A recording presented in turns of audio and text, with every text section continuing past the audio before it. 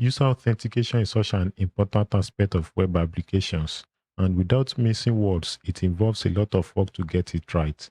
For this reason, there are a lot of players in the game offering user authentication as a service.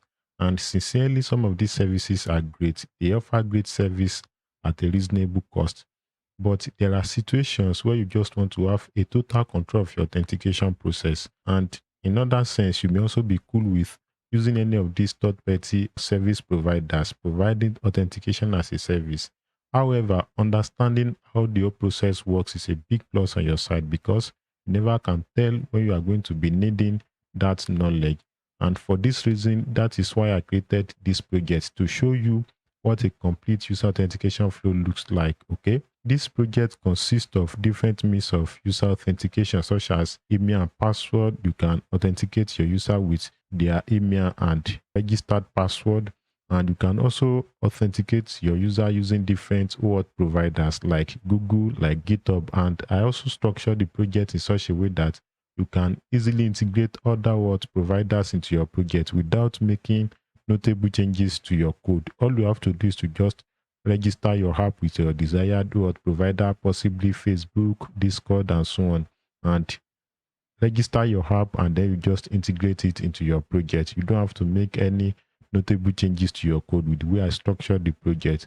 Okay, and we also have other functionalities integrated into the project, such as example, we have forgot password functionality where your users can reset their password using their registered email address in case they forgot their password. All right, and also inclusive in the project, we have session management where we can manage our user sessions. You know, there are two major ways with which you can manage your user sessions. You can use stored sessions by storing your user sessions in a database, and then we also have the JSON Web token where you can assign token to your user.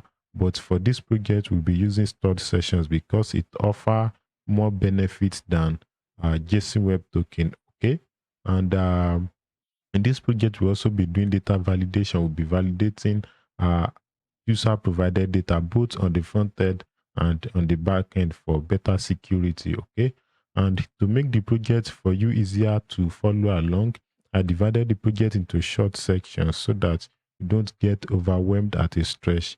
All right, but to start with, I'll be walking you through how the project works in this video, and from next video we start building the project together. Okay, having said all that, let me walk you through the whole project now. Okay, so if you launch the project, this is the first page you are going to first interact with.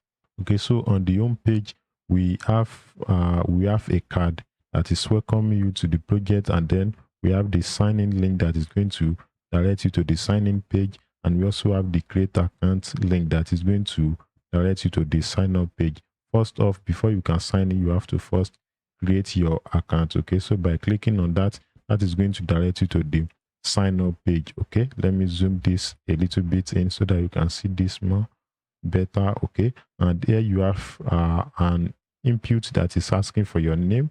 Okay, and then here we also have email address. Okay, here you have your password. All right, but to start with, I'm going to be providing an invalid email address so that we can see our data validation in action. All right, so I'm going to provide my password, and then I'm also going to confirm my password. Okay, so I'll try to sign up now. So you can see our front-end data validation. So the front-end data validation is put in place so that if a user provided invalid input, the input are validated right on the browser before making any network request. So that is going to make the workflow much more faster.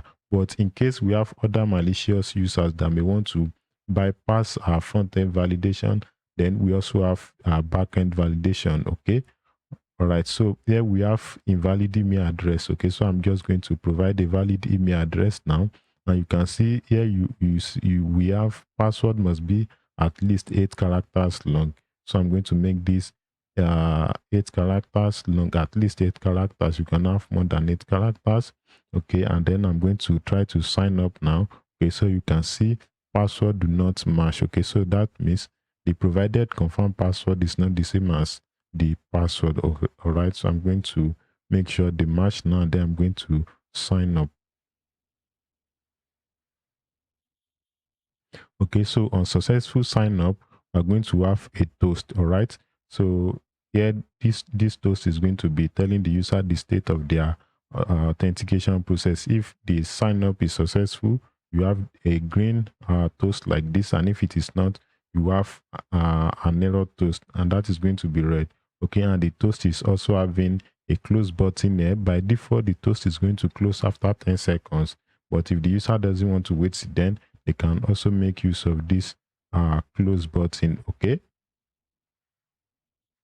now a verification mail has been sent to our email address, but before verifying, let's try to sign in with our unverified account and see what we are going to have. So I'm going to provide my email now, then I'm going to provide my password. All right, let's see if we are going to have access uh to the page. Okay, you can see now that sign in is not successful because we have not verified our email address. Okay, so to verify that, I'm going to open my mail address now. All right, and then I'm going to check my inbox. Okay, so this is the new message. This one was when I was testing the app before this video. I'm just going to delete that. Okay, so we have this email this verification mail. All right, so if I click on this now, then it's going to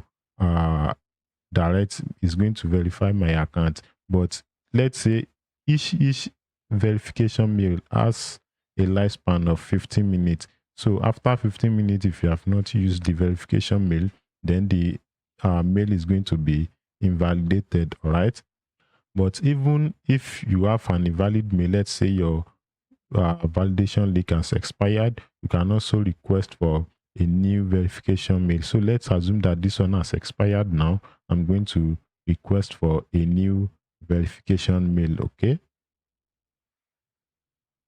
so as soon as I requested for a new verification mail, I'm going to be directed back to the sign in page. Okay, and if you've requested for a new verification mail, that means the initial verification mail will have become invalid. Okay, you can have only one verification mail that is valid. So let's try this out now.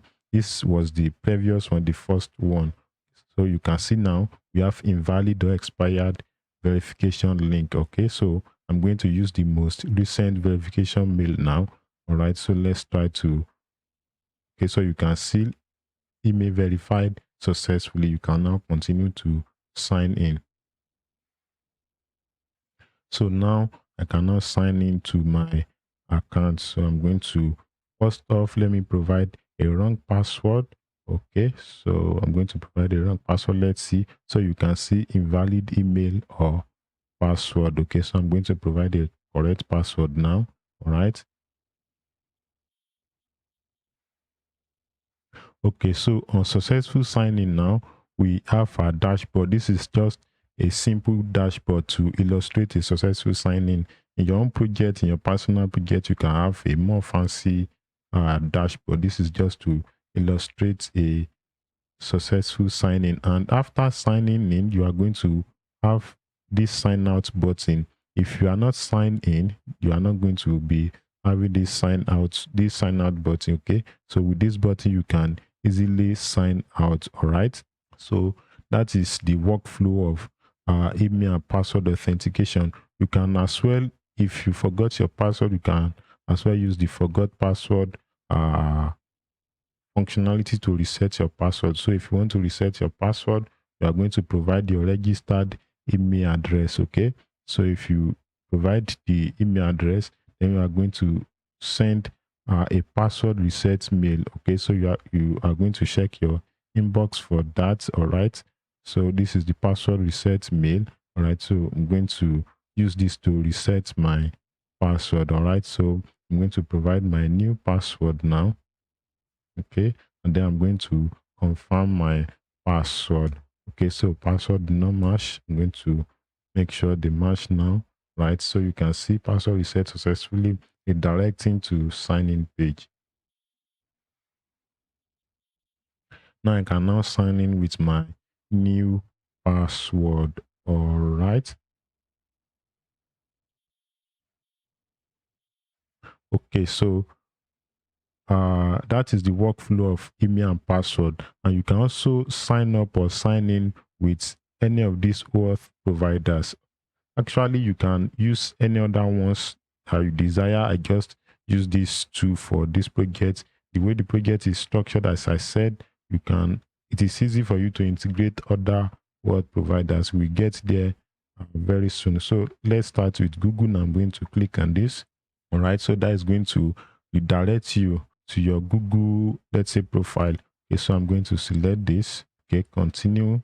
So that is going to authenticate our app. All right. So you can see now that we have successfully signed in using Google. I also use GitHub. So I'm going to, okay, I'm not logged into GitHub here. I'm going to go to the browser where my GitHub is logged in. So I'm going to use GitHub here. All right. If I cancel this, okay, so we're going to be redirected back to home page because our user did not authorize the request. So we can use any of these both sign in and sign up for OAuth. They follow the same procedure.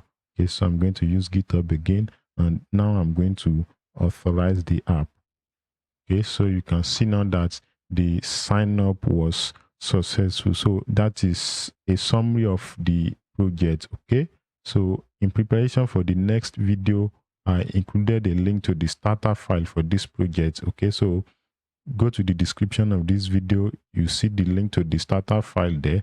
Download the starter file, and from the next video we start working, we start building the projects together. Okay, and I will also be adding a link to the next video in the series so that you can easily hop onto the next one. Okay, so you have both links in the description below. If you find the video helpful, if you like the video, just click on the like button below and also subscribe to the channel so that as soon as other videos are being dropped, you will be notified as soon as possible. All right. So thanks for subscribing, and I'll be seeing you in the next video.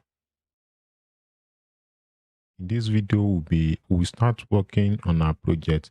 And to start with, this video will be setting up our project. Okay. And the link to the starter file, like I said in our previous video, the link is in the description below. All right. So the link is going to direct you to this GitHub repository.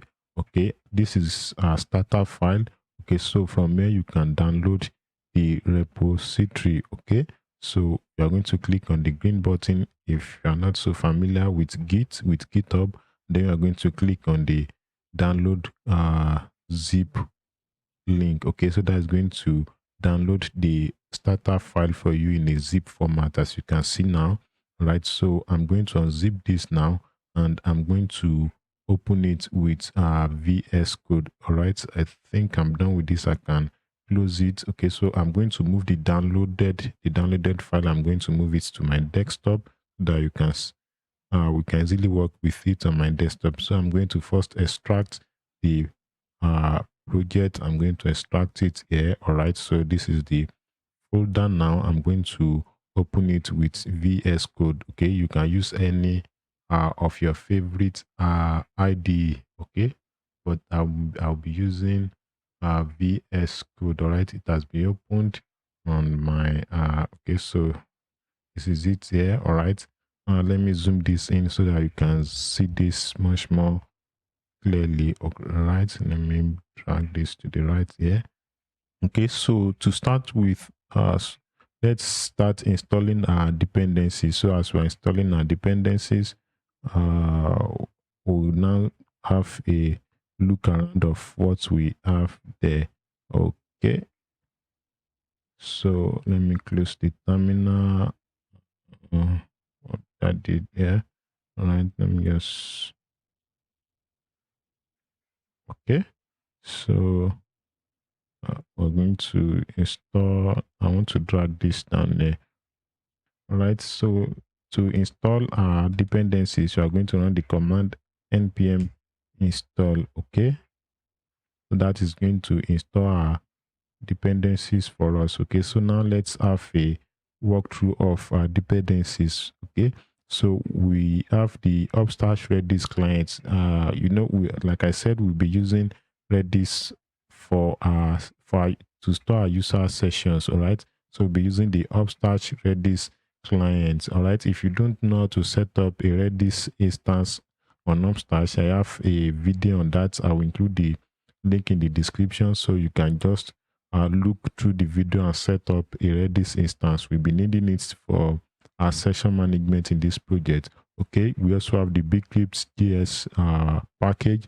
We'll be using that to hash our user password. All right, we will not be storing our user password as a plain text. We need to hash the password so that if anybody bump on our database, they will not have any idea of what our user passwords are.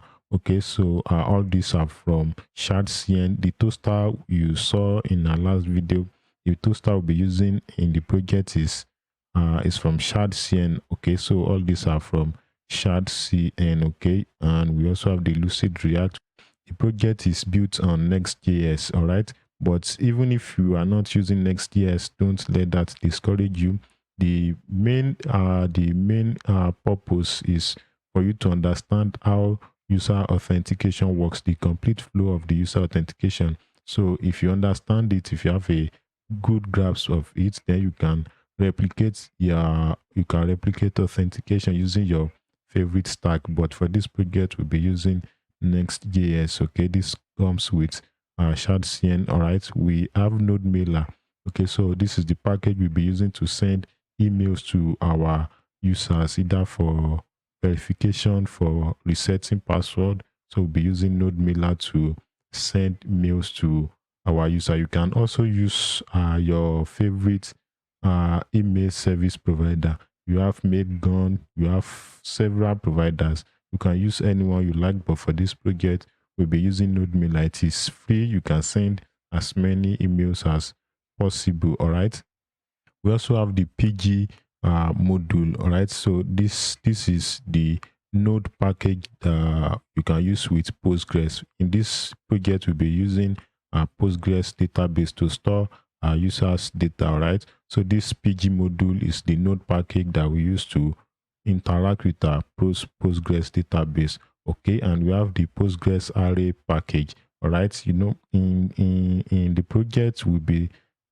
storing data we'll be storing array data type in a database. Okay, but Postgres returns array as a string, so we're going to use this module to turn Postgres array string format. We'll be using it to turn it to JavaScript array format. All right, so we have React DOM. Okay, so Next.js is built on those, and we have React icons. We'll be using some icons from the React icons library, like a Google icon, your Github icon, and you have so many icons at your disposal. All right, we also have the server only package. We'll be using the server only package to mark some of our files, some of the functions that we only want them to be executed on the server. So we use the server only package to mark them so that we will not by mistake use those functions on the client side. If you any package, any file, any function you've marked with server only, if you mistakenly use them on the client, so that is going to raise error for you. Okay, and then we have the Sonar package. The shardcn toaster is built on this Sonar package, so that's why we have it. We have all this also from shardcn, and then we have Zod. Zod is what we'll be using to validate data both on the front end and on the back end. So we have these dev dependencies. We use these dependencies in our development environments. Most of these are types. Okay, we'll be using TypeScript. Okay, TypeScript with Next.js. So your TypeScript needs types. All right, and we also have Tailwind CSS here. Okay, so we'll be using Tailwind CSS for styling. All right, okay, we have ESLint, we have Node PG migrate. Okay, so we'll be using this node pg migrate to do schema migration for our Postgres database. All right, even though we can easily run a query on other GUIs, possibly pgadmin or in your ID, but with this now, anytime you want to create a new database, you can easily run this migration file. We'll be creating migration file with this very soon. We get there very soon. Okay, and then we have prettier plugin for Tailwind CSS. This plugin is going to help us to sort our Tailwind classes. Okay, so that our classes follow a uniform layout. Okay, all right. So we have Tailwind CSS and the Tailwind CSS, and we also have TypeScript. By now, our packages should fully install. Okay, so it is still running. All right, so while our packages are still installing, let's go through the project layouts. Okay, so most of the files and directories and pages we'll be working on, they are inside this source folder. We use this source folder to separate our working files from configuration files. All right, this .prettier file is the settings file for the Tailwind CSS plugin. Okay, so we have the source folder that is containing most of our working directories and files. All right, so here is our page. You have the root layout, and then you have the home page. Okay, we also have the component folder. Inside of the component folder, we have this UI folder. This UI folder is created by shardcn. All right, you already have all this in your project, in your starter file that you downloaded. So you already have all of this. So now this is a shardcn component. As soon as you integrate shardcn in your project and you install the toaster package, so you are going to have this now created for you automatically, but it's already in your starter file anyway, so you don't have to bother about that. And most of the components we'll be creating, we'll also be creating them inside of this component folder. We also have the lib folder, so we'll be having most of our utility classes inside of this lib folder. Okay, and inside of this I included email templates. So we'll be using this email template. This is the email template for a verification mail and for reset password. So the first one is the verification mail. Okay, so this is the text template, and this is the HTML template. Okay, you know your email templates, they use inline styles. Okay, so this is the template, the email that you saw the other time when we were doing verification. So this is the template for it. Okay, so we are going to be passing some dynamic values like the confirmation link and all that. Okay, and after the verification mail, we also have for reset password. Okay, so this is for reset password. This is the text part, and this is the HTML part. Okay, let me see if okay, so our dependencies have been fully installed now. All right, okay, so just before we go in this video, let's set up our toaster. Okay, we'll be using the toast to give notifications to our users. Okay, so we're going to be setting up the toast in our root layout. Okay, so we come after this children, and right, so we're going to be rendering the toaster component. So we're going to import it from Sonar. VS Code is going to do the import for me automatically. Okay, so I'm going to close the component here, and we also need to pass some props to the Sonar component, toaster component I mean. So the first prop we'll be passing is rich colors. That is going to make our toast to have fancy colors, like you have green text for success, you have red for error, and then you also have the expand prop.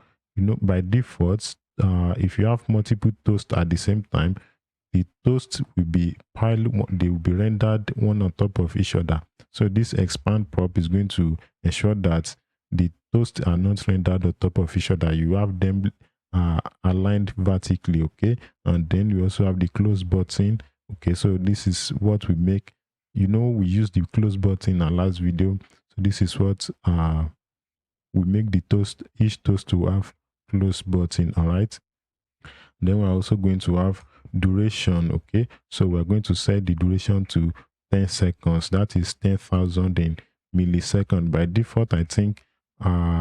by default I think it is 3 seconds. So we want our user to see our toast very well, right? So we are going to be setting it to 10 seconds. All right, and then lastly we are going to be changing the font size of our toast. All right, so we're going to be changing it to 1 rem. All right, so I'm going to use Tailwind CSS for that.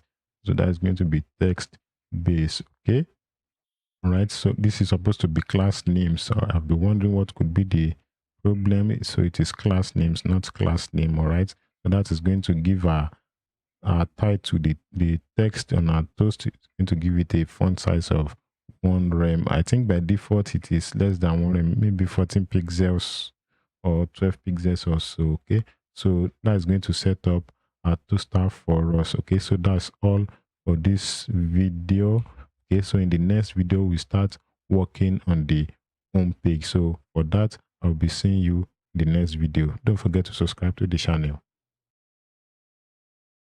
I want to show you the remaining part of the repository.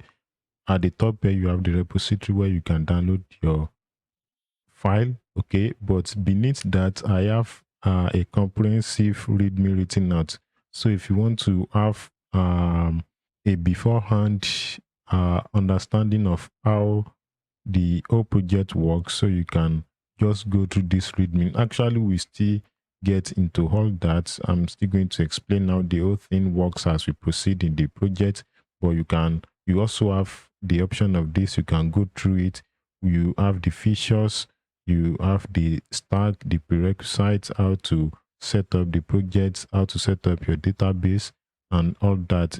Down here, okay, so here we have the authentication workflow for both local, that is email and password, and OAuth. Okay, so here we have the scripts, we have the dependencies, and we have the dev dependencies. Okay, let me show you one thing here that is a little bit important. All right, and that is the migrate script. All of this, they came with Next. Okay, so those ones are built in, except for this experimental HTTPS. We also get there very soon. Okay, so this migrate script, I added this myself. So we'll be using this script to run a schema migration where we are about to set up our Postgres database. Okay, so this works with the node pg migrate module. All right, so we use that to run a schema migration. Okay, so that's that for that. And for this project, I assume that you have a Postgres database set up on your PC. If you don't have that, I also have a video on that, on how to set up a Postgres database on your own PC. Okay, I will also add the link in the description of this video and for the previous videos, so you can just grab the video and see how you can set up a Postgres database on your PC, either Windows or Mac. Okay, so it's very easy to set up. Within 5-10 minutes you are good to go. Okay, so now let's get into our project. So for a start, we'll be starting with the home page, and by the side there I have the complete project open there so that we can use this for our reference. I guess that having a reference here is going to make the workflow much more easier for you. So you see, we have a reference point of what we are building, so it's going to aid your understanding. Okay, so the complete project is open by the side there, and here we are going to be working on our project. Okay, so we have a compressed view here, and here we can also have the full view. Okay, so to start with, I'm going to be starting my dev server. So you have your npm run dev. Okay, so that's going to start running your dev server. And if you look at my own terminal here, you can see that we have a simple statement here that port 3000 is in use, trying 3001 instead. The reason for that is because this complete project, I have it opened up port 3000. So that is why this one is open on 3001. But in your own case, your project might be opening on port 3000. So don't freak out because of that. I'm using 3001 because this one is opened on 3000. So your own will be opened on 3000, not 3001. So I'm going to just copy this link now, and then I'm going to paste it in to this browser. Okay, so that's going to compile our home page. I can also paste that here, okay, so that we can follow along. Okay, so I'm going to close this now. We're going to start from our home page. So okay, we are just going to start from this layout.txx, because if you look at the home page, we have a navigation bar at the top. So this navigation bar is shared across all our pages. So we'll be rendering the navigation bar inside of our layout. Okay, so we're going to first create a navigation component. Right, so we're going to go to our component. Okay, then we're going to create a navigation file. All right, so I'm going to call it navigation.tsx. Okay, so let me close the sidebar. All right, I'm going to React functional component.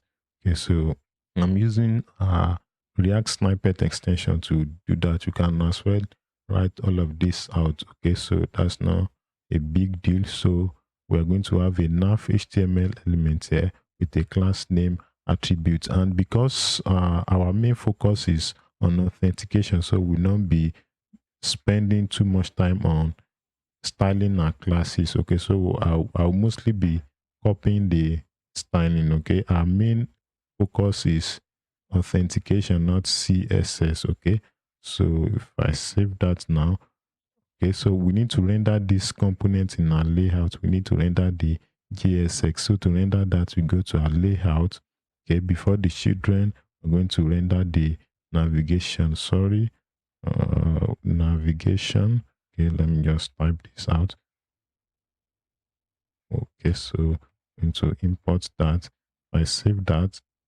Okay, so here we have navigation. So I'm going to go back to my components now. All right, so we gave it a height of 5 frame, that is H20 in tailwind, background of white. Okay, and we also have a shadow of like, that is the shadow you are seeing here. All right, so inside of the nav element, we have a div element, and the div element has a link component inside of it. I'm using Emmet abbreviation. Okay, don't freak out. That is just Emmet. Emmet makes your HTML writing much more faster. If you're not so much conversant with Emmet just write out your HTML. Okay, this is going to have a class name attribute. Okay, I'm going to paste the styles for that. All right, this container is also going to have its own styles. Okay, so I'm going to copy the styles for the container. All right, I'm going to paste that in there. So our link is supposed to have href attributes. Okay, so that's going to direct us to the home page. We also need to import the link from Next. Okay, so we have our link now. Inside of the link, we are going to have two things. We are going to have a React icon, the home icon. Then we are going to have the home text. Okay, so the React icon goes by FA home. All right, let me see if VS Code is not importing that for me.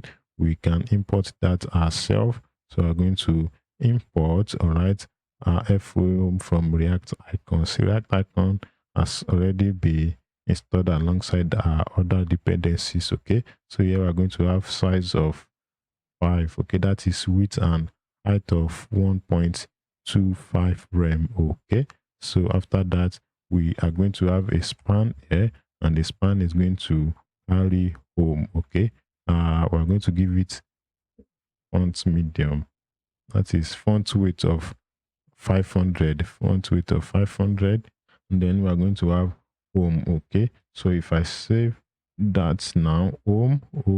If I save that, we're going to have a navigation. Okay. All right. So for navigation, and in the navigation, we're also going to have the sign out button, but we've not gotten to that point yet. So I think for now we are good with this. So now let's go to our home page. On the home page, we are going to be okay. So this is not the home page. We're going to have the rest of the page. Then we are going to have this container. Okay. So we are going to go to page.txx. Okay. So let me close this. So this is our home page. All right. We have some styles here. Okay, so I'm going to just copy the style for the main HTML elements. Okay. If you look at this, you are going to see that we give it a, let me close the sidebar. We gave it a main height of 100 view height minus 5 frame. This is because we've given the navigation bar a height of 5 frame. If you check the navigation, okay, so we've given the navigation a height of 5 frames, so we need to subtract that 5 frames so that the minimum height of our main component, our main HTML component, is going to be 100 view height minus 5 frame. Okay, and we also make it a flex box so that we can easily centralize this container. Okay, and inside of that we are going to have that container. Let me get rid of this. Okay, so we are going to have that white container that is containing the welcome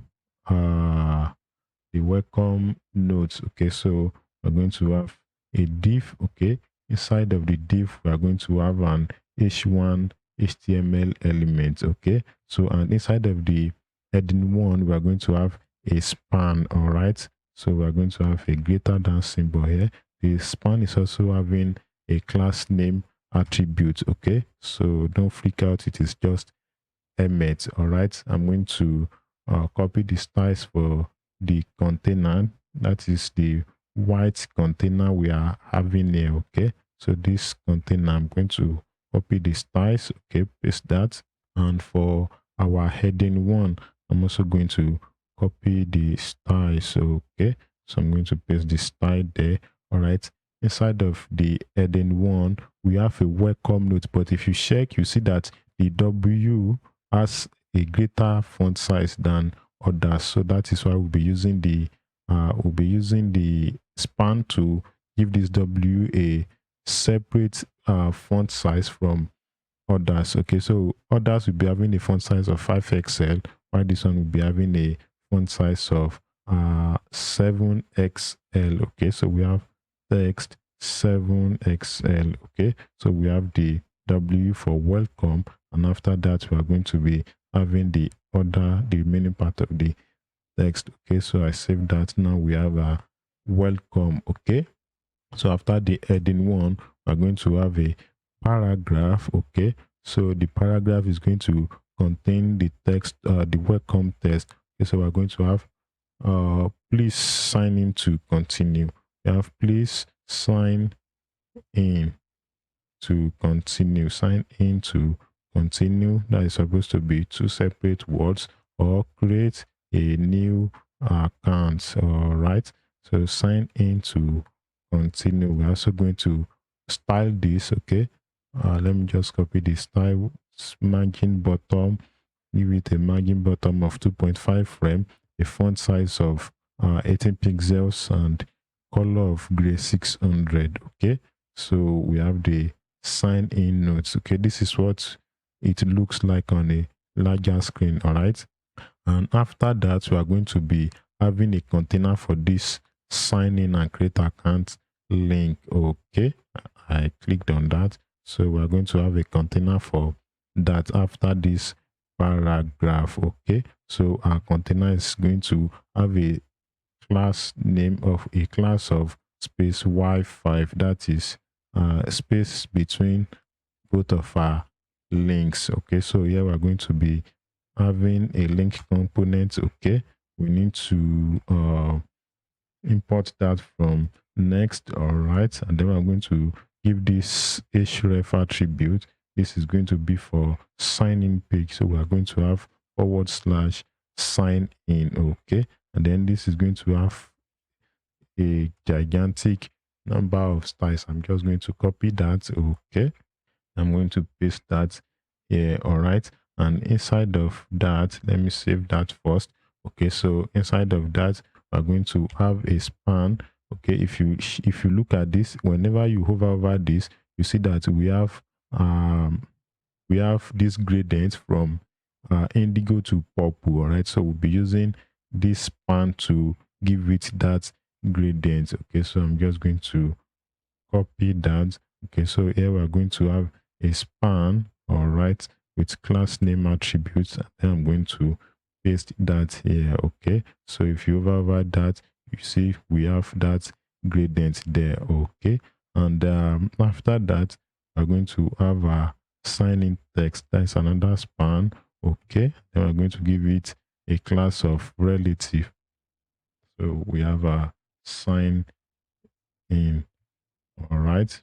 So now we have a sign in link. So after that, we are going to be creating a sign up link. Okay. So we're also going to have a link component here. Okay. So that's going to have href attribute. So that's going to be leading us to sign up page. Okay. This one also has some gigantic number of styles. All right. I'm going to paste that set. If you are following along, there's no problem here. Just pause the video wherever you want to type out the styles. Okay, this is I'm just copying and pasting the styles to save our time because we want to mainly focus on authentication. Okay, so you can just pause the video, write out the styles, and you are good to go. Okay, inside of this we're going to have another span. Okay, the style is kind of different from that of sign in. Okay, this one has a whitish background. Okay, and after this we're also going to have another span with a class name of relative. Okay, and this is going to go by create accounts. Let me capitalize that, create account. Okay, all right, so we have our home page fully created for us. All right, so we have for sign in, we have for create accounts. Okay, you can see that both buttons are transitioned. If you check our styles, you are going to see transition on over. This is a button. You see transition all, and then you see over.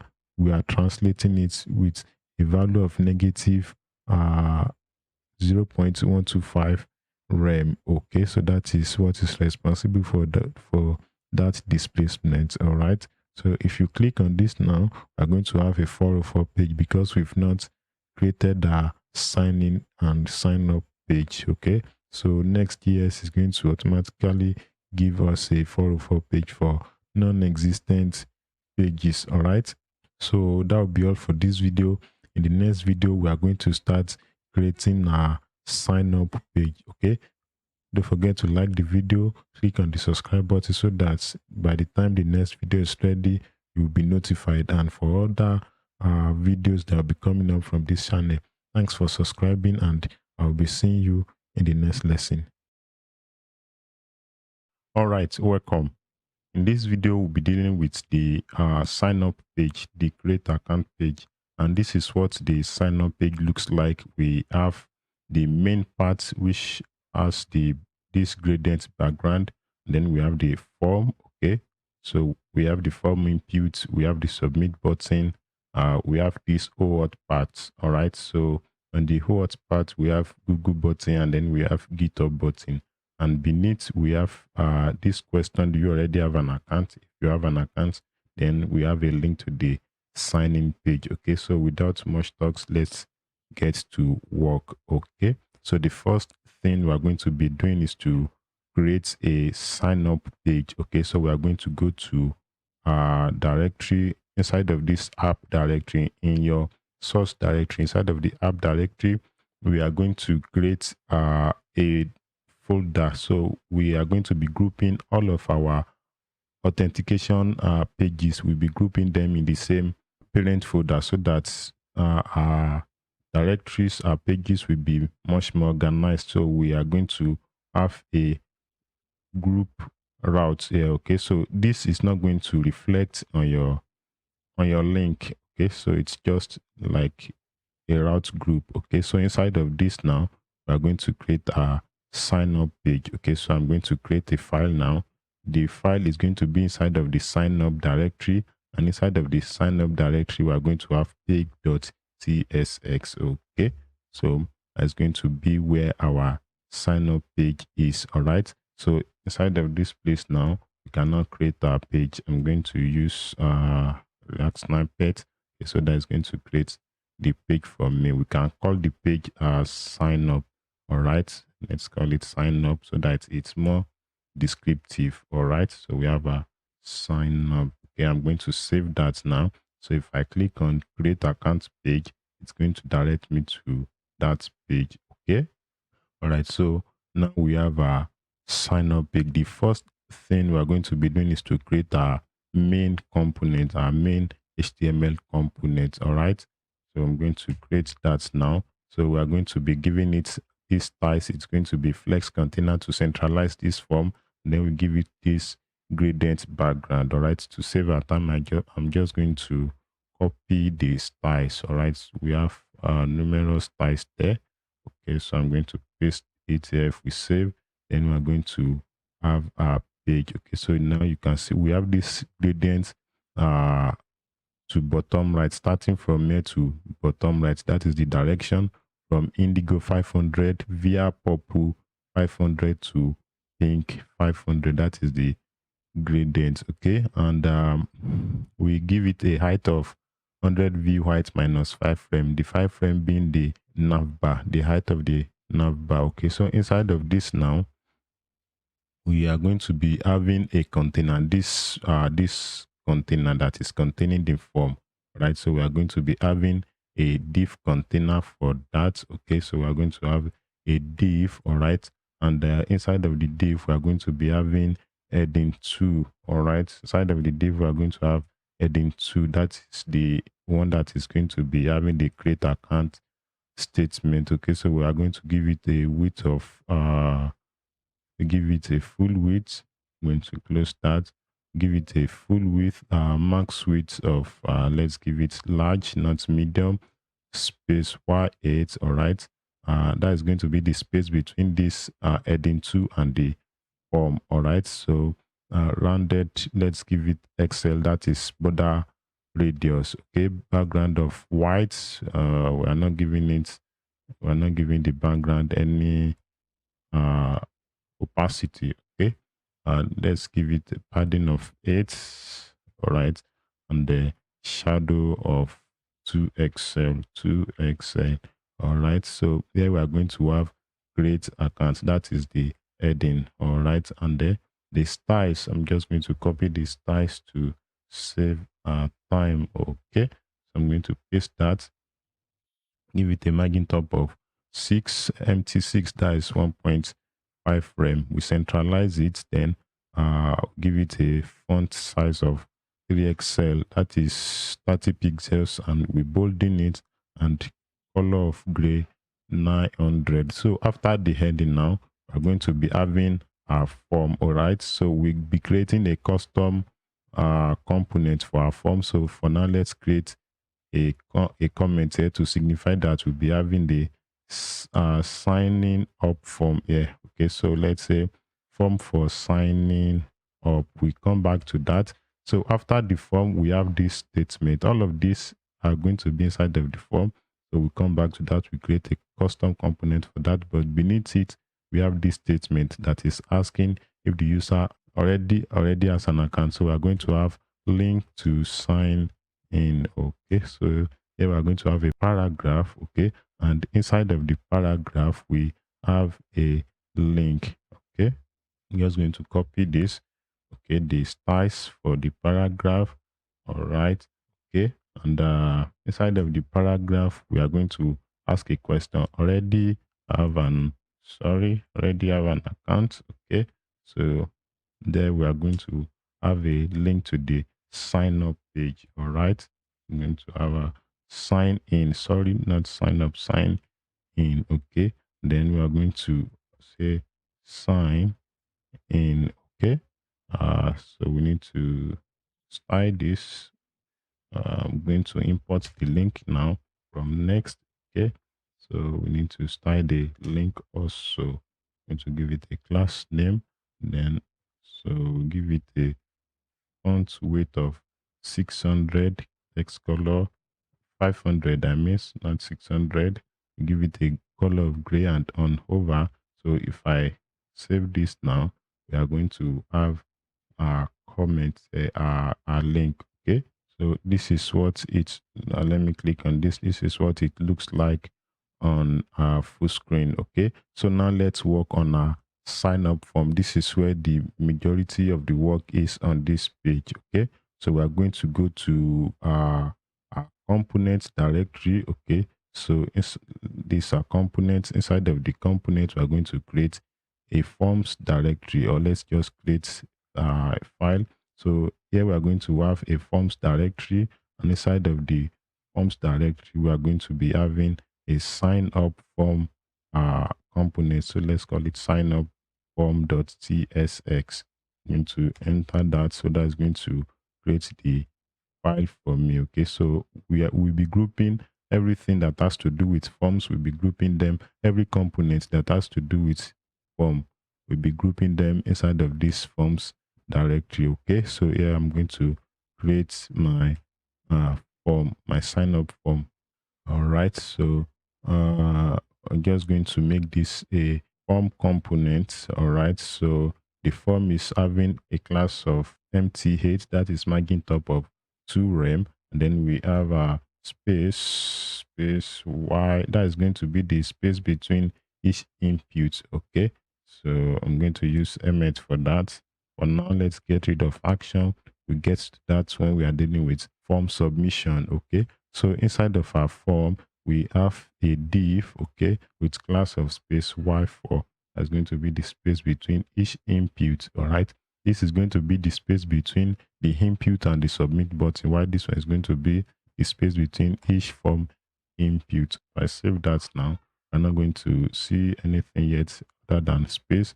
Okay, so now we need to create our form input. Okay, but the thing is, we are going to be having a series of form inputs. We have numerous form inputs here, so we are just going to create a custom component so that we'll be able to reuse the input component. So for now, let's just create a component down here, but we are still going to move it to a dedicated file, right? So I'm going to create a form component. So I'm going to have my function, all right, and then we're going to call it form input. Okay, form input. All right, and then our form is going to be accepting some props. So TypeScript is going to be asking for types. So let's create the props. So the props is going to be an interface. All right, then we're going to call it form input props. All right. Okay, so our form is expecting the ID of the form. Okay, the ID is going to be string. All right, it's also expecting name. Okay, so name is also going to be string. It's expecting type. All right, so type is also going to be string. It's expecting label. Okay, so label is also going to be string. All right, and it's expecting autocomplete. All right, autocomplete. So it's also going to be string. That's all our props for now. Okay, so we are going to be passing the props here. So we are going to have ID. Okay, label. So those are the two that we need directly, and then we are going to be gathering all others into a props object. So we'll be using the rest operator for that. Okay, so we have a props. Okay, these are the props we'll be needing directly in our element. So the rest of the props, your name, your type, and autocomplete, so we'll be gathering them inside of this props object. Okay, so now inside of the form input, we are going to be returning.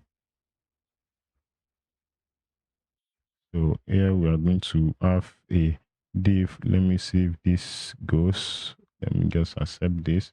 All right, so okay, we need to pass our form input props here. Okay, so that TypeScript can keep quiet. All right, so here we have this div, we have a label. All right, so okay, this works. And all right, so this also goes.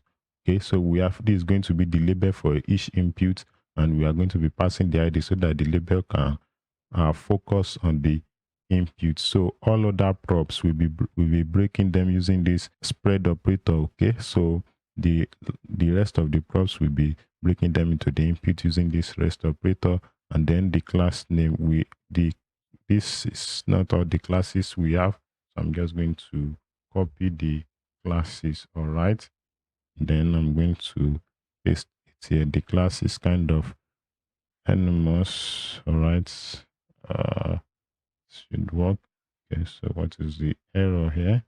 All right, I'm going to get rid of this. Okay, so now we have defined our form input component. So now we can now use it in our form. All right, we are still going to move this to a dedicated file. Right, so this is just so that we have a smooth workflow first. Copilot is kind of intruding into my workflow. Okay, so here we are going to have each form input. Okay, so we are going to have a form input component. Okay, so let me close that for now. All right, and the form input is expecting all these props: ID, name, type, label, and autocomplete. So the ID for the first one, as you can see here, the first input is name, so we are going to have it uh to be name. All right, and then we also have the name of our inputs to also be name. That is the name of our user. Okay, and the type is going to be text. Okay, so we have type text. All right, and then we have the label. The label is going to be name. Okay, and the autocomplete. So we want the form to have the autocomplete ability, and that is going to be name. All right, so we have name. So if we save that now, okay, so we should have the name input here. We are not having it because we've not rendered our sign up form in the sign up page. So here we are going to render our sign up form. Okay, sign up form. So we're going to render that, and then I'm going to save that. All right, so now you can see our name input. Okay, so let me zoom this in so you can see this a little bit. All right, I think that's okay. So that's our name input. Okay, so now we need email, password, and confirm password. Okay, so we're going to go back to our sign up form. Okay, so we can just duplicate this for email, for password. First of all, let's do for email. Okay, so this is going to be email. This is going to be email also. Okay, the type is going to be email. Type is going to be email, and the label is going to be email address. Okay, all right, and for autocomplete, we're going to pass email for it. Okay, so if we save that, we are going to have our email input. You can see how easy it is now because we have a custom component for our form. All right, but if you look at password and confirm password, you can see that they have an horizontal alignment. Both of them will be inside of the same container. Okay, so after that, after the email input, we are going to have a container here. Okay, so we are going to give it a margin top of 5. All right, and it's going to be a grid container, not flex now. Okay, so let's just use grid for easy implementation. Okay, and then we are going to give it a gap of 1 rem. Okay, So from small screens, as from small screens, we are going to give it, we're going to turn it to 2-column view. So it's going to be GC2, all right? Okay, so by default, it's going to have 1-column view, but as from small screens, that's mean width of 40 rem, so it's going to have 2-column views. Okay, so inside of this container now, we can now have a password and confirm password. Okay, so but I want the name to be confirm underscore password, so that when we are using JavaScript to process the form, that hyphen is not going to create a problem, because JavaScript is going to consider it as minus. Okay, so if we save this now, we are going to have a password and confirm password input. Okay, it is going to be on a single on a vertical alignment on small screens, but on larger screens are going to have it as 2-column views. Okay, so we are using a grid container for that. All right, now let's move our form input, let's move it into a dedicated file, so that this sign up form file will not be overcrowded. So I'm just going to highlight this, then I'm going to move it out. So we are going to create a form input component inside of this form directory. Okay, so we're going to have a form input.tsx. All right, so I'm just going to paste that here. So we need to export this. Okay, we can export it as the default export, so we're going to use export default for that. All right, so inside of our sign up form, we need to import the form input. Okay, so we are good to go now with our input, and after the input we have the submit button. So now let's deal with the submit button. All right, I'm going to, let's just create a dedicated file for it, because we'll be using the submit button in numerous places. We also use it for our sign in form, we use it for research form and all that. So we are just going to create a dedicated file for it. We make it a component of it, so that we can easily reuse it. So we come inside of this forms directory, and then we are going to create a submit form that .tsx. Okay, RFC. Okay, so React snippet extension. This is supposed to be submit button, not submit form. Sorry, need to rename that. Submit button. Okay, button. All right, so this is submit.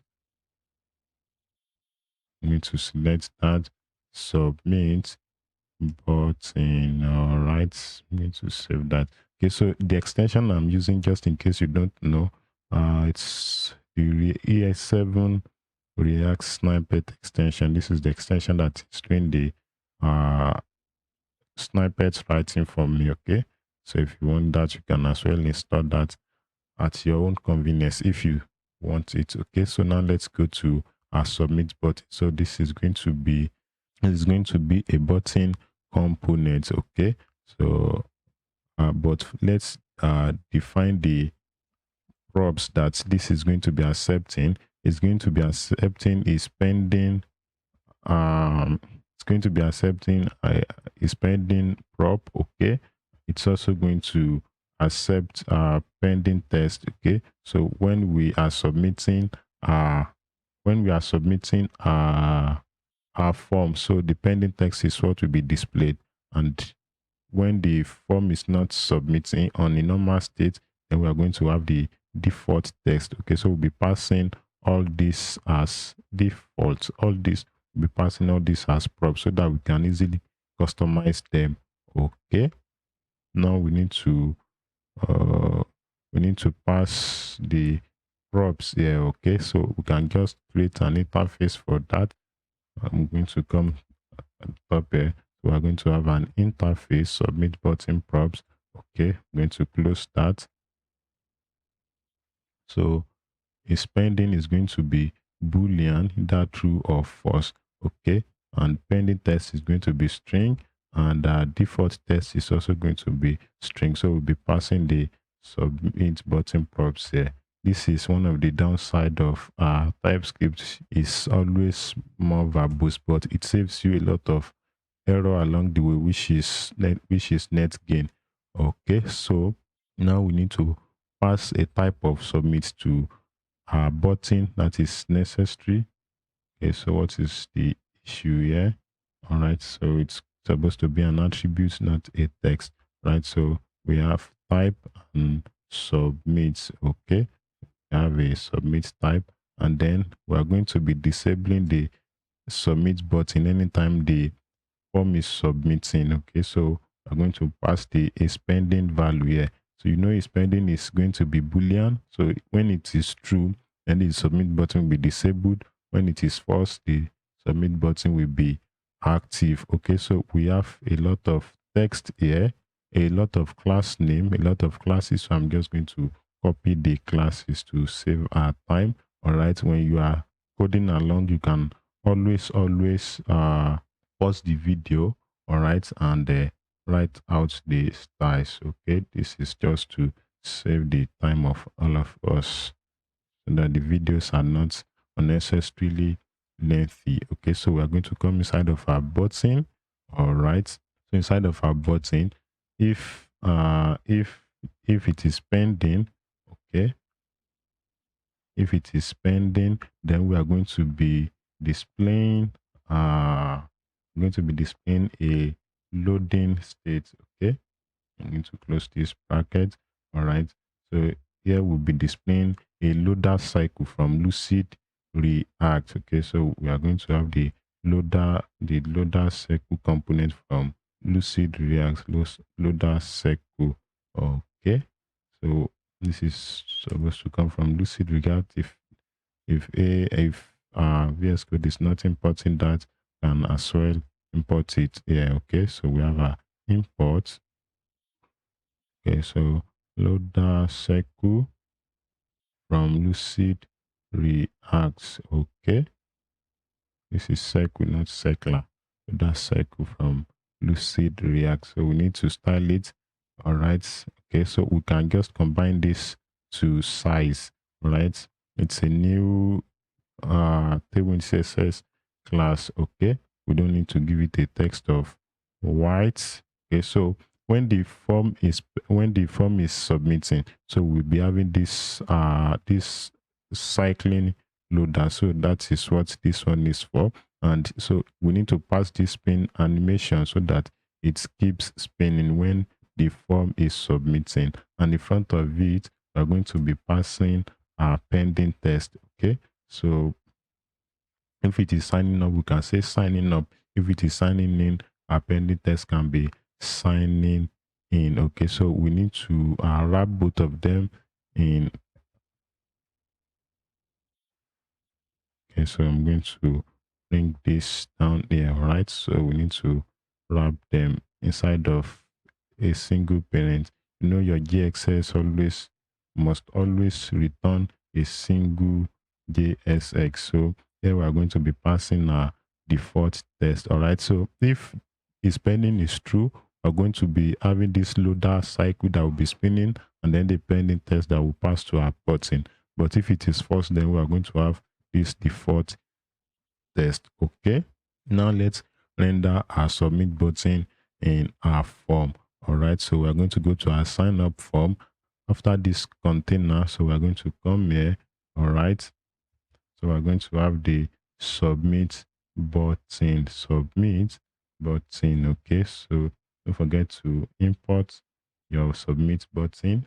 Okay, then we are going to be passing the props. So you know it is expecting the pending prop. For now, we are just going to give it a value of false as the default value. When we start processing our form, then we are going to pass a dynamic value to it. Okay, and our pending test for signing up is going to be signing up. All right, so it's going to be signing up, and the default test is going to be sign up. Right, so we're going to have a sign up. Okay, so if we save that, we are supposed to have a submit button there. Okay, they are too close to each other, so this submit button is supposed to be outside of this div. this div is the one that we used to give spaces to the input. Okay, so we are going to move the div up, all right, so that it's not inside of the. Okay, so now we have more space, and after that, now we need to work on our OAuth button, so the Google and the GitHub button. Okay, so what we have currently is this on a wider screen, and it is this on a smaller screen. We are going to create a dedicated file also for our OAuth buttons, because we'll be using them both on the sign up page and on the sign in page. So we are going to create them, we are going to be putting them in a dedicated component so that we can easily reuse them both on the sign up and sign in. Okay, so we are going to go to our components, all right, and inside of forms we're going to create a file. So we're going to call it okay, that's our OAuth buttons, okay, .tsx. All right, so we can create a component for that. Okay, so the OAuth button is going to have a parent container. Okay, so we are good with that. Sorry, so I'm only supposed to clear this. It's not accepting any props anyway. For now, we are not accepting any input. Okay, so inside of this parent container, we're going to be having two divs. Okay, so one for, let me multiply it by 2 to get two divs. Okay, so the first one is, the first container is going to be for this, and the second is going to be for the buttons. All right, so let's first deal with this part, this all continue with. So let's deal with that for now first. Okay, so we're going to have a class of relative. Okay, let me give a space here, and then we can call this OAuth buttons. All right, so inside of this we are first going to have a container. Okay, let's see if this is actually correct. Absolute inside 0 flex and item center. I think it is a bit correct. Let me close my sidebar. Okay, this actually goes to, and all right, I think Copilot is kind of good this time around.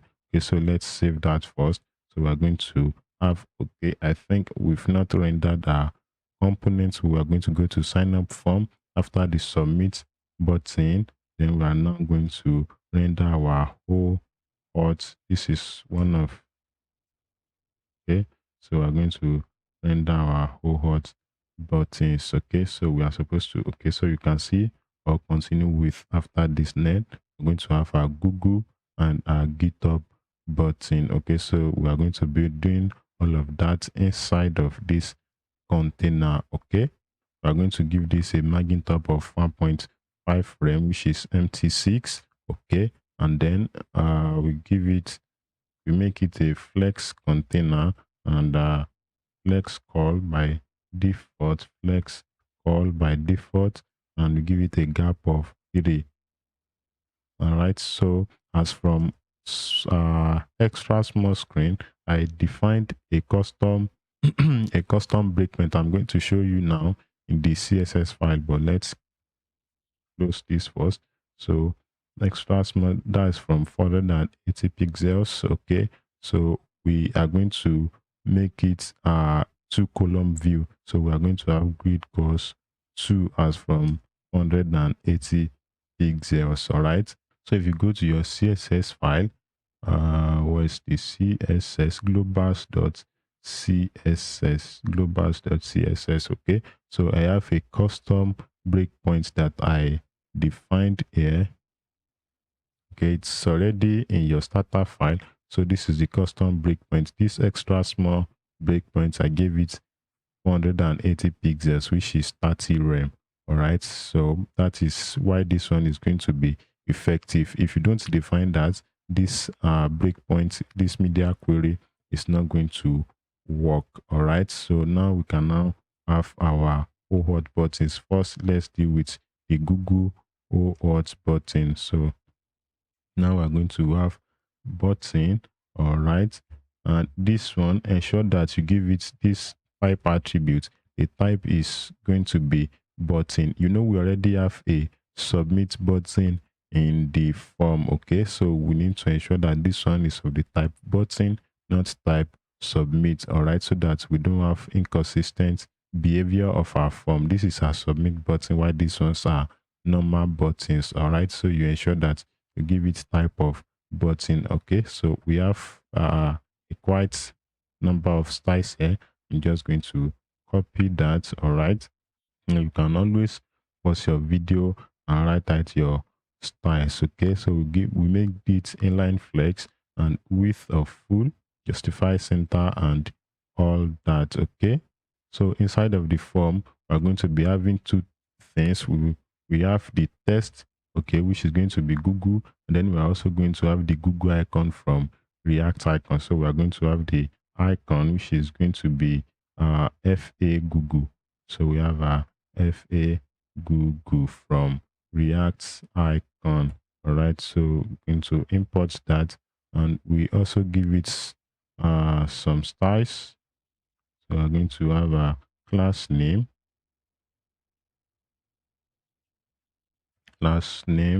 okay.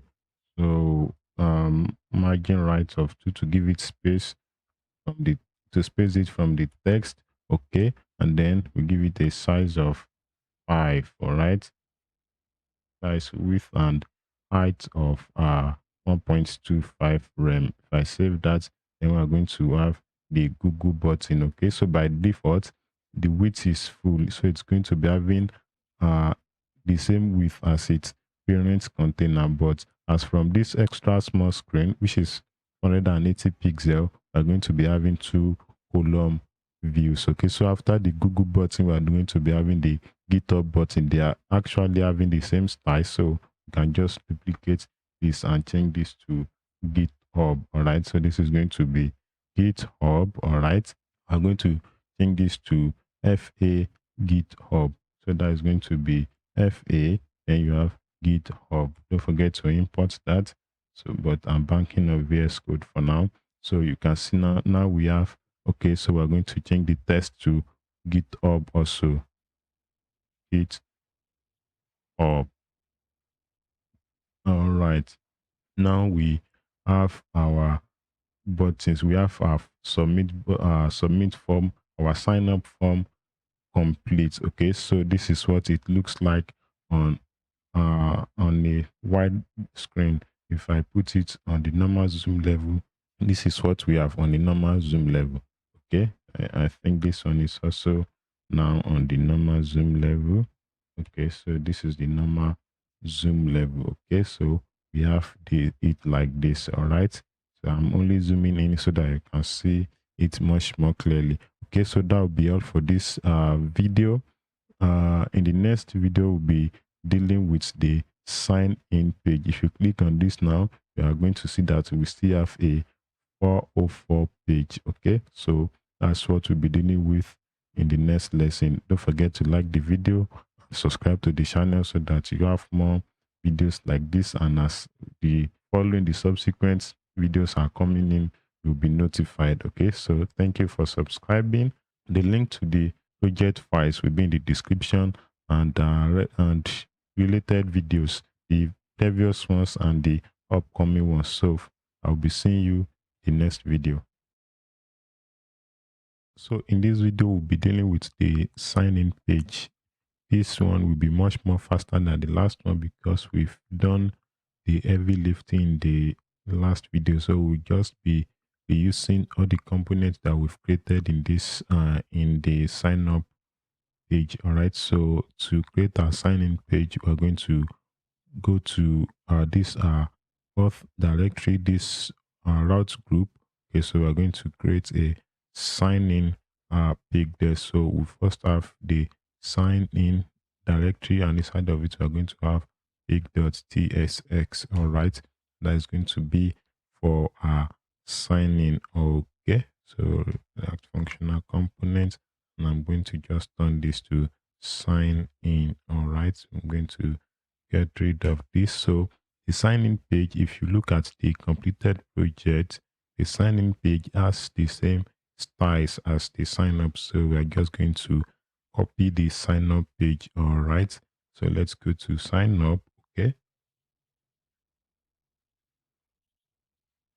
I'm just going to copy all of this. So I'm just going to copy all that. Then I'm going to paste it in my sign in page. Okay. So we just need to make a little adjustment here. So this one is going to be sign in. All right. We have a sign in. Okay. And this is going to be sign in form. We've not created that anyway. So I'm going to create that in a minute. Then we're going to import link. All right. So this question is going to be different now. If you look at the sign in page, the question is don't have an account. The previous question was already have an account. So this one is going to be don't have an account. Then the link is going to be sign up. So this is going to be don't have an account. All right. Uh, this is going to be apostrophe. Okay, so that's why the TypeScript is complaining. So it's going to be apostrophe. All right. So if we save that now, okay, let me comment this out so that we don't have error. So if we save that and then we go to sign in, then we're going to have a sign in page. Okay, so we have a sign in page here. All right. Sign in. What is the okay? Oh, sorry. This is link was imported from Lucid React. It should be imported from Next, not Lucid React. Okay, that was a link I come from Lucid React. All right. So now okay, so this is going to be sign up. All right. So we're going to change this to sign up. Okay. So now let's create a sign in form. All right. So we're going to go to our components directory. Then here we're going to create a sign in form. Okay, so we're going to have new file. Then we have a sign in form, right? Okay, so the sign in form is synonymous to the sign up form. So here we're going to have a form with style of MT8, that is margin top of 2 rem, and the space. So we need to space the input. So this is going to be 6. All right. So I'm going to use emet for that. Let's get rid of action for now. We get to that in a moment. All right. The styles is similar to that of sign up form.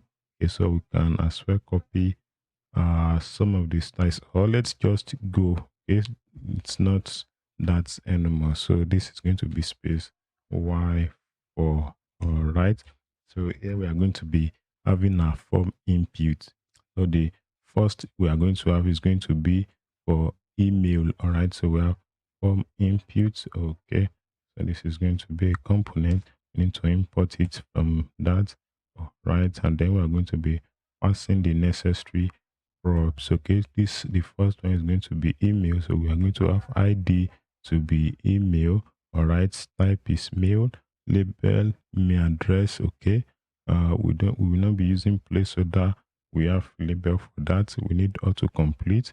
That's going to be email. What test? Okay, we need name. All right, so name is going to be email also. Okay, so if we save that, we need to import that in the sign in page, and then we're going to import this. Okay, so if we save that, now we should have an email input, and the next is the password input. Okay, so you can see how fast it is. We've already created all the necessary components. So we're going to have another form input. Okay, Copilot is helping me out there. So the ID is password, type is password, yes. This is going to be underscore password, not hyphen. And the name is also password. Okay, so I think that works for us. Now we need the submit button, but a little difference from the sign up page. Here we have this forgot your password link where the user can reset their password. Okay, so we're going to have the submit button here, but it's going to be wrapped in a container so that it will also contain the forgot password link. So the container is going to space the submit button and the link with 0.5 rem. Okay, so here we are going to have a submit button.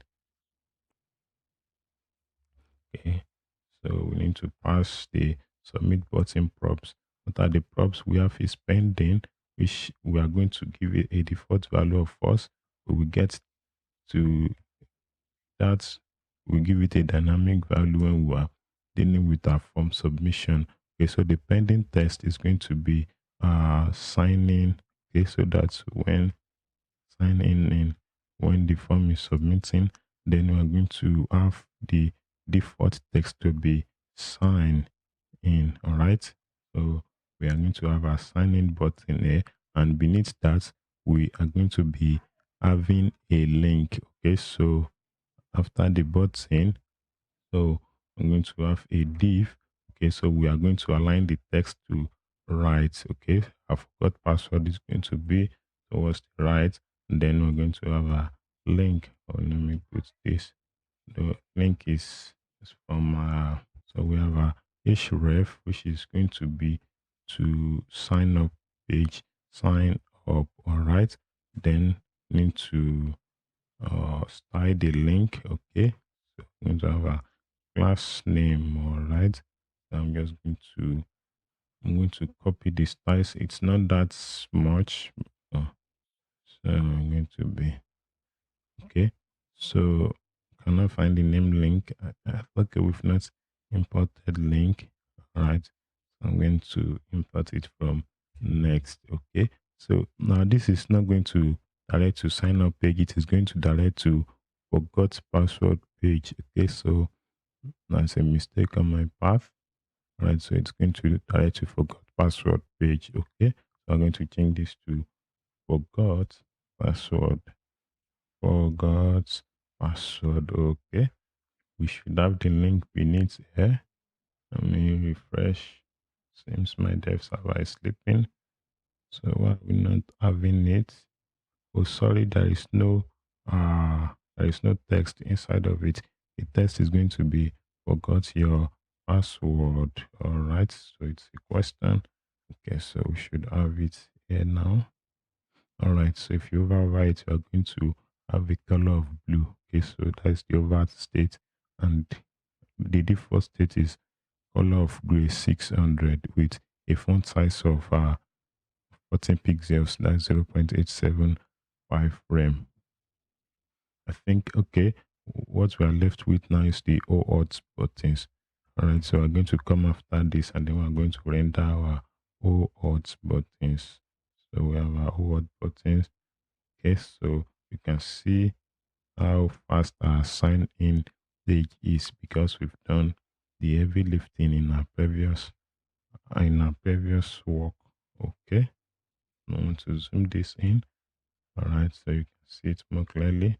Right, so this is what it looks like on the full page. If you go to sign in, okay, so this is what it looks like on wide screen. Okay, so that'll be all for this video. Don't forget to like the video, subscribe to the channel, all right, so that you'll be notified for subsequent videos. All right, and I'll be seeing you the next one. In this video, we'll get started with validating our user provided data in the sign up page. Okay, so we'll be dealing with the front end data validation from in our sign up page. We actually be doing the validation on both the front end and the back end. Okay, but we will be doing the validation on the front end so that if the user is providing an invalid input, then the user is going to get a feedback right away without making any network request. But just in case, we also have some malicious users that will find a way to bypass the front end validation, then we'll also be replicating the validation on the back end. So in this video, we'll be dealing with the validation on the front end. All right, so we are going to navigate to our projects now. I'm going to navigate to the sign up page. Okay, so we'll start with our validation in the sign up form. Okay, the data validation will be carried out in the sign up form. All right, and to validate our data, the first thing we are going to be doing is we'll be defining our schema. Okay, we'll be using Zod for our data validation. So the first thing we'll be doing is we're going to define our sign up schema. All right, and because we'll be having several schemas for sign up, for sign in, for resetting password, so we are going to have a dedicated file for our schemas. Okay, so we're going to go to our lib folder, then we're going to create a new file, and then I'm going to call it Zod schema. So I'm going to be having all of our schemas in this file, Zod schemas.ts. Okay, so the first one we're going to be doing is we're going to create a sign up schema. Okay, I'm going to use Zod, which is zid dot, then I'm going to, sorry, that is supposed to be Zod dot objects. Okay, so I'm going to close that, but first off, let's import Zod. All right, should be zip from Zod. Okay, if we don't have that, then we can as well import it explicitly. Okay, so I'm going to come here, then I'm going to import zid from Zod. All right, and if you look at our sign up form, we have 4 inputs: name, email, password, and confirm password. So here we're going to have name. Okay, so this is going to be, okay, so we have z.string. Okay, because our name is going to be of data type string, and at least our user must provide let's say 2 inputs. Okay, let's say their name must be at least 2 characters long. Okay, so we can say please provide your name.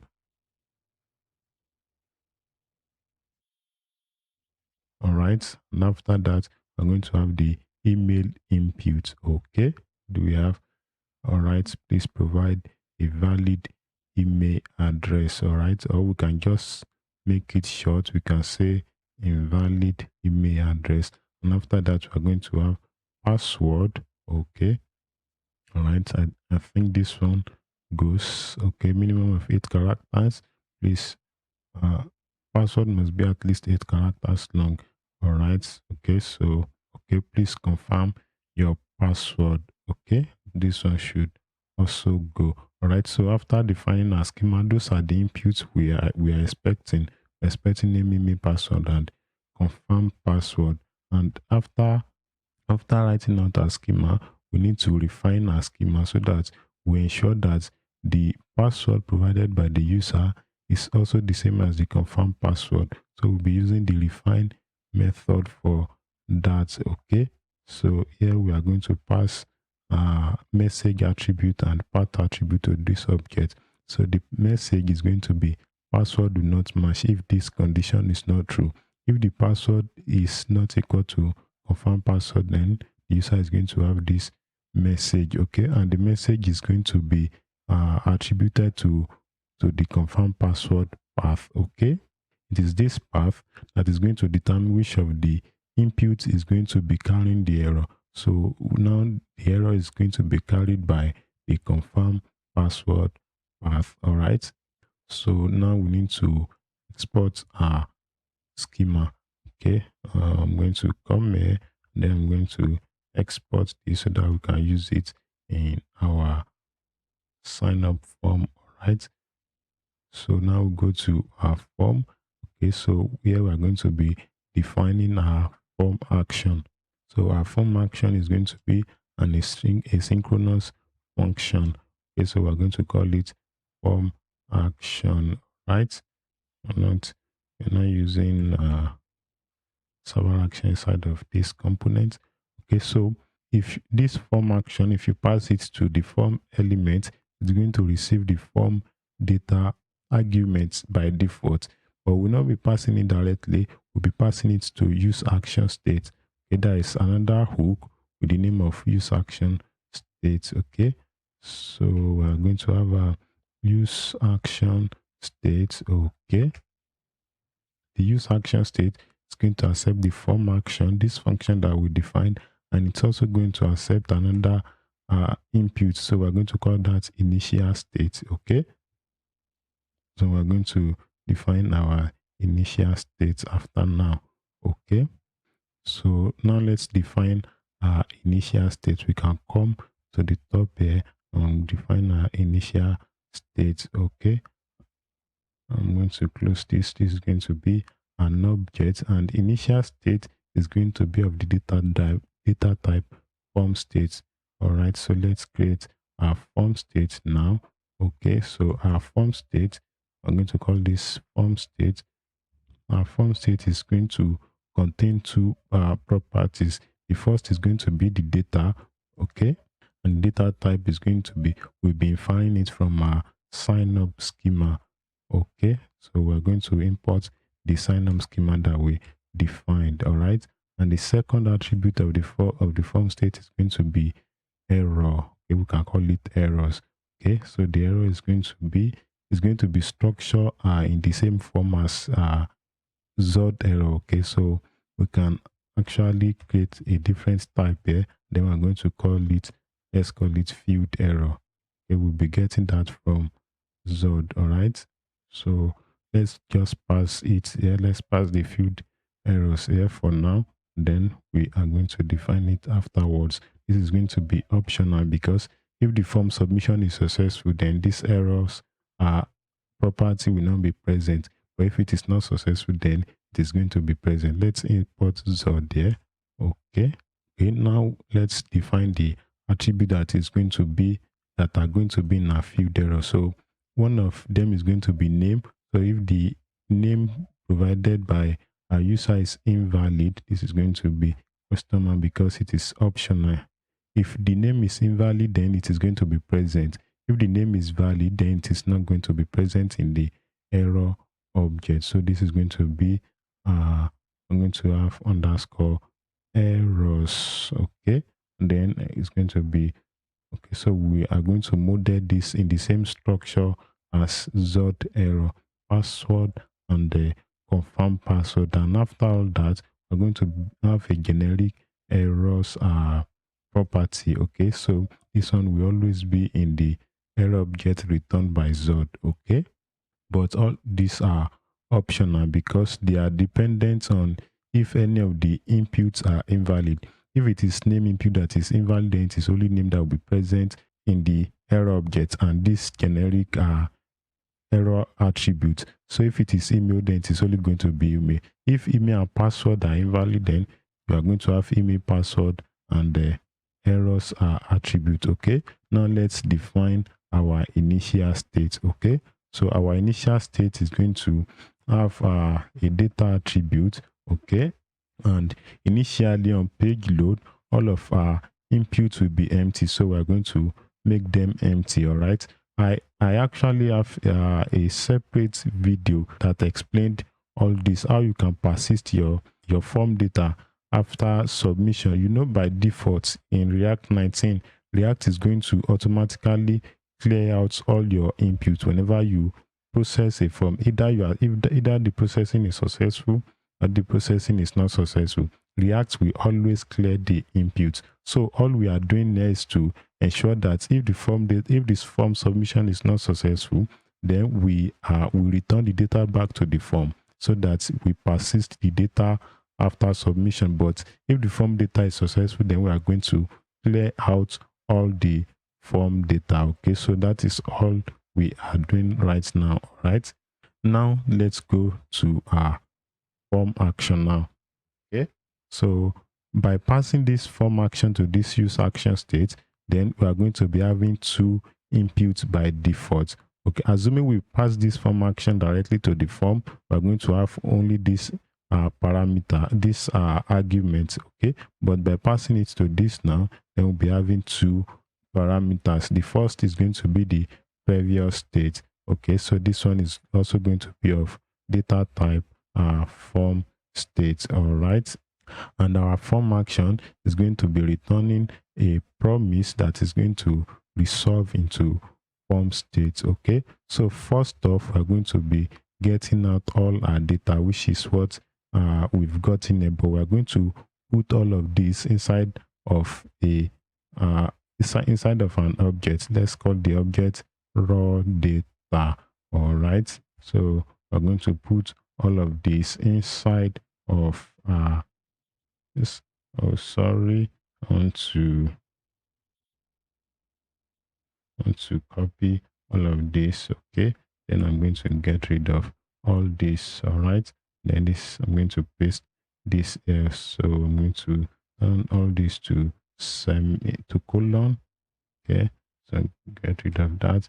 Okay. So now we are good. Okay. So, and all this is going to be comma. All right. And then we're going to be asserting that they are of data type string. Okay, so that TypeScript is not going to be giving us unnecessary errors. All right, I'm going to clear this out. Okay, now after getting out our data, after extracting our data from the form data, okay, so we are going to first validate our data using the schema that we defined the other time.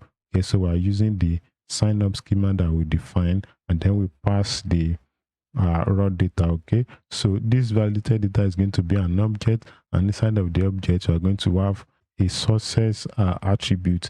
If the data validation is successful, then the success is going to be true, but if it is not successful, then the success is going to be false. All right, so we are checking now. If the success is false, then we are going to be returning an error result.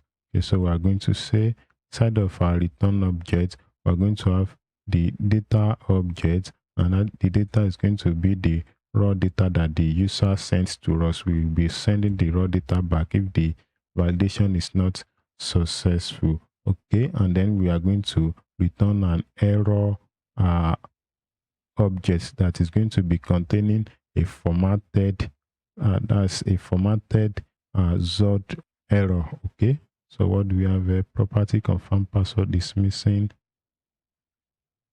Oh, sorry. Okay, so what we have in our schema is underscore confirm password, but what we have here is confirm password. So we are going to have this. All right, so after validation, if the data does not pass our validation, then we're going to be returning the data back to the form. Okay, so if we don't return the data back to the form, then React is going to automatically clean up all the inputs from our form. All right, but by returning this back to the form, then we're going to use this to populate the form so that the form is not automatically cleared. Okay, now so if our data passed the data validation, then we are going to be sending the data to our server, and we'll be using server action for that. So we'll be calling the server action inside of a try catch block. All right, so we'll be calling our server action inside of the try catch, but for now we've not defined our server action, so we can write it out here. So we can say send validated data to server. All right, so let's just write it out. We define the server action very soon, so we can say response. Okay, if you are not using Next.js, possibly you are using Node, you are using your preferred backend. Okay, so you can use the fetch API, but we'll be using server action since that is available in Next.js to easily process our data. So I'm just going to let's say the name of my server action is going to be local sign up server action. Okay, server action. Then I'm going to pass my validated data up to my server action. Okay, we'll be having this error because we haven't defined our server action. My response, the response is going to be an object, and on that response object we are also going to have a success attribute. So here we're going to be checking if the sign up is successful, then that success is going to be true. If it is not successful, then the success is going to be false. So here we are going to check if success. Okay, so then we're going to be returning the initial state. Okay, so let's just call it initial state. If the sign up is successful, then we'll return the initial state to clean up the data in the form. All right, so we're going to say if response is what we'll be getting back from our server action. Okay, then we're going to be returning initial state. But before returning the initial state, we're going to call the toast function. Okay, so toast dot success. Okay, so we have sign up successful. Please check your email to verify your account. Or alternatively, we can just pass the message that will be coming from our server action. We're going to have response dot message. Okay, so we'll be having message coming from our server action. Okay, and if there is no message will be coming anyway, because we are the one that will define it eventually. But just as a backup, we can just use sign up successful. Okay, now if our sign up is not successful, that means if this success attribute, it's going to be a boolean value. It's going to be a boolean value. So if it is not successful, then we are going to be showing an error toast to our user.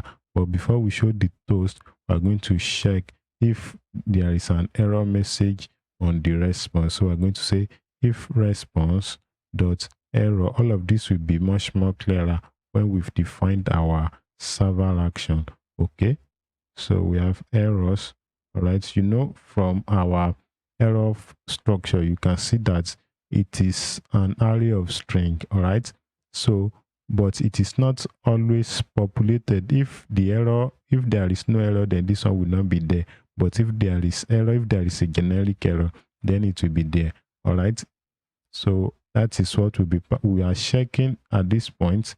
We are checking if that generic error is populated. All right, if it is populated, then we'll be passing that error to a toast. So we're going to have toast dot error. All right, so we show that toast to the user. All right, and then we are going to be returning.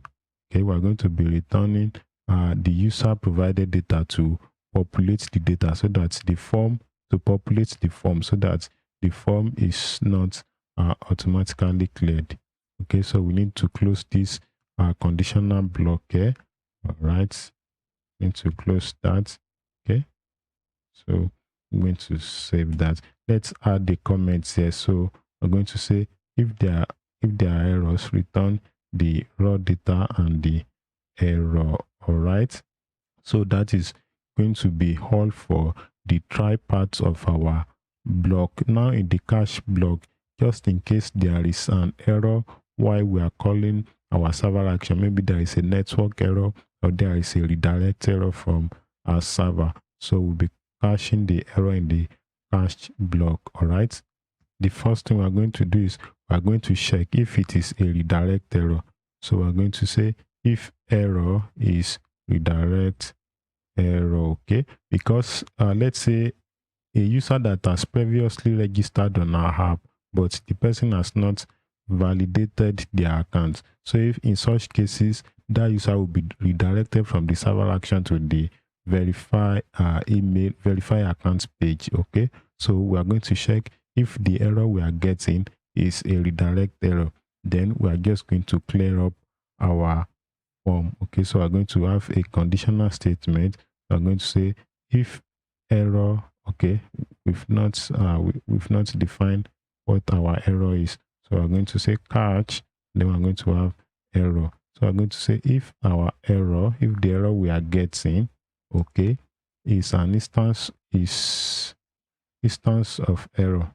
So if it's an instance of error and the error message contains a redirect error, so we're going to say and error dot message, if error dot message includes, okay, we're going to use includes. Okay, it is actually not redirect. In Next.js you have it as next redirect. Okay, so if it is a redirect error, then we are just going to return our initial state to clear up the data in the form. All right. Okay, so we're having this error here. Property message does not exist on type response. Oh, sorry. So this is supposed to be instance of error, not instance of response. Okay, it's supposed to be instance of error. All right. Now, we are just going to, okay, let's quickly define our server action, but we are not going to be writing out all the logic, but just to get rid of this error. So we are just going to define our server action. Okay, where should we define that? Let's go to our source. Okay, so just going to, okay, it's not going to be side of app, it's going to be on the same level as app and component. Okay, so let's call this, okay, so we're going to call it actions. All right, so we're going to have another folder called auth. Okay, and inside of that we're going to have a local sign up .ts. Okay, so it's going to be a TypeScript file. So we have actions, we have auth, and then we have a file, and inside of this file is where we are going to be having a server action. So inside of this file, we're going to be importing an async function. The server action is going to be an async function. Okay, so I think Copilot is working along with us. All right, so we're going to be defining the input and return data type. Okay, so we're going to be receiving raw data as an argument here. Any data that is coming from your client, you treat it as an unsafe data. So we are going to call it raw data, because you never can tell what your user is up to. Okay, so we are going to define the data type of our raw data. Okay, so we are just going to get this from our sign up schema. So here we are going to have zod.infer. Okay, then we're going to be inferring it from our sign up schema. Okay, so we're going to have type of sign up schema. Okay, so now let's also import zod. Okay, and then let's define the data type of our return value. It's an async function, so we are going to having a promise. Let's define the data type of our returned value. Okay, so we are going to call it action, that is our server action result. Okay, we can call it response, we can call it result. Okay, if the sign up is successful, then the data type is going to be an object that contains a success of true. Okay, so if it is successful, and then then we're going to have a message which is going to be string. All right, but if our if the sign up is not successful, then we're going to have a success of false. All right, then we're going to have error. Okay, this is going to be the same. This error is going to be the same error type that we have here, this field error. So let's just export this, or rather than exporting it, because this is this component is, it should be a client component, because we are using a client API. So we are going to make this a client component. So we are going to come up here. All right, and then we are going to have a use client, because of the client side APIs that we are using. So rather than exporting this from the client component to server action, we can just copy this. Okay, so this is going to be the data type of the error that will be having here. All right, and alongside the success value and the error, let's call this errors. Okay, so we are also going to have the data that will be returning back to the user if there is an error. All right, this one is going to be of data type. We are going to be inferring it from our Zod schema.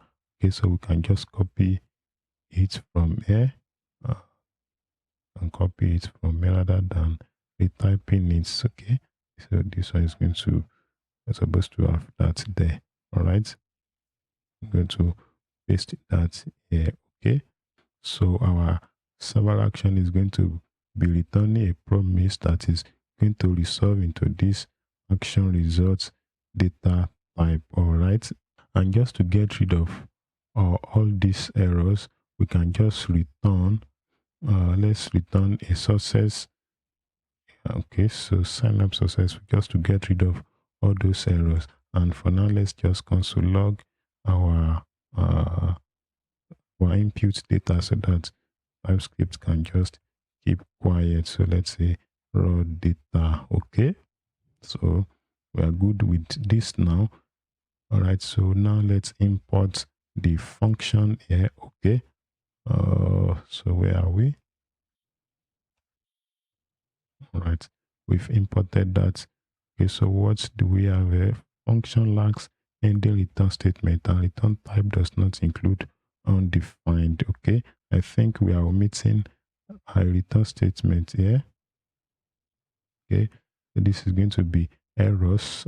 Okay, and it's going to be errors.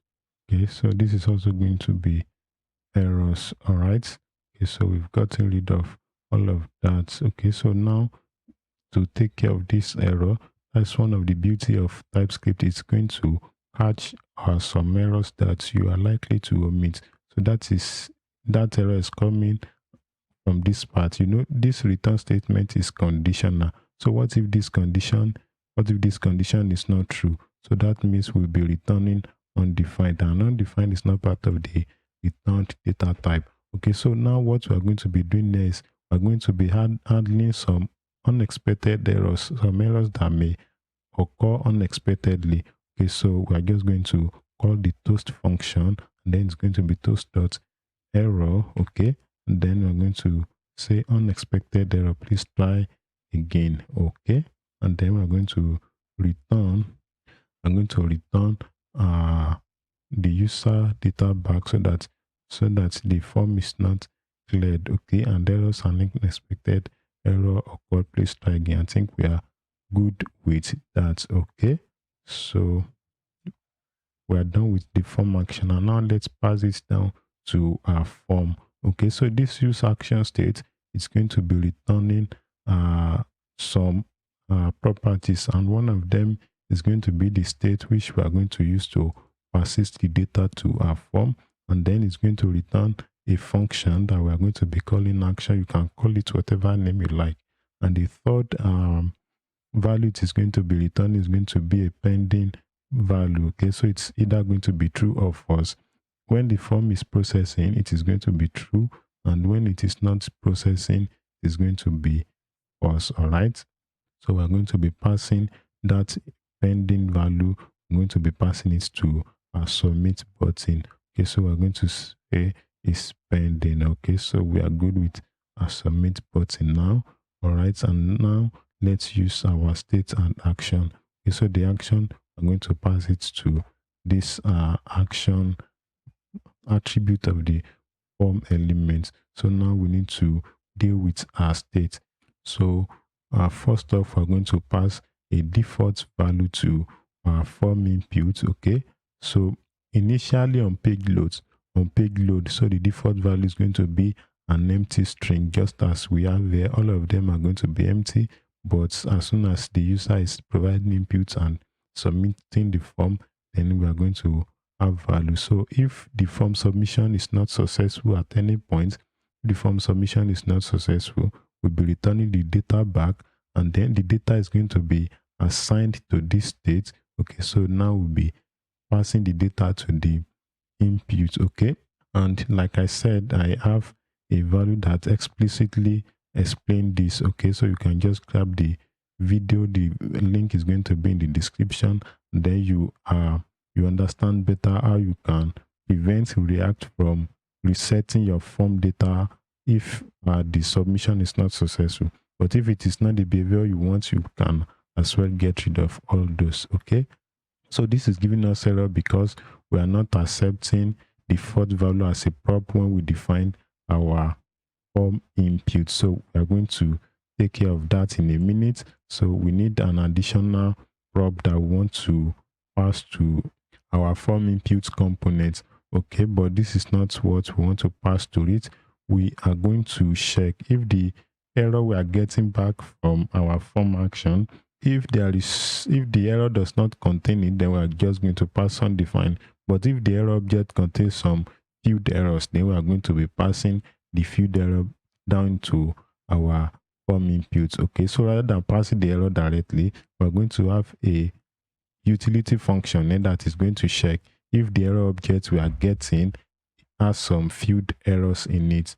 Okay, so here we're going to have a function, and then we're going to call the name of our function as field error.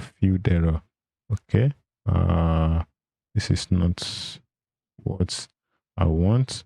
All right, so this is just going to be field data type of field error, and this is going to be the return value is going to be either true or false. Okay, so we're going to say if it is true, then that means error is field errors. All right, if it is true, then that means the error object contains some field error, and if it is false, then that means it doesn't contain some field error. So here we're going to first check. Okay, so we're going to say if error object is not true, then we're going to return false. But if error object is true, then we are going to check. So we're going to return. We are first going to get all the keys from the we have object.keys. We are going to get all the keys from the error object, and then we are going to check if there are some other attributes in the error object that have the same name as the input we have on our form. You know, this, for example, this is the structure of our error object that is coming from Zod.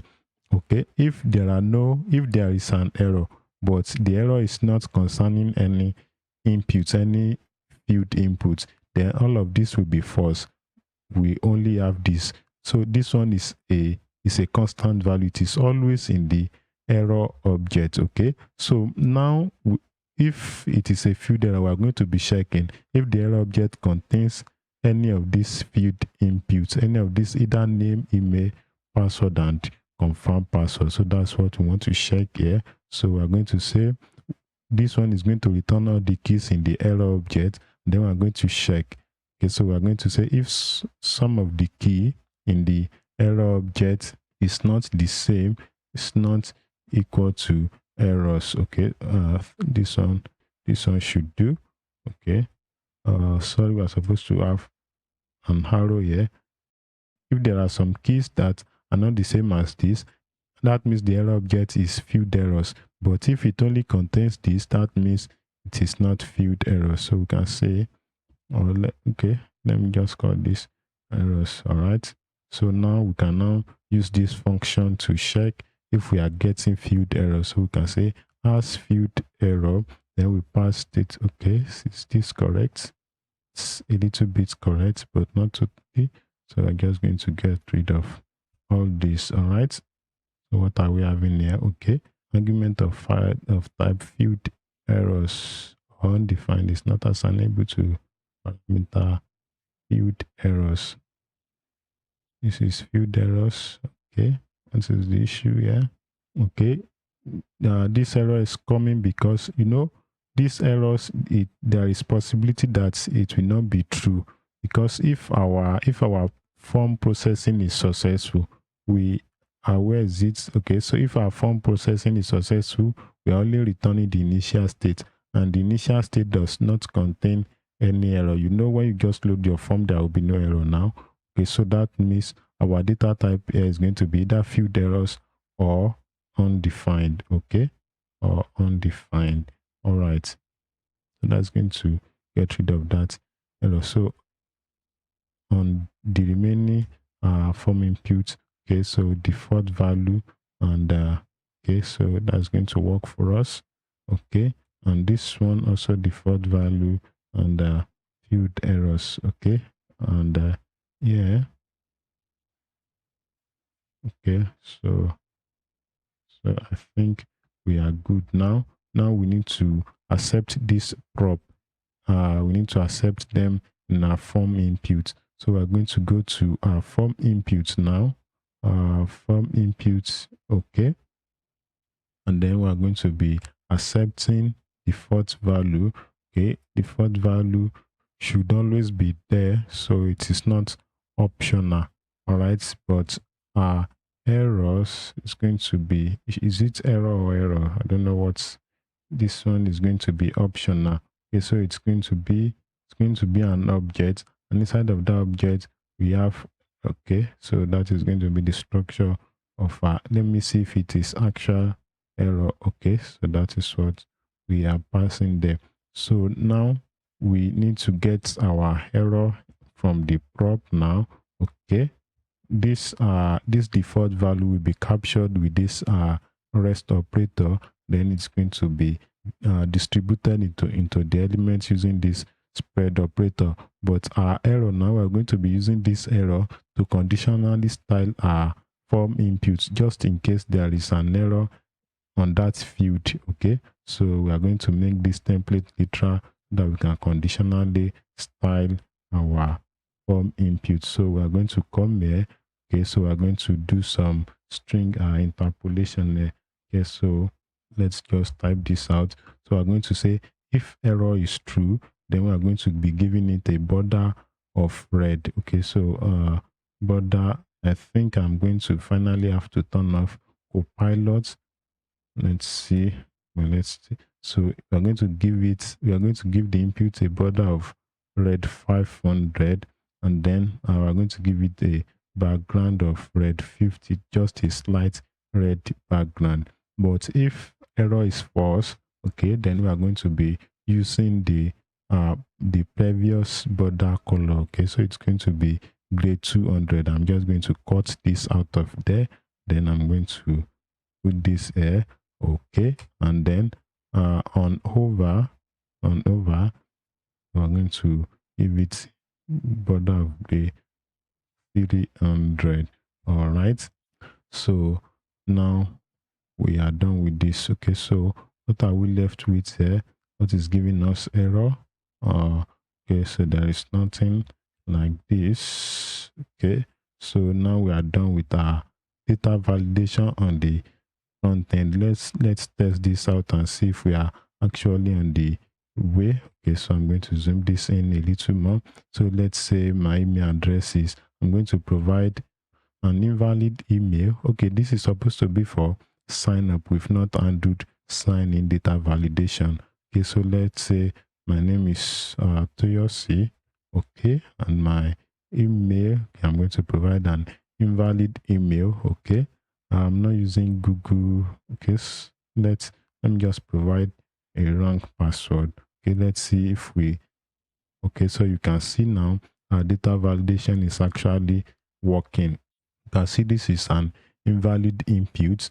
Okay, and this is an invalid input. Okay, so we've omitted something there. We're supposed to have an error message here, and we're supposed to have an error message here. Okay, so this is why we're actually passing data back to the form. If we don't pass the data back to the form, so as we have an invalid submission now, React is going to clear out all these inputs by default. That is React 19. It's going to clear all these inputs. Just now that we have an invalid submission, that means we need to refill all the inputs. But by passing down, whenever there is a validation error, by passing down the actual data back to the form, we are able to persist the data. So now let's show some error messages here. Okay, so we're going to be doing that in our form input. So we're going to come after this input elements, and then we're going to first check if error is true. Okay, if it is true, then we are going to have a paragraph. All right, let me close the, okay, so if this error is true, let me close this. So what you are going to be having here is going to be error dot, I think this is errors, that is error. Okay, so we have error. All right, error dot errors to errors. Then this one is actually a string. Okay, it's an array of string. All right, so if this is true, if the error is true, you know, error has the possibility of two values. Okay, it is either undefined, like we have it is either undefined, or the error object. Okay, so if it is the error object, we're going to be printing that out. But if it is undefined, then this will not be rendered. All right, I think we should be good with text rate 500, so that it is not too deep. Okay, so now you can see that we have error messages on any of the concerned input. Okay, so let's you can see our input is actually a standard input. I'm going to provide the same value to both and see what we have. You can see now. All right, so that is good for okay, let's just provide valid input for all of them and see password and the password. Okay, I'm going to sign up now. You can see that our sign up is successful. That is the toast. Okay, that is, you can see our toast there, and you can see now that we have a close button on our toast. Okay, so our sign up is successful. We have the toast call there. Where is the sign up form? Okay, so if we have a successful response from our server action, I'm trying to locate the okay. So if it is success, then we clear up the form and we call the toast here. Okay, so that is why we have this sign up successful. Okay, but we are supposed to have the rest, the message. What is the message we are getting? Okay, it is actually the same as sign up successful. So now we are done with the data validation for sign up. Don't forget to give this video a like, all right, and subscribe to the channel so that you'll be notified for more videos. Okay, so that'll be all for this video. I will be seeing you in the next one. Next, now we need to process our form on the server side and ultimately create our account, create our user account, and save it in the database. But before we can do all that, we need to put some few things in place, and one of those few things is to set up our database. And just like I said, we'll be using a Postgres database. Okay, and you know Postgres is a relational database, so we need to create a database and we need to create our tables. Okay, so ultimately we'll be needing 3 tables. Okay, we need user tables, table that will be storing our user data, and then we need another table to store our email verifications, where we'll be storing the verification mail, the token. We'll be creating token, we'll be assigning the token to the user email. So we'll be having another separate table to store the email verifications, every details that is relating to the email verifications, and we'll be having another table to store password reset. So anytime our user forgot their password, we have another table to store all the details that will be sending to the user to reset their password. All right, so first off, now we need to create our database. All right, so in this video I'll be using the pg admin, let me call it 2 now. So this is what I'll use to create my database, but this is just to create the database. You can use any database management tool you are conversant with, but for now I'll be using a pg admin. Okay, if you don't have a Postgres database set up on your PC, I have a video on that. I'll be dropping the link in the description, so you can just grab the link and go through the video to set up a Postgres database on your PC, either Windows or Mac. All right, so the video is going to direct you on how to go about all that. All right, so here now I'm going to start up my database server now, and then I'm going to create a database. All right, we are not going to be using this authentication system. I have this one you are seeing now is what I used to for testing our database. Right, I'm trying to see if I can zoom it in. I'm not able to zoom it. Okay, yeah, I'm able to zoom it in now. Okay, so we are going to create a database. All right, we are going to call it authentication flow. Authentication flow. Okay, so that's going to be the name of our database, and that's all we need to provide here. Okay, so now we have our database. All right, now this is what we'll be connecting. This is the database we'll be connecting with from our app. All right, this is the one I use for during our testing. Okay, but we'll be using this authentication flow now. All right, so now we're going to go to our app. We need to create a migration file. Okay, so this is why we install the pg migrate package. If we go to our package.json I showed you in the beginning of this project, Okay, so we have a pg migrate. Where is it? It should be in dev dependencies. Okay, so we have node pg migrate. So we'll be using this library to create all our tables, to run all our database migrations. All right, I'm going to close this now. Okay, so to create a migration file, let me see if I can clear my terminal. All right. Okay, so to use that package to create your migration file, you are going to run this command npm run migrate, and then you are going to have the create command, okay, and then the name of your migration file. So we are going to call this first migration. Okay, that is going to be the name of our migration file. By running this command now, this is going to create a migrations folder in our project. Okay, so this is the folder that this command created, and inside of that migrations folder, you are going to have your migration file with the name that we provided. You know, we provided first migration. Okay, so that is the name. These numbers you are looking at, it's a timestamp of when we created the migration file. All right, I'm going to put this back in its place. Okay, and then I'm going to close my terminal. All right, so now we are inside of the migration file. Okay, let me close all this. We don't need them for now.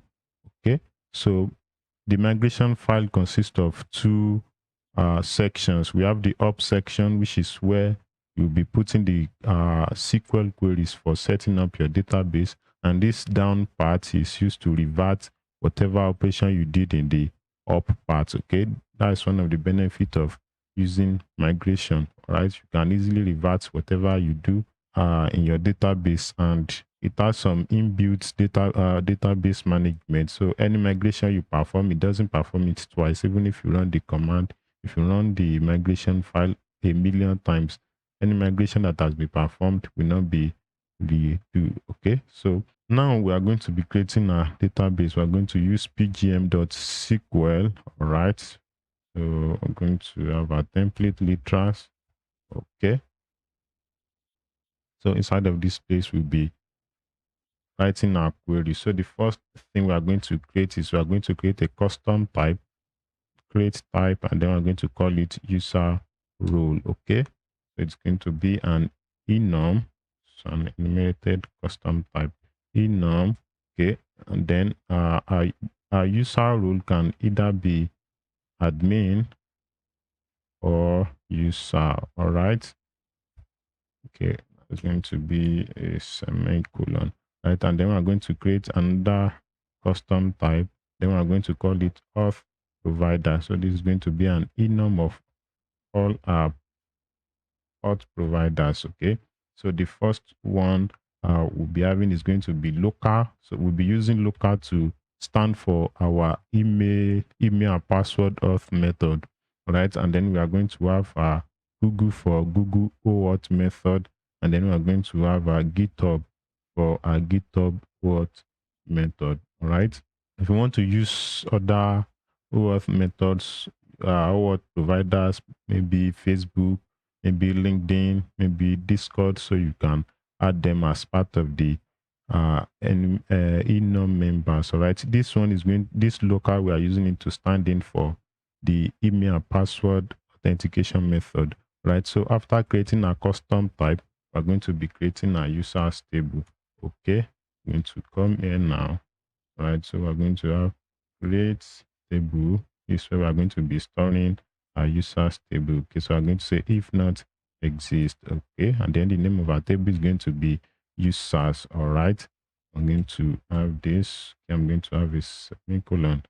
All right, so the first column in our table is going to be ID. So our ID is going to be serial, and then it's going to be our primary key, okay, and then we are going to have another column. It's going to be public ID. We won't be using this column in this project, but just in case you want to create something like this in your personal project, okay, so we have a public ID, which is the ID we assuming there is a need to pass our user identity onto the client, so we'll be using the public ID for that. All right. Okay, this is going to be unique. This public ID is going to be unique. Okay,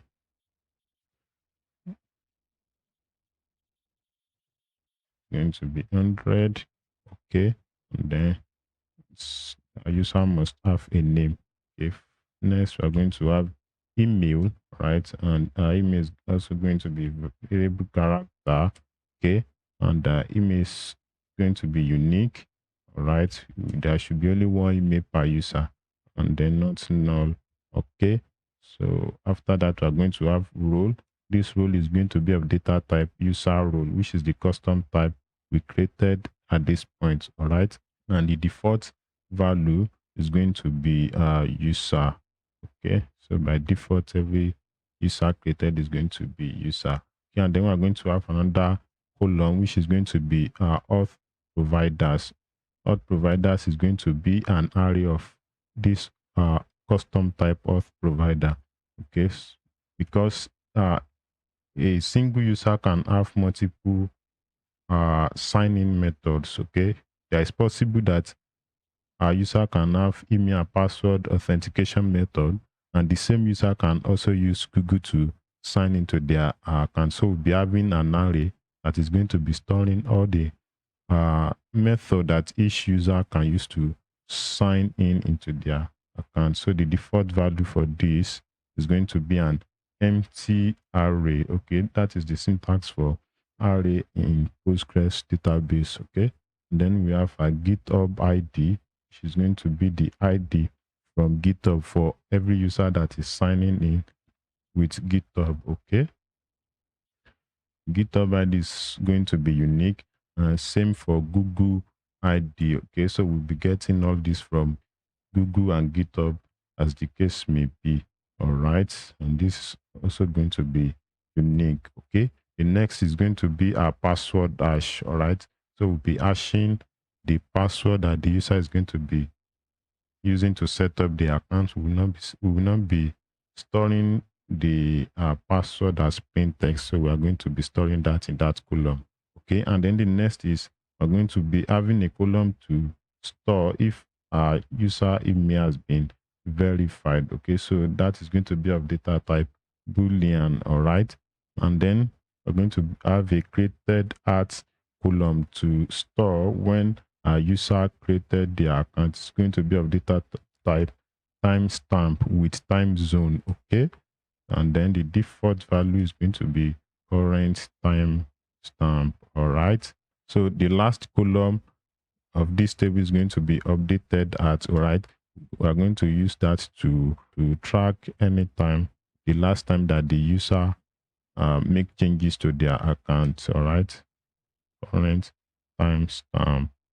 Okay, that's not going to have any comma. Now we are done with the users table. Okay, so after the users table, we're going to create an index for this auth providers column, because we'll be using the column for querying our user. Okay, so we're going to create an index for that column. All right, so create index. The name of the index is going to be users auth providers.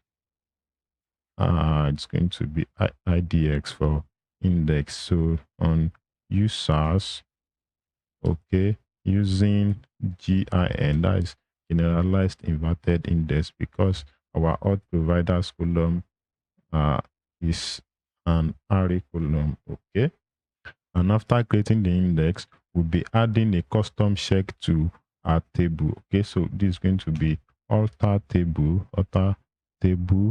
Okay, and then the table is going to be users. So we want to add a custom check, which add constraint.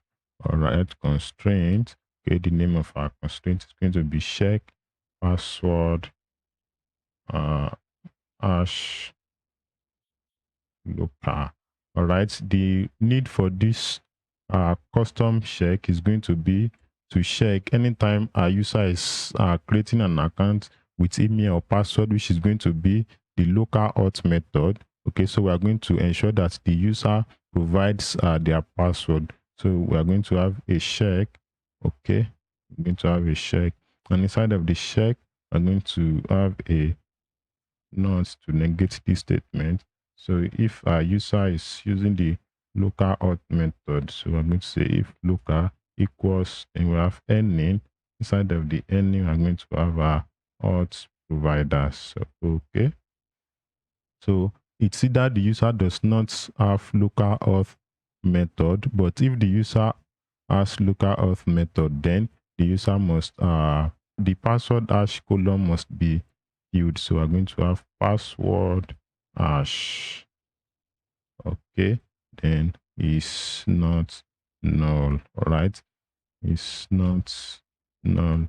Okay, so what this statement is saying now is the user should not have a local authentication method. But if the user has a local authentication method, then the password hash column should not be null. There should be value in that column. By default, the column is going to be null. But anytime the user is having a local auth method, then the password hash column should not be null. All right.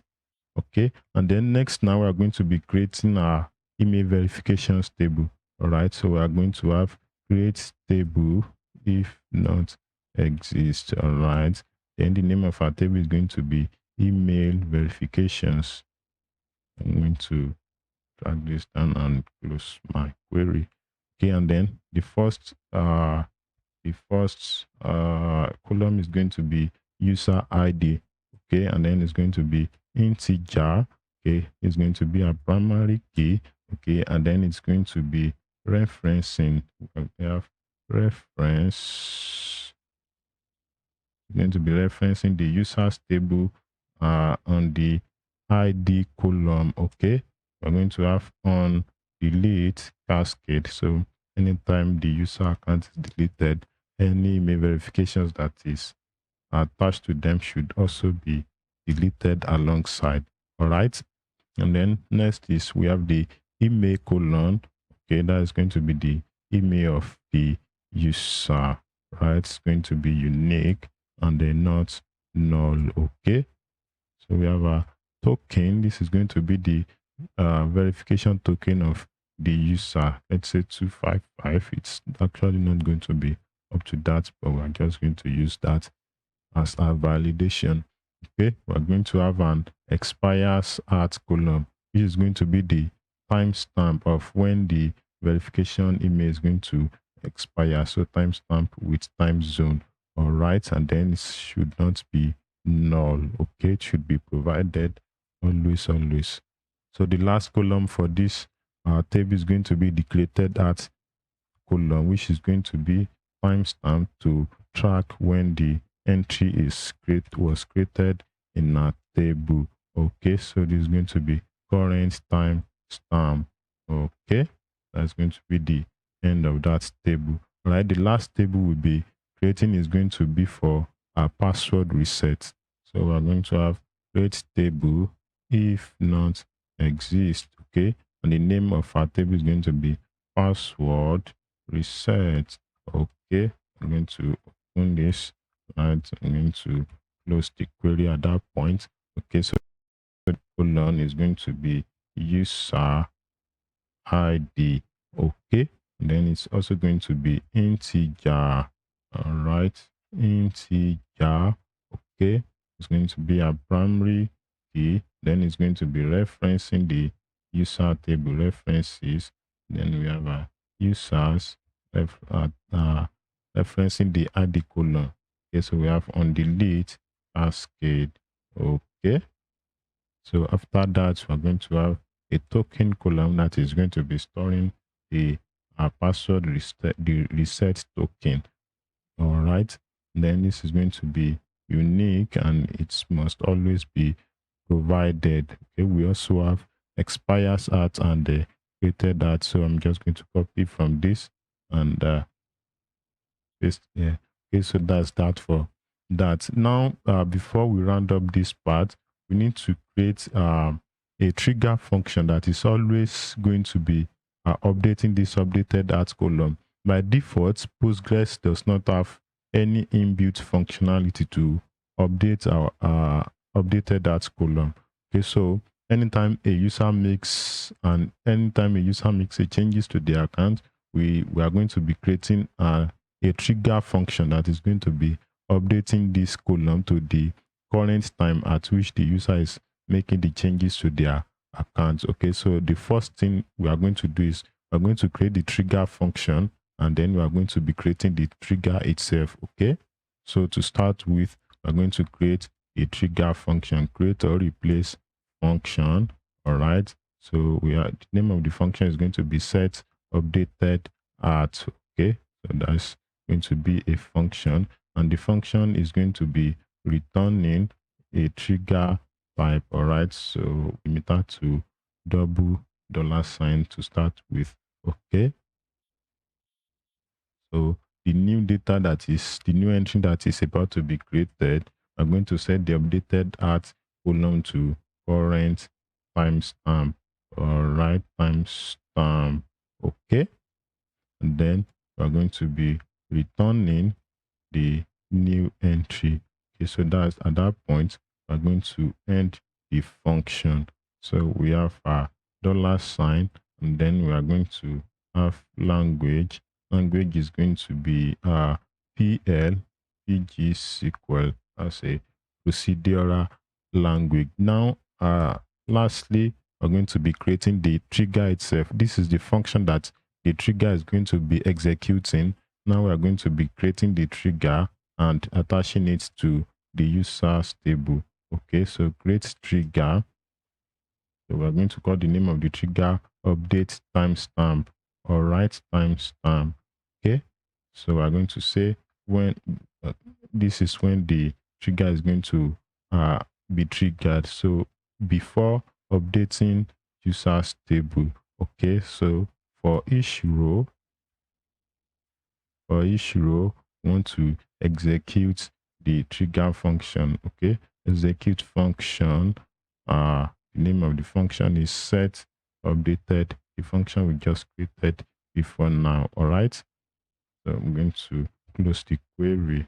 So this is all the SQL queries we'll be running to create our tables, all the tables we'll be needing for this project. Okay, and now at the down part of the migration file, we need to write some queries that are going to reverse all the operations we did in the up part. So we are going to go to the down part. Okay, so inside of this we are going to have pgm.sql. Okay, going to have my template literals. So the first thing we're going to be doing is we're going to be dropping the trigger and the function that we created at this part. Okay, that's the first thing we're going to be doing. Okay, so we're going to say drop trigger if the trigger exists. Okay, and then the name of the trigger is update. What's the name? Update timestamp. Okay, so we have a update timestamp. Okay, on users table.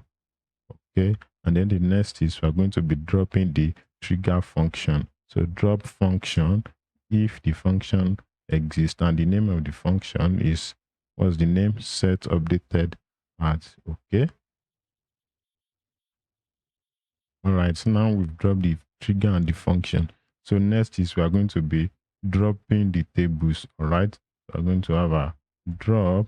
We are first going to drop table if the table exists. We are first going to drop the password reset table. Okay, the next table we are going to be dropping drop table if exists.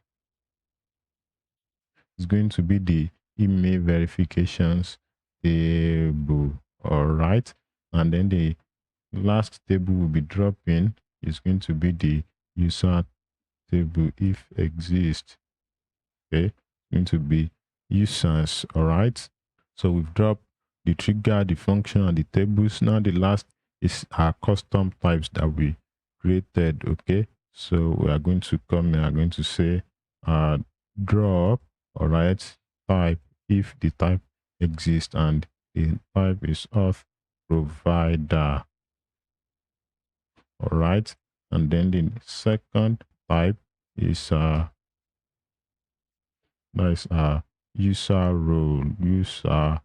Okay, so that's all for our migration file. So up next now is we are going to be running this migration file. But just before we run it, I'm just going to copy the finalized query now and paste it. Yeah, it's the same thing, but there's the possibility that I might have omitted a comma somewhere or a semicolon somewhere. So I don't want us to run into the possibility of debugging. So I'm just going to copy the tested query that I have there. Then I'm going to paste it here. It's the same thing. Uh, don't be upset about that. It's actually the same thing, all right? But just to avoid the possibility of running into any issue, so that we save ourselves some time, right? This is a comment. Just like you can use double forward slash to create a comment in your JavaScript, in SQL you use double hyphen to create a comment. So this is a comment, this is a comment, all right? You can see that what we have is essentially what we typed out the other time, all right? So this is also a comment, okay? And we can just leave this as it is. This is simple enough. We have a semicolon, right? So this is actually good on its own.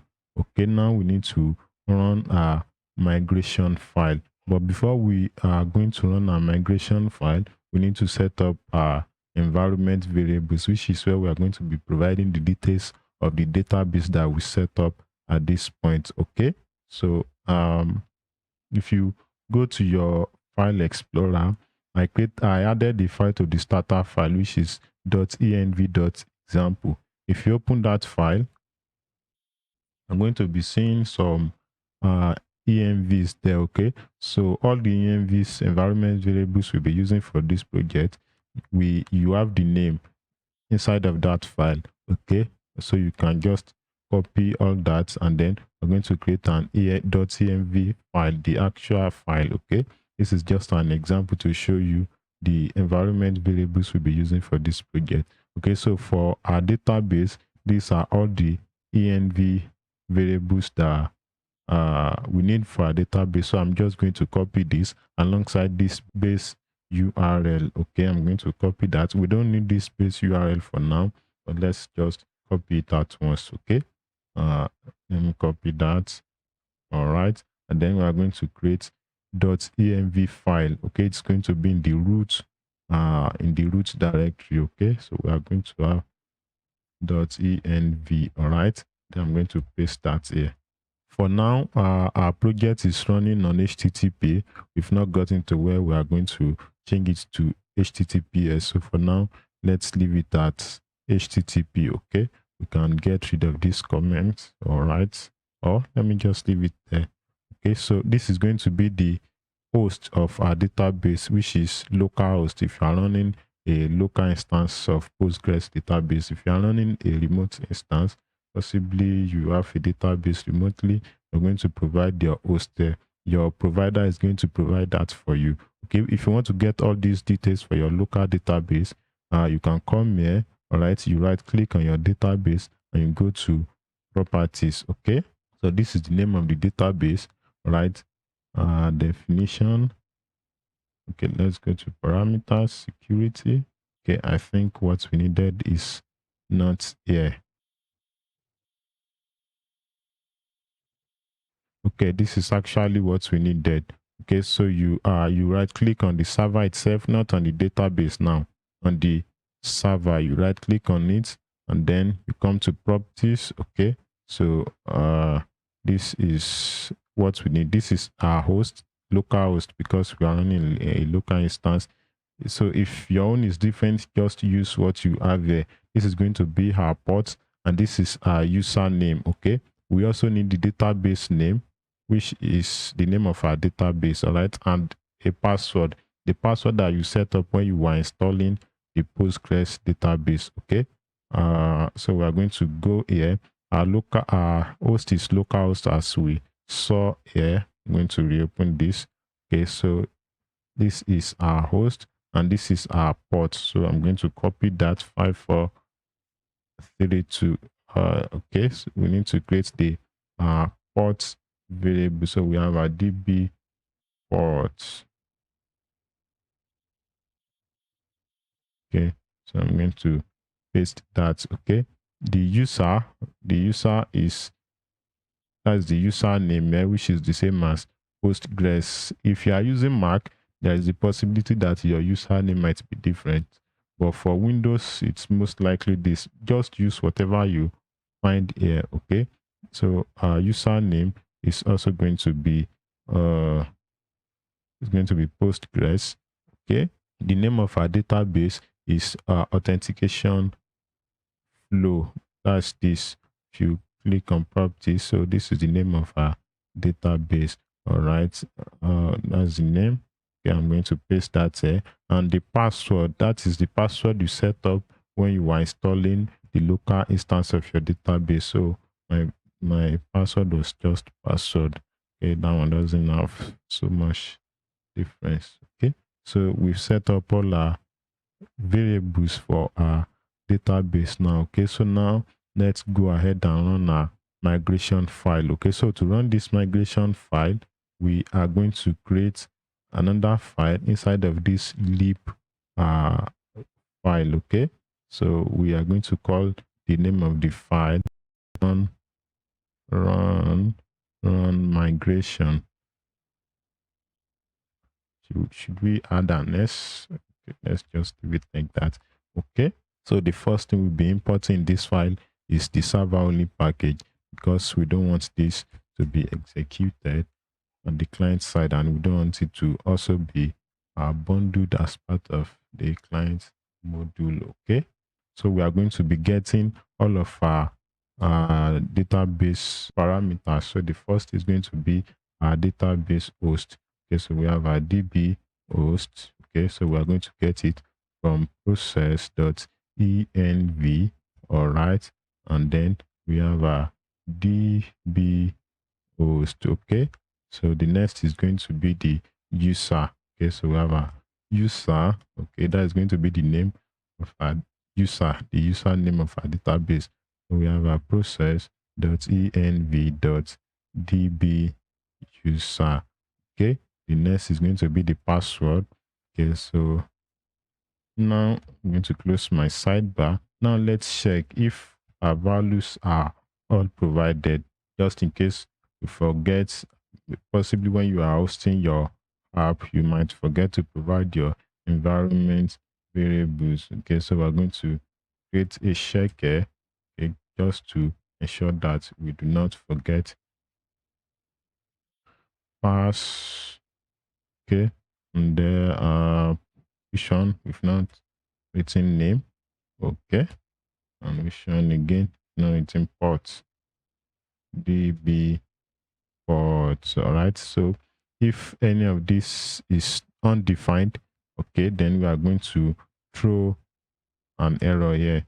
So throw new error, and we are going to say invalid database credentials. All right, let me save that.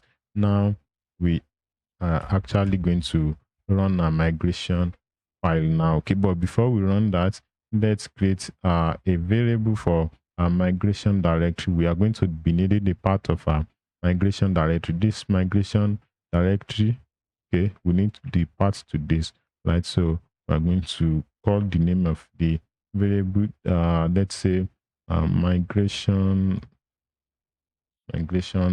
what should we call it? Migration path. Okay, or let's call it migration dir for directory. Okay, so to get that, we're going to have path dot join. Let me import path. Okay, dot join. Okay, and then we're going to have process process process process process.cwd for current working directory. Okay, and then we are going to join it with the migrations folder. I want to believe it's actually migrations. Okay, so that is going to create the migration directory path for us. All right, now we need to create a function, a sync function. Okay, so the name is going to be, let's call it run migrations. Okay, no parameter is needed. So let's have a statement here to know that our migration is running. I'm going to say running db migrations. Okay, and after that, I'm going to have an asynchronous operation that we're going to await here. Okay, so we need to import the migrate package. All right, let this be at the top of our file. I'm going to create. Okay, so here I'm going to import migrate from, so we have a node pg migrate. Okay, so we're going to invoke this, and then we're going to pass an object as the argument. The first property of the object is going to be the migration directory path that we created earlier. Okay, and then for a start, we are going to be using the hop direction. Okay, if we want to revert any migration, then you are going to provide down here. Okay, so this hop is for running all the code, all this query in the hop part of your migration. Okay, so here I'm going to have a log. This is just going to be an empty arrow function. Okay, we don't need this for anything. Okay, this is going to be an equal part. All right, and this is going to be no lock, no log. Okay, so this is going to be true. All right, and then the migrations table, which is what the package is going to be using to track all the migration that has been executed against our database. All right, so any migration that has already been executed is going to first check before re-executing that migration. So any migration that has been executed will not be re-executed anymore. Okay, unless you reverse the operation of that migration. Okay, so we have our database URL, which is where we'll be providing our database credentials. So this is going to be our DB host. Okay, we have our DB host. The next is going to be the user. All right, this is going to be DB user. Okay, we have our password. Okay, and it's going to be DB password. All right, and then the name of our database. Okay, that is our authentication flow. All right, and then after that, port. Okay, port is going to be DB port. All right, and then lastly SSL. Okay, so this one, it's going to be that true of us when it is in production. We have process.env. Okay, so when we're in production, we're going to make this true production. Okay, so SSL is going to be true in production, but in development, we're going to make it false. So this is going to be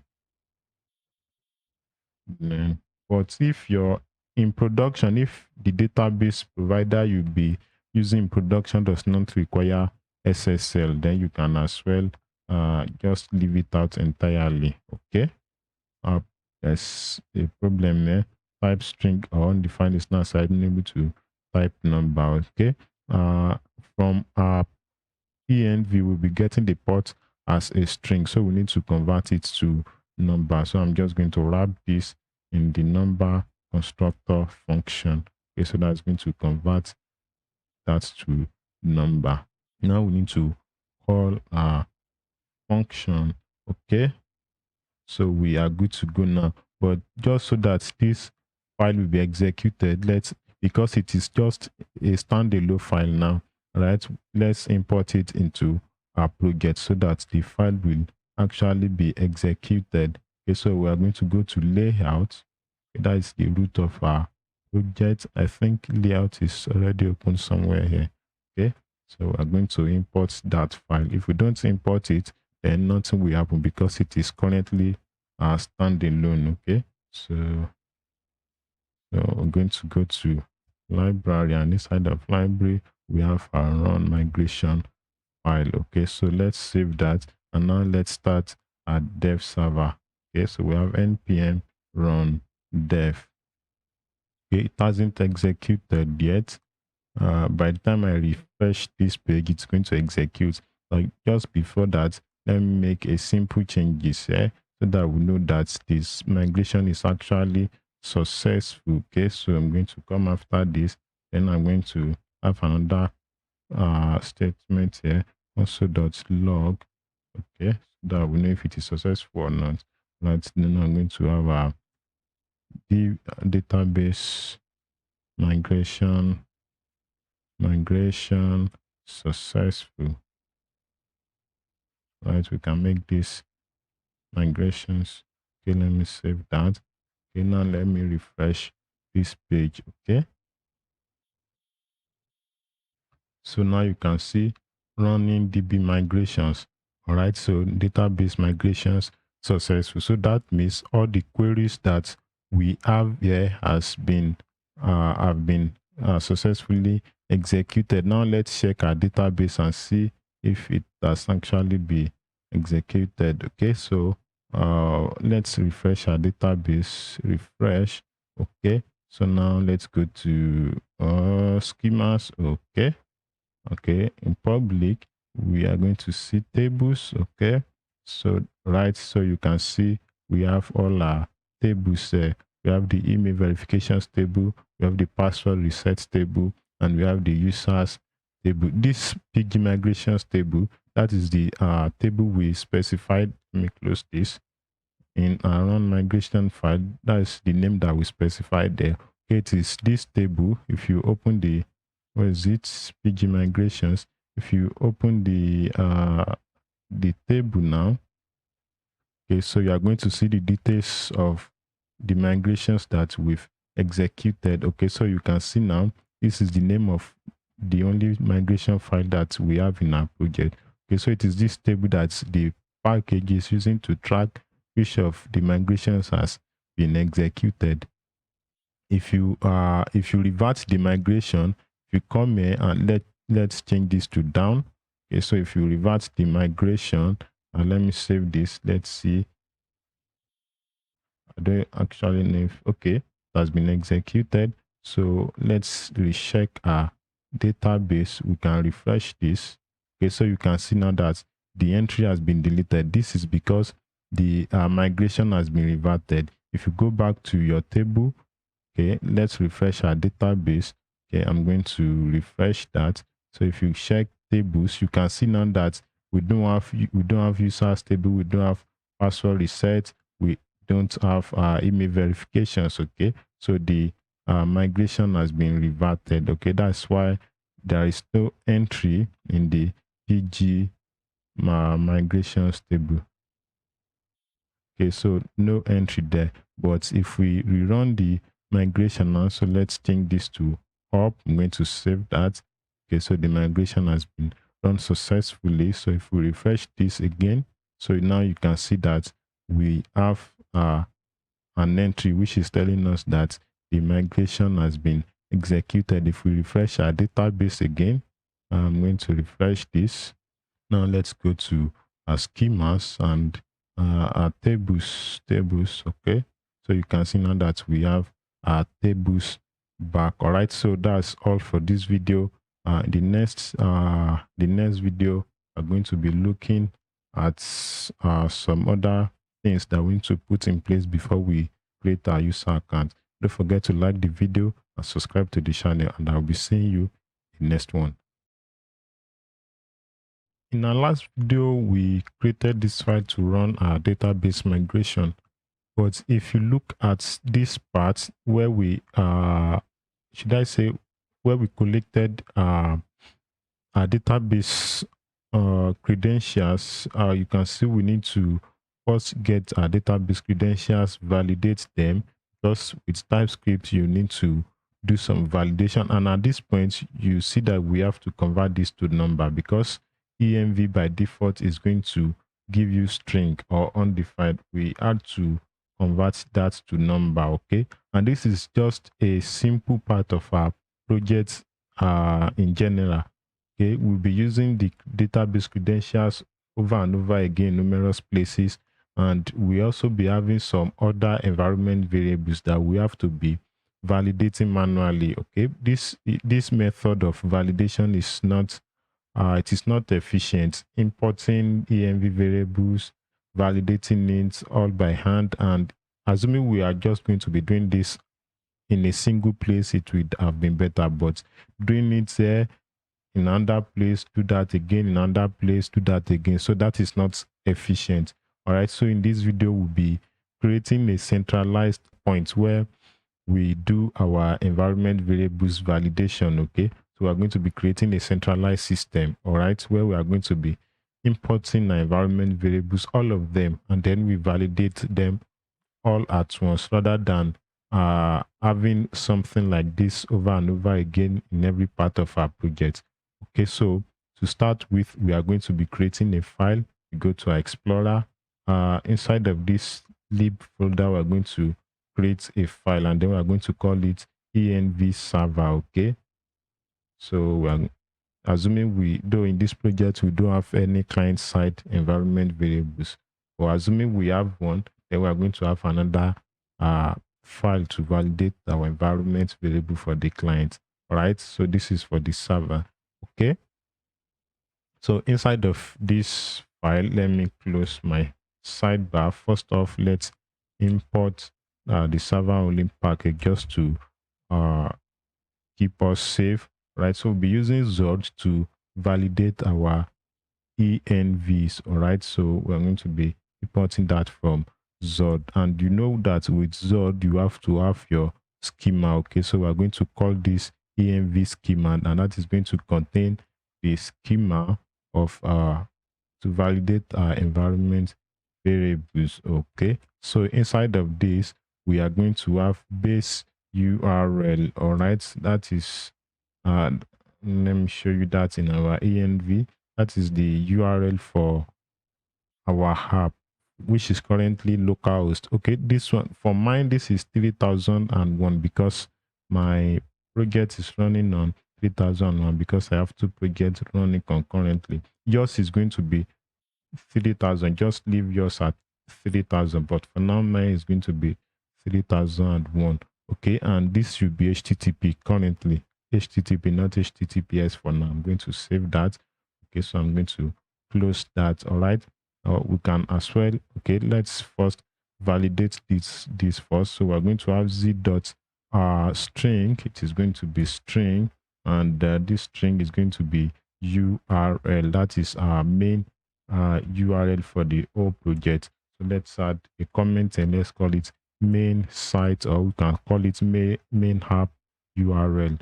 Okay, now let's create the schema for our database. So we can say we have our database credentials here. So the first is, okay, we can as well copy it so that we don't have to retype this. Control-Alt down arrow. Okay, so I'm going to select all that. Okay, I'm going to paste that. All right, and for my DB host, it's going to be a string. So we're going to have z dot, okay, thank you, z dot string. All right, okay, this one is going to be also a string. Okay, so this is also going to be a string. All right, but at minimum should have a single character. At minimum there should be one character there. Okay, so okay, let me just copy this. We're going to have all of this. Same for this for name, and for password, I'm going to paste that. Okay, for our port is going to be number. As you can see here, it must be a number. So we are going to be coercing that to a number. So we have z dot coerce. All right, we're coercing it into a number. Okay, and the number should be positive. All right, so that is going to do all the validations for us. That is, so now we have our env schema. All right, so now we are going to create a function where we're actually going to validate env. So we're going to call it validate env. Okay, it's not accepting anything. So inside of this, we're going to have a try and catch statement. Okay, also inside of this, we're going to have a return statement. Then we're going to have env schema. dot pass. We're going to use pass now, not save pass. Then we're just going to pass our environment variables to that, and that is going to be process.env. So we'll be passing all of our environment variables to that.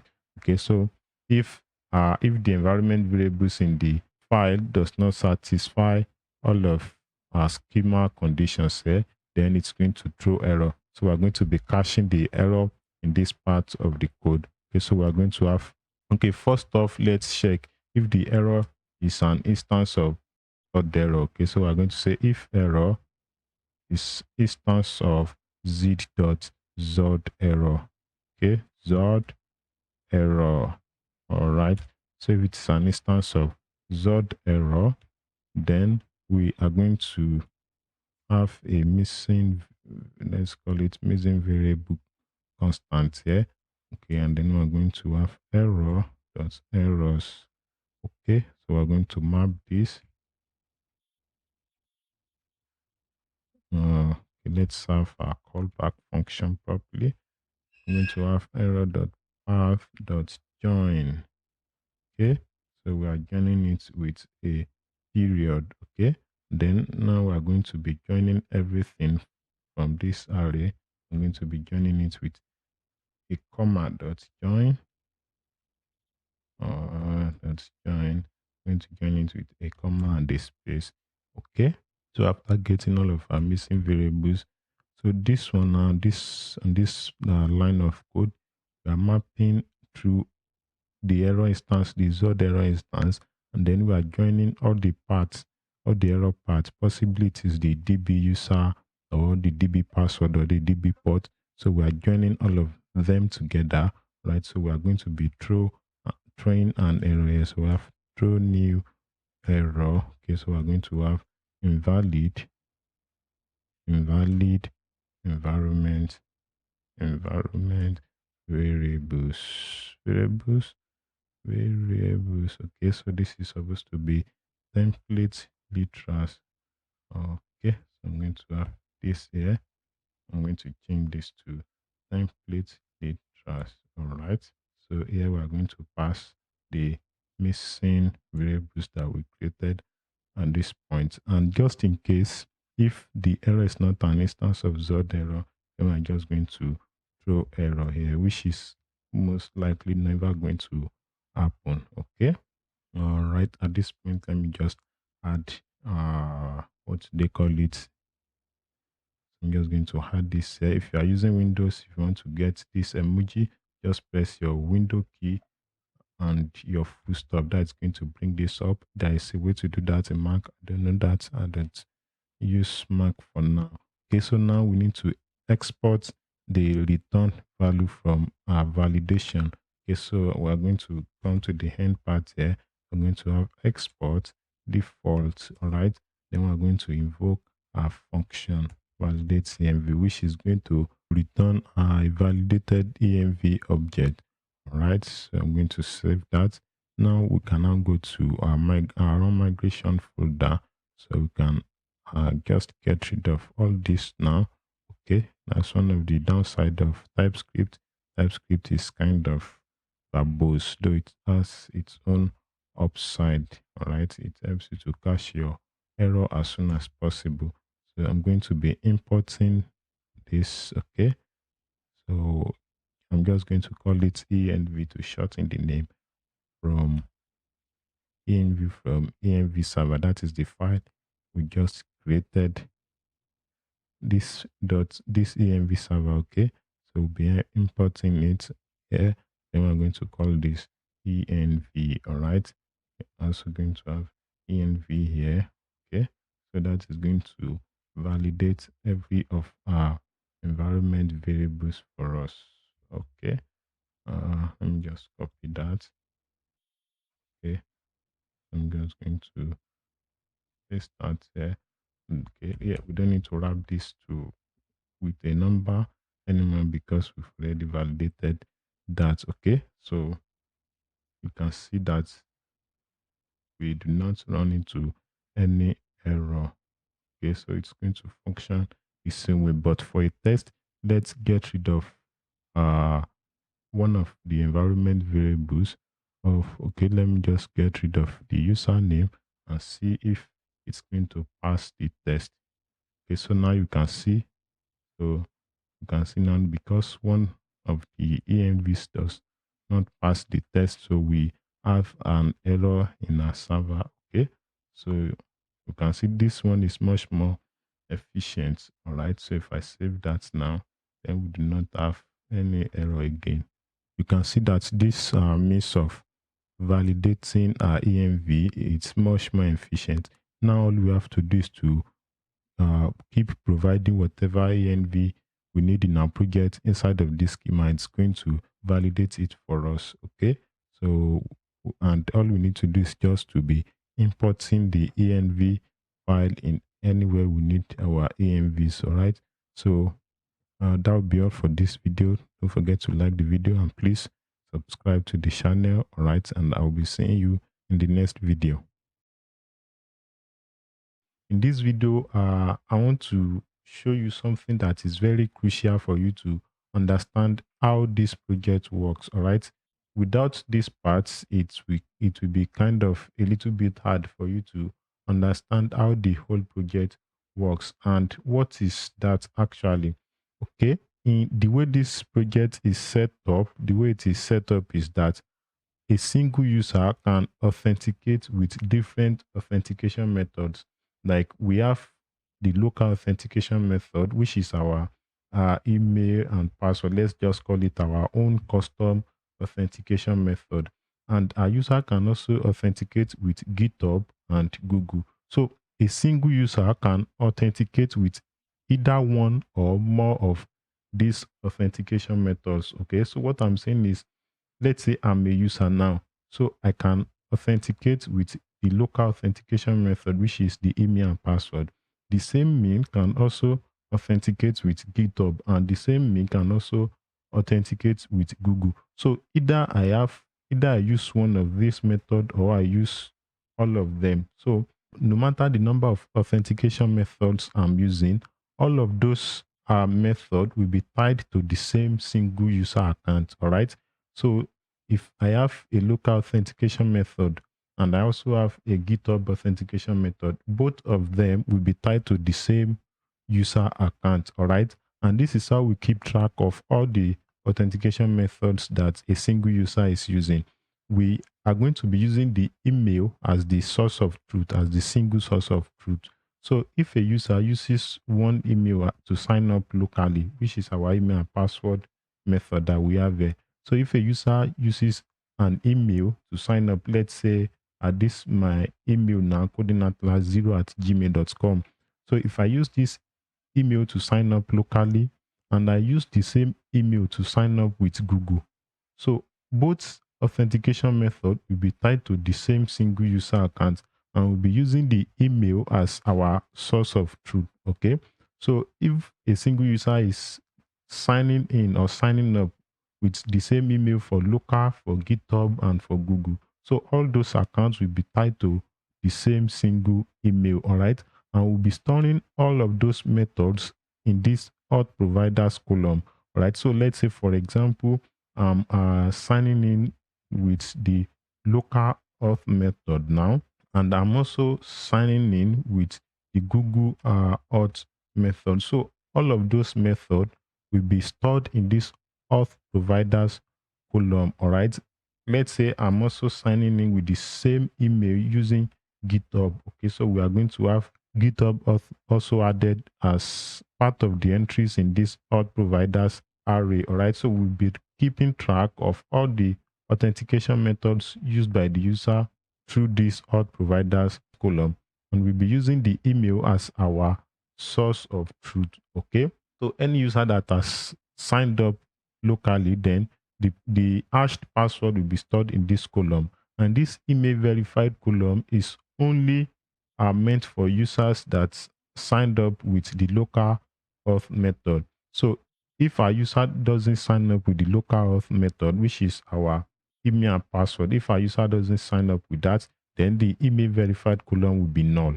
All right, but if a user has signed up with the local auth method and the account has not been verified, then this is going to be false because it's a Boolean column, right? And if the user has verified their email, then it is going to be true. Okay, so this column is not relevant for users that signed up with either Google and GitHub, okay? Because as you know, any user that signed up with either Google or GitHub, then their email is always valid because we are getting the email directly from either Google or GitHub. Okay, so that is what I want to point out to you. It is very essential for you to understand that in order for you to understand how the whole program works. And just before we round up this video, I want us to create the pool that we'll be using to interact with our database from our project. Okay, so we are going to go to uh, this library directory. Then we are going to create a new file. We are going to call the file db.ts. So this is where we are going to create a database pool. The pool is going to be managing all our database connection for us. You know, in your app, you can use just a single connection and you can have multiple connections in a connection pool. But for apps like this, it is much more advisable for you to use connection pool, because your app will be having numerous, and it's possible that your app can grow to have thousands and millions of users.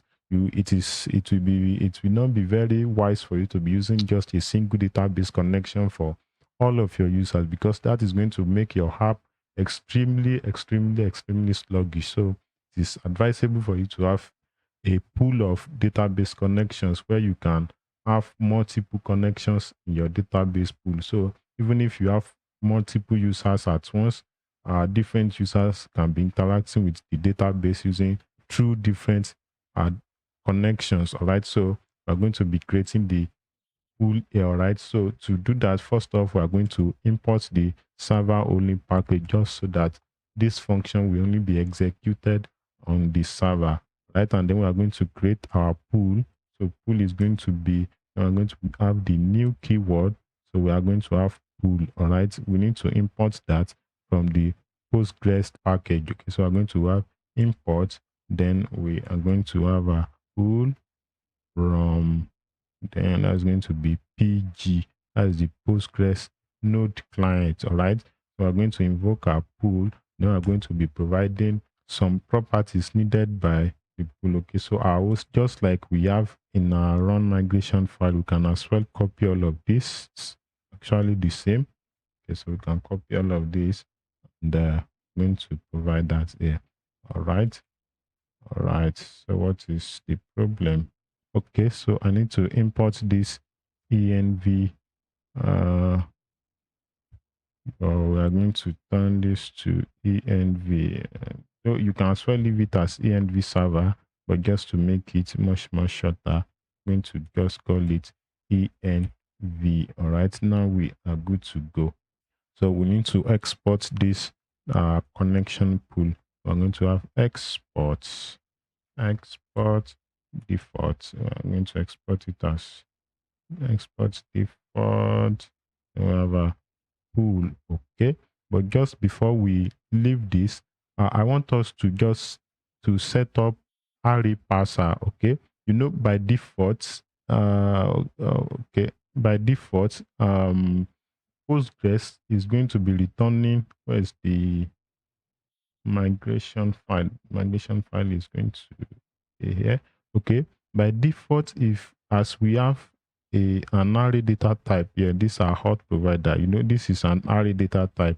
Okay, by default, Postgres is going to be returning it as a string whenever we are fetching this column alongside our data. So Postgres is going to be returning this array data type, is going to be returning it as a string like this. For example, let's say we have a local auth method inside of this. So Postgres is going to return this array as a string like this. So we'll be using the Postgres array package to turn the string to a JavaScript array. Okay, so we are going to set that before we create this pool. All right, and the PG package creates a simpler way to set that up.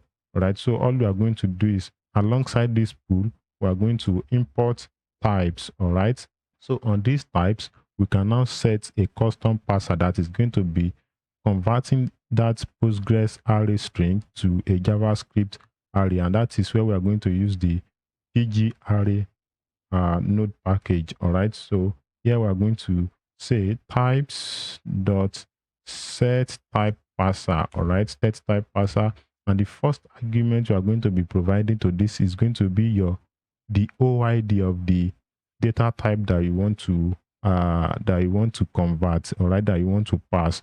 All right, so for now, let's just let's say this is 1, 2, 3, but that is not the actual OID for the data type that I want to pass, but just to fill that in.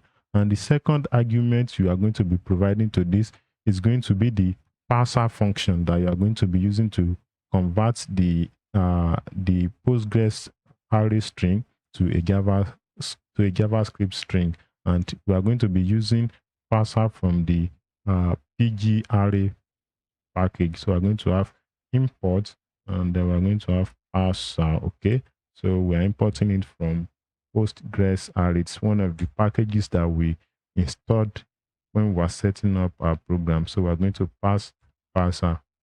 Postgres parser no export member name parser. Do you mean pass? Okay, so this is supposed to be pass, not parser. Okay, so I'm going to call this pass. All right.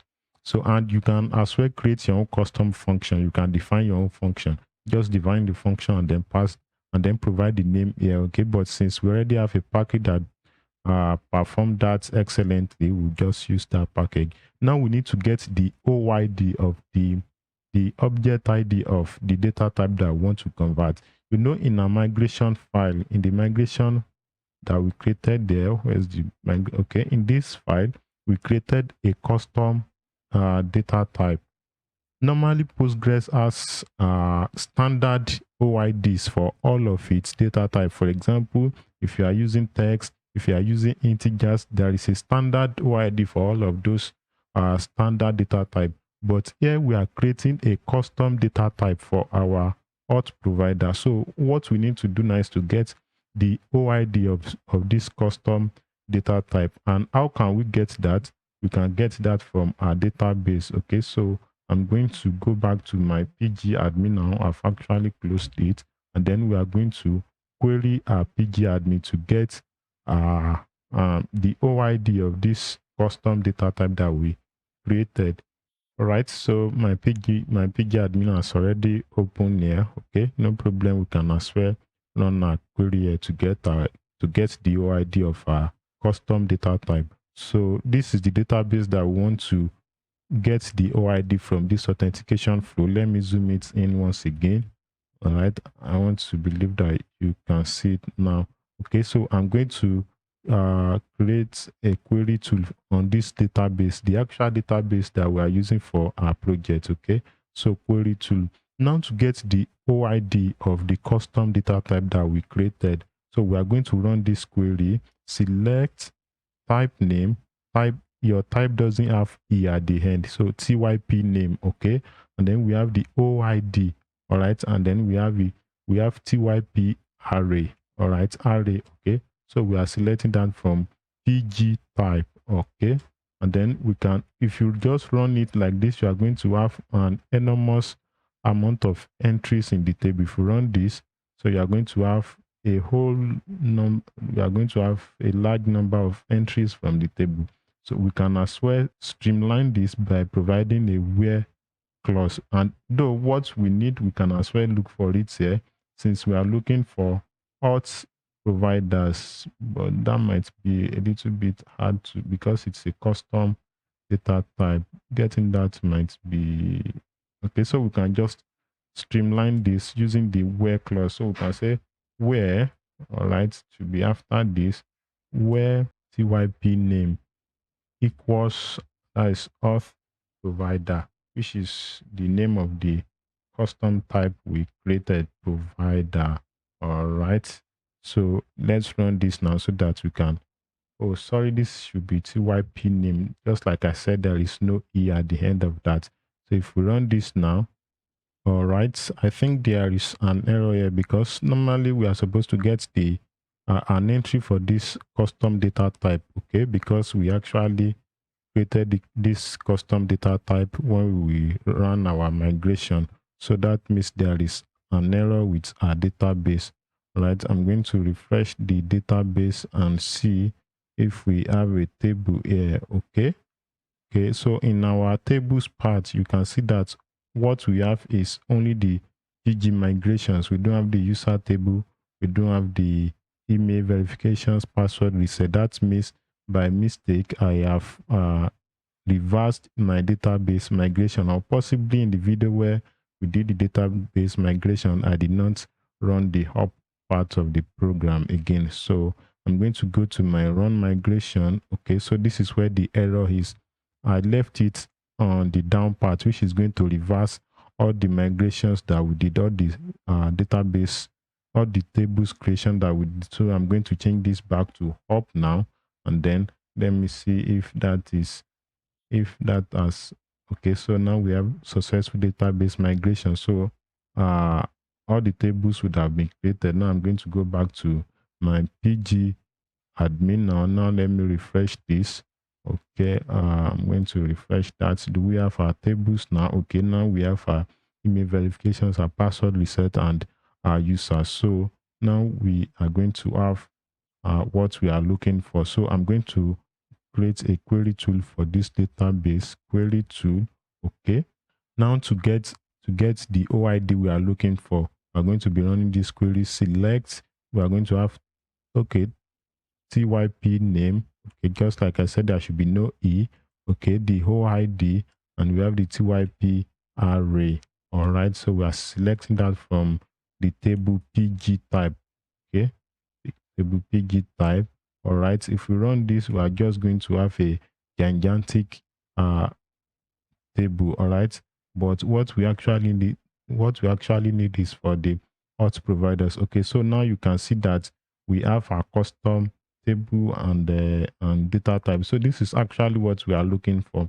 We are looking for the auth provider custom type, which is what we have there, and the OID for the auth provider is 16836, which is actually what we needed in our program. But this is not the direct thing that we needed. This is for the data type. But for the array, in our schema, look at our schema now. Okay, let me open the schema. In our schema, the auth providers is an array of the auth provider. Auth providers is an array of auth providers. So we need the OID of this array, of the array data type of auth provider. Okay, so the array OID is 16835, which is what we have here, 16835. This is for the auth provider data type, while this is for the array of auth provider. Okay, so this is what we need to provide now to our program, 16835. Okay, so that is the OID we needed. If your own OID is going to be different from mine, right? So you just run this query, select type name OID type array from PG type, and you can as well stream down. You can streamline your results by providing the where clause. Okay, so you are going to say where TYP name equals, and then you are going to have auth underscore provider. All right, so if we run this now, then you are going to streamline that to just what we needed, which is 16835. You see type array. Okay, so I'm going to provide that now to my program.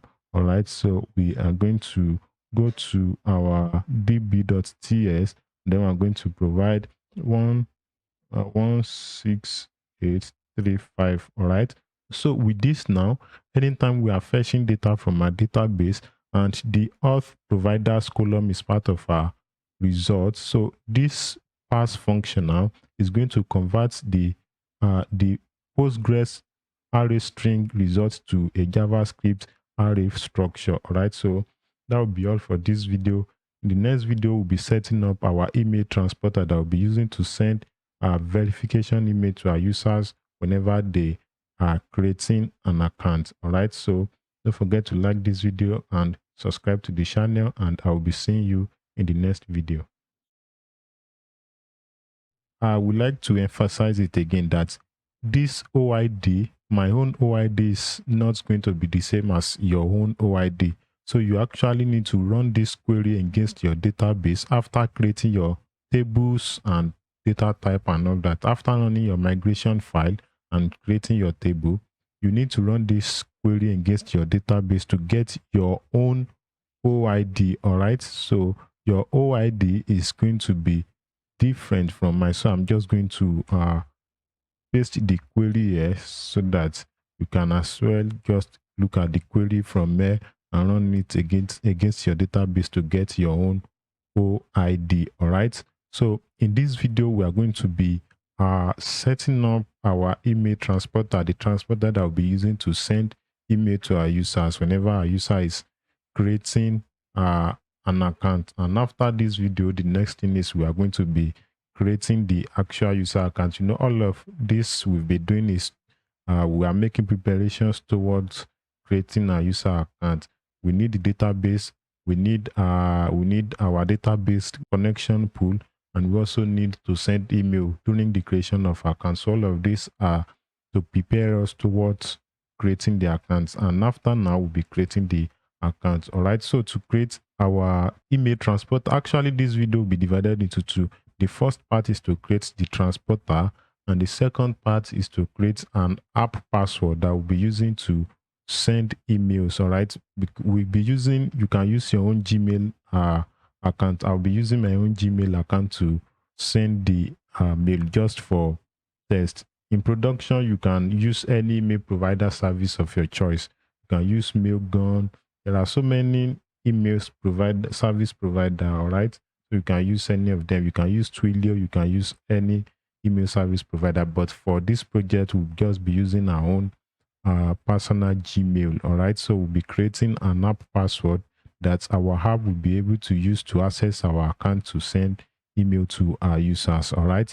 So the first part now is to create a node mailer transporter. All right. So we're going to go into this lib folder. Then we're going to create a file. We are going to call the file email transporter.ts. All right.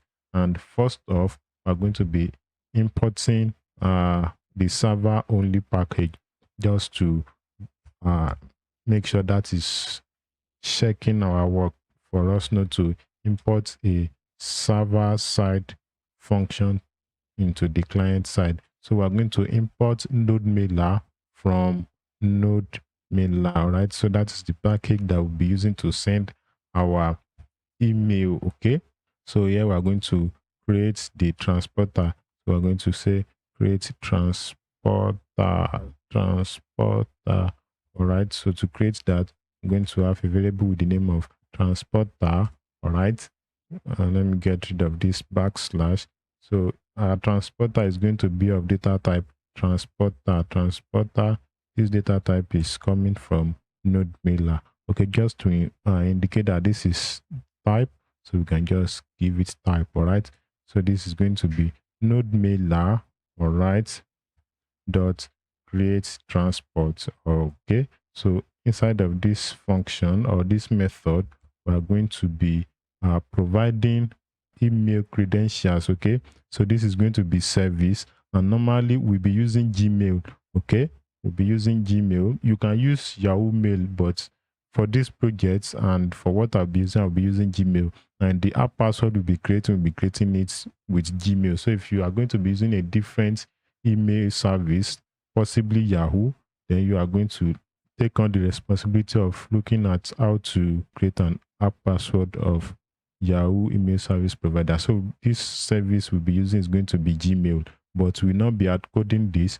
We'll be providing that as an environment variable. Okay, so we're going to say env dot, I'm going to call this smtp host. That is going to be the name of our environment variable. We've not provided that, so we'll be providing that after creating this env server. Let's just call this env. Okay, you can as well leave it as env server, but I prefer it as env. All right, you can see now we have this error: property smtp host does not exist on type. Okay, so these are the current properties in our Zod schema. Okay, so it is giving us error outrightly that we don't have this in our defined schema. Okay, so we'll be doing that after now. Okay, now we are going to have auth. Okay, auth, this is where we are going to provide the credentials of our email account. Okay, so inside of that we are going to have the user, which is going to be your Gmail, and that is for mine. This is what I'll be using, but I'm not going to be hard coding. I'm not going to be hard coding this. I'll be providing this as an env variable. Okay, so it's going to be like this, while this one is going to be Gmail. All right, I'm not going to be hard coding this. I'm going to have env dot, I'm going to call it smtp user. All right, that's going to be the name of my variable, and after the user we're going to have the password. Okay, and that is going to be the app password that we're going to generate. Okay, so you are not going to be writing your own account password. Whatever you use as your email password, you're not going to be using that. We are going to generate an app password. Okay, so that app password, you are only going to use it for this project, so that this project will be able to send email to our users through the app password. All right, so now we need to just verify that our transporter is actually working. So here we are. Okay, let me add the comment here, and I'm going to say verify transporter connection. Okay, so that right away when this module is being loaded, then the connection is going to be verified. All right, so we have a transporter dot verify. This one it's actually not necessary, and it is not compulsory. Okay, so it is just to verify that our transporter is able to establish a connection to our email service provider. All right, so inside of this place we are going to console log. So we have console.log, then we are going to say email. All right, I'm going to say email transporter is ready. Transporter is ready. Okay, and if the connection is not successful, then we are going to have catch. So it's going to catch any possible error that might occur. Okay, so here we are going to say error. Okay, so the error that we caught. Okay, and then we are going to have console dot error. Okay, and then we are going to say error with email transporter, so that we know right away if our connection has been established or not. Okay, so we're just going to pass the error as the second argument to our console. Okay, so this is going to verify if the connection is actually successful. All right, and after that we need to export our transporter so that we can use it in any part of our program. So we're going to export default, right, and then we're going to have transporter. Okay, transporter. So this is all we need to do. Now what we need to do now is to create our app password, and to also add all these necessary details in our env file. Okay, so we are going to open a .env file. All right, so okay, so after this we are going to have our email credentials. So let's go to our .env.example, which I used to collect. Okay, this is it here. So all right, so this is the email credentials. All right, so I'm just going to copy this now, then I'm going to paste it here. All right, email credentials for NodeMailer. You can use any of your choice. Okay, so all right, just like I said, our host will be Gmail, which we'll be using for this project. You can use any one of your choice. All right, this is just comments. You can get rid of that. All right, and this is password. This is user. Okay, so this is going to be your Gmail. Let me just copy this from here. This is the one I'll be using. All right, you use your own Gmail. Okay, so this app password, now we need to create this, and let me note this. Okay, a note of warning: after creating your app password, make sure a third party does not have access to your app password. And in other words, don't show your app password to any other person, because anybody that gets your app password can send email through your email account. The person can access your account. This is just, it is synonymous to your normal email password. Okay, so after creating this, make sure you keep your app password safe and you do not give it to a third party, because anybody with your app password can access your email account. All right, so to set up the Google app password, I'm going to go to my account here. All right, manage your account. Okay, and to create an app password, before you can create an app password, you must have set up two-factor authentication for your email account. If you haven't set up a two-factor authentication for your email account, you will not be able to set up an app password. So if you don't have two-factor authentication for your account, first go ahead and set up your two-factor authentication. All right, and after setting it up, then you can now proceed from there. So to set up app password, we are just going to search for it here. So app password. All right, okay, and just like I said, if you haven't set up a 2FA for your account, you are not going to have this result. Right, so first set up 2FA and then you come to search for app password there. So you click on this. It's actually very easy. So you are going to provide your password, okay, so that Google will actually know that it is you that is trying to create an app password. Okay, so you are going to provide a name for your app password. I'm going to say test authentication flow, because I'm actually going to delete this after now. Right, anybody with this password can access my account. All right, so after this video, I'm going to delete this test authentication flow. Okay, so I'm going to create now.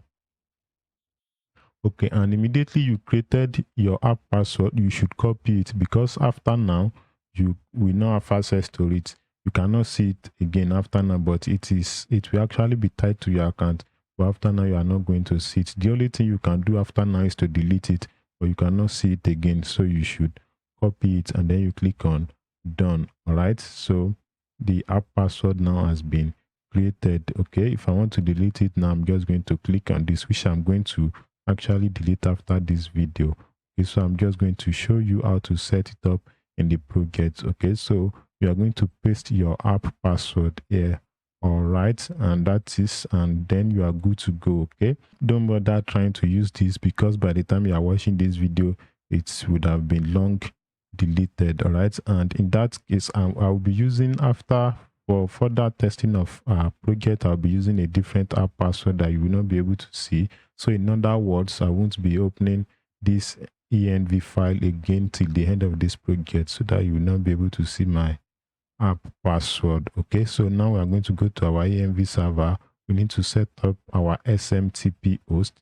Okay, so we are going to go into our schema. All right, we can add the comments here. So we're going to say email credentials, or let's just leave it as email. Okay, so here we're going to have a SMTP underscore host. Okay, and that is going to be z dot, it's going to be of data type string. Okay, and at least you must have a minimum of 1 character. All right, so after that we are going to have SMTP user. Okay, so this one is also going to be z.string. Okay, and it's going to be of the data type email. It must be a valid email. Okay, and then after that we need the passwords. We are going to call it SMTP password. All right, you can as well call it passport. We called it here, we called it password there. Okay, so we are going to, okay, in our env schema, we're going to have password. Okay, so we have z dot string. Okay, and it must have a minimum of 1 character. All right, so we're going to save that. Now you can see that the error we have here is gone. Okay, so what do we have? Invalid SMTP user. All right, so what is the problem with our env? I'm going to check my env. Oh, I've closed it. Okay, env. Oh, sorry, you can see. So we have our data validated immediately right away. So assuming we are not using TypeScript and we are not doing check here, so that means we are just going to proceed with our project, and at the end of the day we'll be debugging what should not be necessary, what is not necessary. Okay, so now we are good with setting up our email service. Okay, and concerning our database, I'm going to cut out the import we did in our layout. This import to run our database migration, I'm just going to put it in this db file so that we have separation of concerns. Anything that has to do with db, we just do it here. Okay, so I'm just going to put it in this db.file so that we know that everything that has to do with db is happening there. And since we already, you can as well leave it like this, but since we already created all the tables we needed, we can just comment this out so that the migration file is not being executed over and over again. Even though if you are executing it, there is no harm in that, because since you left it in up direction, it is not going to rerun the same migration file more than once. Okay, so you are safe. Even if you leave it uncommented, you are safe. But I'm just going to comment it out so that that part of the program does not keep running. Okay, so that will be all for this video. In the next video, we now start creating our user account and saving it in the database. All right, don't forget to like this video and please subscribe to the channel. All right, and I'll be seeing you in the next video.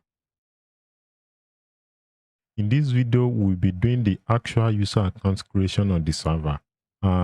Several videos we've had before now, like creating database schema, creating email transporter, verifying user data on the front end.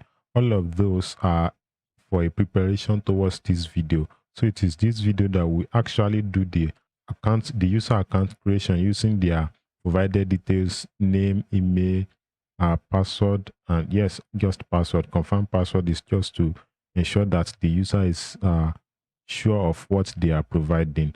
Okay, so we've done the front end validation. So the first thing we'll be doing on the server is to also validate the data that the user is providing, because even though we've done validation on the front end, we can still not totally trust the data we'll be getting from our user. Okay, so we are going to go to our server action now.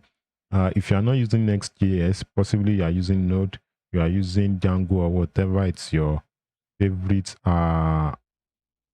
backend framework, just create an endpoint where you'll be receiving the user data, and then the first thing we are going to be doing is to validate the user provided data. Okay, and just as a heads up, all right, this video is going to be a little bit lengthy because we are going to be handling numerous procedures, numerous processes, numerous stages. Okay, so the first thing we are going to do is to validate our user data.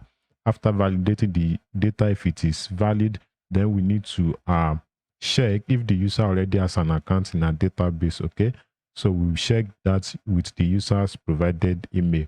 If there is an existing account on that email, then we need to undo the existing account. If the existing account has a local authentication method, which is the same as this method, then we need to return an error to the user that there is already an existing user on an already existing account on this email. Okay, but before we respond with an error, we also need to verify if the email has been verified. If the email has not been verified, rather than returning an error, we are going to redirect the user to a verification page. Okay, we'll create the page very soon. All right, and if the user does not have a local authentication method on their existing account, that means the user has already registered with either Google or Github. So we need to handle that scenario also. If any of these scenarios are not true, that means the user does not have any existing accounts with us. All right, so we'll be handling that scenario also. So we have a few steps we need to take care of. Okay, and in Next.js, if you want to mark a file or a function as a server action, you need to use the direct the directive use server. So that is going to mark every function that is going out of this file as a server action. Okay, first off, let me get rid of this console log. Now first off, we are going to be or let me say second off, if that is first off, we are going to be validating our user data. Okay, so I'm going to say validated user is going to be, okay, that's going to be a sign up schema dot save pass. Okay, and we're going to pass raw data to that. So here we're going to check if the validation is successful. All right,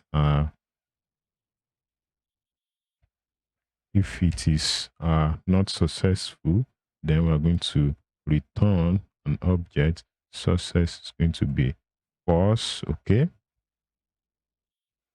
false. All right, and then we're going to have an errors property, which is going to be an object. Side of that, we're going to have this. Okay, so this is going to be an array of string. Okay, so we're going to say an error occurred. Okay, even though it's data validation error, but we are not expecting this to have occurred in the first place because we validated this on the front end. So if there is a validation error here, that means our user is malicious. So we are not going to tell them what the error is specifically. Okay, or rather than doing that, let's just format the error that we're getting from Zod. Okay, so we're going to say validated user dot error. It's going to be dot error dot format, so that what we are doing is consistent with the data validation we did on the front end. Okay, and our data is just going to be the raw data that the user sends to us. Okay, I think that should be good for that. Now, after validating user provided data, okay, this closes this. Okay, so we are going to be checking if the user already has an account with us. So with the checking, let's first destructure the data we are getting from our validated object. Okay, so we're going to have email. All right, email. Okay, what else? We have password and then the name of our user. So we are getting that from validated user dot data. All right, now this is where we are going to check if the user is already existing in our database. So we're going to have a variable with the name of client. So client is going to be of data type pool client. We'll be getting that from the PG, the Postgres node package. Okay, this is or null. Okay, so as default value, we'll be using null. All right, and after that, we're going to have another variable. We're going to call that existing users. Okay, this is going to be of data type user row. We are going to create the that data type now. All right, so an array of user row, should we call it like this? Yeah, let's leave it like that. So let's come to the top here, and then we're going to define that data type. Okay, so we're going to have type, then we're going to have user row. So, or let's just use interface for that. Okay, so we have interface, still the same if you use type. All right, okay, so this is going to be an ID of data type number. All right, and what else? We need the email verified. These are the column we'll be fetching from our database. So this is going to be boolean. All right, and then we are going to have auth providers. We also need this array. Okay, so it's going to be an array of local, Google, and GitHub. Okay, so I'm going to have local. All right, so that is going to be the data we'll be fetching from our database. Okay, now we need to check our database. It's going to be an asynchronous operation, so we are going to be using the try catch statement. All right, so we're going to say client is going to be await. Then we are going to import pool. That is the database pool we created in this file. Let me import that. So this pool we created is going to be a pool of database connections. All right, so first off, we're going to extract one connection from the database pool. So we have pool.connect. That is going to give us one connection. All right, so after getting a connection from the connection pool, this is where we're going to check if user exists in database. let's just use DB. Okay, so we're going to have const rows. Okay, it's going to be await. Then we're going to have a client dot query. That's going to be query. Okay, so we're going to write our query here. Okay, so our query is going to be select. Okay, what are we selecting? ID, email verified,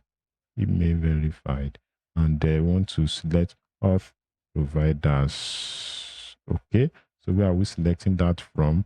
From users table. Okay, where email, since we want to use email to filter our users. So we are going to be providing the email as a parameter, okay, to avoid SQL injection. All right, so we are going to provide our email as a parameter, okay. So after getting the user, we need to assign the user to the existing user variable. I'm going to have existing users is equal to rows. All right, this row is going to be an array of user objects. Each object in the array is going to be standing for each user. Okay, so now if there is an error while executing this query, we are going to console. We need to this is just for development, so that it will be easy for us to debug if there is an error here. So I'm going to say an error occurred in production. You don't need this console login. All right.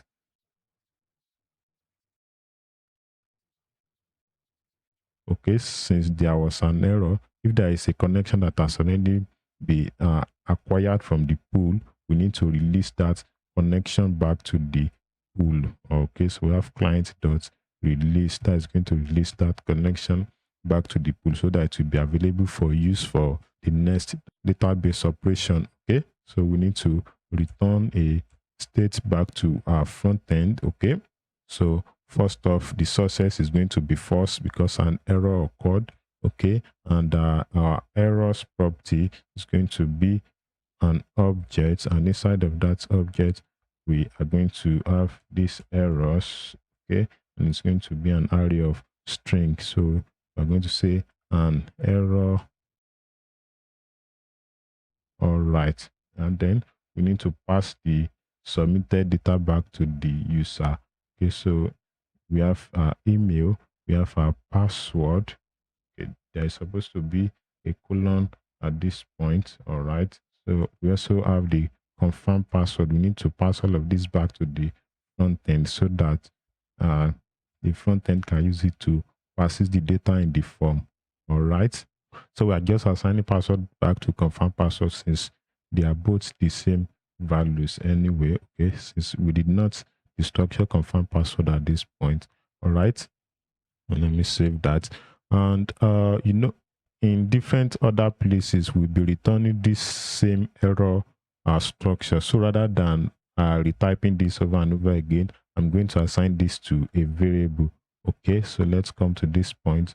Rather than retyping that, we'll still be using same error response. Okay, so let's just call it generic error response. All right, it's going to be of data type action result. The action results we defined when we were creating this server action. Okay, so we're just going to return generic error response. So rather than typing and retyping that in the other places we'll be using it, we are just going to be using that variable. Okay, so now we've gotten our user from the database. Now let's check if the user already has a local authentication method. Okay, so we are going to come here. Then we're going to have a conditional statement. So that's if statement. All right, so the condition is going to be if existing users dot length is greater than 0.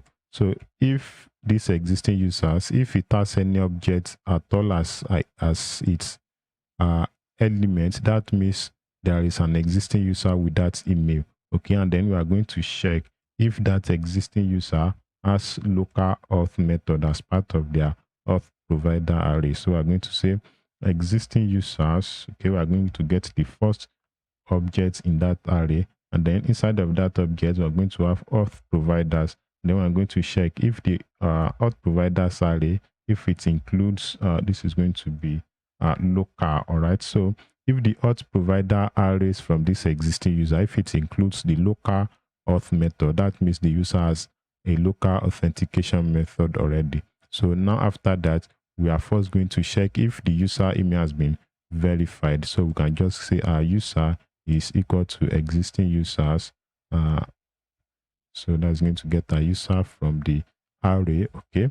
Since the user already has an account with this localhost method, that means we don't need a database connection anymore. So we're going to release the database connection back to the pool. Okay. Now we are going to check if the user email has been verified.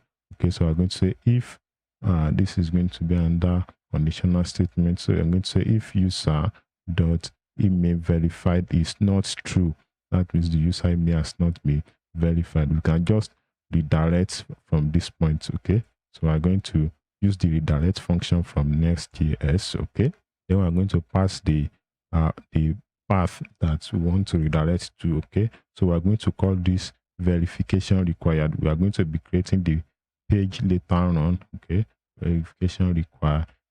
All right, and then we're going to be passing some params. So this type is going to be sign up.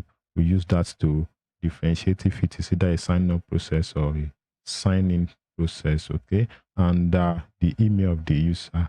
Okay, so I'm going to say the email is do some interpolation here. What is the problem? Okay, this is supposed to be $sign. All right, so I'm going to pass the user provided email. To standardize this, we can just use the encode URI component function. Okay, you can use your email and you can use this function. We're still going to achieve the same result. All right, so if the user email is not verified, we redirect them. But if this condition is not true, that means the user already has a local authentication method and their account has already been verified. So in that case, we'll be returning an error message back to the user that there is already an account with this email. Okay, so I'm going to say success is false. We did not create any account for you. Okay, and the errors is going to be an object. So we're going to have underscore errors, and the error message, we're going to have a string here. Is going to be account already exists with this email. All right. Okay, so we're going to say please log in instead. All right, and the data is going to be the same data that the user sent to us. So we can just copy that from a generic error response. Okay, just going to copy this. All right, and then where are we at this point? Just going to paste that in here. All right, now we've successfully undone any user that already has a local authentication method. So next, now we need to handle users with other authentication method, possibly Google OAuth or Github OAuth. Okay, so at this point we're going to have another conditional statement. We're going to have if statement. Okay, the condition is going to be almost same as the previous condition. So if existing user dot length is greater than 0, that means there is an existing user. But if there is no local auth in their auth provider, so we're going to negate this condition. Okay, so if there is an existing user but there is no local auth method in their auth providers, so that means we have an existing user but it is not local. It can be either Google or GitHub or both.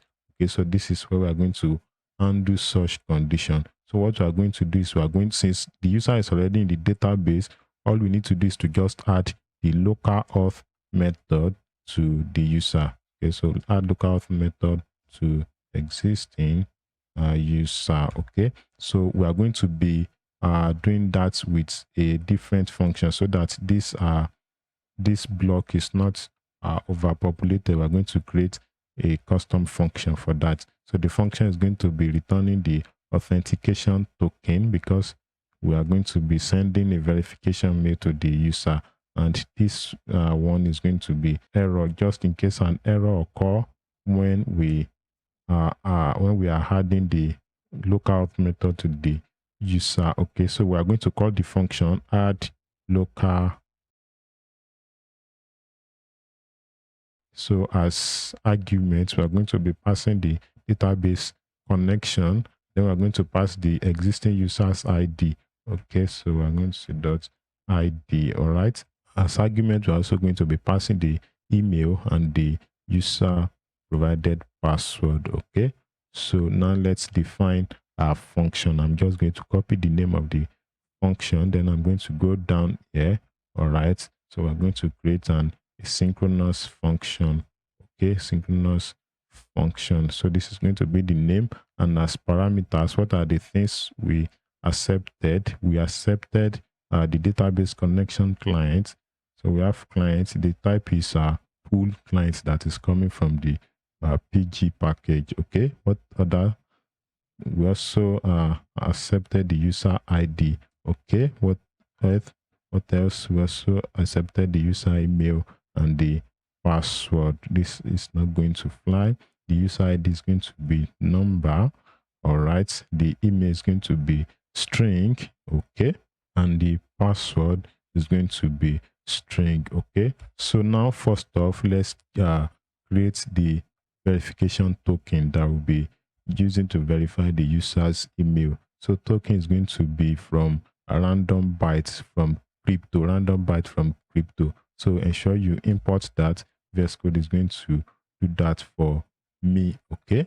So I need 64 random bytes. Then I'm going to convert them to string using hexadecimal to be represented with hexadecimal characters.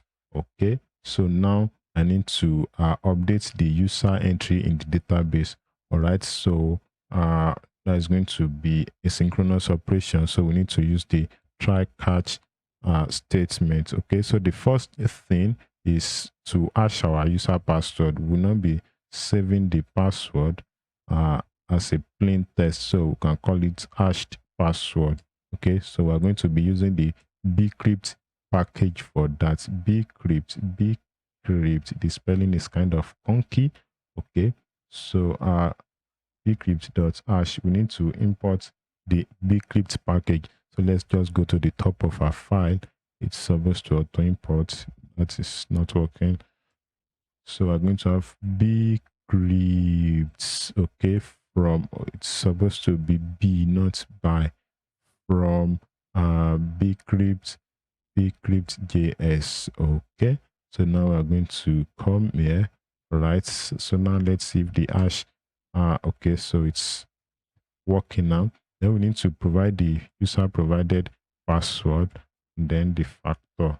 Okay, so that's going to hash our password. Now we need to start a database transaction because we'll be performing two queries, and we want both queries to either be successful together or they fail together. Okay, so we'll be using transaction for that. All right, so the first thing is we're going to be adding local auth method to the existing user. Okay, all right, so we're going to have a wait because it's an asynchronous operation.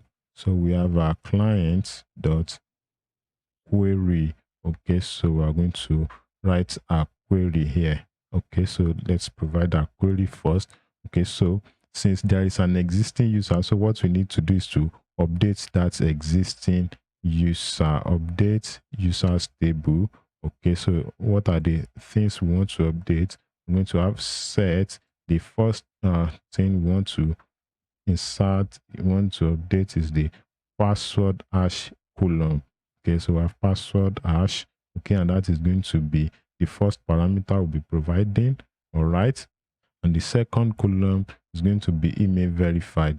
So email verified, now we're going to set it to false. It is null as default. Okay, and the last column will be update is going to be auth providers pro. Okay, so since there is an existing array, so we're just going to append array append auth providers.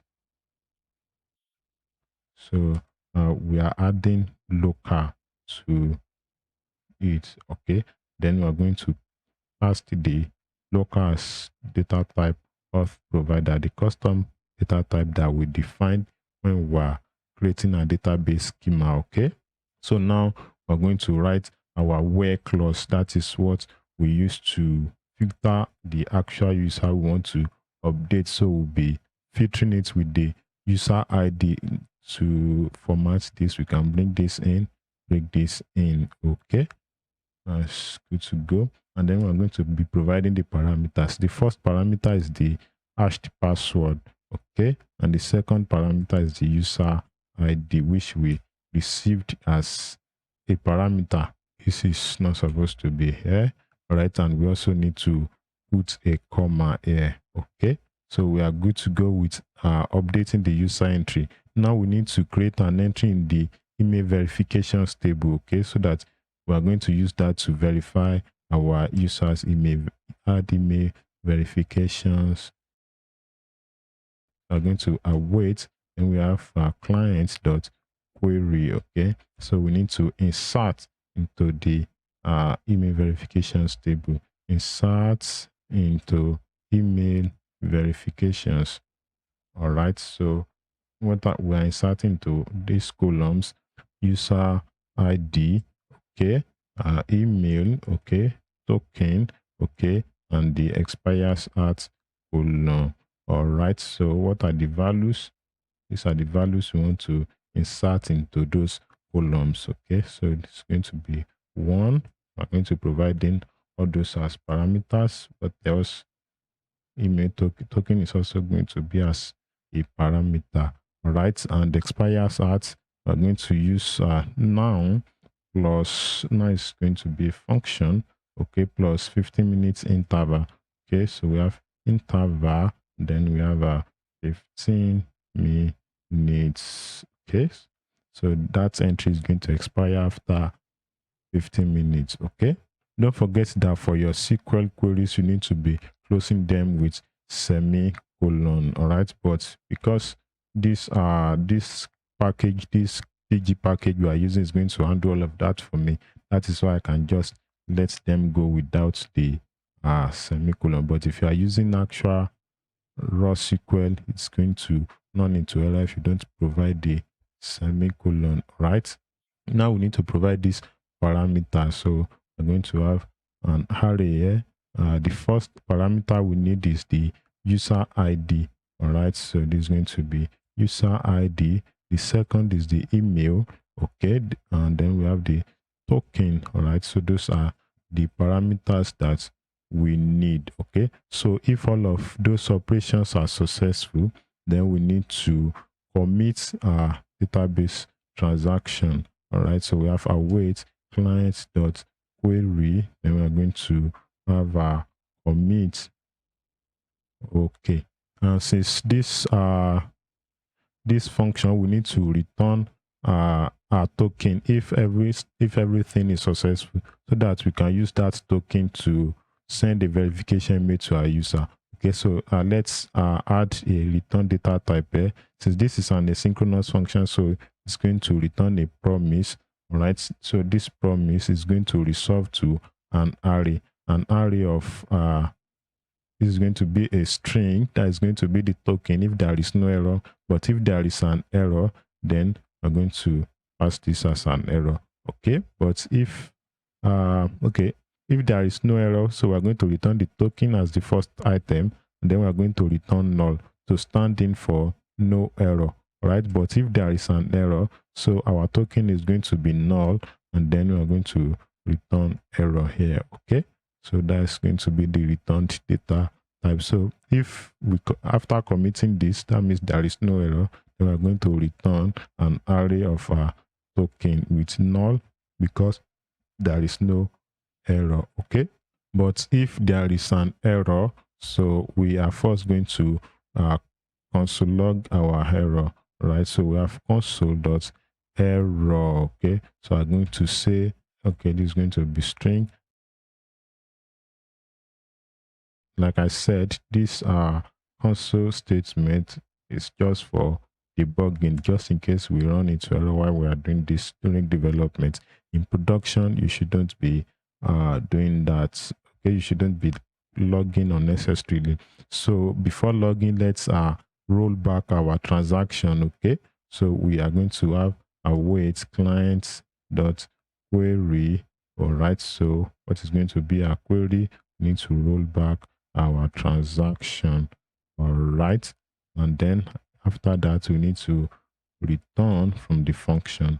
Okay, so I'm going to have, what are we returning? An array. Since there is an error, so our token is going to be null, then we're going to be returning this error. So let's assert that it's of data type error. Okay, so TypeScript can shut up. So just before we let go from this function, if you look at this line, you see that this is also an asynchronous operation, and this operation, there is a, since it is asynchronous, there is a possibility that there can be error during the execution of this query. There can be network error, since we are calling it in the catch block. So the error is unundooed. All right, and though it is very unlikely that an error can occur, but we can still not say 100% that there will never and never be an error. So we need to put this in its own try catch block. All right, we need to put it in a try block. And since it's just a single line asynchronous operation, and we also be having series of single lines asynchronous operation like this, so rather than writing and rewriting try catch block over and over again, we can just create a utility function, just like a try catch wrapper, to be wrapping all of our single line asynchronous operations. Okay, so what we are going to do is we are going to create a dedicated function. All right, I'm going to go to our library directory. Here we are going to create a file. We are going to call it try catch. Okay, so the catch now is a capital letter C.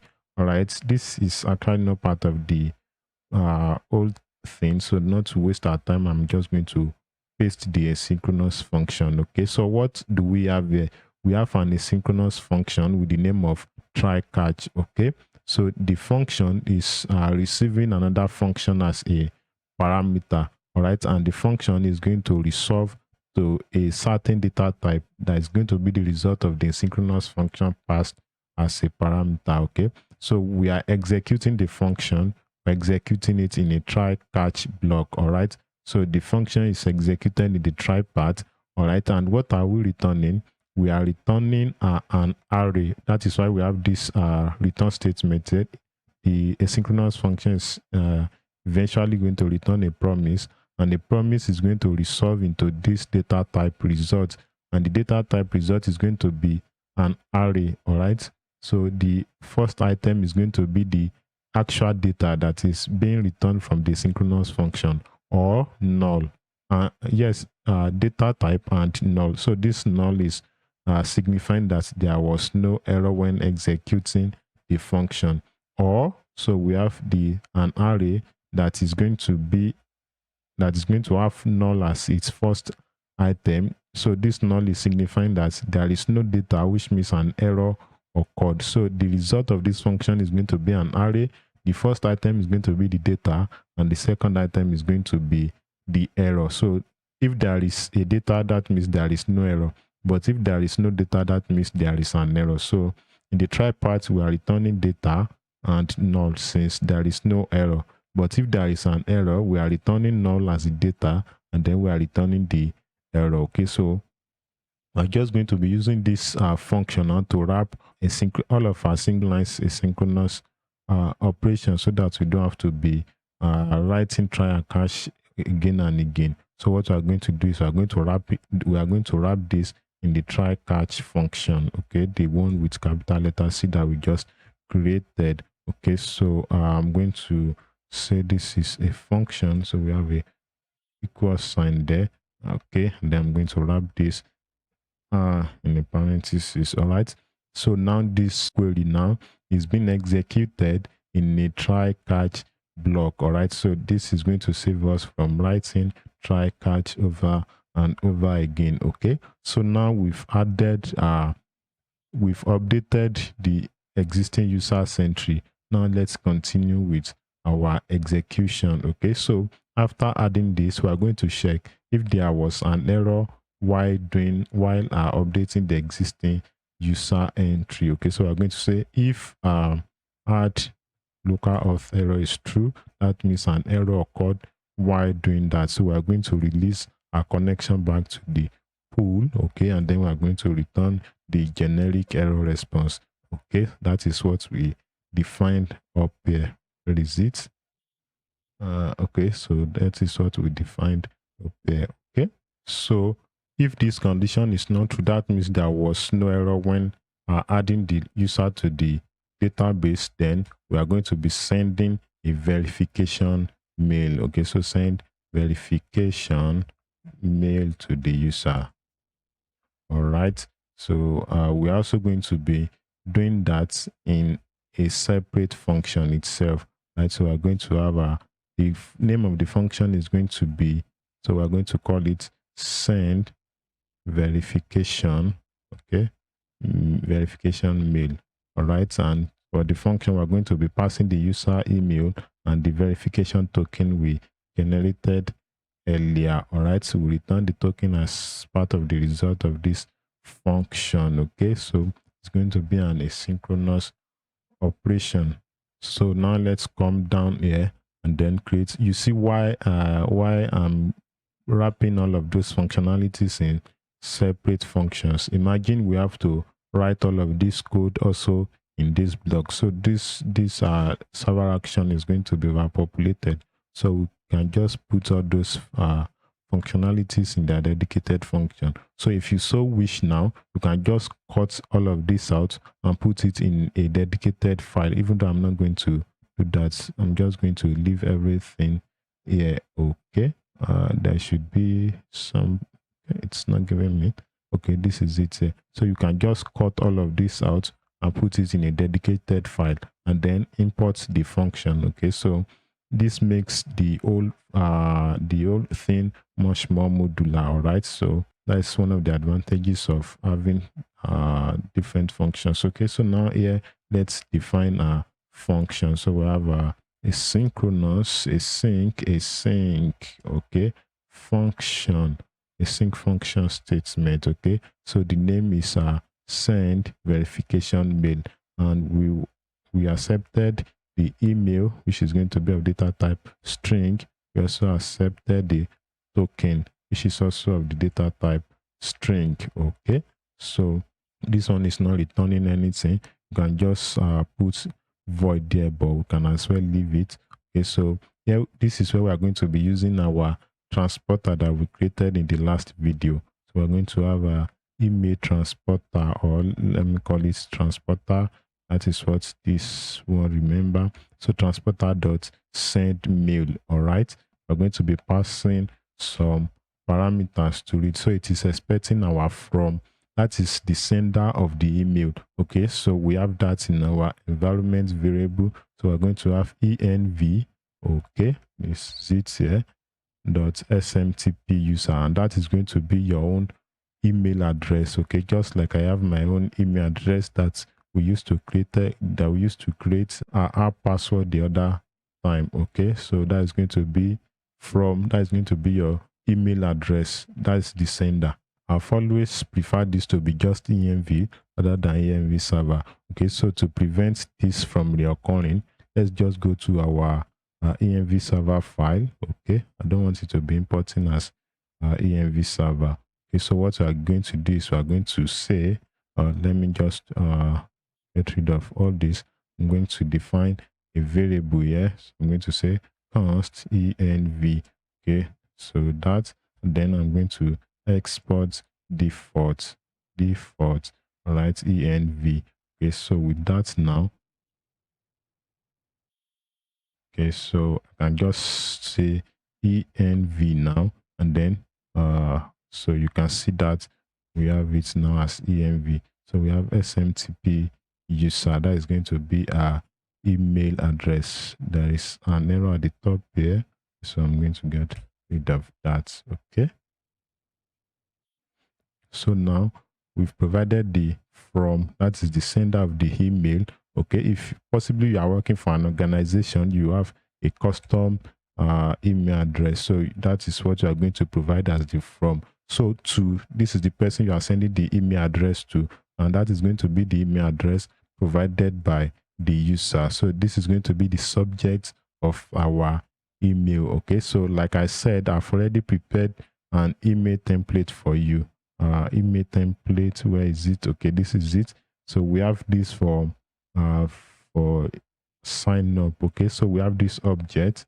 Inside of the object we have subjects. Okay, we have text, and we have HTML. So we are going to import this object. Okay, we're going to import that into our server action. Okay, so we have sign up verification from email template. So this dot subject, I already have a subject prepared there.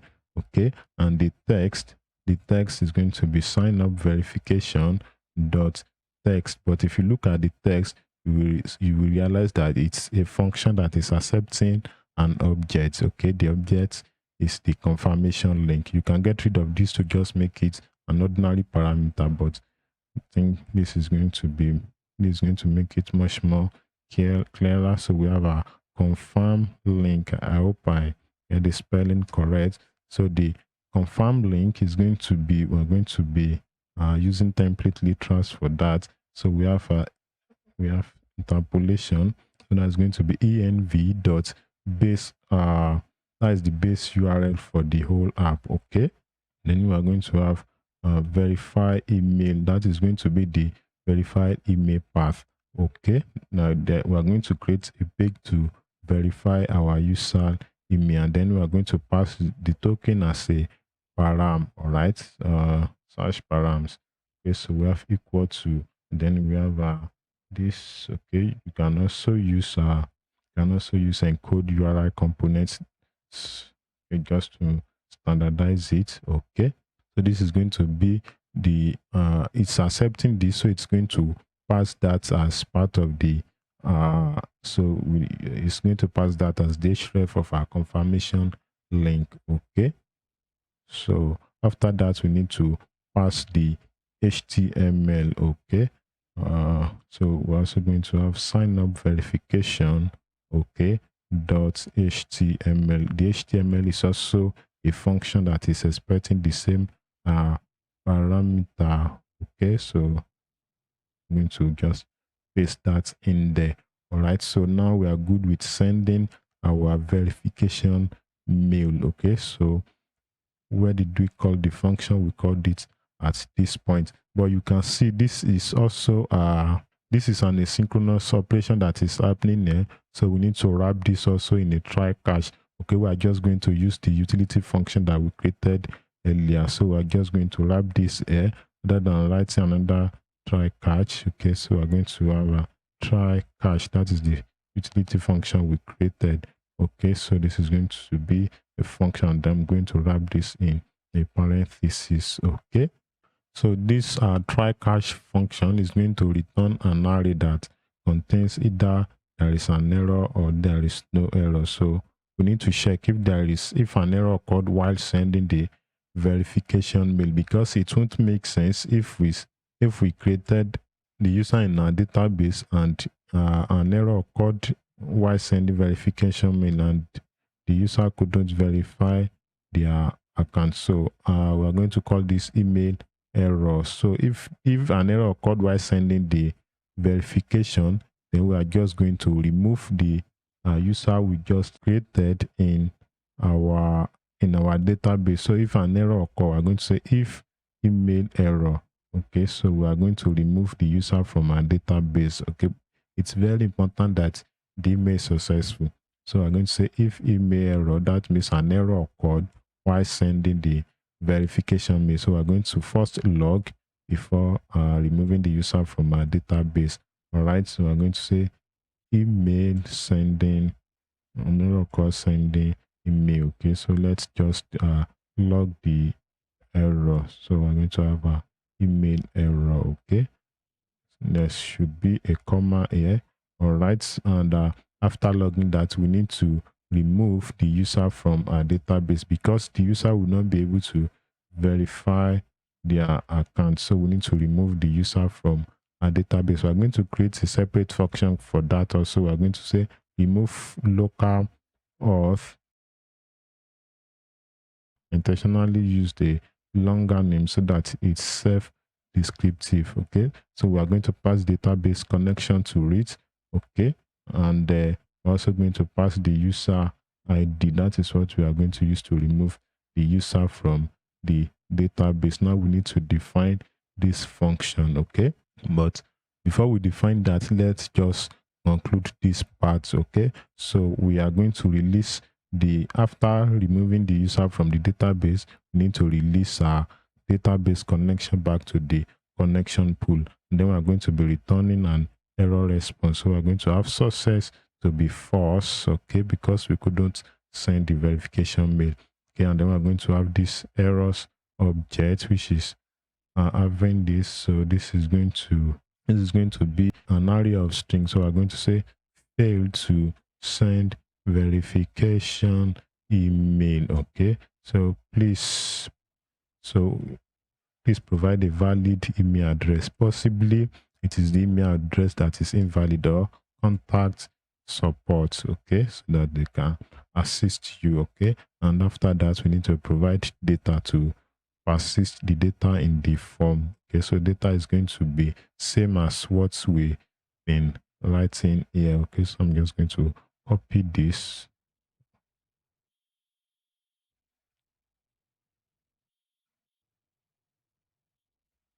All right, so now we need to define our function. There should be a comma there. Okay, I'm going to come here. Let me just copy the name of the function, remove localhost from existing user. Okay, so we're going to have an asynchronous function. Okay, so this is going to be the name. What is it accepting? It's accepting, where is it? The database connection and the user ID. Okay, so we're going to say this is client. Okay, the data type is going to be pool client. All right, and the user ID, which is a number. All right, so here we are going to have our try catch statements, our normal try catch now, because we are going to be having several lines of asynchronous functions here. So we'll not be using our custom wrapper. So we have client.query. Since we want to perform operations on two separate tables, and both of them must be successful or both of them must not be successful. Okay, so we are going to be using query for solid database transaction for that. So either both operations are successful or both operations are not successful. Just in case you stumbled on the code, you'll be able to understand what's happened there. Comment, yeah, I almost forgot that. So now we first need to remove the auth method from the users table. Okay, so we are going to have an update query here. Update the users table. So what are the things we want to update? We need to first clear the password hash. Okay, since it wasn't successful. Actually, this part is not so much important, this removing localhost from existing user, but just to make sure that your system is much more robust. Okay, so you need to do this, but it's actually not that compulsory. Okay, so we need to set email verified to null, and then we need to remove a lookup from the auth providers array providers. Okay, so it's going to be array remove. Okay, then we're going to pass the previous of providers array. Okay, and then what are we removing? Removing local. Okay, which is also of the custom data type of provider. So which exact user we want to update? That's where the where clause comes in. So ID equals $1. So we'll be providing the ID as a parameter to avoid SQL injection. All right, so now we've removed what's happening here. This expression is not callable. Okay, so now we've removed the localhost method from the users table. We also need to delete the entry from the email verifications table. So we can say delete Okay, so we're going to have another query here. So clients dot query. Okay, then so we're going to have a delete statement. So we're going to say delete from email verifications table verifications. Okay, where user id equals $1. So we also pass that as a parameter. So this is going to be the user id that we accepted as a parameter. This is supposed to be inside of this. Okay, now if both operations are successful, we need to commit our query. So our operations, okay, so client.query, then we are going to commit them. Okay, but if an error occurred, then we need to roll back our operation. So we can just copy that from this point, since it's also a rollback statement, and we need to wrap that in a try catch just in case we have an unfortunate situation where an error occurred with our connection. Okay, with our operation. So here we're going to say error removing. Okay, so now we are done with removing local auth from existing users. Okay, so let's go back to our server action.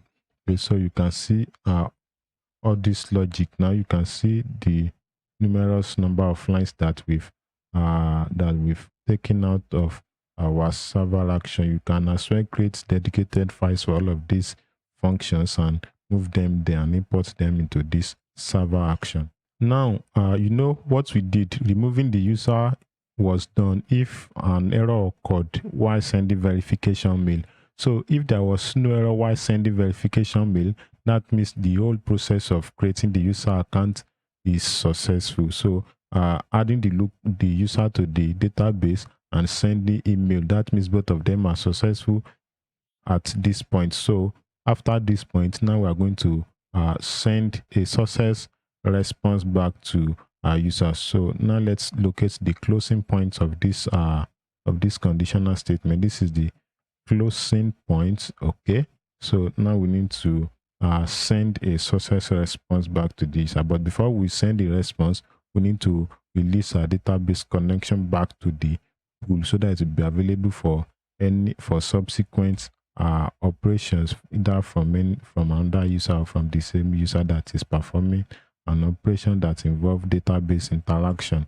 Okay, so now our success is going to be true. Then we're going to pass a success message. So we're going to say sign up.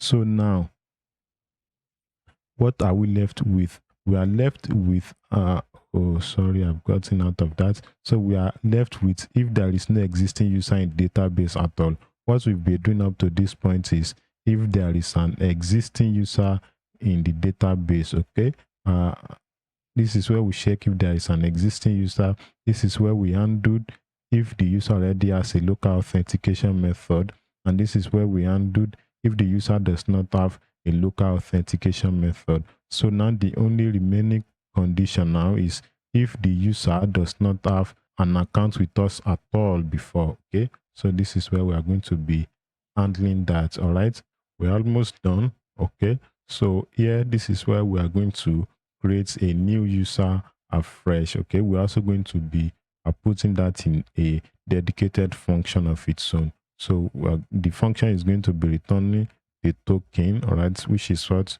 we're going to send as part of the verification email to the user. So token and error, if there is an error that occurred during the process. Okay, so we're going to call this function create new user with local auth. Okay, so I made sure that the name of the function is descriptive. So we first pass the database client, the connection, we pass the email, we pass the name of the user, and we're also going to pass the password. So now we are going to be defining the function. Okay, so we're going to come here I'm supposed to have copied the name of that function, asynchronous function. I think it is create new user with local auth. All right. And what are the parameters it is accepting? Okay. Client's email name and password. Client's email name and password. Okay. So this is going to be clients. Okay. This is going to be of data type pool clients. What is the order again? I think it is name, email, and password. The order is very important since we are just passing it literally.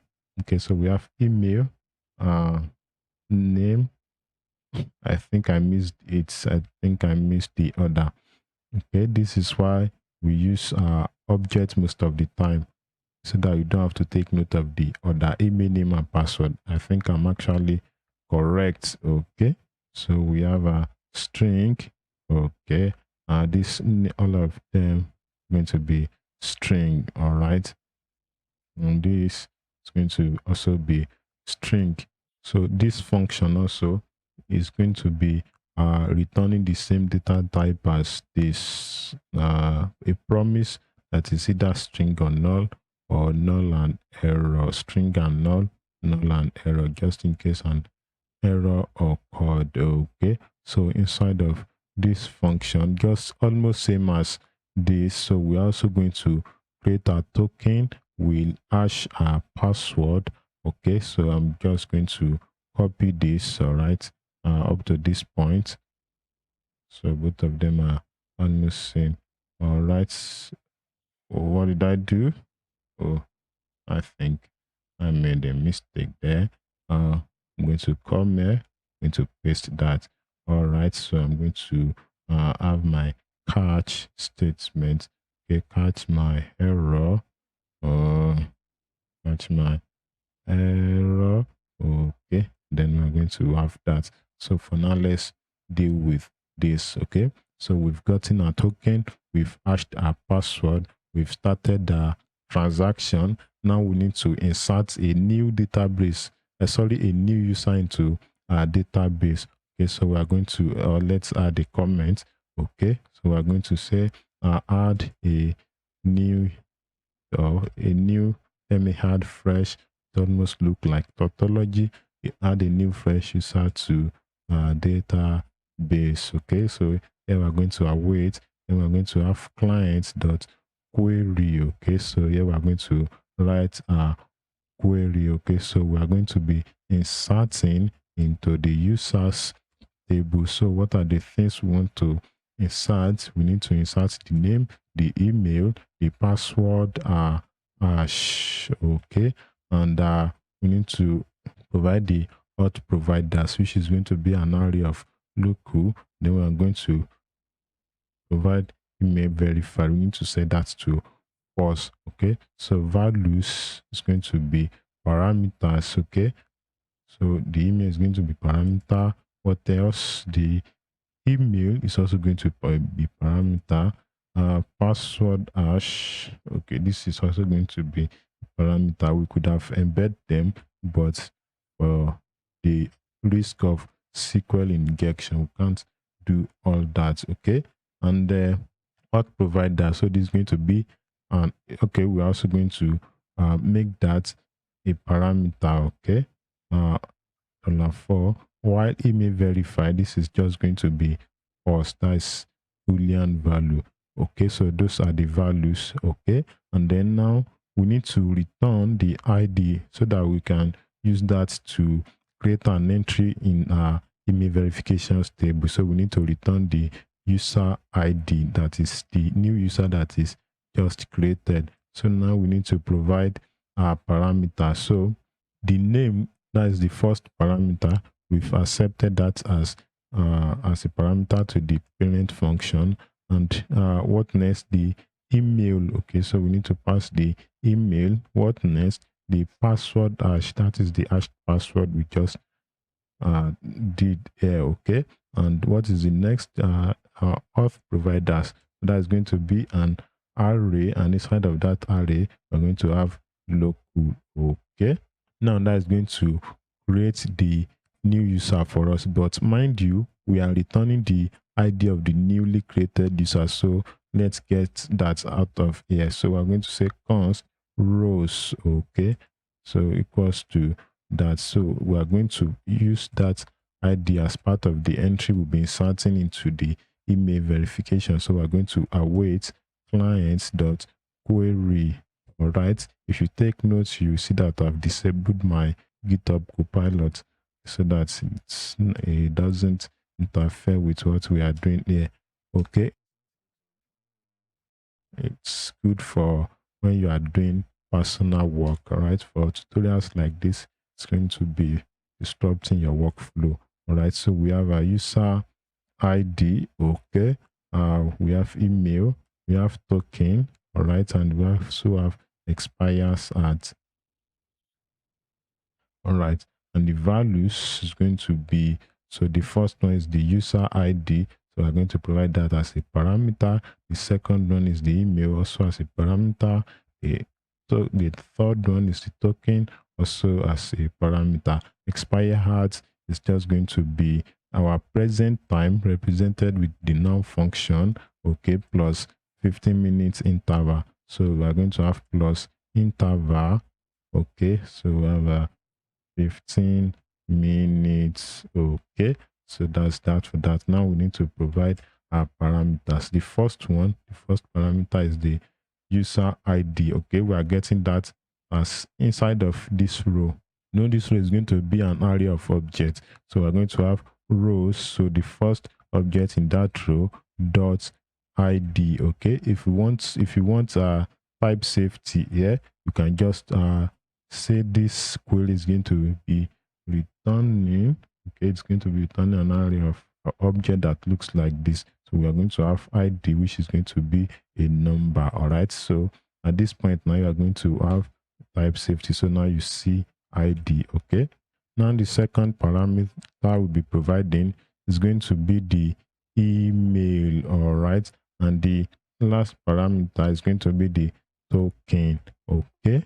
So that's that for that. Now if both, okay, we can also add comments, yes. So we're going to say, all right, so if both operations are successful, we need to commit our transaction client.query, then we commit that.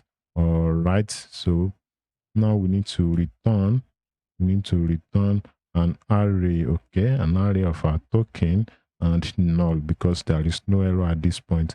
But if there is an error, we need to handle that inside of this place. So we're going to have console, all right, we need to log that to the console. What is the problem here? Why is this one unreachable? Okay, so we have try, okay, our try is not closing. All right, so I need to close that part, okay. So we have console.error, all right, and then we're going to say error creating new user. All right, so we need to pass error so that we see the actual error. Now we need to roll back our transaction, so we can just copy that at this line, okay. So we just paste it here. All right, so we roll back our transaction if a transaction has started, okay, and then we're going to be returning an array of null and error. So I'm going to have null because at the time our operation was not successful, okay. So that's that for creating new user with local auth. All right, so we're going to go back to our server action now, okay. So we've just implemented this. So at this point, if there is an error creating new user, so I'm going to say if create new user is true, if create new user error is true, that means there was an error creating new user. So we are going to release our connection back to the pool, all right, and then we need to return a error response. So I'm just going to use the generic error response we created earlier. So this is for if there was an error creating the new user. But if there was no error, that means this statement will not run. Then we are going to send a verification email to the user. So we're going to say const, all right, is going to be, we don't need the data, but we want to check if there is an email error. So I'm going to say email error. All right. I'm going to use a custom try catch statement to send verification try catch functionality. Okay, so this is going to be a function. All right. Then we're going to say send verification mail. What is this function accepting? It is accepting send verification mail is accepting the email and the token. Okay, so we are going to pass the user email, okay, and the token. All right. So okay, so this is the token. All right. Okay, now if there is an error sending this verification mail, just like we did there, that we remove the local auth from existing user, this one will be much more easier. We are just going to delete the user from the database, and it is going to cascade delete the email verifications entry. So we're going to say if email error is true. All right, if email error is true, then we're going to just delete the user. So we're going to say, let's use a code block there. We're going to say await try catch. Okay, we're going to use our custom try catch function. Okay, so here we're going to have a client dot query. Okay, so we're just going to delete just the user. So on cascade, it's going to delete the email verification since it's a new user anyways. So we don't need to be so don't need to go the long route. Okay, so we're just going to say delete from users. Okay, this is the name of the table. Okay, so where email equals $1. Okay, so I'm going to provide the email as a parameter. All right, so that is going to delete the user from the users table, and on cascade is going to delete the email verification entry. So after deleting the user, so we're going to release our connection back to the pool. Okay, client dot release. Okay, so we release that back to the pool. Then we're going to return an error statement, okay, to tell the user that account creation was not successful. All right, so our errors, you might be wondering, why do we have to have a complex structure for error? It is just to model our error as in the same manner as the result error, so that we can just pass down our result error easily. Okay, so we have failed.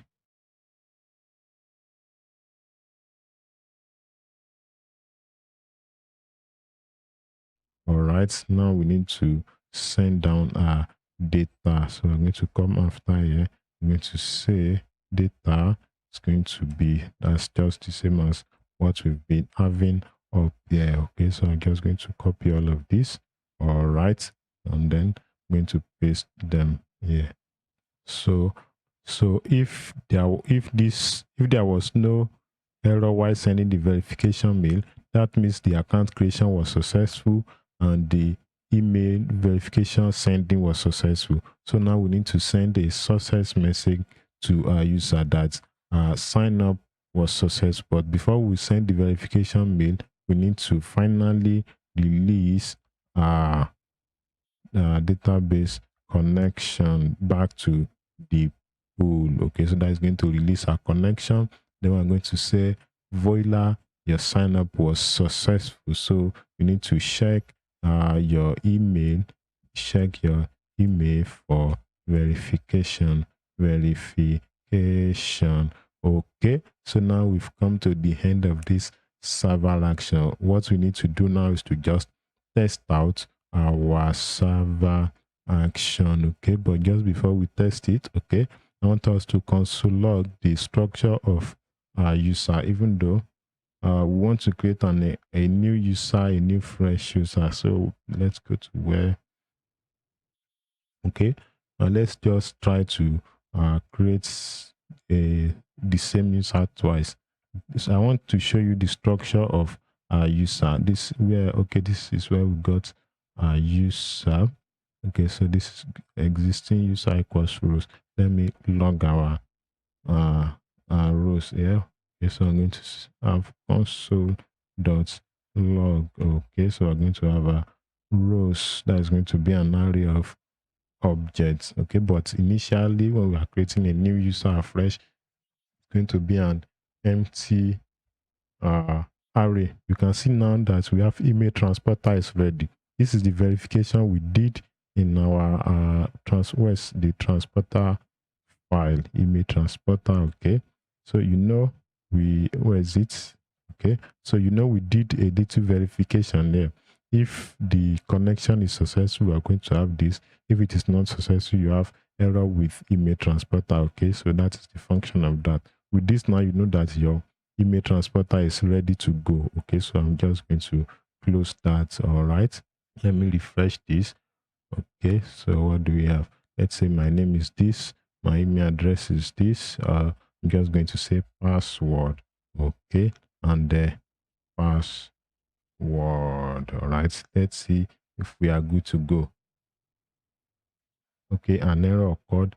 Please try again. Let's see what was the error.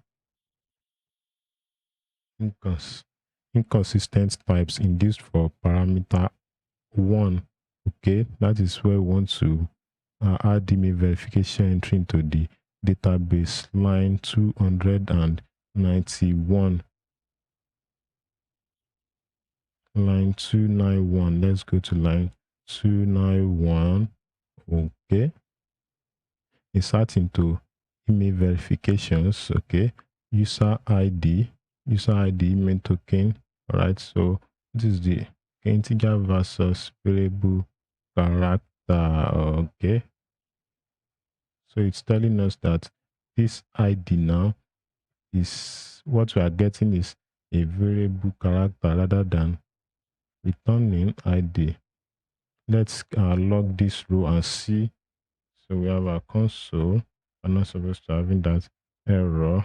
So let's see what we are getting as our rows. Okay, user ID is the first one, email is the second, and token is the third. Yeah, and it's telling us that we are getting variable character rather than integer. Okay, so let's see what is the problem. I'm going to try to do that again and see the structure of. Okay, so you can see our ID is actually an integer. Oh, I see where the problem is now. This is supposed to be $2. Okay, so it is now passing the user ID as the email. Email is supposed to be string. That is variable character in database terms, and now we were passing an integer, which is the data. Okay, so that is where the problem is. Okay, all right. So now it's supposed to be successful now. So you can see sign up success. We check your email for verifications. Let me zoom that in. Okay, so you can see that here.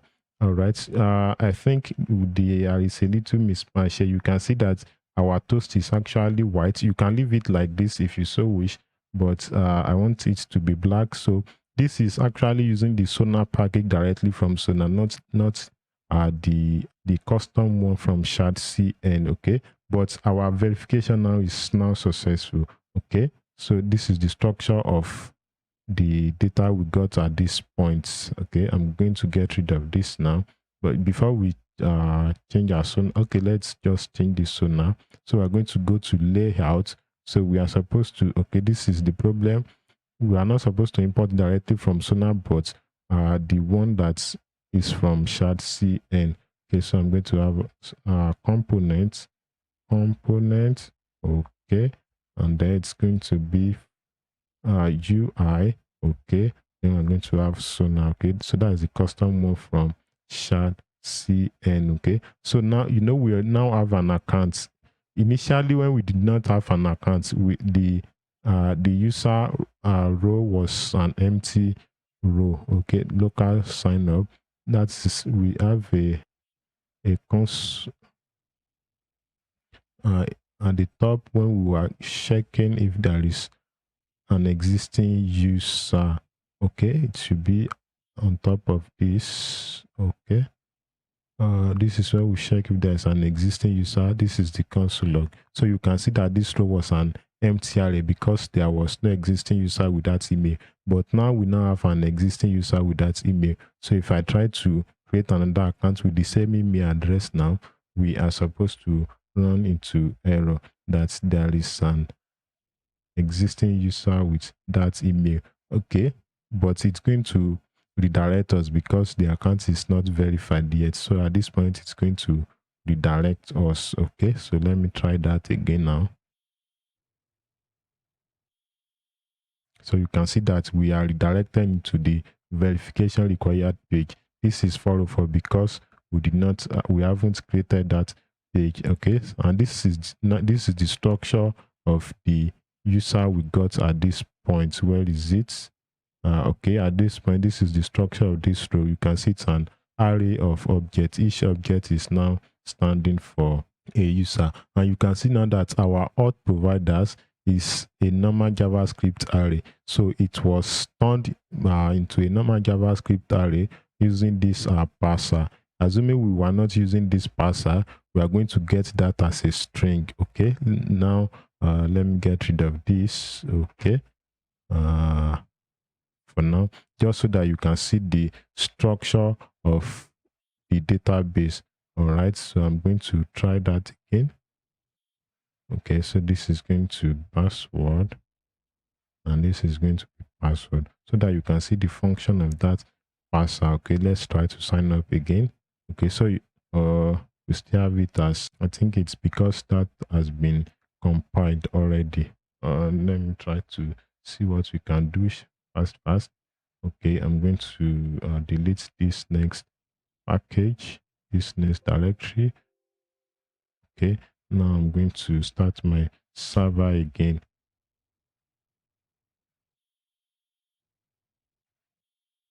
Okay, so I'm going to go back to sign up. Okay, so let's try to do this one more time. Just want to show you the function of that parser. All right, this video is already long enough. Should be closing now. Okay, let me refresh this. Okay, I've deleted the next directory, so that page was from another version of the app. So now this is what I want to show you. You can see now that auth providers is a string rather than being a JavaScript array. So this is the structure of Postgres array. It is somewhat like a string, but it uses this syntax for its own array. So it is now the function of that parser to turn that Postgres array format, to turn this format into a normal JavaScript format. So that's just what I want to show you. Okay, so that's all for this video. Don't forget to give this a like and subscribe to the channel so that as subsequent videos will be coming up, you'll be notified as they are coming up. All right, so thanks for subscribing, and I'll be seeing you in the next video. In the last video, we were able to create a user account on the server. We were able to create a user entry in our database and email verification entry in our database. And during the sign up process, we were able to send verification email to our user email address. Okay, so if you look at the verification mail, if you check your email address, the email address you used to sign up, if you have coding along, you are going to see this is what the email looks like. Actually, this was the email address we sent during the last video. Okay, so the email address contains a verification link. If the user clicks on this link now, it is going to direct them to a verify email page, but we've not created that page, so that is what we'll be doing in this video. All right, and if you look at our database, this is my own database now. We see that in our users table, we have an entry that is representing the user we created in the last video. Okay, this is the email, this is the ID. All right, we have the local authentication method in the auth providers array. Okay, and we have the hashed password, we have the email verified. You can see that the user account is not yet verified. That is why this one is false. Okay, this was the time that the user's account was created. And if you look at the email verifications table, we have a token. All right, this is the verification token that was sent to the user email address. All right, so whenever the user click on that link that was sent to their email address, this token is going to come alongside with the link, and then we're going to be comparing the link that is coming from the user's email to the link that we have in our database. If the link are the same, then we are going to verify the user's account. If the links are not the same, then that means the user is providing an invalid link. All right, and each email address, each email verification link has an expiring time.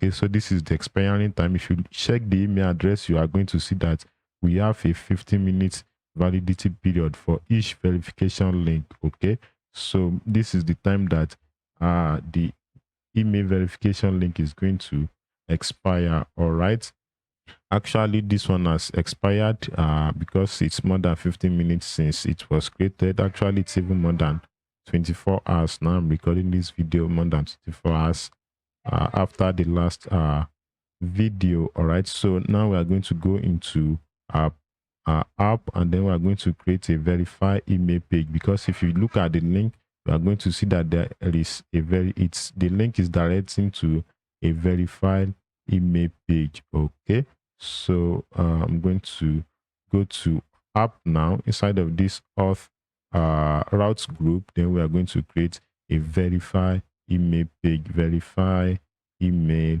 then we are going to have page.tsx. All right, so here now we're going to be creating a React component. Okay, so we're going to be calling this verify email. Okay, so this verified email is going to be accepting search params.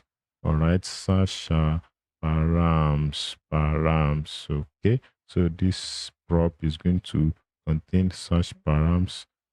Okay, search params is going to be a promise that is going to resolve into an object, and inside of the object we are going to have a token. The token is going to be of data type string. Okay, so the first thing we are going to be doing is to first get our token from search params. Okay, we are going to have const token will be the structuring token from search params. All right, so this is going to be search params. So we need to make this an asynchronous function, okay, so that we can use a wait inside of it.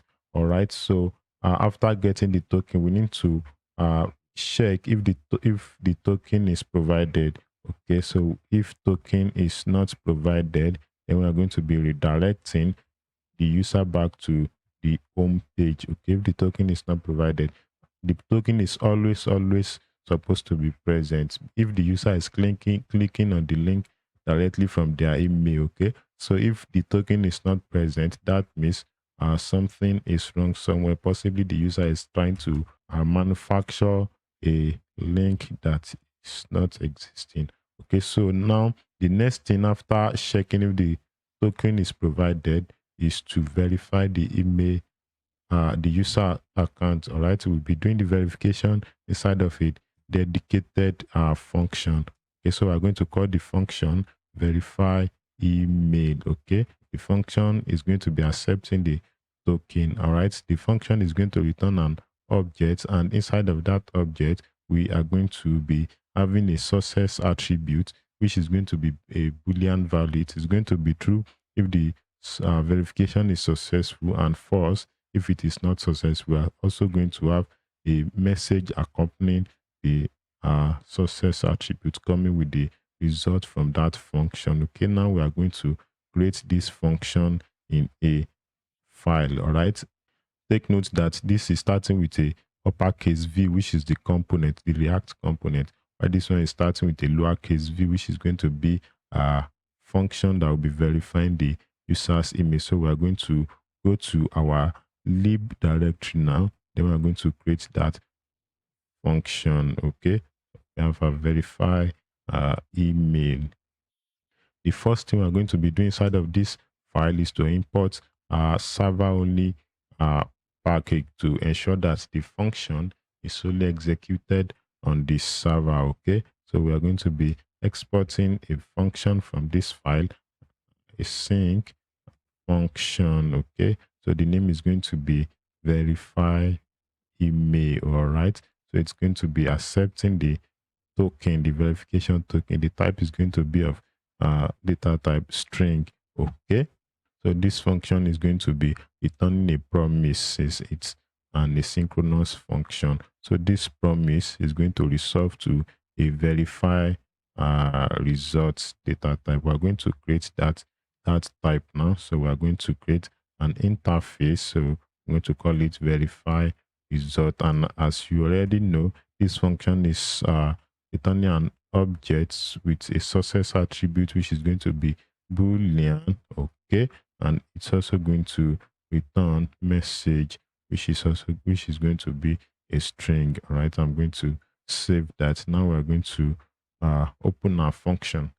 Inside of this function, the first thing we're going to do is to validate our token with Zod to ensure that the user is providing a string data type. So I'm going to import Zid from Zod. So we don't need to create a schema inside of the Zod schemas file we'll be using this, because this is just a simple schema that we are using just once.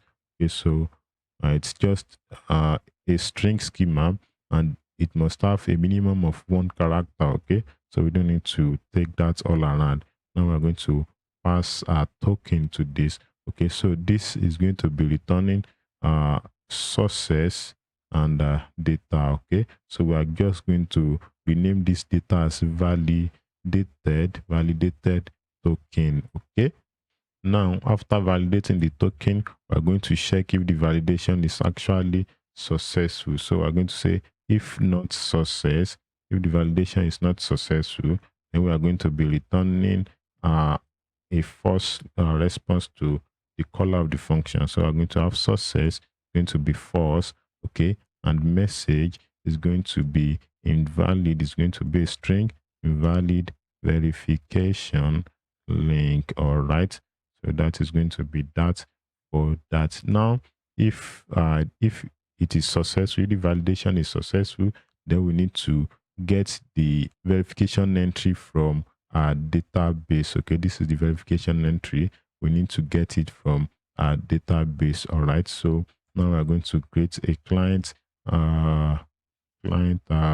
variable. So it's going to be of data type client or null. Okay, by default as a start, we are going to initialize it as a null, since we are going to be making a synchronous call.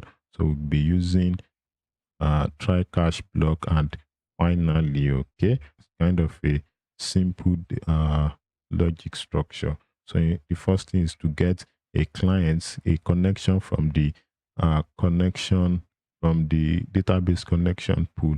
Okay, we need to close this, right? So we need to get a connection from the database connection pool. Ensure that your pool is imported.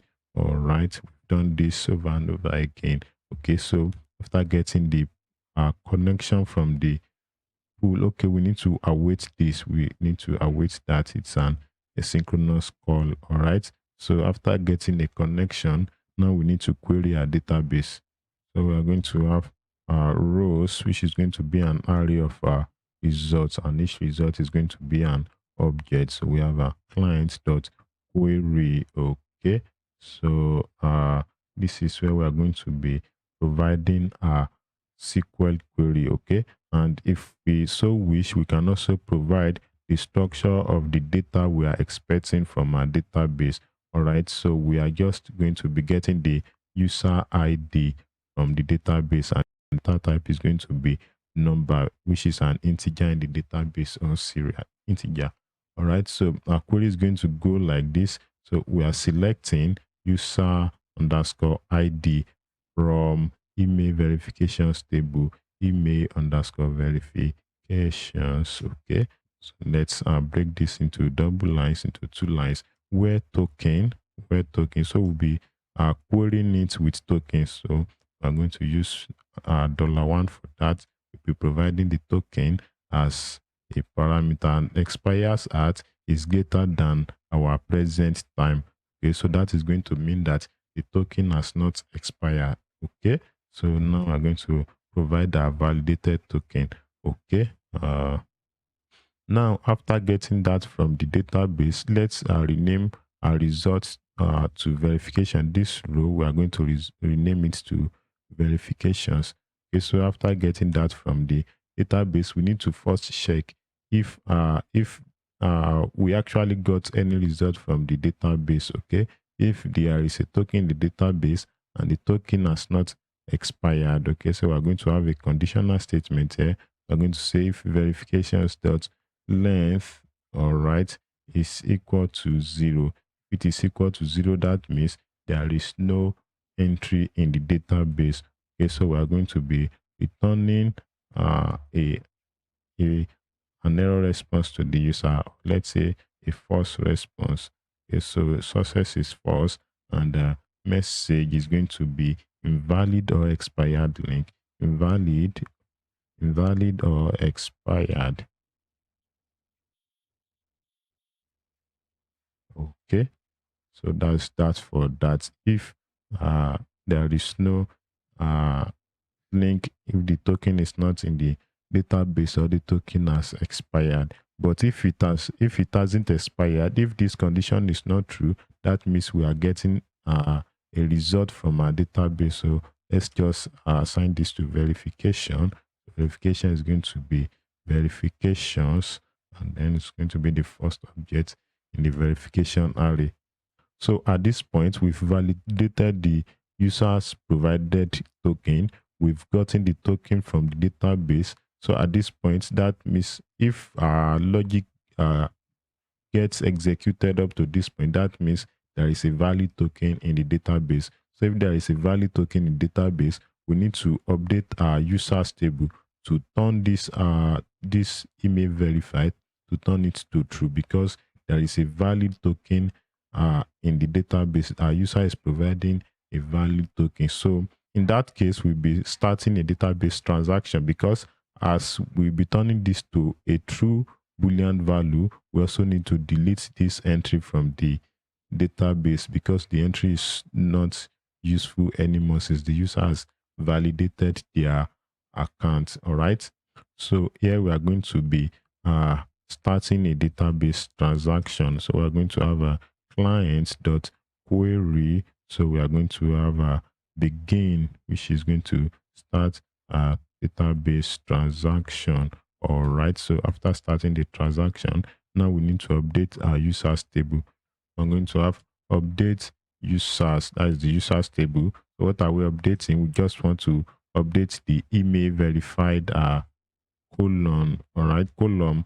Okay, so we'll be setting it to true. Okay, so we need to specify which specific user do we want to update his or her entry. So ID, we'll be getting the user with the ID, which is the ID we extracted from the verifications table at this point. Okay, you know, we extracted the user's ID from the verifications table. So we're providing the ID as a parameter, and we need to ensure that the user actually has a local authentication method as part of their auth provider. So we are going to say if local is any of the values in the auth providers array. Okay, so that's going to be the end of that query.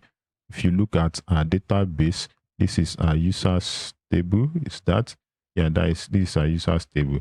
So if you look at the auth providers array, you can see that we have local there. So as we are checking the user's ID, we're also checking if the user also has a local authentication method in their auth providers column.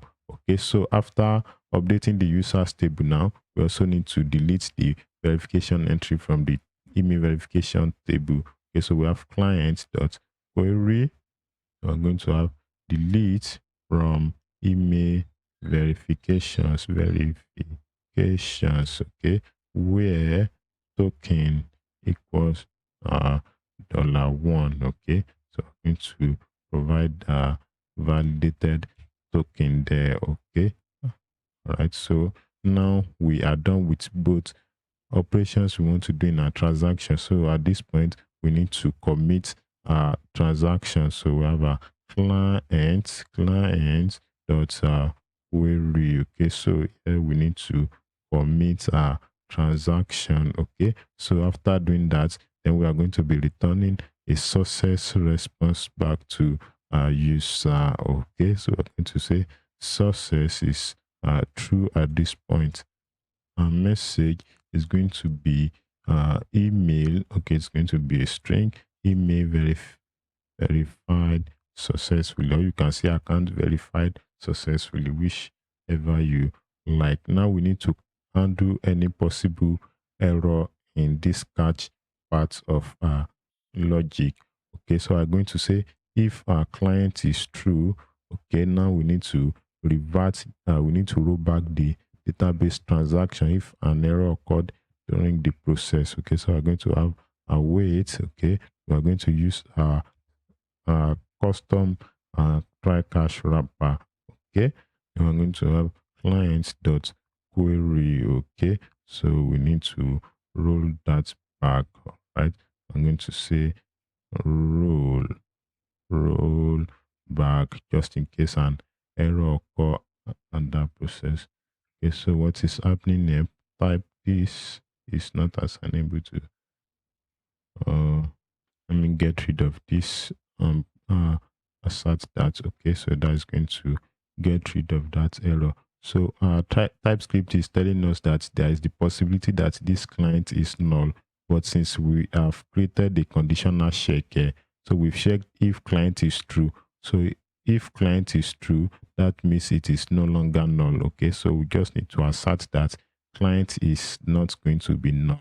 All right, so that's that for that. And if there was an error, we need to return an error response back to the caller of the function. So I'm going to say success going to be false because an error occurred, and message is going to be it's going to be a string. I'm going to say an error occurred during account, let's say account verification.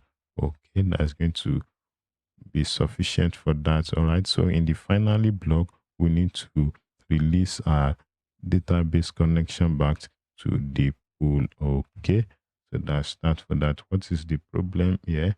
Declaration or statement expected. Is there any part of the code we are not closing? Let me save this. There is a part we are not closing. We've closed this. Okay, so this is not supposed to be here. All right, so that's going to resolve that. Error is defined but never read. Okay, we can just get rid of error then if that is the problem. Okay, so we are good now. Verification is assigned a value but never used. So we are supposed to provide the user's ID at this point. Okay, so that was an omission. I'm sorry for that. I'm going to say verification dot user ID. Okay, so that's that for that. All thanks to TypeScript, we'd have gone ahead with the rest of our program, and then we eventually run into error. Now we need to import this function into our page. Okay, I'm going to import that.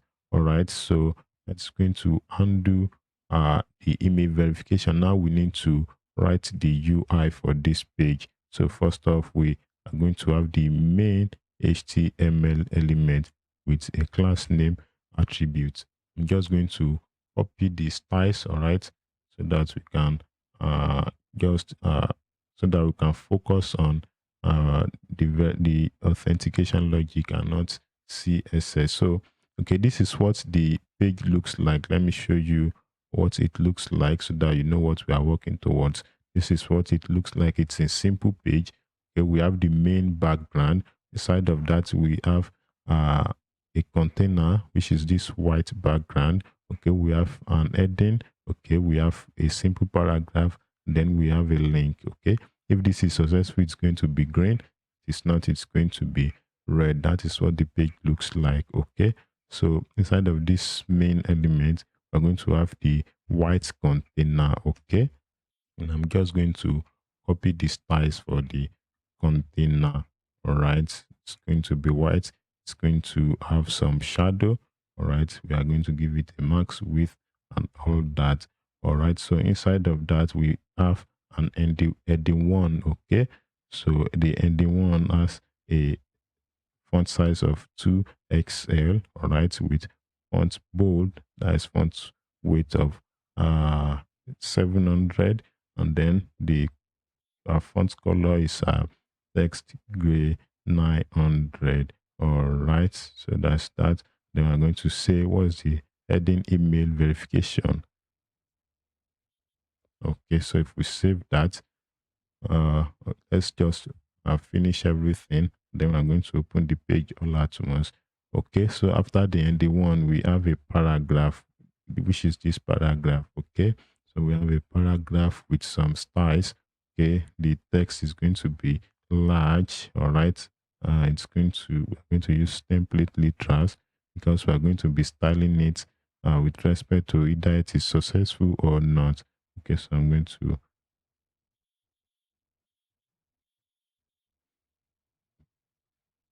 I'm going to have interpolation here. I'm going to say success. If success is true, then we're going to be having a font color of green 600.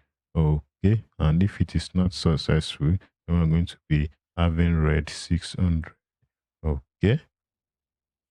All right. So that's for that. So in there, we'll be passing the message we are getting from the function. So we are done with the heading and the paragraph. Now we are left with this link. Okay, so here we're going to have a container. All right, we're giving it a margin top of 1.5 rem. So here we're going to be using the Next.js link. I'm going to import that from next link. Okay, the href is going to be going to sign in page. All right, we have sign in. Okay, and inside of that link you're having a dynamic text. Okay, if it is successful, the text is going to be continue. Okay, that is after the user has verified their account. So we're going to say continue to sign in.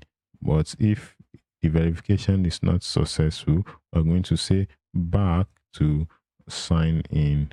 Okay, so we are going to save that. That's all we need to do for the UI. So now I'm going to click on my link which has expired, but I'm just going to click on that. So get 3001. I'm going to click on that. So you can see invalid or expired link. We've not started our link. Okay, so I'm just going to go to the link, then I'm going to copy the styles for the link. Okay, this is the link. Here we are going to have a class name. Okay, just give it some background and font color. Okay, and some focus state. So if we go back there now, you can see this is what our page looks like. This is what the final project looks like. So you can see they are the same. Okay, this is localhost 3000 and this is localhost 3001. Okay, so now our verification link has expired. We can try to recreate our account. We could have just tried to request for another verification link, but we've not undo the part of requesting for a new verification link. So I'm going to delete the entry from the database. Then we're going to try to recreate an account. So I'm going to delete this. So where can I save this? Okay, I'm going to save that as deleted. And then I'm also going to delete this entry. Okay, so I'm going to save that. Now let's try to sign up again. This is my name. I'm going to say password. Okay, and the password. Now I'm going to sign in, right? Okay, so sign up successful. Check your email for verification. You can see now that our toast is now dark. The previous one was white.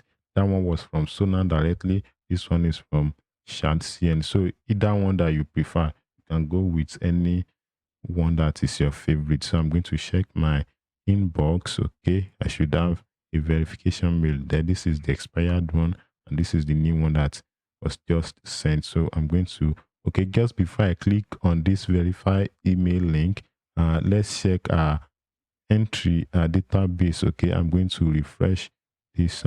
Okay, so this is the new entry that you can see that the user ID is now 4. The last one was 3. Okay, let me see if I can. Okay, so you can see this is now for the last one was 3. Okay, so let me refresh this also. Okay, so you can see this is the users table. You can see local auth. This is my hashed password. Okay, and all that. So now I'm going to click on the link. Take note of the email verified colon. It is currently false and we still have an entry here. Okay, so by the time we click on the link, if everything goes right, the email verified is supposed to turn to an error code. Okay, what could be the error? Let's go back to our app. And so what is the error? There is no console log. We can go to our function. Let's try to console log what could be the error. Okay, I'm going to come to this point. I'm going to console dot log. Okay, I need to get my error here.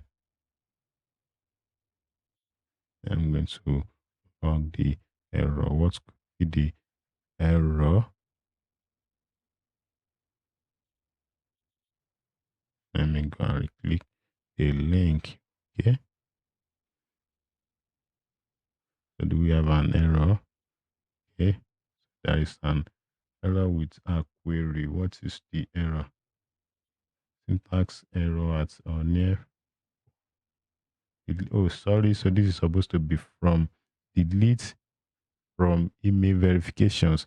So we're going to go to line 51. Line 51. Okay, so you can see it is very easy to make mistakes. Okay, so this is going to be from email verifications where token equals. Okay, I hope this should be correct. Now we are going to go back to our email address. Let me close all of this. Okay, so I'm going to click on this again now. That's expired. Also, have we exhausted 15 minutes just now? I was so fast. Oh, okay. Let me see if there is no error anymore. Okay. Then that shouldn't be up to 15 minutes just now. I was so fast. I hope there is no problem with our local sign up. Okay, where did we create a new user account? I hope our 15 minutes is actually 15 minutes. Okay, where is it? It's actually 15 minutes. All right. Or let me check my entry in database. When is it supposed to have? When is it supposed to expire? I'm going to refresh this. Oh, it has, okay, the query has actually run and it has deleted the entry from the database. Let me see if this has, okay, so it has been verified when there was an error with the query. Okay. Okay, when I saved my changes here, so the whole function was re-executed when I saved my changes. So that's actually verify my account. But just so you see how it actually works, I'm going to delete this user. Then I'm going to create another user just so you see what actually happened. Okay, so I'm going to recreate another user. Okay.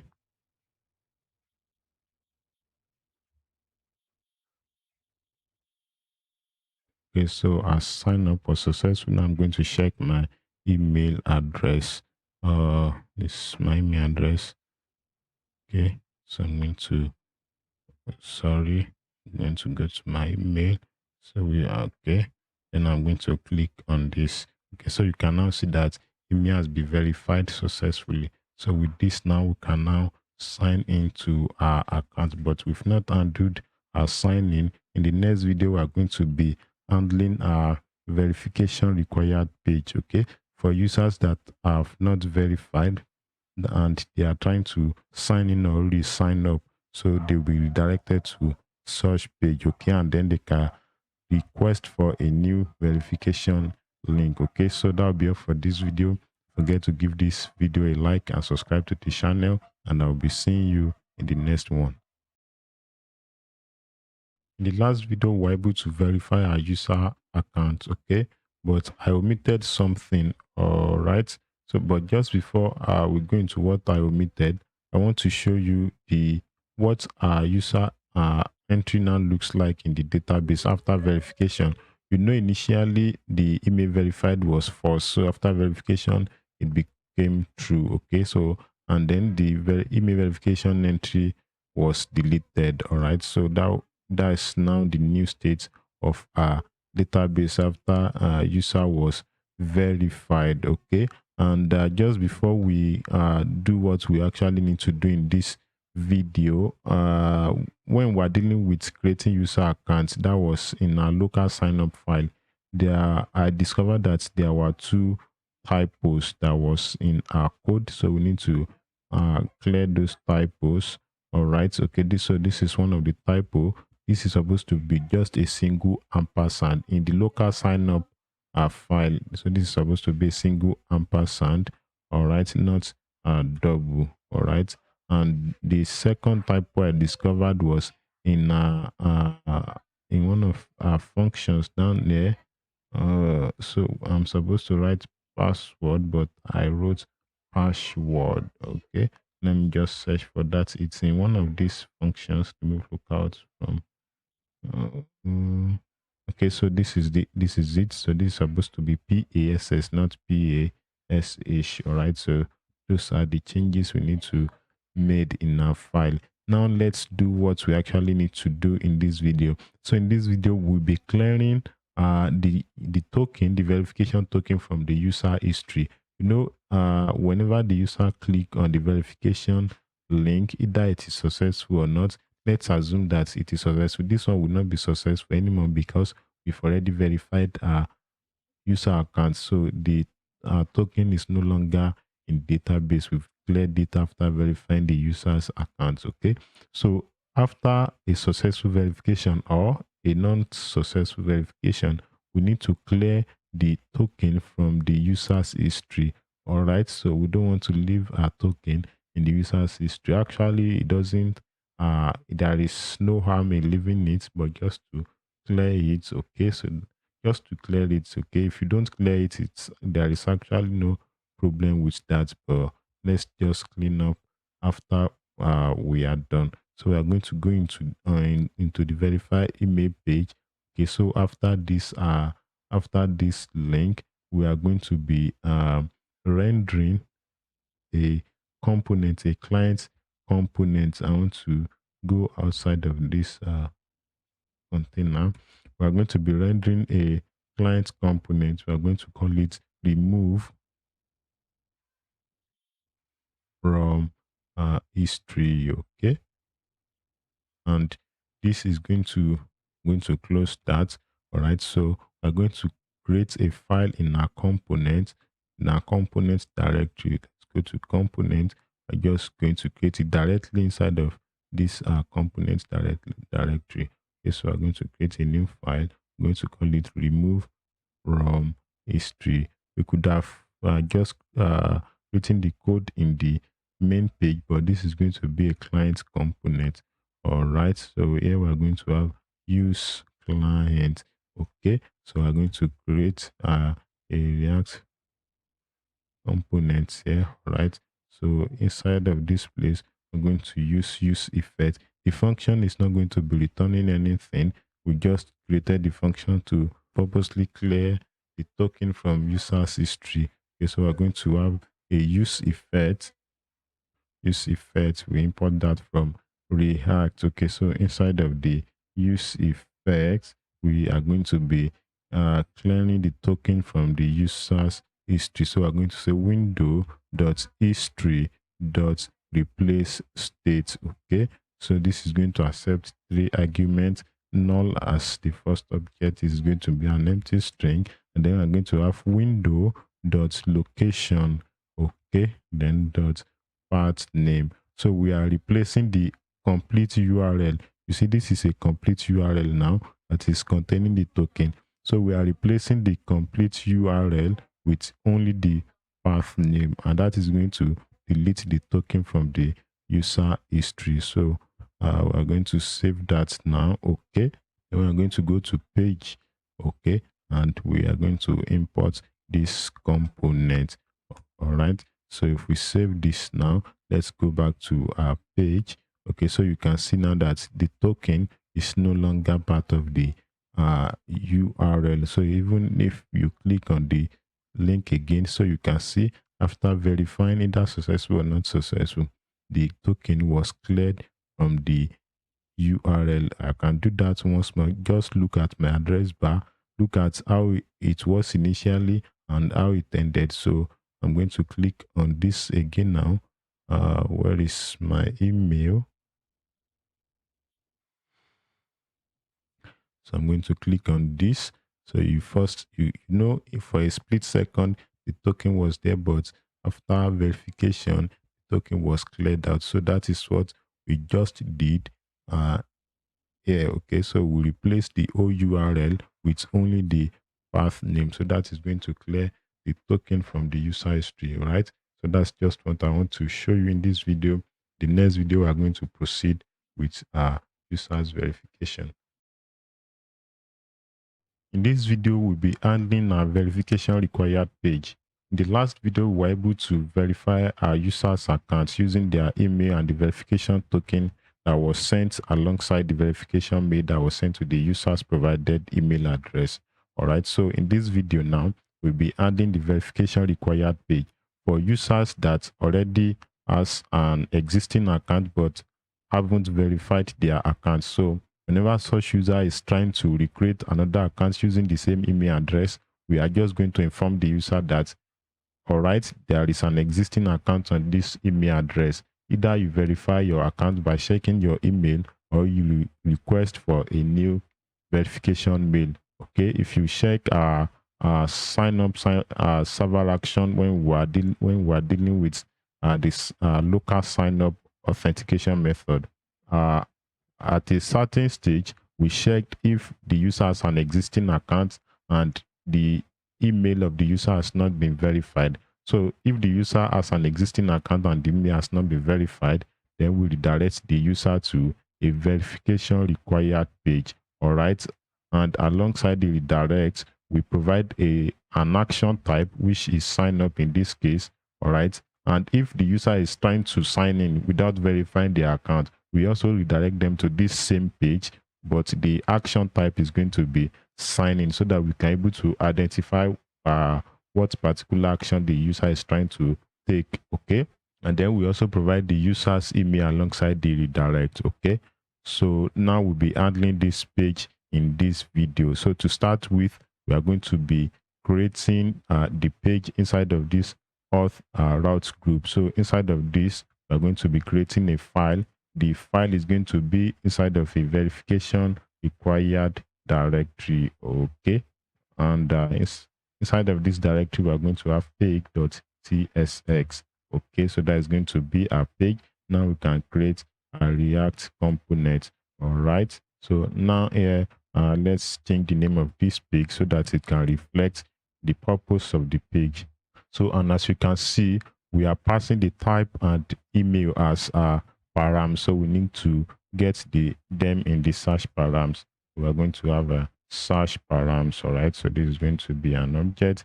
Inside of the object, we have search params. Okay, search params. All right, and this is going to be a promise. All right, the promise is going to resolve into an object. Inside of that, we're going to have the type, which is a string. All right, and then we also have the email, which is also a string. All right, so we save that.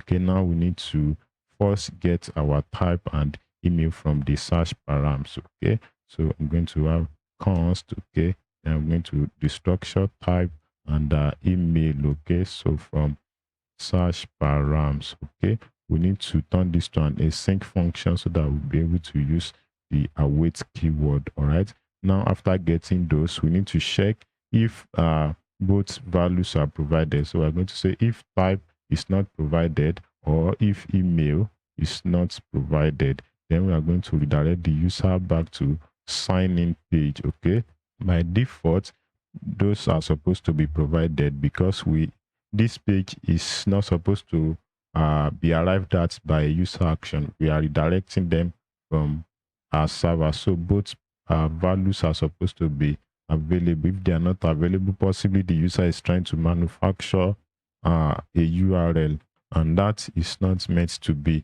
Okay, so we are going to direct the user to sign in. If any of those values are not provided, then we need to actually create our page now. So we're going to have the main HTML element with some styles. So just like other pages, I'm just going to copy the styles to save us some time. Okay, so we have the styles now, and inside of the styles, this page is just almost the same as the previous page we worked on. Okay, so we are going to have a a container with a white background. Okay, I'm just going to copy the styles, and inside of the container we have an heading one. Okay, this is the container. I'm going to paste that, and inside of this we are going to have an heading one. Okay, I'm going to move this inside of this. I'm going to give this class name attribute. The heading one is having a font size of text 2XL. All right, font weight of bold, okay, and font color of gray 900. Okay, so here we're going to say it's just like the verify email page. So here we're going to say email verification required. All right, required. I need an I there. I'm going to save that. So after the one, we're going to have a paragraph with a simple style of text gray 600. That's going to be the font color. Okay, so inside of this paragraph we are going to be having a dynamic text. Okay, if the user action is signing, we are going to have a different text from if the user action is sign up. So inside of here we are going to have type. So if type is equal to sign in, then we know that the user is trying to sign in. Then our text is going to be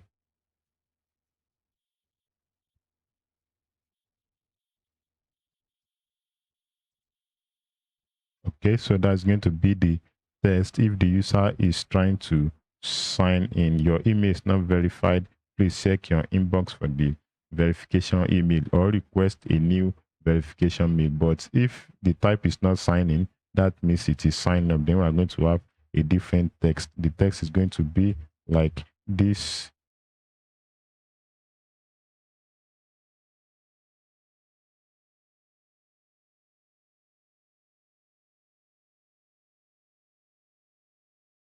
All right, so this is going to be the text for sign up, but take note that either the action is sign in or sign up, both of them are providing the option of requesting for a new verification link. So how will the user request for the link? We are going to be having a verification button after the paragraph, but the verification button is going to be a client component because we are going to be having an event handler on the button whenever the user clicked on the button. So that is when the verification link will be resent. So we need to pass email as a prop down to the client component. Okay, so now we are going to be creating this verification button. All right, so we are going to go to our component directory. All right, then we are going to have a subdirectory inside of the directory. Okay, so we're going to call it auth. So inside of that, we are going to have the verification button file. So let's create a component. All right, so first off, let's import the components in our page. Okay, so I'm going to okay, so it's expecting email as a prop. So we're going to go here, then we're going to accept the email prop email. Okay, so the email is going to be of data type string, right? So I'm going to come here, I'm going to say this is going to be a colon. I'm going to have email. It's going to be of data type string. All right, now we need to render button. Okay, so this is going to be a button. Okay, the button is going to have some enormous amount of styles, so I'm just going to copy the styles. All right, then I'm going to paste them here. Okay, so for now, the button text, okay, this is going to be button. For now, the button text is going to be resend verification mail. Okay, but we are still going to add some pending state. So whenever the user clicked on this verification button, then we are going to send a request to the server to resend a new verification. So here we are going to be having some states here. Okay, so now we need to import the React use state. Okay, I'm going to right. So by default, this is going to be false, and this is going to be used for the pending state. Okay, so whenever the user clicked on this, we're going to be tracking the sending process. Okay, so we're going to say is sending, and then we have our set is sending. Okay, and we also need the use router hook. Okay, so we're going to say const router equals use router. We need to use that to redirect the user whenever the user has successfully resent another email. So we'll be redirecting the user back to the sign in page. Okay, now we need to undo the events. Okay, so let's just come here. Then we are going to have an on-click event handler. Okay, so we are going to call the function undo resend. That's going to be the function that we'll be using to undo the email verification resend. Okay, so here we are going to have a function, right? It's going to be an async function. Then we're going to call the name undo resend. Okay, it is not accepting any parameter. All right, so inside of the function, okay, as soon as the user clicked on this button, we're going to set is sending to true. All right, set is sending to true to signify that the user has to signify that the email verification resend is actually ongoing. Okay, so this is going to be true. All right, and after sending that to true, we need to send a request to our server, right? And that is going to happen in a try catch statement, since it's going to be a network request. Okay, so we need to cache any possible error. Okay, so we are going to call the response from our server response. Okay, so we'll be calling the server action that's going to be handling the resend. We'll be calling it resend verification email. Okay, let's add server action to the end. Then we'll be passing the user email to the server action. Okay, so this server action is going to be returning a response object. All right, the response object is going to be containing a success attribute and a message. The success is going to be either true or false, and the message is going to be the actual state of our response. The message is going to be the message we want to pass down to our user to let them know what is the actual response. All right, so before we go into our server action, all right, actually we'll be doing that in the next video. We need to undo the response. Let's just undo it beforehand. So we're going to say if response dot success, okay, if it is not true, then we need to return from this point. Okay, we'll be returning from the function, and then we're going to be calling the toast function. We need to show a toast to the user. That is going to be an error toast. Okay, so the message is going to be the message that is coming from our server action. Okay, this is going to be okay. But if the resend is successful, so we need to remove the user's email from the history. Okay, just like we did in the last video by clearing our token from the history, we also need to clear our user email from the history, even though it is not that compulsory, but just to be much more safe, we just need to clear it. All right, and we are going to be passing the path name. All right, window.location dot path name. Okay, so that is going to clear the user's email from the URL, and after that we are going to be displaying a success toast to our user. The message is going to be the message that is coming from our server action. All right, and after displaying the success message, will be redirecting the user back to the sign in page. Okay, there is no need to remain in this page since a new verification email has been resent. Okay, so we just redirect the user back to the sign in page. Okay, now if there was an error while processing the request on the server, we're going to be caching it there. Then we're going to display a toast to the user. All right, then we're going to say failed to send verification email. All right, so that's going to be the error message. We are not using error, so let me just get rid of that.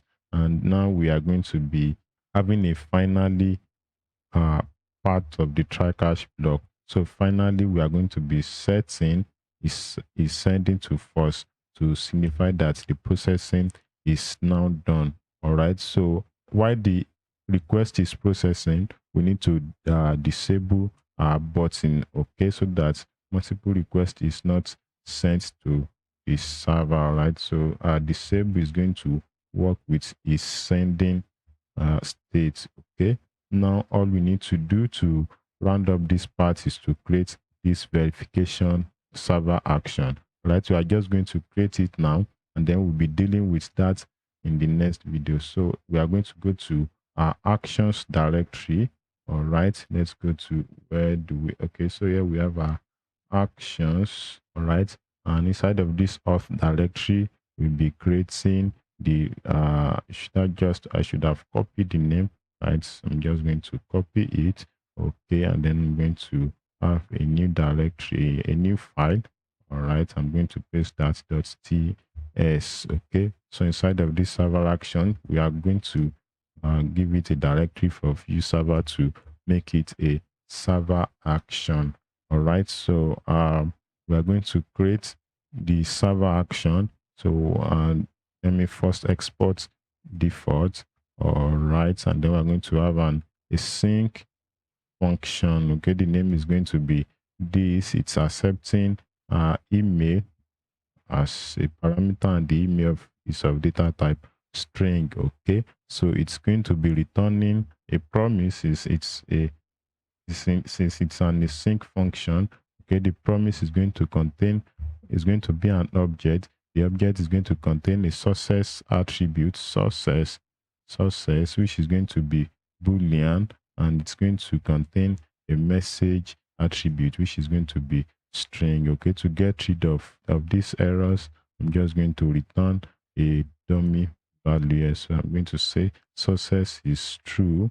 Okay, just to make that to shut up, and then I'm going to say message, so we can say let's say verification email resent.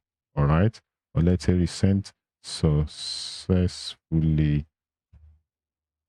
Okay, I think that should be okay. Let me just log my email. Okay, so I'm going to have console dot log. All right, then I'm going to pass the email to that, so that should solve our problem. So here we are going to be importing the server action. All right, so what's this one telling us? Success does not. Okay, we need to await this. All right, await. Okay, so that's going to get rid of that. And okay, a little adjustment here. While the process is ongoing, we need to show a loader. All right, so we are going to have a dynamic part here. So we're going to say if is sending is true, then we are going to be rendering a loader. Let me have a React fragment here. Okay, so here we are going to have a loader cycle from Lucid React loader cycle. Okay, from Lucid React, I'm going to close that. Okay, then we're going to give it a little style. Okay, give it a margin height of 0.5 rem with an height of 1.25, that's size 5. Okay, then we need to animate it in a spinning manner, right? Give it animate spin. Okay, and the test, when it's sending is true, so the test is going to be sending. Okay, but when it's sending is false, going to have a colon here. Okay, so that's when we'll be rendering this text. All right, it's going to be like this. Okay, so now we are good to go. Should we try to see this page? If we are going to be seeing it, we need to pass where's the page? We need to pass type and email. All right, so let's try to see what we've done. Okay, so this is going to be verification required. Okay, so here we're going to say type is equal to, let's say, sign up. Okay, and email, let's just provide a dummy email. Okay, to say that is email. Now let's try to see that. Oh, sorry, it's giving me, what is this? Go back to where we are coming from. Let me just zoom this. Let me maximize that. It's supposed to be at the end of this. Okay, it should work like this. So it's compiling the page, right? What was the error? Use router. Okay, I think we should import that from our next navigation, or use router inside of verification button. Okay, use router. Okay, should be from next navigation. Okay, so that is for the previous model of Next.js. All right, I'm going to save that. Okay, so let's try to refresh our page. Yes, I have the use client directive. Is there? Do we have? Okay, use clients. So where did I wish? Okay, so we need to mark this a client component before you can use any of those client side hooks. Okay, so now, all right, this is what our page looks like. The email is already this email is already registered but not verified. Please verify your email, request a new verification link. So if you click on this button, you are going to have a loading state. All right, then you have verification email is sent successfully, and then we were redirected back to the sign in page. Okay, so you can see now that the the email and the type has been cleared. All right, so we couldn't access that page anymore. So if you resend this, okay, you see that both the email and the type was cleared before being redirected. And that will be all for this video. Don't forget to give it a like and subscribe to the channel, and I'll be seeing you in the next video. What we did in our last video was to just resend a dummy response from our server. So in this video, we'll be actually processing the process of resending the verification mail to the user's provided email address. Okay, so as always, the first thing we'll be doing is to verify our user's email address. So we'll be doing the verification using Zod. So it's going to return a sources attribute and a data, which we are going to rename to let's call it validated email. Okay, so now we are going to import zip from Zod. All right, and then we're going to say this is supposed to be of data type string, and it's supposed to be a valid email address. Okay, now we are going to pass the provided email. Okay, now first off, let's check if the validation is successful. So I'm going to say if dot sources is not true. All right, this is supposed to be a comma, not a colon. Right, so if dot sources is not true, then we are going to be returning a false response to our users. So let's call this success. Okay, it's going to be false. All right, and the message is going to be invalid email address. All right, so that's going to do for that part. So if the email is valid, then we need to check our database if there is an existing user with that email. Since we'll be checking our database, we'll be making a synchronous call, so we need to use the try catch statement. All right, so the first thing we're going to do is to check our database. So we are going to call this rows and we are going to name it to users. Okay, so we need to await and then we need to import our database pool. All right, since in this server action will not be performing any database transaction, so rather than getting a dedicated connection from the pool, we just use any available connection. All right, so we'll not be getting any dedicated connection, we just use any available connection directly. So rather than saying pool.client, pool.connect, I mean just say pool.query. Okay, so that's just going to use any available connection that is ready for operation. There is no connection, then a new connection will be established to a database. All right, this is supposed to be email verified. Okay, that is because I'm talking and typing at the same time. From users table where the user's email is equal to $1, right? We are going to be providing the email.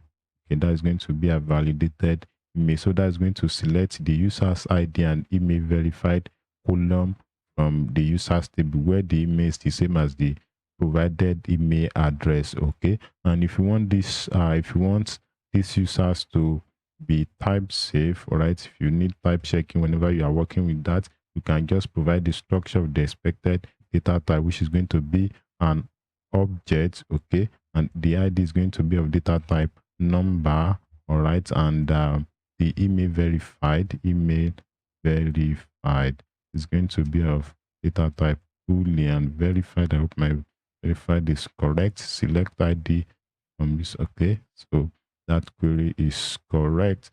Now that is going to get the user from the database if there is a user with that email address. Now we need to check if there is an actual user with that email address. So I'm going to say if users.length equals 0. If the length is equal to 0, then we are going to be returning an error response back to the caller of our server action that there is no user with this email. Okay, so success is going to be false. All right, and message is going to be user not found. Okay, it's going to do for that. So if our logic gets beyond that, that means there is an existing user with that email. Okay, so we're going to say user is going to be users. Okay, we'll be getting the first object from the users array. Okay, then we need to check if the email has been verified.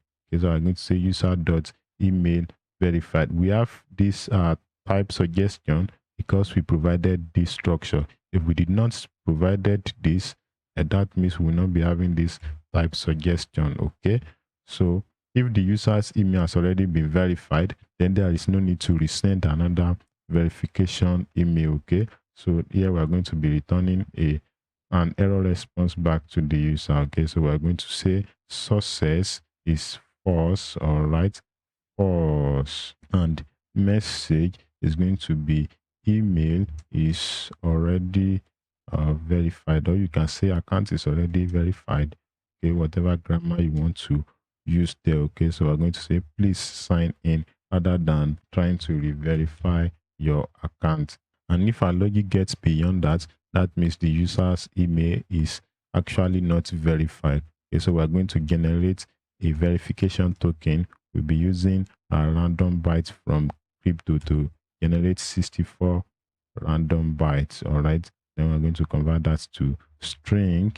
Okay, using the hexadecimal representation. All right, so we can leave it at that and we can also normalize it. Okay, so If you like, you can leave it at this point, and if you like, you can normalize it. But to be consistent with our previous operations, you can just leave it unnormalized. All right. So after creating the token, now we need to create an entry into our database. Okay, so we are going to have pool.query. We are just going to use query directly because we are not doing any transaction, so we can just use any available database connection or create a new database connection if there is no available database connection. All right, so we are inserting an entry into the email verifications table. Insert into email verifications. Right, so what columns do we want to insert values into? We want to insert into users ID, the email, the token, the expires at column expires at. All right, so we need to provide the values we want to insert into them. Okay, the user ID, providing that as a parameter, the email as a parameter, the token as a parameter, and the expire at, that's the expiry time, is going to be our current time, right, plus 15 minutes interval. We're going to have interval, and then we have a 15 minutes. Okay, all right, so this is going to insert a new entry into our database. But mind you, there is the possibility of conflict when we are trying to insert this entry into the database, because if you can remember, when the user was trying to sign up, we created an entry into the email verifications table. So if the entry is still in the email verifications table and we are trying to insert a new entry with the same user ID and email, then that is going to create conflict, because the user ID should be unique and the email should be unique. So when we are trying to insert this and a conflict occur, then we need to handle that conflict. All right, so we are going to say on conflict. Okay, so if there is a conflict when we are trying to insert this entry, if there is a conflict on the user ID column, you can either use your user ID or the email column as your reference point, because both columns are unique. So if there is a conflict on the user ID column, all right, then rather than inserting, we are going to be doing update instead. Okay, so we're going to say do update. So what columns do we want to update? We want to update the token column. All right, so we're going to say token is going to be excluded dot token. All right, and I need to put a comma there, and we also need to update the expires at column, because the user ID and the email does not change, so only the token and the expires at is going to change.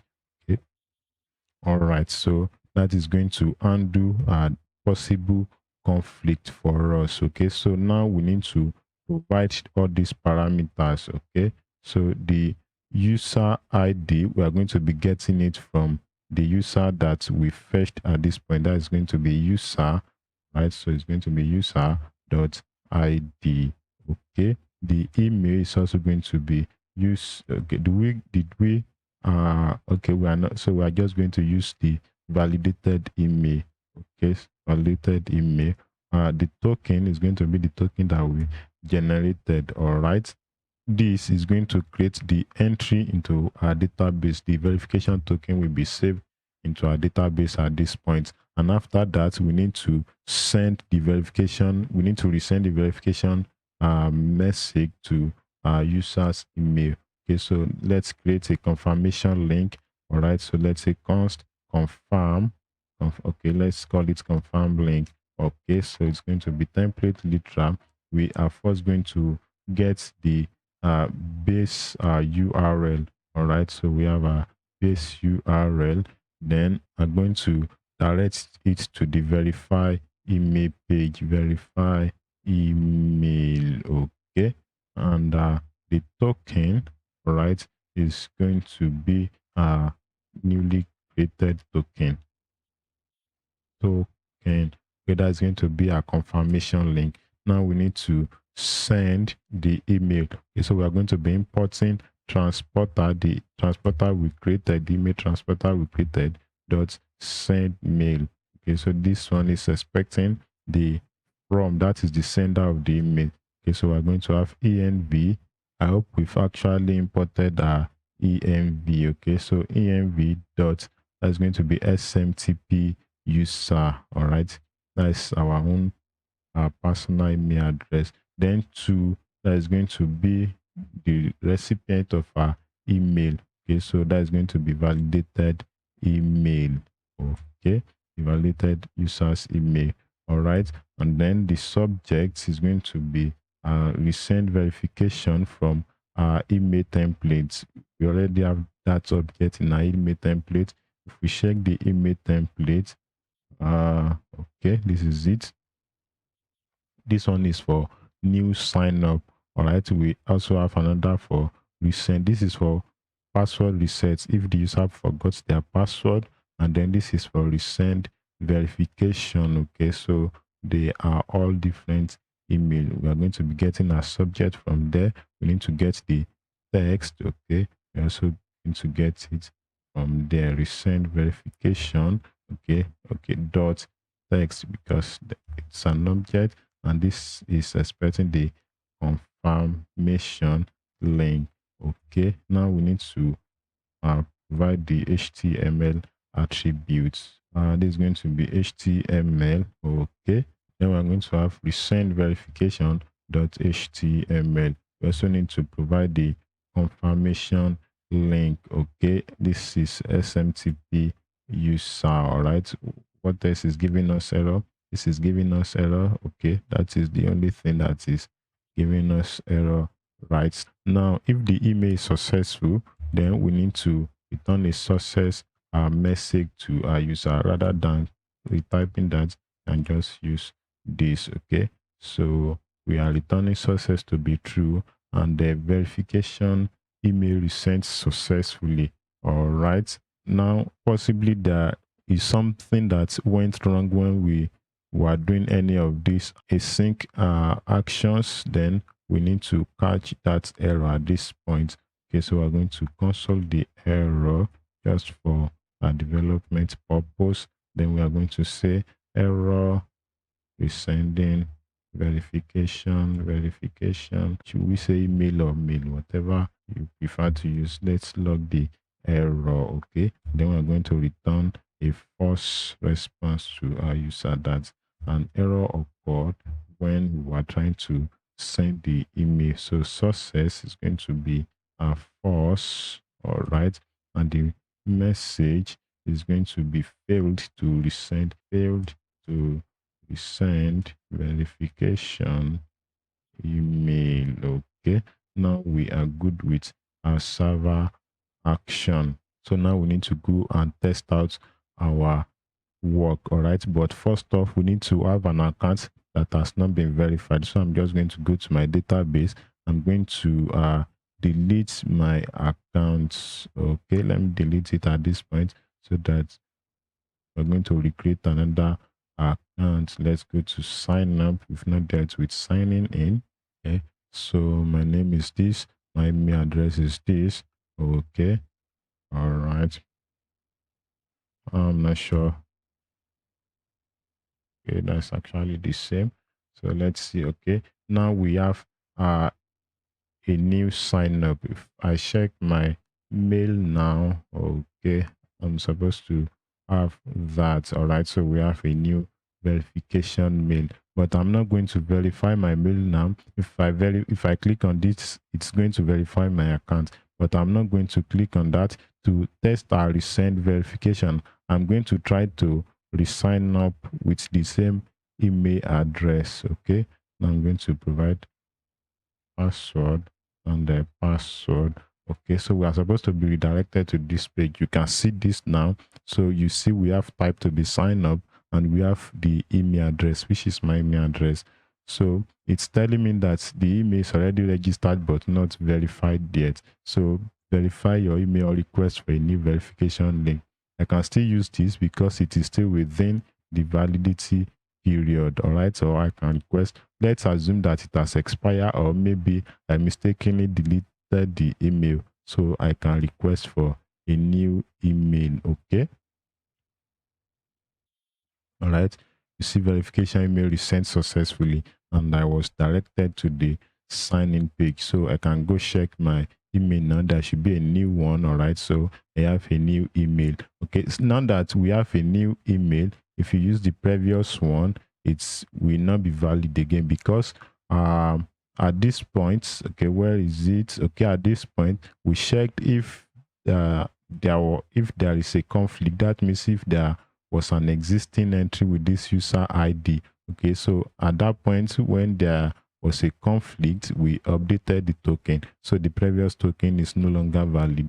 All right, so let's test that out. I'm going to first use the previous email. Okay, let me use this. I'm going to verify now. You can see valid or expired verification link. Okay, now let me use the most recent one. All right, if I use this now, my email should now be verified. You see how fast it is. Okay, so now I can continue to sign in. If I check my database now, or let me refresh my database. Okay, so let's check our email verified. You can see my email is now verified. All right, so that will be all for this video.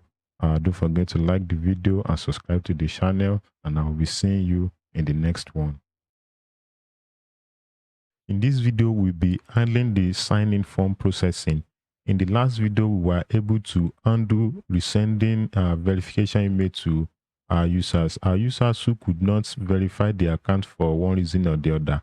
Okay, so we were able to undo resending verification email to their registered email address. Okay, so in this video now, we'll be handling our sign-in form processing. The last video marked the last part of our local sign up for this project. That was the last part of everything that has to do with local sign up, signing up with name, email, password, and confirm password. The remaining part of anything that has to do with sign up now in this project has to do with OAuth, that is Google and GitHub. All right, so now let's undo our local sign-in process.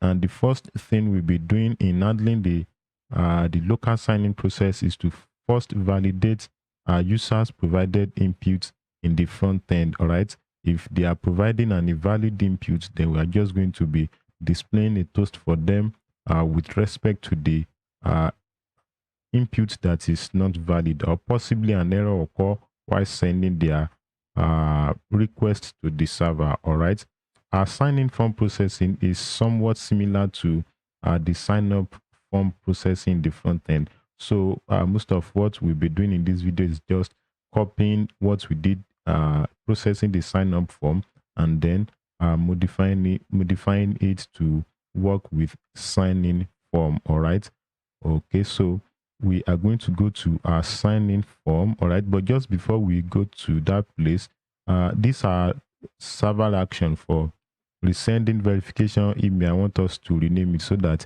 it will have a consistent naming pattern with other server actions we have. Okay, so I'm just going to name this resend verification. Okay, I'm going to get rid of this. We are just renaming the file, not the function itself.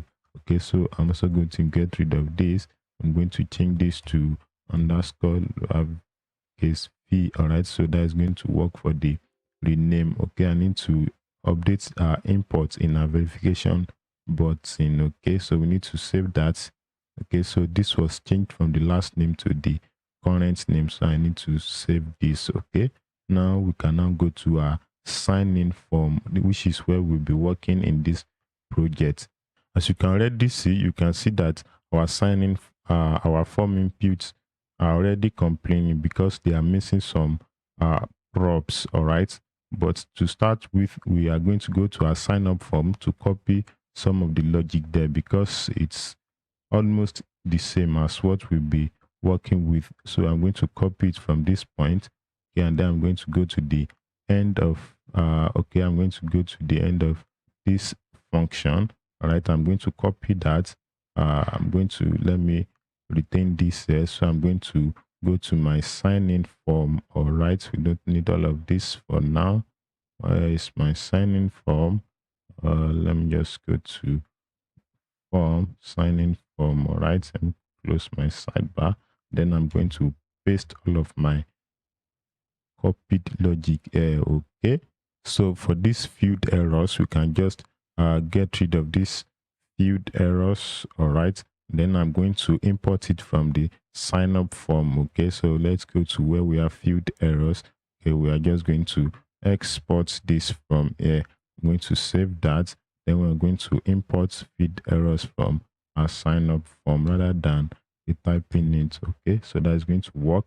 But for our sign up form, for our sign in form, I mean, we don't need name and we don't need confirm password field. So we are going to be omitting them from this type. All right, so I'm going to use the omit.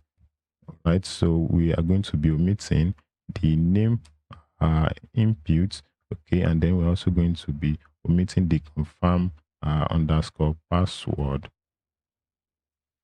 Okay, so that is going to give us this. All right, by omitting name and password, we'll be left with just email and password. So in the initial state, we also need to get rid of this, and we also need to get rid of this. We only need email and password input. As you can see, we are just using only email and password field. All right, so for the sign in form, we'll be having a different schema. Okay, so we'll be creating a sign in schema rather than using the sign up schema. So we're going to go to Azure schemas file. Then we are going to create a sign in schema. Okay, so here we are going to have a variable const. We're going to call it sign in schema. Schema goes like this. Let me close my sidebar. Schema is going to be z dot object. Okay, so inside of the objects, we are going to have the email input, which is going to go by z.string. All right, it's going to be string. Then it should be a valid email address. Okay, after that we have a password field. Okay, it's also going to be of the data type string. All right, and at least it must have a minimum of 1 character. Okay, so if that is not true, we're going to say password is required. All right, so that's going to work for our sign-in schema, and then we're going to be exporting this. Okay, so we need to import that in our sign-in form. So this is going to be sign-in schema. Okay, I'm going to import that, and we also need to import our Zod in our sign-in form. Go to import. Right, we are going to have zip from Zod. All right, so that's going to work for that. Okay, now we have our form action. Our raw data, we don't need the input field. Okay, we also don't need the confirm password field. All right, okay, so this is going to be sign in schema, not sign up. All right, we also need to validate that. Okay, so that's going to work. All right, we're going to be having a different server action to undo this. So let's say we're going to be calling it local sign in server action. All right, our check at this point is going to be different. So what we are going to be checking is if there is no error in our response, because our success will always be false, because if the sign in processing is true from the server action, we will be redirected to the dashboard. Okay, so what we are going to be checking there is if there is no errors in our response. Okay, we don't need to display any toast. All right, so if there is no error, that means the sign-in procedure is successful. So we'll be returning the initial state to clean up our form. All right, so we are not expecting any success to be true. Okay, because if the sign-in process is true, is successful, then we are just going to redirect to the dashboard page. Okay, let's import our toast here. All right, what else do we need to do? Okay, I think all of this works. An error occurred, please try again later. Okay, we can also get rid of this. It's actually not that necessary. Let me bring this up here, and I'm going to bring this up here. Okay, we can also get rid of that in the sign up form. The last part, we actually don't need this as much. you can also get rid of it here. Okay, you can leave it, you can get rid of it. Doesn't make so much difference. Okay, I'm going to bring this up here and I'm going to save that.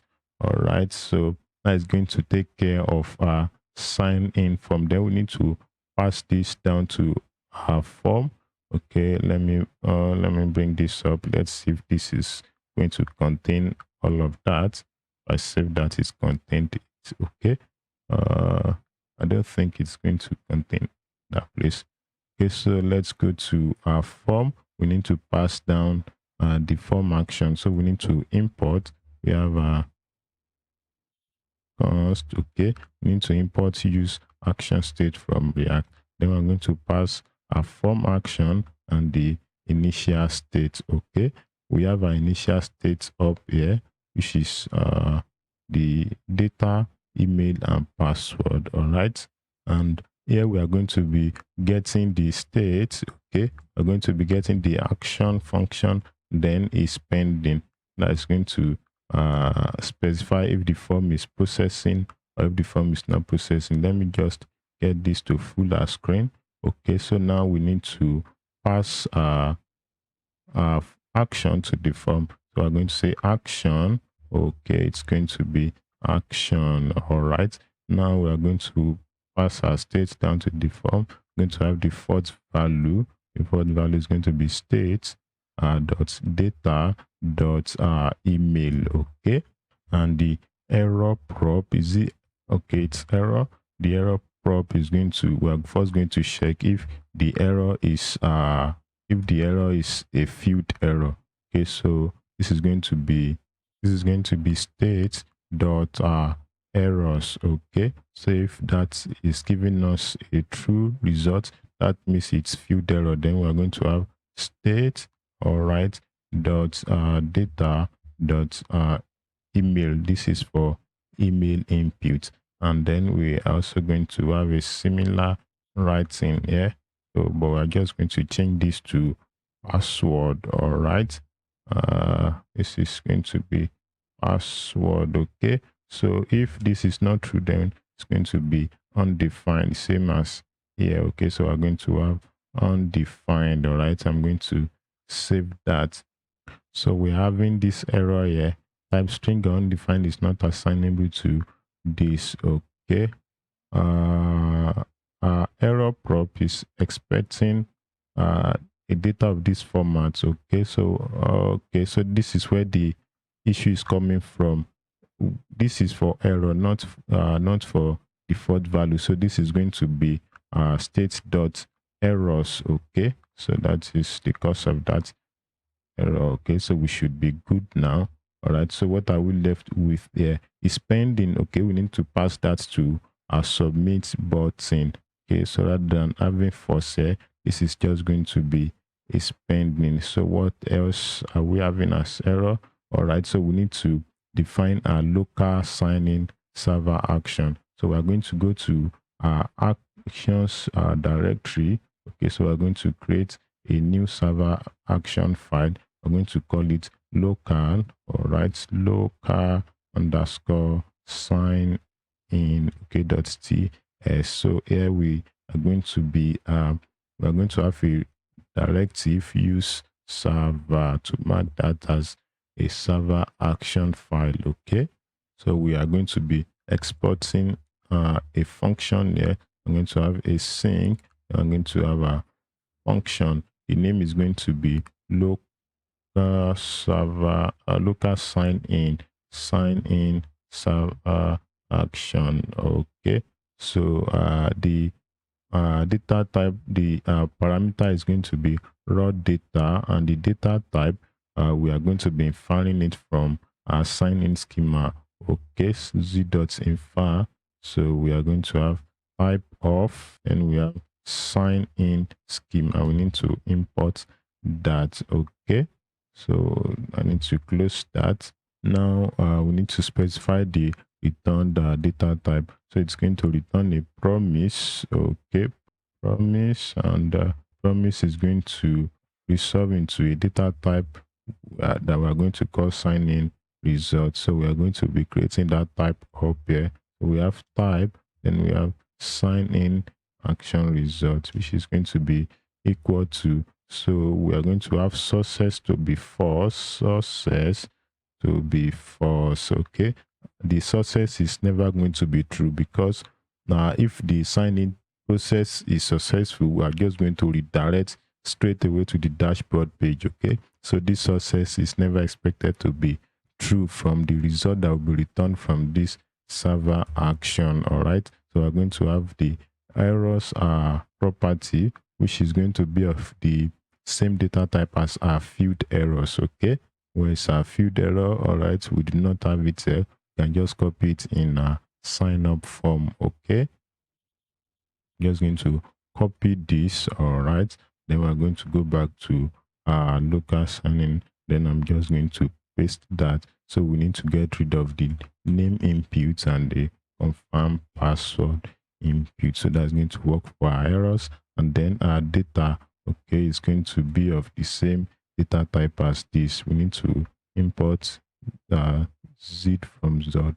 I'm going to copy that. Then I'm going to paste that here. Right, so at this point we're going to import this. All right, now to clear our TypeScript errors, let's just return something. Okay, so we're going to be returning an object. Success is going to be false. All right, we have the errors property, which is going to contain this. Okay, and this is going to be an array of string. Let's just say an error occurred. Don't know which error yet. Okay, and then we need to provide our data property, which is going to be let's just say raw data for now. Okay, that should make this to shut up. All right, and then we can go back to this place and import our server action.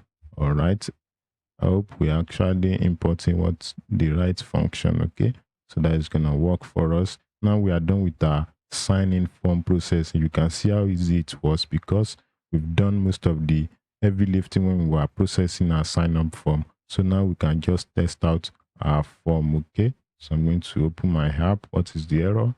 Okay, we are using a hook in a server component. So I'm just going to turn this to a client component. I'm supposed to have done that. All right, so I'm going to save that, and we can go back to our page and then test out our sign-in form. All right, so I'm going to maximize this. Okay, and let me zoom this in, and my email address is this, and let's say this is my password. All right, okay, we an error occurred. All right, that was the response we sent back from server action.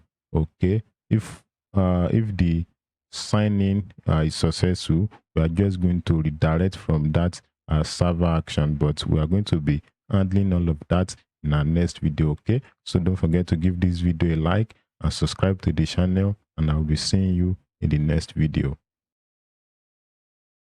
Welcome.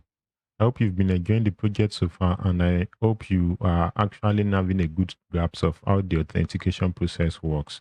All right, so in this video, we'll be signing a user in on the server. In the last video, we were able to undo the sign-in form processing on the client side, where we got the user's data, we validated data, and then we send the data to the server, and we also undid the response. All right, so now in this video, we'll be actually signing in the user on the server. All right, so we are going to go to our project. Okay, so we have our sign-in server action there, and just like we've always done, we need to first validate the user's provided input on the server. Okay, so here we are going to have, oh sorry, we are going to have I'm going to have the success property, I'm going to have data, and we're going to have error just in case there is a validation error. Then we are going to use the sign-in schema to pass the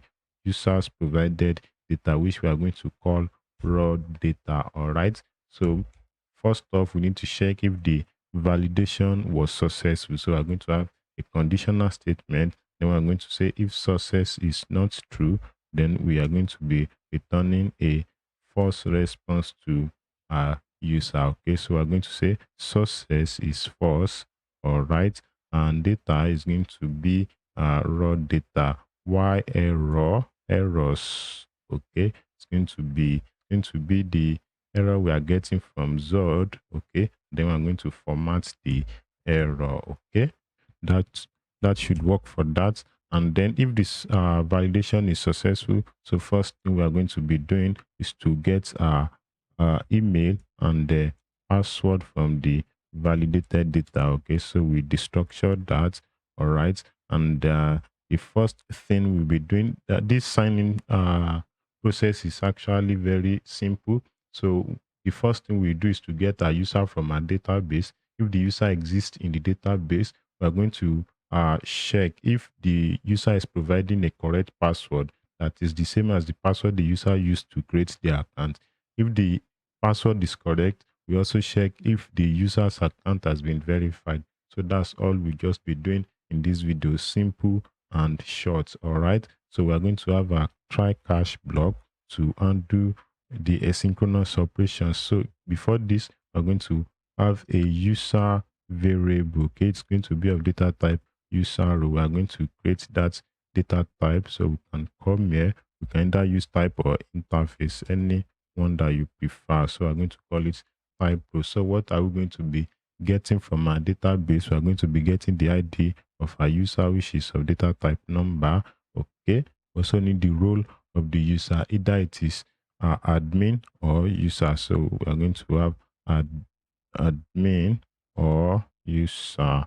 Okay, we also need to get the password hash, which is what we'll be comparing with the user's provided data. So this is going to be of data type string.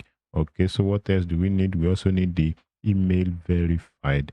Okay, to know if the user's account has been verified. So this is going to be a boolean value. All right, so now first off, we can just leave this like this. All right, and inside of the try catch statement, we need to get the user from the database if the user exists in the database. So we're going to have const, then we have a rows, which we are going to rename to user.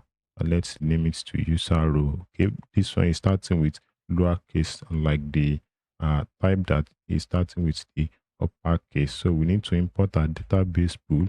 Okay, so we are going to query our database. This is the structure of the object we are expecting. All right, so now we need to write our query. Okay, so we're going to have our query to go like this. Select. Okay, we need a ID, we need the role. All right, we need the email verified, and we also need the what else do we need? The password hash. Okay, we need the password hash. All right, from our users table. Okay, where email, we're going to be searching with email is equal to the user's provided email, which is going to be $1.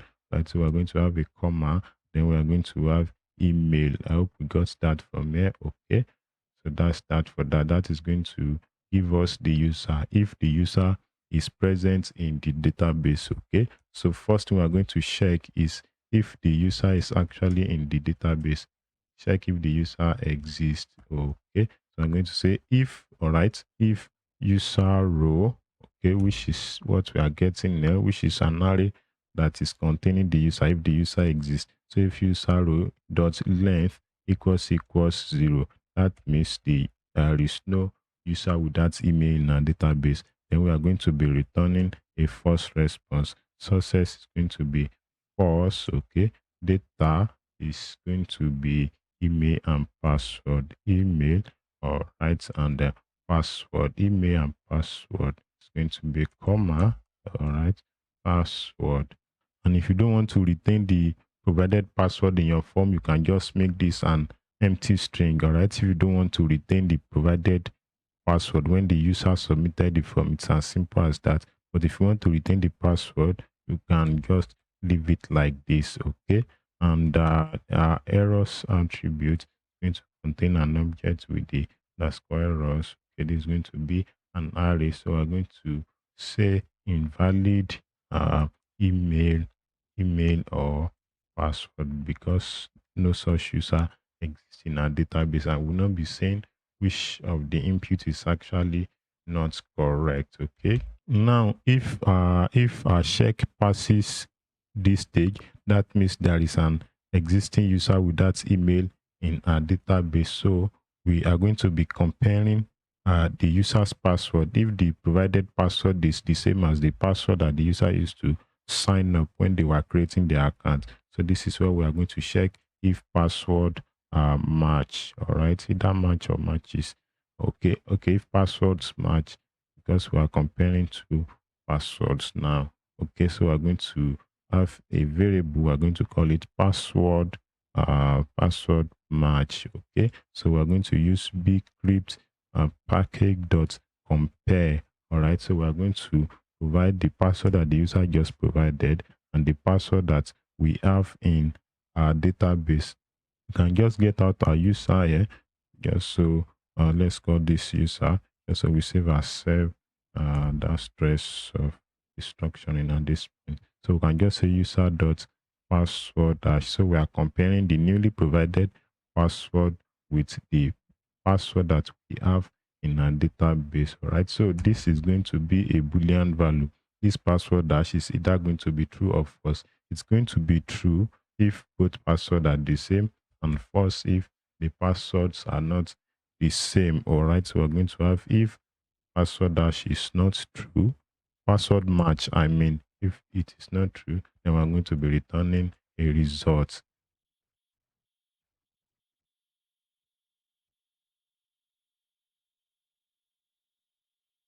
So this is going to be invalid email or password. All right. That's if password does not, if the passwords do not match. Okay. So now we are going to be catching any possible error when we are making this asynchronous call. All right. So here we are going to console the error. So we have a console dot error. Okay, so we're going to say an error occurred getting user. Okay, an error occurred getting user from the database from the DB. Okay, we can as well log the error so that we can see what the actual error is. Then we're going to return a generic error response. So success is going to be false as always. Okay, and the data is going to be the user provided data. Let me see if we have access to email. Okay, we have access to it. It's before the try catch block. All right, so we have a user variable here. So rather than having constant, we can just let this out so that just assign it to that. All right, so here we're going to have a email and password. Email and the password. Okay, so that is going to work for that. Okay, the errors property, we're going to have our errors. Okay, this is going to be underscore errors. So it's going to be what should we say? This kind of a generic error. So we can say an error occurred during sign in. Okay, so we can say please try again. Okay, that should work for us. All right, now if all of these checks were successful, I mean if the password matches and if we have a user in a database, so that means the users provided inputs are correct. If we have a user with that email in a database and the password actually matches, so if all of these checks were passed, then that means our user is supposed to have a successful sign in. So at this point, we need to create a user session. So we're going to create a to-do here. We're going to say create a user session. This session is needed so that subsequent times when our user want to access some resources on our app, or they need to visit some pages, they don't need to resign in and resign in again. All right, so anytime our user signed in, we need to create a session for them. The session is what we'll be using to identify that this user is already signed in, so that they don't need to be resigning in over and over again. So at this point, we'll be creating that session. but that is what we'll be doing in the next video. So after creating the session, we need to redirect our user to the dashboard. Redirect, we imported the wrong redirect from Next navigation. So after creating the user session, we need to redirect them to the dashboard. Okay, so this is going to be dashboard. All right, so that means the user signing in process was successful, and we are omitting something here. We've checked that the password matched, and we checked that the user actually exists in our database, but we've not checked if the user's account has been verified. So before creating the session, we're going to be performing the check here. Okay, so we're going to have an if statement here. We're going to have user dot email verified. So if this is not true, that means the user's account has not been verified. So if the user has not verified the account, we'll be redirecting them to the verification required page. We've created the page already, so we're just going to have the path. We are going to be providing the path to this redirect function. So we're going to say verification verification required. We've created the page. The page is expecting the type, okay, and the type is going to be sign in. If you can remember, you remember that the last one we created was sign up. So here is going to be sign in, and then the email is going to be the user's email address. Okay, so here we're going to have email is going to be equal to email. Okay, so that's going to work for us. Okay, so we can save that. And if you want to standardize this, you can use the encoder URI components. Either use it or not, it's still going to work. All right, so you can leave it like that. So if the user's account has not been verified, then we direct them to verification required page. If their password do not match, then we tell them that either the email or password is not correct. We're not going to tell them that it is actually the password, so that a stranger will not be able to guess which email has been used to register an account on our application. Okay, and if the user is not existing, we're also going to say invalid email or password. So that should handle our sign-in process. So now we can test our sign-in process. Okay, now I've provided my email and my password. All right, so let me first provide the wrong password. We are going to have an error response. Wow, that was successful. We are not supposed to have a successful sign-in if the password do not match. Let me provide the wrong password once again. Oh, so something is not right. We are not supposed to get to this point. Okay, if so, oh, sorry, this is the cause of the error. Okay, we are supposed to await this. All right. Yes.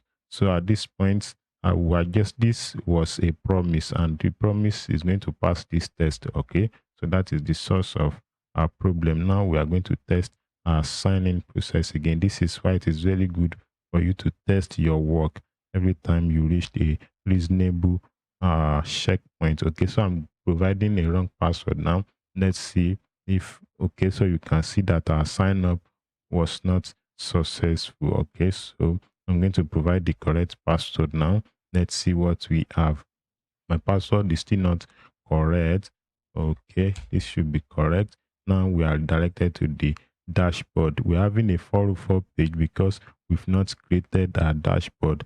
Okay, so before creating a dashboard, we need to first create a session for our user. Okay, so that the next time our user needs to access the dashboard, they don't need to re-sign in again unless they've signed out. Okay, so in the next video, we'll be creating our user session. Don't forget to like the video and subscribe to the channel, and I'll be seeing you in the next video. In this video, we'll be creating our user session. This session is necessary to be able to identify our signed in users. Okay, so whenever our users need to access some pages or resources that should only be accessible to signed in users. Okay, so it is this session will be able to identify which of our users are signed in and which of them are not. Okay, and this session is also necessary so that our users don't need to keep signing in and re-signing in over and over again. They just need to sign in once, okay, and they will be signed, they will remain signed in until they either log out or their session expired. Okay, so the first thing we'll be doing now is to call our create user session. We are going to be creating this function in a moment. Okay, so we're going to call the function create user session. All right, and to this function, we're going to be passing an object that is going to contain a user ID, okay, and the user role. All right, so I'm going to have user dot role, okay. And just before we go ahead to create this function, let me save this. We need to make a little modification to our query here. Okay, this query that we used to get our user from the database. All right, so we need to add to this where clause. Okay, so if the email is correct, and we need to add a little statement here, and the local authentication method is part of any of the values in our auth providers. Okay, so we're going to have auth providers. Okay, so we only need users that has a local authentication method in their auth providers. Okay, you know, we are going to have some users that they only registered with either GitHub or Google, so we don't need such users in our local sign-in function. All right, so I'm going to save that. We can break this query into 2 lines. Okay, so this also works. Okay, now we are going to go ahead and create this function. Okay, so we are going to create the function in a session files. Okay, so we go to this lib directory, and then we are going to create a new file. We are going to call it session.ts. Okay, and as a requirement to this video, you'll be needing a Redis database instance. Okay, so it is the Redis database instance that we'll be using to save our user sessions. We will not be using a JSON web token for this project, because stored sessions, they offer better advantages over JSON web token. With JSON web token, if there is an errant user, there is no way you can log out that user unless you are going to be logging out all of your application users, and that is not very convenient for other users. Let's say you want to only log out a single user and you have like 1,000 users using your application. With JSON web token, you have to log out every other persons, every other users you have. But with stored sessions, you can easily delete their session from your database and they will not be able to access your application again. Okay, so we'll be using Redis instance, Redis database to store our users sessions. Okay, so if you don't have a Redis database setup, I have a video on that. Now you can set up an upstart Redis instance. Okay, so the video is going to be in the description, and it's possible you are seeing a link at the top right of your video right now. So that link is going to show you how to set up an upstart Redis instance. Okay, so that's that for that.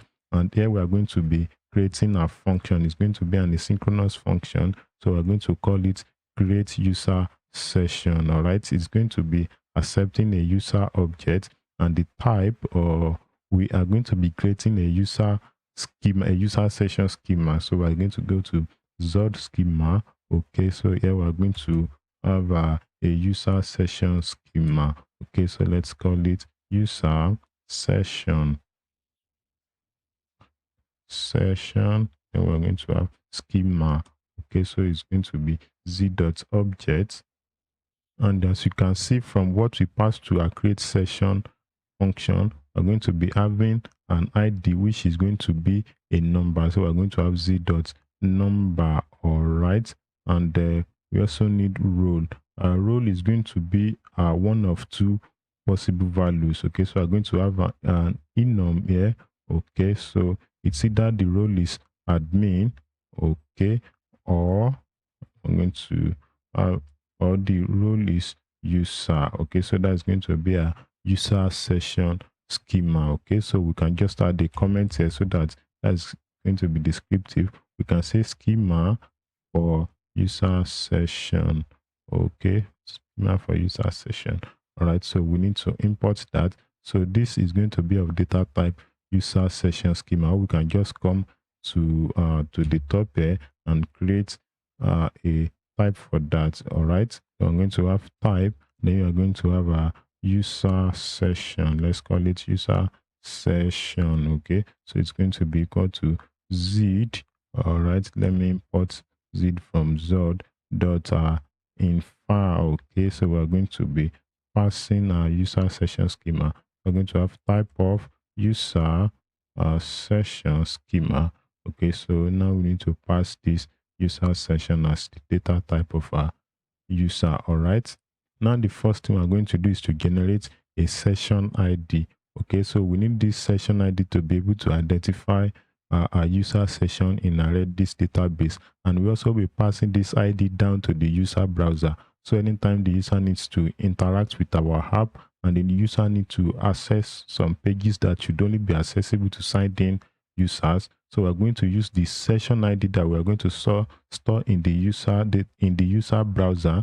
We're going to use that ID to check our Redis database if we have that session ID stored also in the database.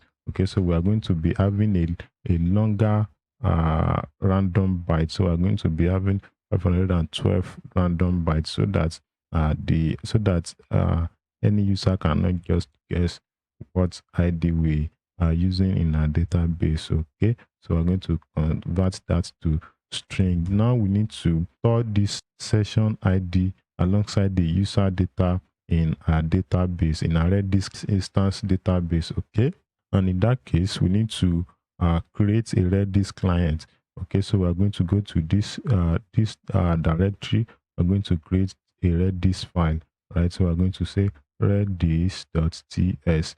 Okay, the first thing we're going to be doing is we're going to be importing the server only package to ensure that this only executes on the server. All right, so now we are going to be creating a Redis client. So we're going to have const. Okay, we're going to call this Redis client. Okay, so we are going to create a new instance of Redis. Okay, we already installed this package when we are setting up our application afresh. If you go to package.json, you're going to see a package with the name upstash Redis. So we already have the package installed. So we're going to be importing this from upstash Redis. So we're going to have imports, and then we're going to have a Redis, okay, from at upstash Redis. Okay, so we're going to be creating a new instance of that. Invoke that. Then this is looking for URL, which is going to be your Redis URL, and it's also looking for token. Okay, that's going to be your Redis token. So you need to provide these two values. They will be available if you already have a Redis instance. I already have one. Okay, so I'm going to be setting that up in my env file. Okay, but I will not be opening my env file. Let's go to .env.example. Okay, I already have those env set up there. So you just copy this value, this Redis URL and this Redis token. Okay, so you copy these two and then you provide your own Redis instance URL and you provide your own Redis token. So copy these two now and paste them in your .env file. I already have mine there, so I'm not going to open that for you to see. Okay, so after those two, we also need one more env, and that is this session expiration seconds. So just copy this also and paste it in your .env file. You don't need to provide any different value. We already have the value here, 604,800 seconds, which is 7 days in seconds. Okay, so you know, we have 7 days. Okay, and in a single day we have 24 hours. In an hour we have 60 minutes, and a minute we have 60 seconds. So if you evaluate this value, you're going to arrive at that value. Okay, so you have 604,800 seconds. So these are the 3 environment variables that you need now. You need the Redis token, the Redis URL, and these are session expiration seconds. Okay, so copy all those into your .env file. All right, now we can go back to okay, so after you paste that in your env file and you provided your Redis credentials, so we're going to go to our env validator. Okay, so we need to provide those also in our env schema. Okay, so we can come here. Okay, so let's add the comment. We can say this is Redis, and we need the Redis URL. Okay, so this is going to be a string. We have z.string. Okay, and this is supposed to be a valid URL. Okay, and we also have the Redis token. We can go to our .env.example and copy this env value, env property. Okay, so we're going to go here, we're going to paste that so that we don't make any mistake. Okay, so here we are going to say this is also supposed to be the string data type. All right, and at least a minimum of one character.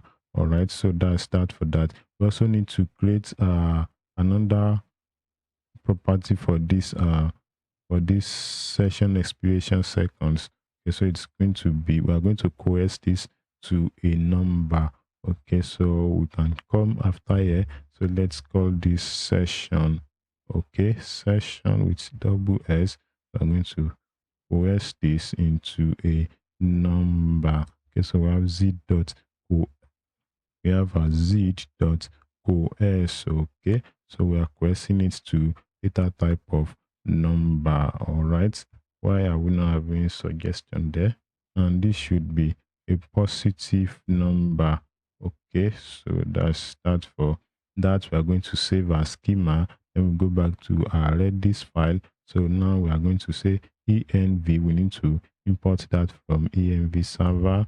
Okay, env Redis URL. Okay, and then we need to provide the Redis token, env.redis token. Okay, so we're going to save that. Now we're going to be importing our Redis client in our session.ts file. Okay, so we're going to be storing our user object, which is containing the user ID and the user role. So we're going to be storing it in our Redis instance. Okay, and we are going to be using this session ID as our key to that value in our Redis instance. Okay, so we're going to await this asynchronous operation. We're going to have Redis client, which will be importing from Redis. Then we are going to have dot set Redis client dot set. So we need to provide our key. So our key is going to go like this. We have base of, which is the name of our app. You can call it anything. Okay, then we have a colon, we have session. Okay, and then we are going to be having a session ID. Okay, so all of this is going to be the key, and then the value is going to be our user value. Okay, so we are going to be setting an expiration time for this value in our Redis database. The expiration time is going to be 7 days, and after that 7 days, this will be automatically deleted from our Redis database. We are going to get this expiration time from our env. Okay, so I need to import this dot. That is the session expiration seconds that we set up the other time. So with this now, we are creating this value in our Redis database with this as the key. Okay, so after storing this in our Redis database, we need to set this session ID as a cookie on our user browser, so that we can be using that to identify our user anytime they want to interact with our app. Okay, so we're going to have an await keyword, then we're going to call it set cookie. We are going to be creating this function. Okay, cookie. Okay, set cookie. Okay, so to this function we're going to be providing what is going to be our cookie session key. All right, so we are going to call this cookie session, okay, key. Okay, and then we need to provide the session ID. All right, session ID. So let's create this constant. Okay, I'm going to copy that. Let's come here, and then I'm going to say const cookie session key is equal to session hyphen ID. All right, now let's create this set cookie function down there. Okay, so this is going to be an asynchronous function. Also, we have function. All right, and I'm going to call this set cookie. Okay, so it's first accepting the cookie session key. Okay, so just going to call this key, and the data type is going to be of a data type string. Okay, we're also accepting the session ID, so we're going to have a session ID which is also string. Okay, and the last thing we'll be accepting is the expiration. Okay, it's going to be an optional parameter. Okay, we're going to provide a default parameter which is going to be session expiration seconds. Okay, now let's go inside of our function. All right, so we're going to get our cookie store.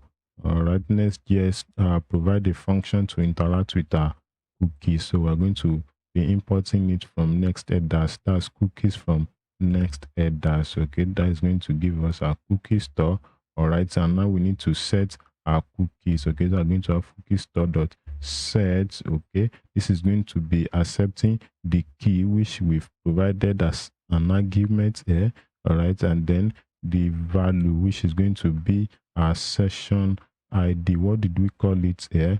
We called it session ID. Okay, so we're going to pass session ID. Now we need to pass some options. Okay, the first option is going to be the secure option, and that is going to be true. Okay, so that is going to allow our cookie to only be sent over HTTPS connection. All right, then we're going to have the HTTP only. We're going to make that to be true. That is not going to make our cookie to be accessible with JavaScript and the user browser. So same site is going to be lax. All right, to protect against CSRF attacks. And then the expiration time of our token is going to be 7 days. So we're going to have date. Okay, dot now.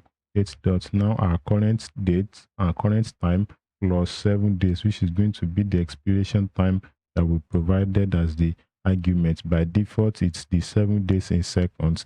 But this set function, this cookie function, is expecting the expires property to accept milliseconds. So we are going to convert this to milliseconds, and to convert that, we're going to multiply it with 1000. Okay, we are done with this now. So we need to export our create user session. We're going to export that. All right, now we need to import this in our server action. So we are going to import this. Okay, so this is now going to create a cookie on our user's browser, and it's also going to create an entry in a Redis database. Okay, and as you can see, this is an asynchronous function. There is the possibility that an error can occur when setting this in a Redis database. So we are going to be handling the error. Okay, and as I hope you can still remember our custom try cache wrapper. All right, the function is not returning anything, but we need to check if there is an error. Okay, so we're going to have create session error. All right, now we're going to check if the error is true. We're going to say if create session error is true. That means if an error occurred when we are creating the user session, then we are first going to log the error here. Okay, just for development purpose, I'm going to say error creating user session. Okay, so let's also log the error. All right, and now we'll be returning an error response to the caller of our server action. So we are just going to copy this. Okay, I'm just going to copy this. No need to retype all of that. So I'm going to have an object and paste that. Okay, so what is happening there? Yes, we need this. Okay, that can't be, it shouldn't be outside. We need something here. Okay, is there any part of all of this we are not closing? Okay, sorry, we need to wrap this in a try cache custom wrapper. Okay, sorry, omitted that. So we're going to have this, and we need to close this. Okay, that should solve our problem. Why is this? Okay, let me get rid of this. Okay, so now we are good to go. This is going to create our user sessions. Now let's test this out. Okay, so we've not created the dashboard page. Let's go back to sign in. Okay, so I'm going to open my dev tools now so that you can see if we actually have token set on our browser. Okay, so I'm going to go to applications, application, and then cookie. Okay, so do we have, okay, so this is going to show our cookie. Is there any way to zoom this in? I'm not sure. Okay, can actually zoom that in. All right, let me see if I can put this at the base. Okay, so that you can see this much more. Okay, so I'm going to sign in now. This, all right, you should be looking at this. We should have a session ID cookie set here, all right, and a successful sign in. All right. Okay, so you see we have a cookie, okay, and this is our session ID. Okay, we made it intentionally long so that it will be harder for anyone to guess. Okay, so this is our session ID. This session ID is also stored in our Redis database alongside our user ID and the user role. Okay, so anytime I want to validate our user, if the user is already signed in, we just grab this cookie, then we check if it exists in our Redis database. Okay, if it exists, that means the user is already signed in. If it does not exist, then that means the user is not signed in. A not signed in user is not even supposed to have this in the first instance. So if this does not exist, that means that user is malicious, and then we're just going to delete this cookie right from the server. Okay, and that will be all for this video. Don't forget to like the video and subscribe to the channel so that we'll be seeing more of these videos when I'm dropping them. All right, so thanks for subscribing, and I'll be seeing you in the next video. In this video, we'll be working on this dashboard page. We'll be creating this dashboard page. In our last video, we were able to create a session for our user, and then we set the session ID in the cookie so that we can easily identify users that are already signed in. Anytime a user that is already signed in wants to access a restricted route on our app, we can easily authenticate those users so that they don't have to keep resigning in and resigning in for every pages they need to access. Okay, so in this video we'll be creating the dashboard page. Currently we have this 404 page being displayed for our dashboard page. This is because the dashboard page has not been created, and by default Next.js is going to create a 404 page for all pages that are not existing for a Next.js application.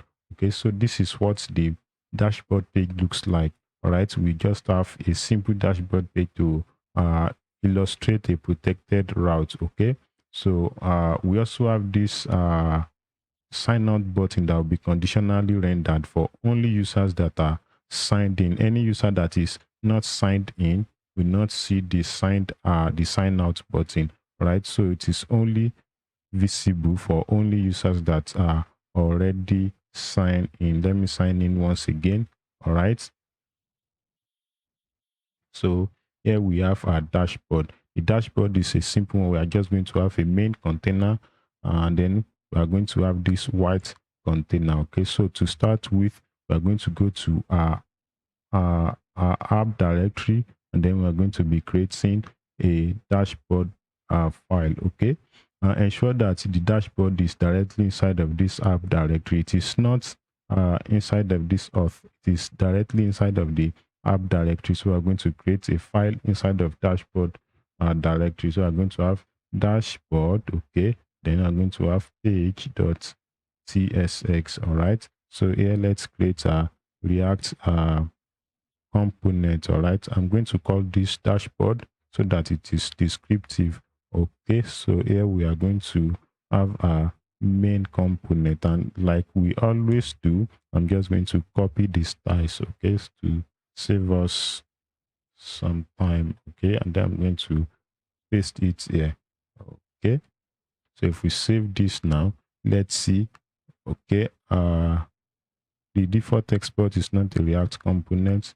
Let me refresh the page. Okay, so what do we have? All right, so we have main part. Now let's have another container inside of this. Okay, so this container is what we are going to use to centralize all of our components on the all of our sections on the page. Okay, so we are going to give it a width of full and max width of 7xl. All right, that corresponds to 80 rem, which is 1280 pixels. Now we are going to have our white container. This white container, we are going to be having it here. Okay, we are going to give it a border radius of extra large. All right, and we give it a background of white. Okay, we're also going to give it padding of 2 then, which correspond to p8.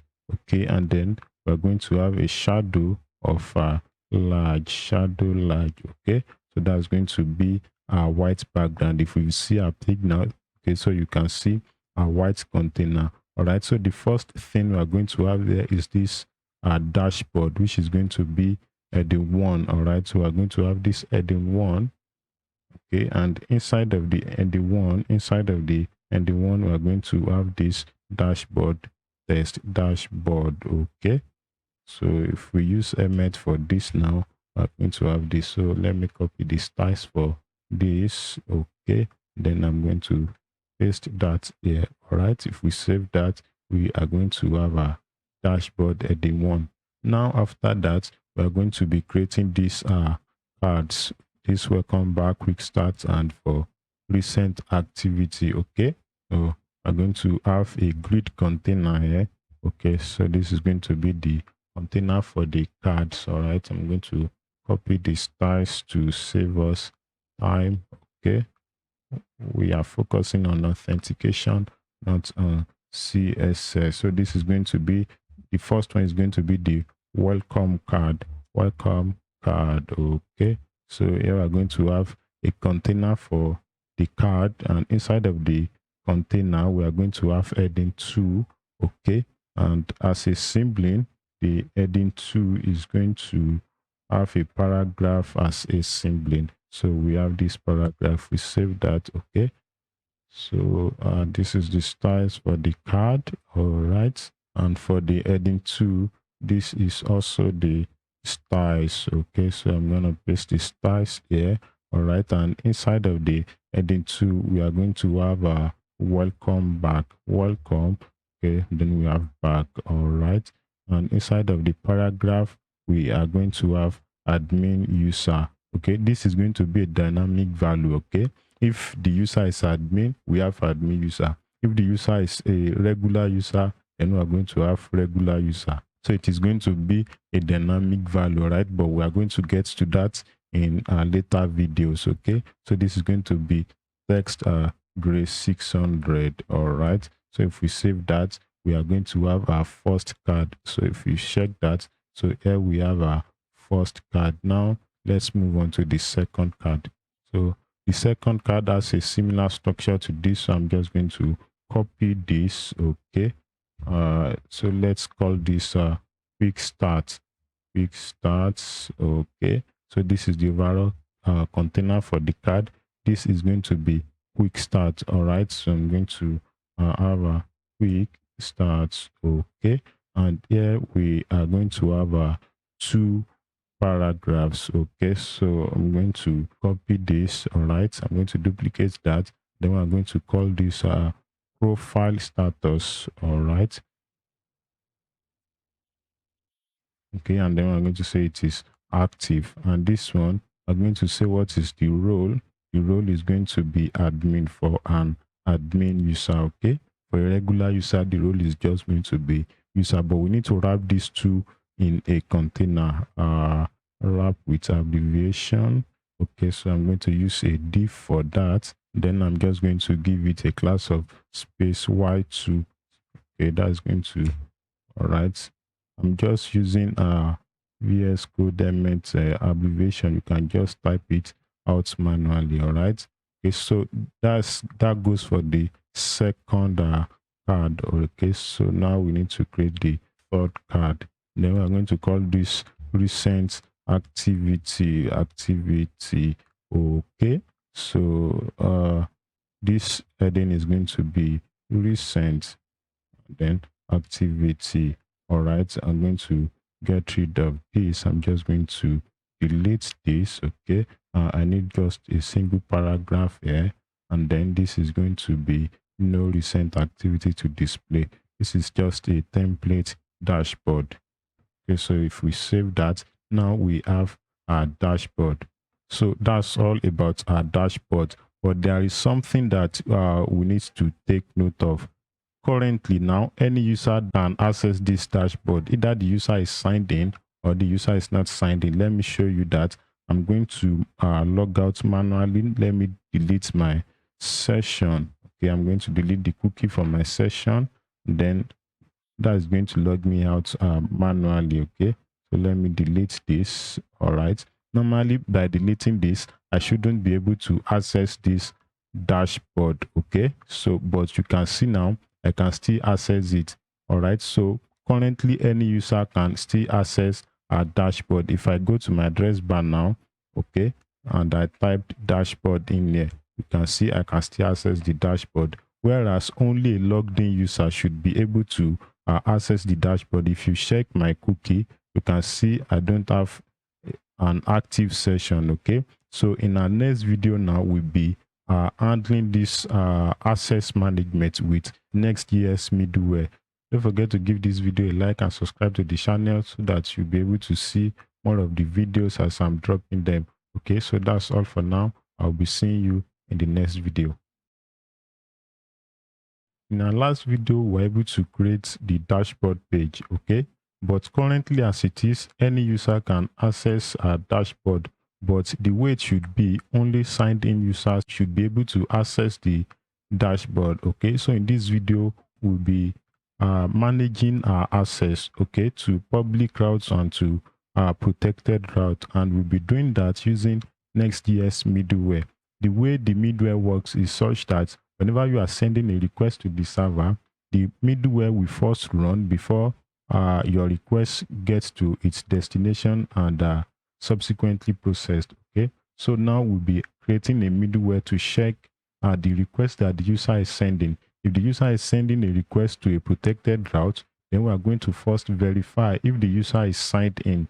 If the user is not signed in, then from the middleware we are going to redirect them to the signed in page before they get to the dashboard, and if they are signed in, we just allow them to pass through. Okay, so to create your middleware should be directly inside of this source page. All right, I'm going to collapse everything. Okay, so on this source you are going to create your middleware file. Okay, so we have middleware.ts. okay, so we need to export a function from our middleware.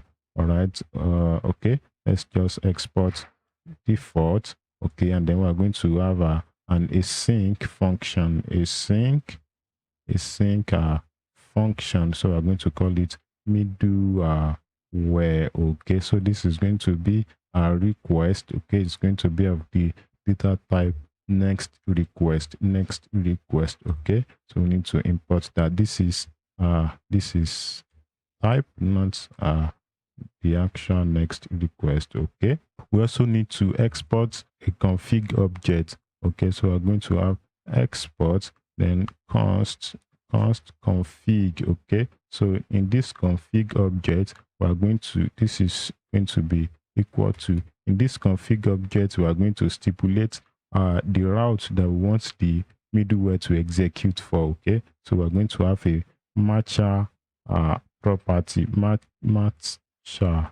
Okay, so this matcher is going to contain an array. The array is going to be containing all the routes that we want this middleware to execute for. Okay, so I'm just going to paste the route. All right, so in this project we want the middleware to execute for our home page, want it to execute for sign in, for sign up, for dashboard, and for forgot password. Okay, all these pages like homepage, sign in, sign up, and forgot password, all of them, they are public routes. Okay, so they should be accessible to users that are not signed in, but any user that is already signed in should not be able to access all these routes, okay? Like the sign-in page, any user that is already signed in should not be able to access the sign-in page again. Any user that is signed in should not access sign up and also forgot password. But for dashboard page, only users that are signed in should be able to access it. So we'll be handling for both public routes, we'll be handling the public route and the protected routes in this middleware. Okay, so first off, let's group the routes in an array. So we're going to group the related routes together. So let's call it public routes. Okay, so this is going to be an array that will contain all our public routes. Okay, so I'm going to copy this and paste this in here. All right, I'm going to have another array for protected routes. Routes. All right, these are not all the routes that are existing in this application, but these are the routes that we want this middleware to only be executed for. All other routes, they can just go freely. Okay, now let's work on middleware. So inside of our middleware, we're going to have a variable with the name path name. So that is the variable that is going to be holding the actual path of the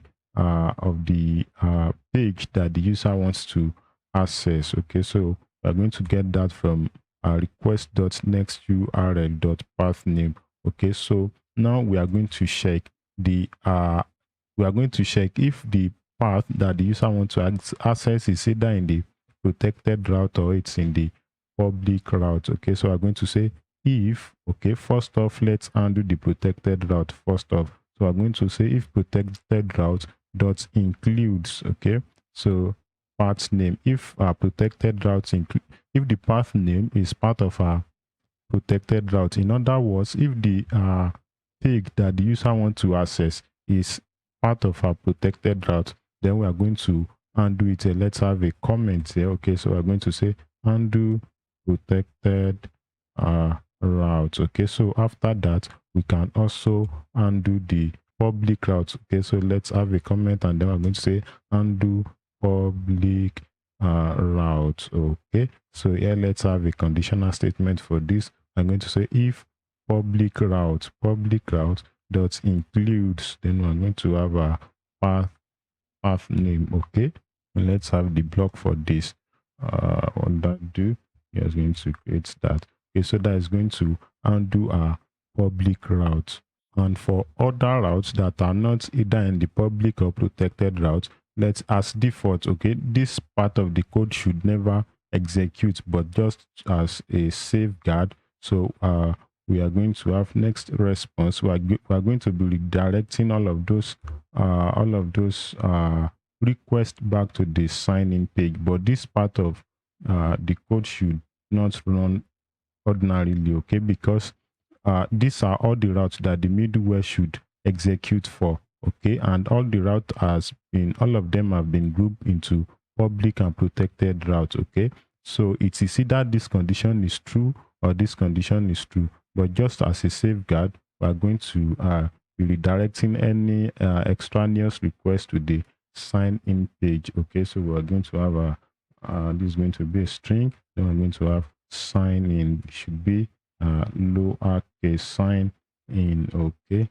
and here we're going to have a request.url. Okay, these are just for possible extraneous request. Okay, so we're going to say let's just call it extraneous to run.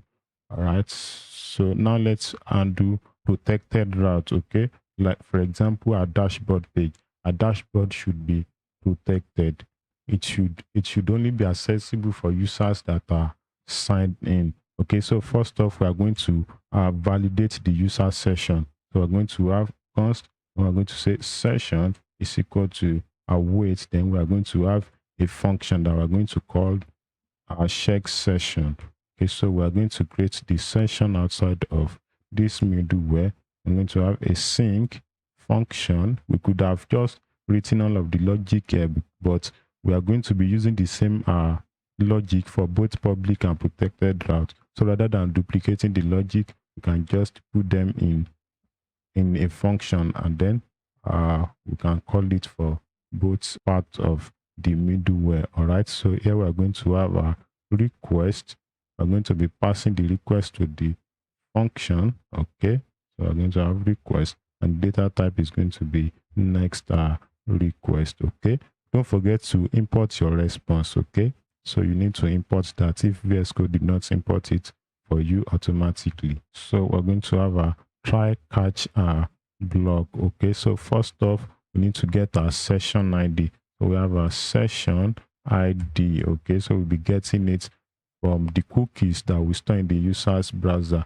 We're going to have request.cookies.get. Okay, and the key for our session ID, let's create a variable here. Okay, just like we did in our session file, we're going to call it cookie session key, and the session key is just session ID. We could have imported it from our session file, but because we are using the crypto file in our session file, and crypto is based on Node.js, while Next.js middleware is running on Edge runtime, so it is going to cause error.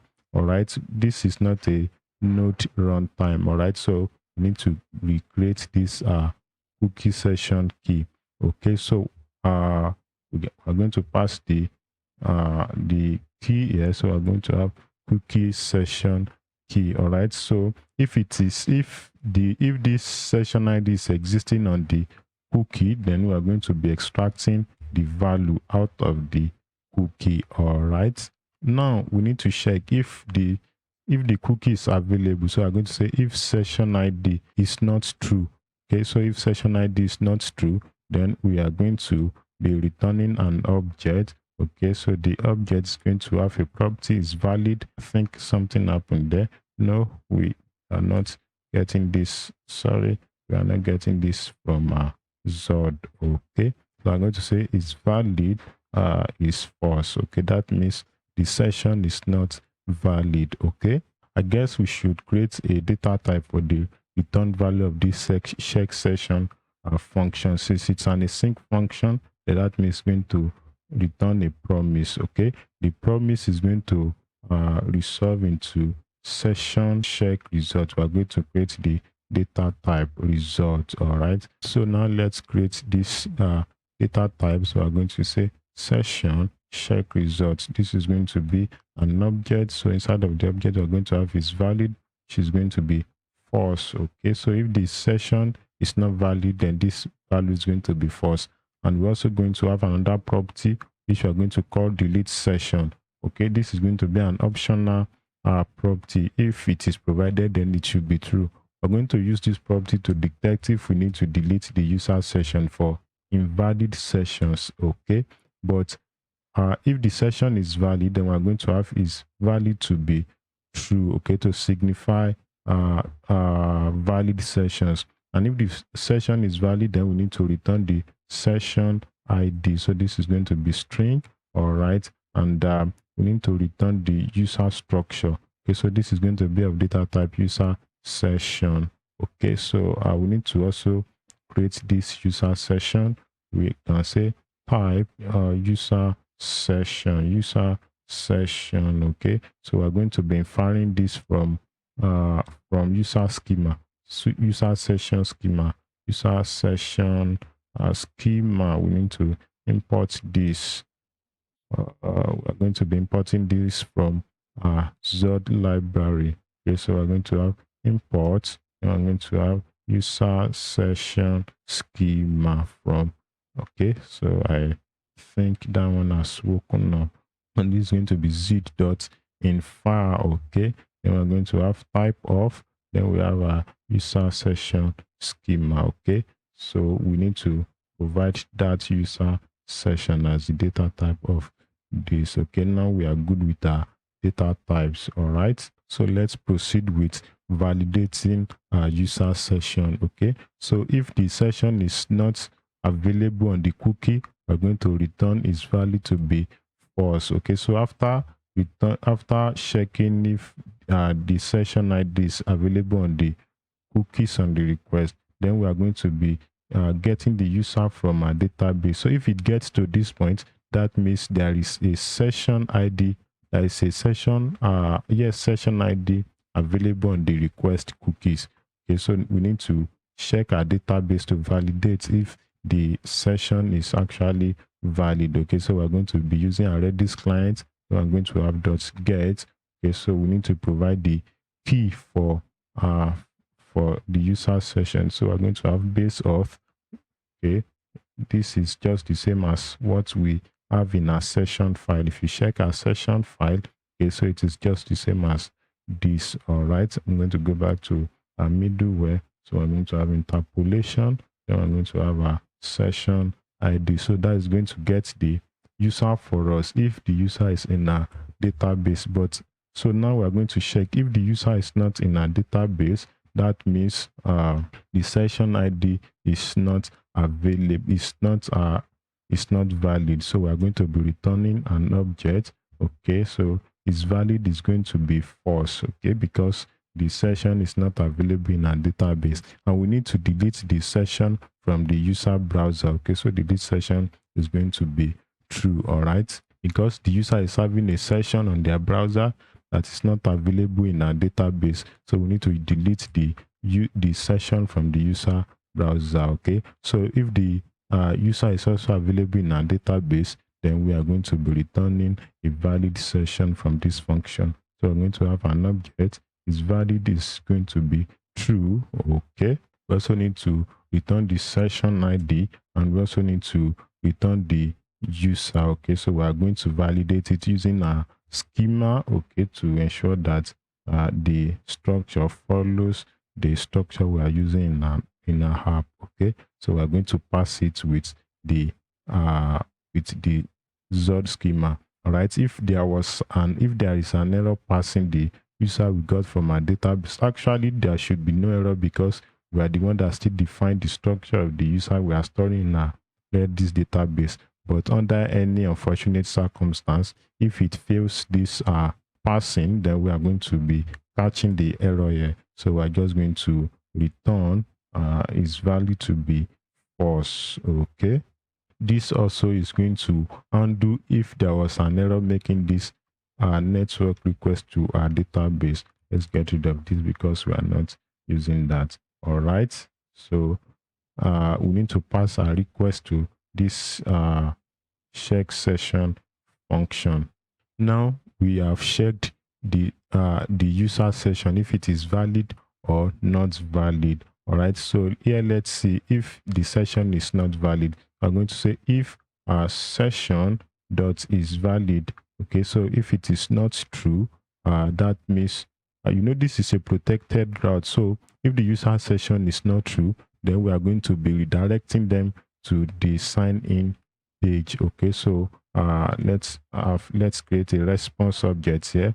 We have response. Okay, that's going to be next response dot redirect, because their session is not valid, so we'll be redirecting them to the sign in page. Okay, so I have new URL, and I'm going to provide sign ins.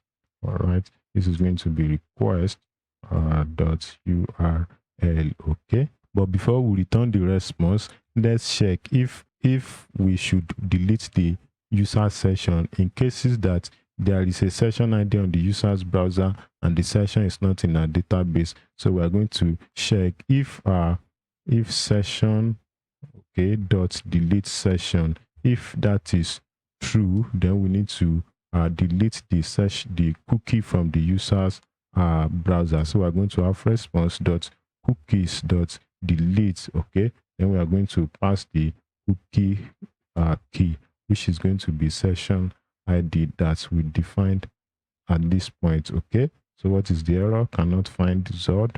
Okay, I'm going to import zip from Zod.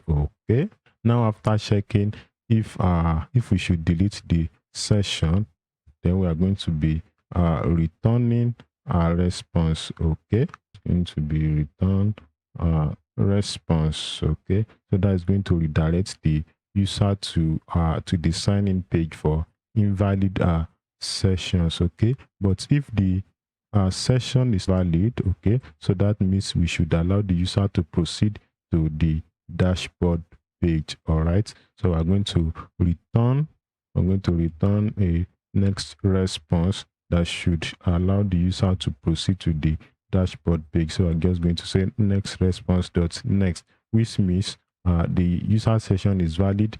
Proceed to the dashboard page. But before we proceed to the dashboard page, there are times that we may need maybe the user ID or the user role, okay, on the page that the user is trying to visit.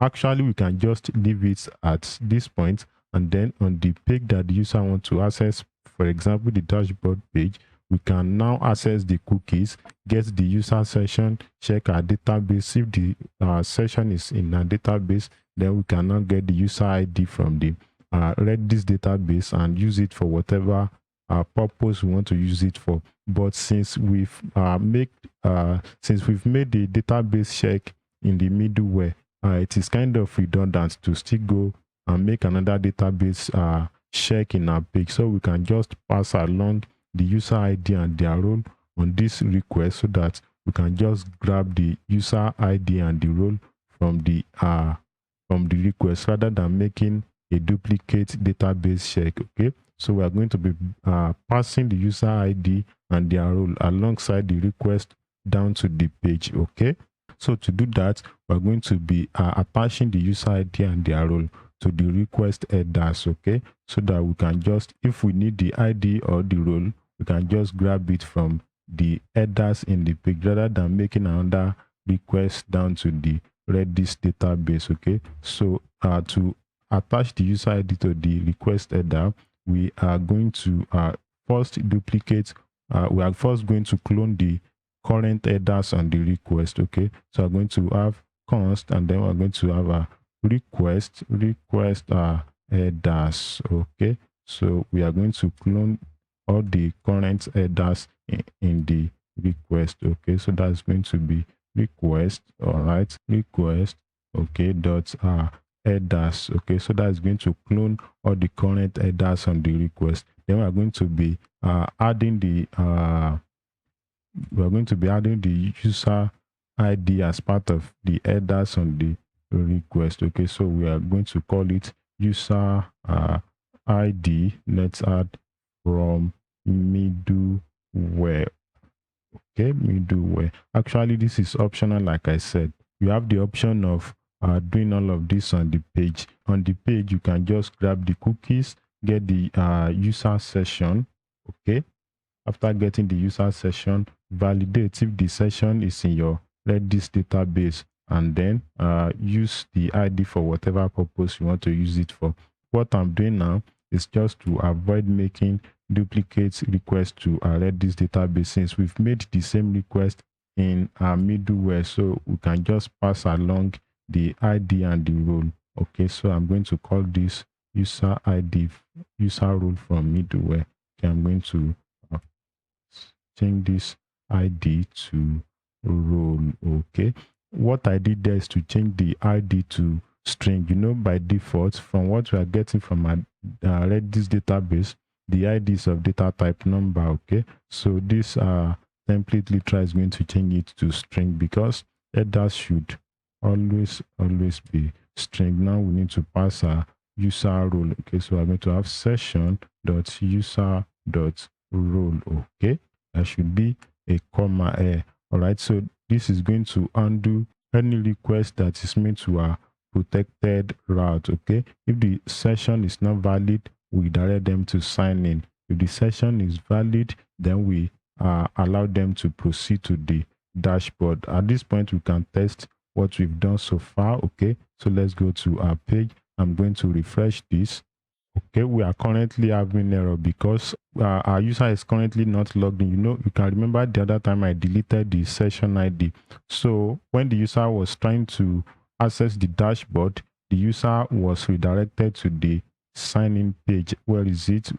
Okay, so the user was redirected to the sign-in page at this point, but our sign-in page is part of the public route, and we've not undone the public route, so it is causing an endless redirect. That is why we have this error. So we need to handle a public route. Okay, so after handling the public route, we are going to be testing everything all together. Okay, so in our public route block, we first need to validate our session. So we're going to call this session, then we're going to await the check session function. Okay, so we need to pass the request. So now we need to check if our session is valid or not valid. So we are going to say if our session dot is valid is not true. Okay, so if the session is not valid, then we can just allow the user to pass because it is a public route. So public routes do not need valid sessions to be accessible. Okay, so we can just allow the user to pass through. But before we allow the user to pass through, there is the possibility that the user ID, this header is already on the request.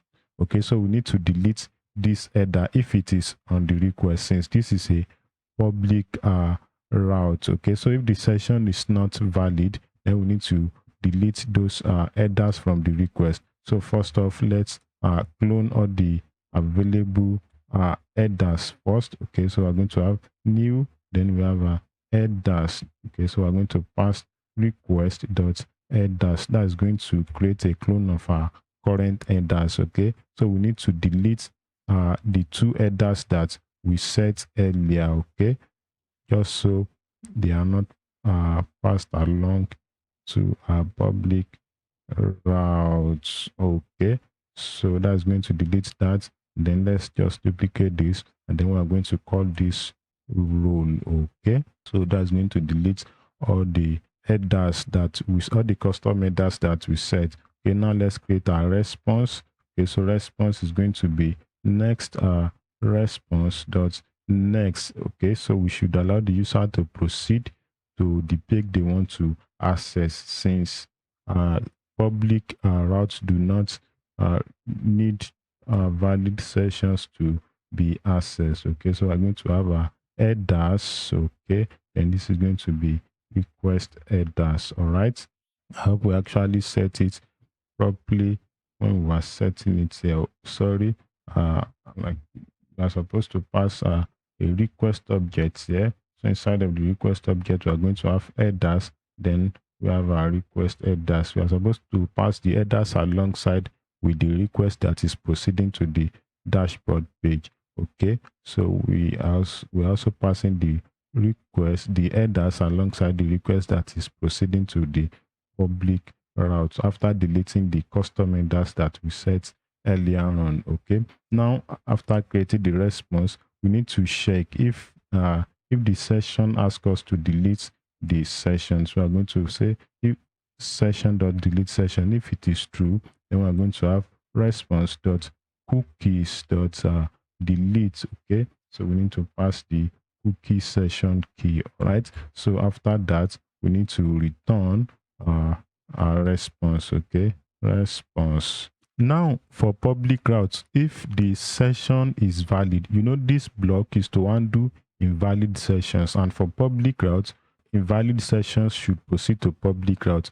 But if the session is valid, a signed-in user should not be able to access our sign-in page, our sign-up page, our forgot password page, because the user is already signed in. Okay, so if the session is valid, then we are going to be redirecting the user back to the dashboard. Okay, a user that is in dashboard already that wants to access a sign-in page without signing out, so we are just going to redirect them back to the dashboard. They are not going anywhere without signing. We're going to have dot redirect. Okay, so we'll be redirecting them back to the dashboard. Okay, so we have a dashboard. Okay, this is going to be request dot URL.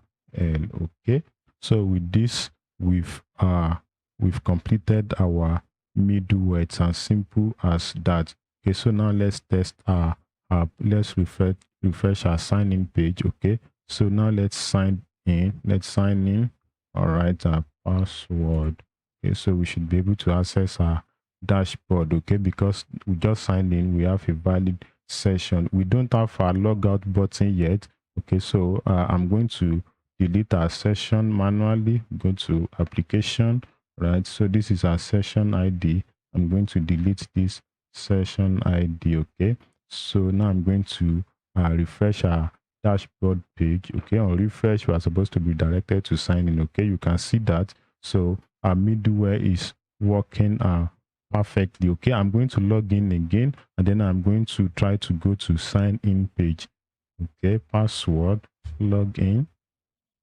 All right, so currently now I'm signed in, and by the design of our middleware, a user that is already signed in should not be able to access either sign up page or sign in page. So I'm going to try to access sign up page now. I'm supposed to redirect it back to the dashboard. Okay, so you can see now a user that is already signed in cannot go to the sign in page or sign up page or the home page. Okay, those are public routes. All right, so to access that, you need to sign out. Okay, and like I said in our last video, you know, there are some part of your pages that you might want them to be dynamic. For example, here we have admin user. So what if our user is a regular user?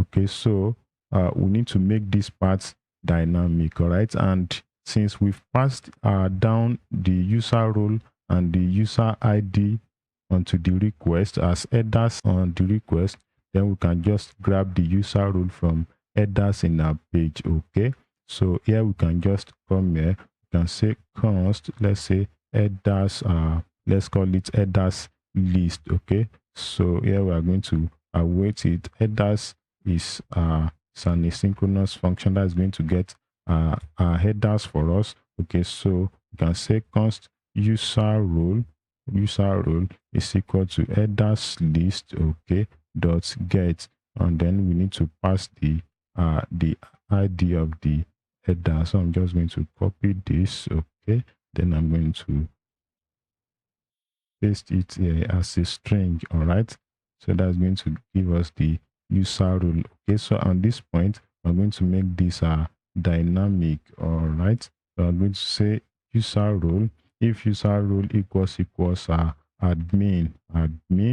Okay, then we're going to be displaying admin user. But if user role is not admin, then we're just going to display regular user. Okay, so this is the whole point of the headers that we pass down to as part of the headers in a request. Okay, this is the whole point of it. You know, assuming we did not pass where is our middleware, assuming we did not pass down these headers as part of the request, so that means on our page we need to first get the user ID, make a request to our Redis database, check if the user is in the database. If the user is in the database, then we're going to get their role from there. But since we've already made that network request on our middleware, so we can just pass down whatever we need as part of the request. Okay, and then we get it from the header. So if we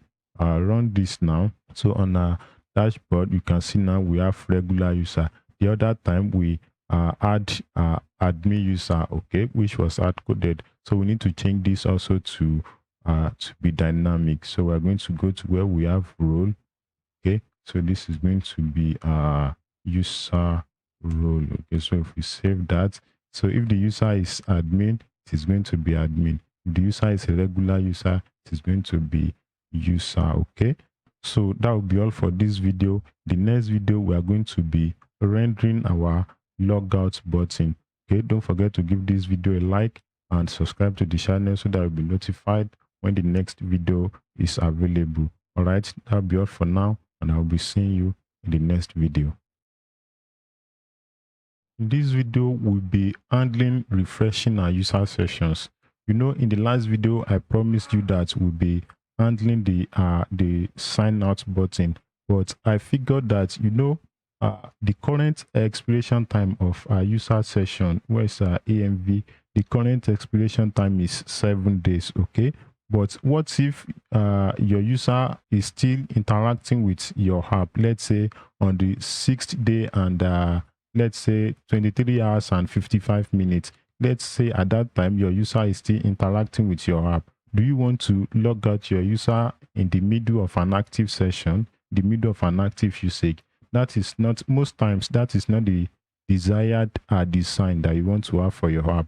So what we want to do in this video, we want to keep refreshing the user session as long as the user is still actively interacting with our app. Okay, so the session will only be invalidated and automatically deleted if the user has not interacted with our application for 7 days. Okay, so in this video we'll be updating, we'll be refreshing the expiration time of our user session. I will be doing that in the middleware. Okay, so first off, we need to update the expiration time of the session entry in our Redis database. Okay, so we're going to go to our protected route. All right, so before allowing the user to proceed with the request, we are going to update the expiration time of the user session in our Redis database. Okay, so we're going to have await, then we're going to have Redis client dot expire. This expire method is going to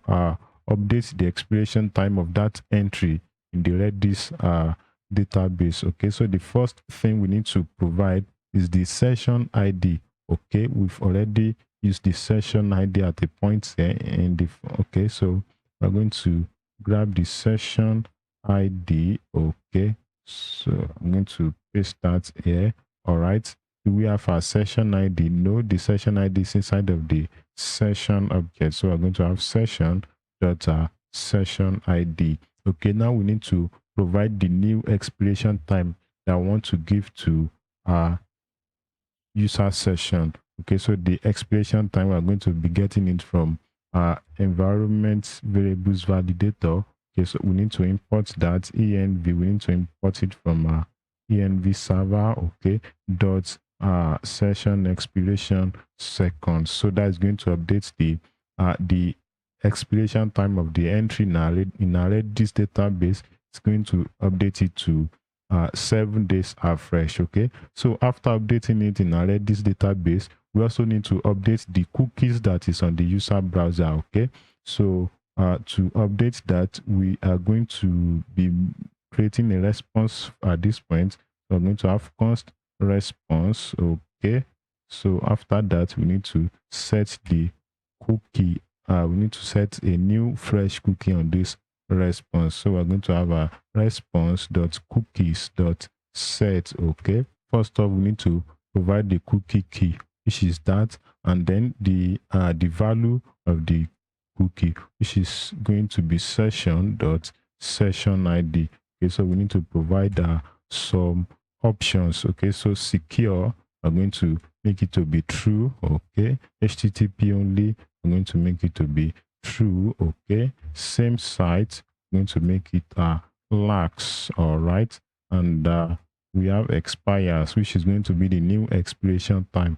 Okay, so that is going to be date dot now. All right, and I'm going to have plus env dot session expiration seconds. Okay, and you know this one is expecting its value in milliseconds, so we're going to multiply this by 1000. Okay, so both of these operations, they're going to update the expiration time of our user session. This is going to update the expiration time in our Redis database, and this is going to update the expiration time on the user browser. So we need to return the response after setting that cookie. So we're going to have a return, okay, then a response. So if we save that now, so every time our user is interacting with the app, the user session is being refreshed every time, so that the user will not be signed out immediately or suddenly within an active usage. Okay, so that's that for this video. In the next video, we'll be dealing with the sign out button. Don't forget to give this video a like and subscribe to the channel, and I'll be seeing you in the next video. In this video, we'll be dealing with the sign out button. Okay, and this is what the sign out button looks like in our finished project. And as you can see, the sign out button is being rendered as part of the navigation bar. Okay, the sign out button is conditionally rendered. It is visible for users that are signed in, but not visible for users that are signed out, that are not signed in. Okay, so this is our current project. Currently, we do not have the sign out button in place. Okay, so that's what we'll be doing in this video. Okay, so first off, we are going to be creating the sign out button. So we're going to go to our component directory, then we're going to create the file for the component. Let's call it logout button, okay, .tsx. Okay, it's such a simple button, but because we'll be having an event handler for when the user clicks the button, so it's going to be a client component, and for client components you need to have this directory. Okay, so now let's create a button react functional component. Okay, so that works. All right, this is going to be button. Okay, button. All right, and the button is going to have a class name attribute.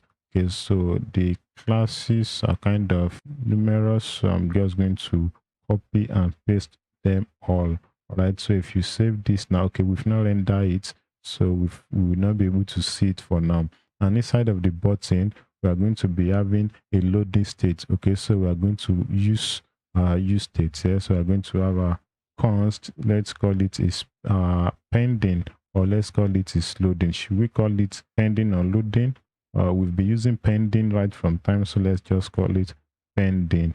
Okay, and then let's say this is set is pending. Okay, this is going to be use states, use states. Okay, so we need to import that. I'm going to get rid of use. We are not using use for now.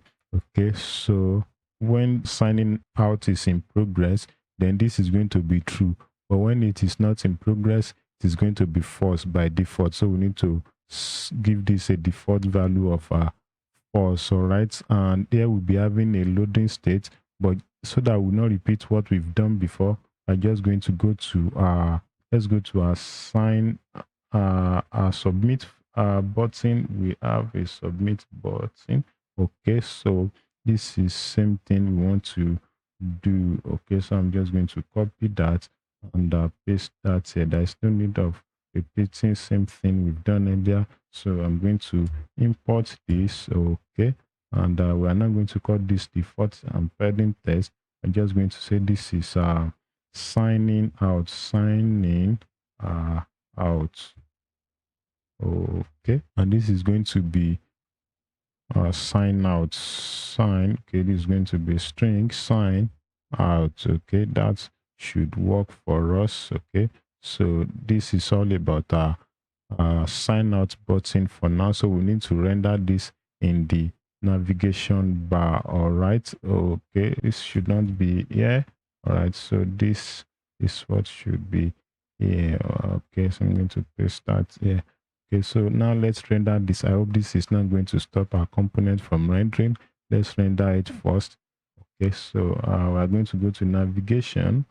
All right, so after this link, okay, so we are going to have a logout button. Let's see what it looks like first before we start dealing with the conditional rendering. Okay, so we're going to go to okay. So now we have a sign out button, but as it is now, it is not conditionally rendered. Okay, even if we signed out now, but we've not handled the signing out logic. If we signed out now as it currently is, it will be visible even for users that are not signed in. So we need to conditionally render it. So we need to check if our user is already signed in, and we've already done something like that in our dashboard page. Okay, you know, this will only be true for users that are signed in. If you check the data type of this user role, you see it is either string or null. If this header is available on the headers list, then it is going to be string. If it is not available, then it is going to be null. So we can easily check in navigation, we can easily check if the user role is present. If it is not null, then that means the user is signed in. But if it is not, that means the user is signed out. But we will not be using that method. The reason is that, you know, dashboard is part of the pages that our middleware is running for. It's part of the pages that we are running the middleware for. So it is always, so we are so sure that this will always be present. But for our navigation, you know, this navigation bar, it will be rendered for all pages in our application. Either the middleware runs for the page or the middleware does not run for the page.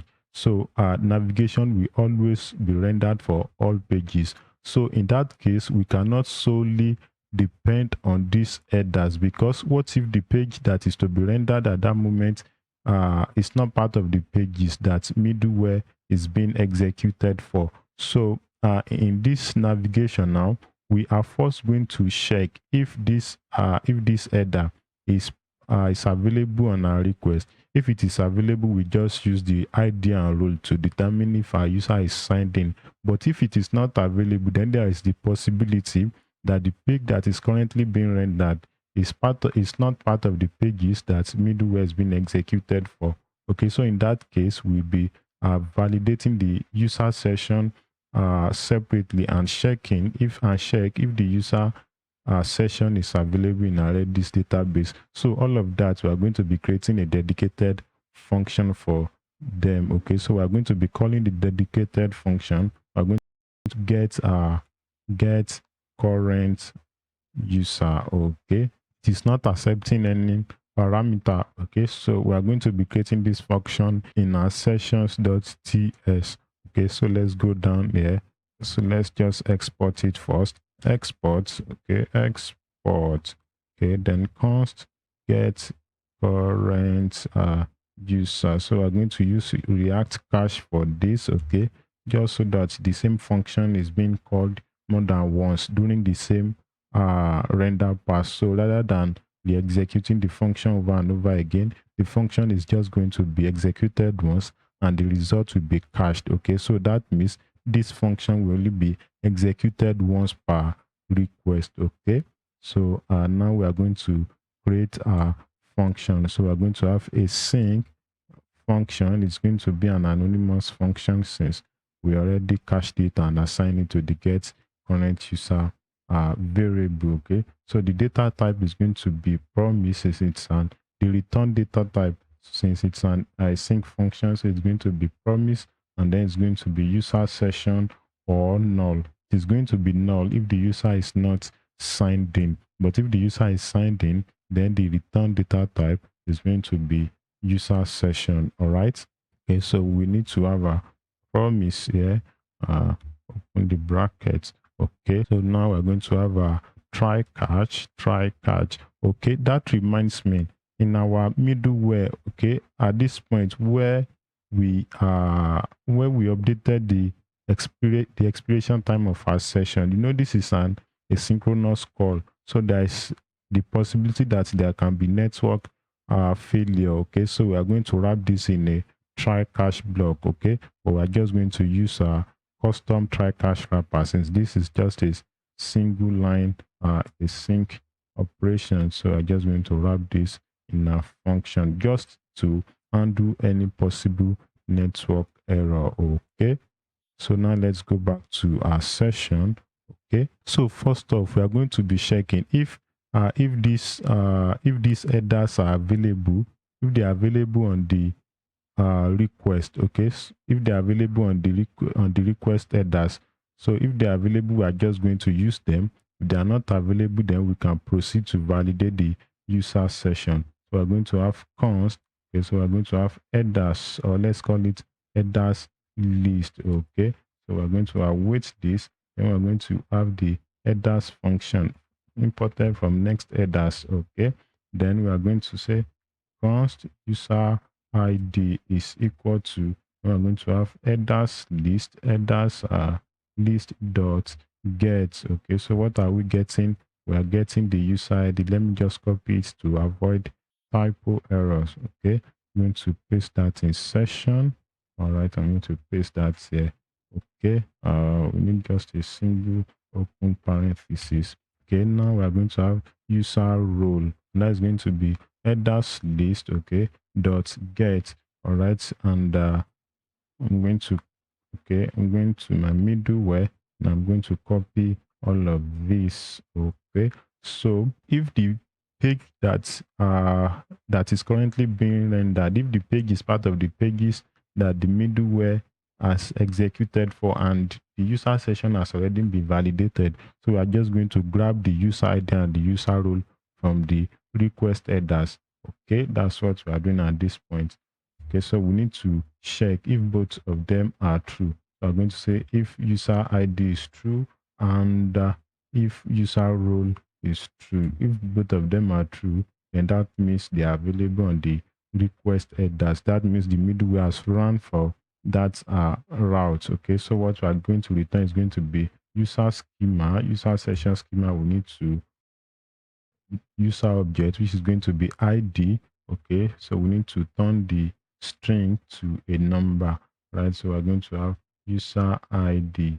Okay, and the role is going to be user role. All right, so if both of them are valid, then the validation is going to be successful and that is going to be returned. Okay, now if this condition is not true, that means these headers are not available on the request. Then we cannot do a manual validation of the user session. Okay, so we're going to have const session ID. So we're going to be getting it from the user cookies. So we're going to use the cookies function. I think the cookies should have already been imported. Let's check cookies. Okay, it's already imported. So since we just want to get the session ID, we can just get it at this point. So we have dot get, and then we're going to have a cookie session key. If it's available, we need to get the value. All right. If the session ID is available on the cookie, we are just going to grab the value. Okay. So if the session ID is not true, so we have session ID. If it is not true, we're just going to return null. All right, so that means the user is not signed in. But if it is true, then we need to get the user from the Redis database. Let's call it raw user. Then we're going to have a wait Redis client dot get. Okay, so we need to pass a key base of. Okay, we have session. Okay, and then we have the session ID. Okay, so that is going to get the user if the user is in a database. Now we need to validate our user. So we have user session schema dot pass. Okay, then we are going to be passing our raw user. And just in case there was an error while passing this, or there was an error when fetching the user from our database, then we are just going to return null to assume that the user is currently not signed in, or this user session is not valid. So all we do there is to get the user ID and role from the request headers. Possibly the page that we're about to render is part of the pages that the middleware has executed on. So if the middleware has executed on that page, then there is no need to go and get the user again from the Redis database. You can just grab the user credential from the headers and then use it to validate the user. But if both of these are not true, then that means the page that is to be rendered is a page that that the middleware has not executed on. Then we are going to manually get the user session ID, get the user from our Redis database, and then validate the user structure. Okay, so with this now we are getting the user from this function, and by caching the function, it means the function will only be executed once per request. Okay, we are not going to be using that here, so we are going to be using that here to conditionally render the sign out button. Okay, so here we're going to have a user. If user is true, then we are going to be rendering the logout button. But if user is null, then the logout button will not be rendered. We need to import this function from session. Okay, so what is this condition will always be true since, oh sorry, we need to wait this all right, so all thanks to TypeScript function. This should be a sync function to use our wait. Okay, so we should be good. And one thing that we need to also put in place, it's just minor. We need to mark this file as only as server only file. I'm going to import, then we have a server only. Now the logic we have there, we only want them to be executed on the server. Okay, So now we have our sign out button. We'll be dealing with actually signing out the user in our next video. So now let's see if we are good with our sign out button. The user is currently signed in now. Okay, so I'm going to manually sign the user out by deleting the session ID in our cookie. So I'm going to delete this, then I'm going to refresh our page. Okay, so you can see now that our sign out button is not rendered. Assuming we didn't do all of this, where is our navigation? Assuming we did not do all of this, then we are going to be having the sign out button rendered. Let me comment all of this out so you can see what I'm talking about. So I'm going to get rid of this and get rid of this. So if I save that, I'm going to see that my sign out button will be displayed. Okay, so by validating our user session, we are able to conditionally render our sign out button. Okay, so you can see that sign out button is no longer rendered. Okay, so in our next video, we'll be dealing with actually signing out the user programmatically by clicking the sign out button. Currently I'm manually deleting the session ID. So in our next video, we'll be programmatically handling the user signing out. Don't forget to like this video and subscribe to the channel, and I'll be seeing you in the next one. In our last video, we were able to conditionally render a sign out button. Okay, but as at now, currently, if you click on the sign out button, nothing is going to happen. So as it is now, if we want to sign out, we need to manually delete our session ID, our session from the cookie. But this is not a desired behavior, because it is not possible that you are going to create a web app and you're expecting your user to be manually deleting their session from their cookie storage. Okay, so in this video, we'll be handling signing out our user programmatically. Anytime the user clicks on the sign out button, then we are going to be signing them out. Okay, so to do that, we're going to go to our logout button. Okay, that is the name of the sign out button. That is the name we gave to it. All right, so we are going to be creating an event handler, and on click event handler. So I'm going to have on click here, on click. Okay, so we're going to be passing a function, and then we're going to call the function undo log out. That is going to be the name of the function that is going to be handling our user log out. Okay, so here we're going to create the function. It's going to be an async function. All right, so we're going to have function. The name is going to be undo log out. Undo log out. Okay, it's not accepting any parameter. And now we are going to first off, we are going to be setting the spending to be true, to signify that the user sign out is ongoing. Okay, so here we're going to have a try catch block. Okay, and we're also going to have a finally block. In the finally part, after everything has finished executing, then we are going to be setting the pending to false. We are going to be resetting our loading state. Okay, so during signing out, we are going to be disabling our button. So anytime the user is currently signing out, the button will be disabled, so that I'm going to pass his pending to this, so that the user don't have to click on the button just more than once. Okay, so inside of the try part of the try catch block,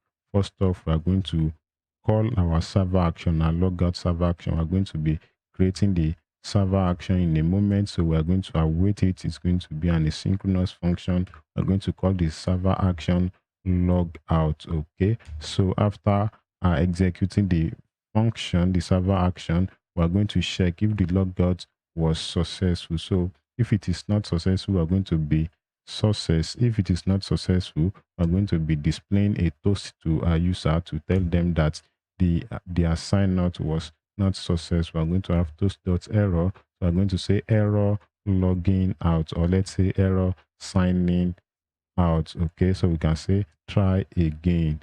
All right, so that's that for that. In the catch block, we're going to be handling any possible error, but first off, we're going to check if the error is an instance of error, okay, if it is an instance of error, then we are going to check if it is a redirect error. Okay, so we're going to check that. We're going to have error dot message dot includes. Okay, we're going to have next redirect, because on a successful sign out, we have our next redirect. Next, on a successful sign out, we are going to be redirecting the user back to the sign in page. Okay, so anytime the user is redirecting from the server action, it's going to emit an error, and it's going to be carrying next redirect as part of the error message. Okay, so if it is a redirect error from the server action, we're not going to do anything. Okay, it's an expected behavior. But if it is not a redirect error, then we're going to be displaying a toast to our user, telling them that an error occurred while signing out. So we can just copy this text, okay, to tell the user that there was an error while you were trying to sign out. Okay, so that's that for the logout handling. Okay, so next, now we are going to be creating the logout server action. So to create that, we are going to go to our actions directory. Inside of this auth directory, we are going to create a file, and then we're going to call it logout.ts. So to mark this as a server action file, we're going to have use server. Okay, so here we're going to be exporting default, then we have a sync function. Okay, we're going to call the name logout. It's not expecting any parameter. So inside of the logout, we are going to be okay, the whole logout process, let me just say this in a bit. The whole logout process just consists of two major parts. The first part is to delete the session from our Redis database, okay, and the second part is to delete the session from our user browser, from the cookie storage in our user browser. So that's all about the logout procedure. You delete the session from your database that is storing all available sessions in your application. Then you also remove the cookie from your user browser. Okay, so that's all we want to do in the logout server action. Okay, but we are going to be doing that in a dedicated function that we are going to call remove session. Okay, we could have just written all of the logic out in this server action, but I want us to have separation of concerns. Everything that has to do with session, I want us to undo it in this session file. Okay, so we're going to go to the session file. Here we're going to create a sync function. Okay, so we're going to call this remove session. All right, it's not accepting any parameter, and inside of this function, the first thing we're going to be doing is to get the session ID of the user that we want to sign out. Okay, and to get the session ID, we need to access it from the cookie store. Okay, so we're going to have first cookie store. We are going to create a variable called cookie store. Then we are going to get it through the cookies function cookies. Okay, so we invoke that. That is going to get us all the cookies that is available on the request. Okay, so we are going to have the session ID. Okay, not that session ID. Okay, so we are going to have cookie store. Okay, dot get, and then we are going to pass the cookie key. Okay, so that is the cookie session key. All right, so if it is available in the cookie store, then we're just going to grab the value. Okay, now next we need to delete the session from our Redis database. Okay, but to delete that, we need to first check if session ID is true. Okay, because it is possible that it is undefined. If there is no available session in the cookie store. Okay, so we're going to check if session ID is actually available. So if it is available, then we are going to be making a delete call to our Redis database. So we're going to have Redis client dot delete. Okay, so we are going to be passing the key of our session that is going to be based off session. Okay, and then we have our session ID. All right, so that's going to delete the session from our Redis database, and after deleting the session, we also need to delete the cookie from the user's browser. Okay, so to do that, we're just going to have a cookie store dot delete. Okay, then we're going to pass the cookie key. Okay, so that's all about logging out, as simple as that. You delete it from your Redis database, and you also delete it from the user's browser. So we need to export this function so that we'll be able to use it in our server action. I'm going to save that. So we go back to our logout server action. We need to import this function, okay? But don't forget that this is an async function, and we did not perform any error handling. There is the possibility that there can be network error when performing this call, okay? So we need to wrap this function in a try catch block, but since it is just a single asynchronous operation, we're going to be using custom try catch wrapper. So we need to import that. Then I'm going to pass this as callback function to try catch wrapper. Okay, so here we're going to check if there was an error while logging the user out. So we're going to have our array. We don't need the first result, but we need the second result, which we are going to call remove our session error. Okay, we need to have a equal sign here. So here we're going to check if remove session error is true. That means there was an error while signing out our user. Then we are going to return false. Okay, that is telling our clients that the signing out process was not successful. But if there is no error, that means it is successful. Then we are just going to redirect the user right from the server to the sign in page. Okay, so we need to import our redirect function. All right, and then we're going to pass sign in. Okay, so we have sign in. Okay, so we're going to save that. All right, so go back to our client component. Then we need to import this function. Okay, hope we actually marked this with use server. All right, and our session file, I hope we marked it with server only. Okay, so that's about that. That's all about signing out our user. Okay, we've passed the function to the event handler, and we've passed the state to the disabled attribute. Okay, so now let's test out our signing out. All right, so everything is supposed to work. Now I'm going to click on this. Okay, so our user is currently being signed out. Okay, so you can see now that after a successful sign out, we are directed to the sign in page. Okay, so now I'm going to check my cookie storage. If the session key is still available in the storage, you can see now that we do not have any session ID in the cookie storage. If we sign in again, let's try signing. Okay, I'm going to provide my password.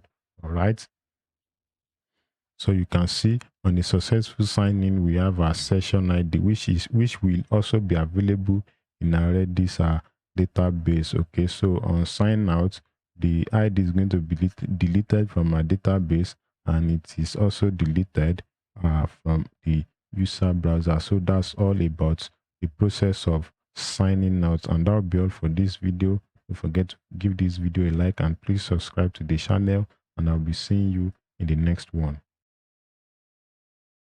In this video, we'll be dealing with the forgot password page. This project is broadly categorized into two major parts. We have the local sign up and sign in part, and then we have the OAuth part. Okay, so we'll be dealing with, we've dealt with sign up, we've dealt with sign in, we've dealt with sign out, and all of that. Okay, so I figured that it is just best for us to complete everything that has to do with the local sign up and sign in part of the project before we proceed to the OAuth part. Okay, and the last part of the local sign up and sign in and all of that is the forgot password. Okay, the forgot password is used by users who forgot their password so that they can reset their password by providing their registered email address. Okay, before we go into this, I remember that throughout the project up to this moment, I've not showed you what our Redis database instance looks like. We've been working with Redis, but I've not showed you what our entries look like in our Redis database. So if you have an active session, you are going to be having this. If you go to your Upstart Redis account, I'm using Upstart, and possibly you are using a different provider, that's fine and good. Just go to your dashboard and go to where you can see the data you have stored in your Redis database. Okay, so this is the usage I have so far on this. This is a free account that I created for this project. Okay, so This is what I've used so far. Upstash has a generous free tier. So if you go to the data browser, okay, so this is the only active session I have right now, and this is the session key. You can see how it looks like. We have base auth, which is the name that we use for our project. Then we have session, and this is the session key that we randomly created. Okay, this is the structure of the user we are storing in our database.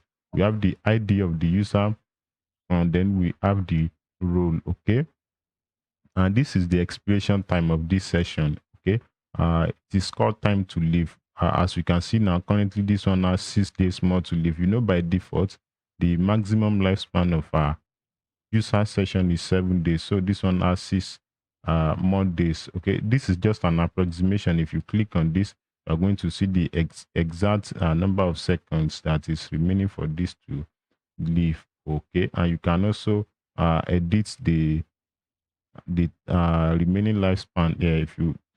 If you edit this now and save it, then it's going to update the lifespan of your session. But that is not what we want to do. We've already make provision for updating the expiration time of the user session in our app. Okay, so this is how it looks like. I hope you can see it. Okay, you should be able to see it. So this is the key, and this is the structure of what we are storing in our Redis database. Okay, if you want to verify this now, we can go to our app. Okay, so this is our current session. So if I go to my cookie store now, okay, so you can see now, you can see that we have the same key. Okay, should okay. So here we have B7782900 and so forth. So if you compare this to what we have in our database, you can see that they are the same. Okay, so that's how it looks like in your Redis database. I just thought of showing you so that do not just be like Redis is an abstract thing that we are working with in our app, and that's that for that. So now we can go back to continue with our project. Okay, I want to close this part. Control Shift I. All right, let me zoom this in. This is our project. Okay, so that you can see this properly. Okay, and okay, so before we start working with the forgot password page, let me walk you through how the whole process works. So when the user click on the forgot password link on the sign in page, it's going to direct them to this page. Okay, so first off, the user needs to provide their email address. All right, so whenever the user provides their email address and they submit, we are going to verify in our database if the account is existing, if there is an existing account on that email address in our database. If there is an existing account, we are going to send a password reset token to the user registered email address. Okay, so the user is going to go to their email inbox and they click on the link.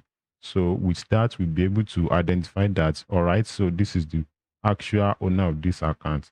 And by clicking on the link, the link is going to direct them to a reset password page, reset password. All right, so on this page, on the reset password page, the token will be verified. If it is valid, then the user is going to have a form to provide their new password. And if it is not valid, the user is going to have something like this. Okay, you know, currently there is no valid token on this link, so that's why we are having this. Assuming there is a valid link coming directly from the user email address, then the user is going to have a form to provide their new password and confirm the password. So with the new password, we are now going to reset the password that is attached to the user account. Okay, so that's how the whole process works. All right, so now we can go ahead to build up our page. Okay, so we are first going to create the forgot password page. This is what it looks like. Okay, in this video will not be writing out all of this. We've done something like this. Even from the structure, you can predict how this looks like. We have a main HTML element. We have this white container that has an heading1 and a paragraph, and then we have the sign. We have the forgot password form with a submit button. Okay, so I'm just going to copy all of this code since we've done something like that over and over again, so that we don't keep repeating typing the same code. Okay, so we're going to go to our app, then we're going to create a page. Okay, so this is going to be forgot password. Okay, that is going to be the name of the directory, and instead of that, we're going to have page.tsx. Okay, so in this page, I'm just going to copy and paste all of the HTML element and components so that we don't have to retype all of this. So we have the main elements, we have the white container, we have the one that carries forgot password text, and then we have this paragraph, which is what you are seeing here. Okay, so after that, we are going to have the forgot password form, which is going to be in a dedicated file. Okay, so we are going to create that in a minute, and then we have this link to go back to the sign in page. Okay, that is this link. All right, so what do we need to do here? So now we need to create the forgot password form. If you want to, if you are coding along, just pause your video and write and type all of this out. Okay, and you can even copy all of this from our previous pages. This has the same styles as we've been having all along. Okay, so let's just save ourselves at that time. So now we need to create our forgot password form. All right, if we save this now, okay, let me comment this out so that you see what our page currently looks like. So if we go to let me save that and go to our okay, so we need to sign out first. Okay, so we click on forgot password, so that's going to lead us to the okay, so this is what the current page looks like. Okay, we have the heading one, we have the paragraph, and we have the sign in link. Okay, so now we need to create a forgot password form. Okay, uh I'm going to uncomment this. All right, and get rid of this. You can also leave it there. All right, so we are going to go to our component directory. Inside of our forms, we are going to create forgot password form. Forgot password, let me make this package uh, form.tsx. Okay, in this one also, I'm also going to just copy and paste all of the components. We've created a similar form. We've created similar processing. Okay, so here we are using the submit button. Okay, let me start from the top. All right, so we have field errors. We have the field errors type that is going to contain the structure of the ZOD error in case there is a validation error. Okay, so we have the form state that we're going to use to persist our form data in case there was an error when the user is submitting the data. Okay. Okay, so after we have the initial state, we have only email input. If you check this, we have email input. Okay, and this is the form action that we use to handle the data processing on the front end. Okay, so we extracted the email from the form data. All right, and here we validated the email. So I'm going to import Zod at this point, zip from Zod. Okay, so the email is expected to be of data type string, and it should be a valid email. So this is where we validated the email. We passed that. So here we check if the validation is successful. If it is not successful, then we return error and the provided emails to persist the data in the form. Okay, so this is going to be the server action that we are going to use to process the forgot password on our server. We can quickly create the server action before we proceed. So to create that, I'm going to copy the name. All right, I'm going to go to our actions directory. Inside of auth, I'm going to create a new file. Okay, and I'm going to call this forgot underscore password.ts. Okay, so inside of this file, okay, I need to mark this as a use server because we want the function to be a server action. So we have export default. Okay, we are going to have a sync function. All right, and the name is going to be this. So this is going to accept the email. We're just going to call it raw data. Raw data. Okay, and we're expecting that it's going to be of data type string. All right, so this is going to be returning a simple data structure. So we are going to have an object. Side of the object, we are going to have the sources property, okay, which is going to be boolean for as a dummy return value. Let's say it is true, and the message, we are going to have a response message. Okay, so let's say what should we give as the text? Let's say something for now. Something. That is going to be our success, our message. Okay, let's console log our raw data so that TypeScript is going to keep quiet. Okay, so we have our raw data. All right, so we can now import the server action in our form. Okay, so I'm going to import that. All right, so we are done with that, and you can see that our response is going to be an object that contains a success attribute and a message. So at this point, we are going to be checking if sending the password reset email to our user, if it is successful. If it is not successful, we are going to be displaying an error toast to our user to know that, to inform our user that it is not successful. So I just imported the toast function. All right, so if it is not successful, we are returning the data back to the user. Okay, so that they can if it is their email that is not correct, they can easily make changes to their provided email. But if it is successful, then we are going to be showing a success toast to our user, and we return the initial state. Okay, and just in case there was an error, possibly a network error or some unexpected error that occurred when trying to set the password reset email to our user, then we're going to be displaying an error toast to the user, and then we return the email back to the form. Okay, all right, this is what we use to check if the error we are getting from our form action is field error. Okay, we're going to import this. We've done all of this over and over again, so there is no need of typing them out. Okay, we provided the form action, we pass it down to the form. We have a pending state that is going to be true when we are submitting the form. All right, so we have this input. Okay, we need just a single input for the form. Okay, so that's the only input we have. The input is of type email. Okay, we have a place so that we could have used the form input component we'll be using all along. The form input component that we have in our component, we could have, okay, this component, we could have used it, but in this component we'll be using label, not placeholder. So that's why we are not using that. In this page we are using placeholder, not label. All right, so all other things are the same as we've always have them. All right, and then here we have the submit button. I need to import the submit button.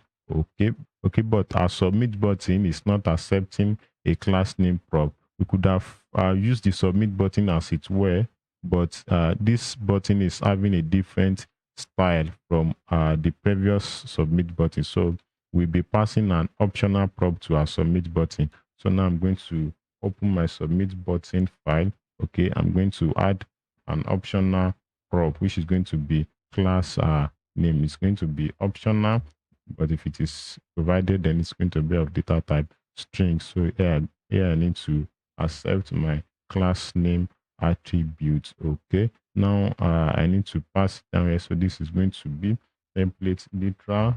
Okay, I'm going to come here. All right, I need to close this. Okay, so what we're going to say is if the class name attribute is provided, then we are going to the class name prop. If it is provided, then we are going to use the class name. But if it is not provided, then we are going to use this as the default submit button styles. Okay, so that's that about the submit button, and with that we are good to go with our forgot password form. I'm going to save that, then I'm going to go back to our page, then I'm going to save this. Okay, so with that we can test out our okay. So what do we have here? We need to make this a client component. All right, so I forgot password. I'm going to come here. Okay, this is the page. We're going to go to the form. Right, we need to make this a client component. I'm going to come here, and then I'm going to say use our client. I'm going to save that. All right, so that's going to turn it to client component. So to test out our forgot password form, I'm going to first provide an invalid email address. Okay, let me try to submit. All right, you can see that our submission was not successful. Okay, if you look at it, for a brief moment there was a pending state, but we possibly you can't see it now because it is very fast. But as it is now, we are supposed to have and error styling, a red border and a faint red background for our input to notify our user that this input is invalid, but we are not having that styling. So that means there is a little problem with our form. So we're going to go to our form now. What could be the reason? All right, we've done the normal check we normally do, and then we're also supposed to have this paragraph, but we are not having it for invalid input. So that means something is wrong. Let's see the structure of our error. I'm going to console log the error object now, console.log, so that we can see what could be the problem. So we have states.errors. I'm going to save that. I'm going to open my console, Control Shift I. That's going to open my console for me. Okay, let me refresh the page so that we are sure that. Okay, so currently the error object is undefined because we do not have any error yet. Okay, so I'm going to provide an invalid email address. I'm going to submit that. Okay, so what does our error object looks like? Okay, so all right. Okay, now this is why we are having that error.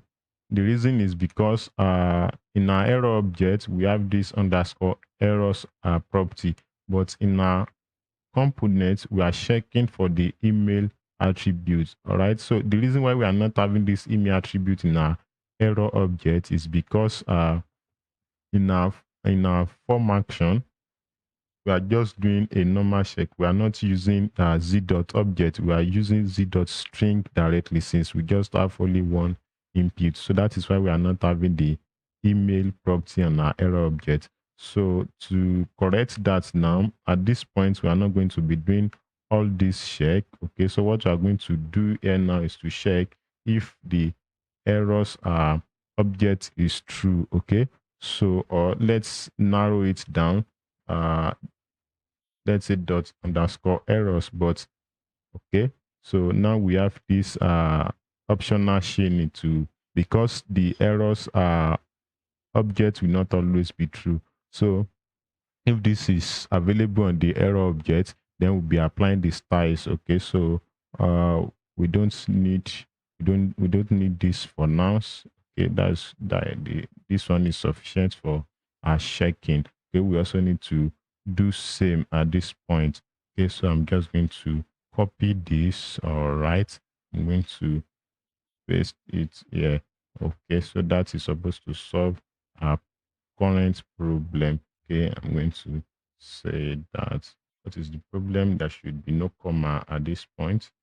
Okay, please get out. I'm going to close that. So if I save that, okay, I'm also going to paste that here. All right, I'm going to paste that here. Okay, so what is the error for?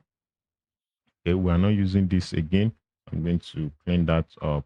All right, so now we should have our error styling if there is an invalid input. So I'm going to, okay, so now you can see that we have our error styling. Okay, we also need to make a little adjustment to this styling. This is too far from this. Okay, so what we're going to do is we're going to wrap the input and the paragraph in a container. All right, let me use wrap with abbreviation. So I'm going to have a div there. Okay, so with that, you should have a normal styling. Okay, we need to put this by the side there.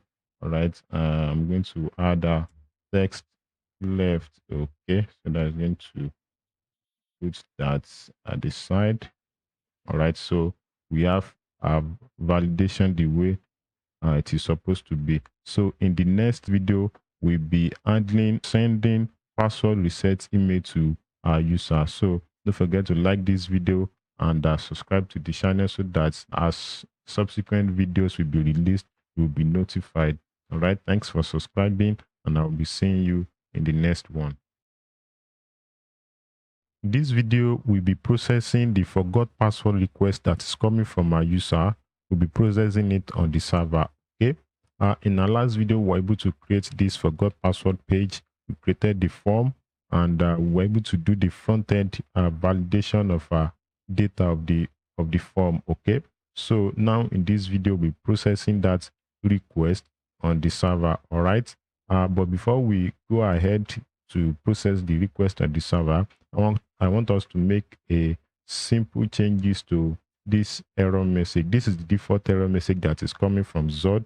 All right. I want us to make it much more friendly. Okay, so to do that, we are going to go to this point where we have validated the email address, and then we are going to provide a custom message. So we are going to add address to the custom message. So if you retry this now, okay, so we are going to have a valid email address as the error message. Okay, and in our last video, we were able to discover that the structure of the error object that is coming from Zod in this scenario, where is it? Okay, the error message that is coming in this scenario is different from the structure that we've always had. So in this scenario, we are not going to be having these emails attributes in our error structure. So we are just going to get rid of the email property. Okay, so we can also simplify this by cutting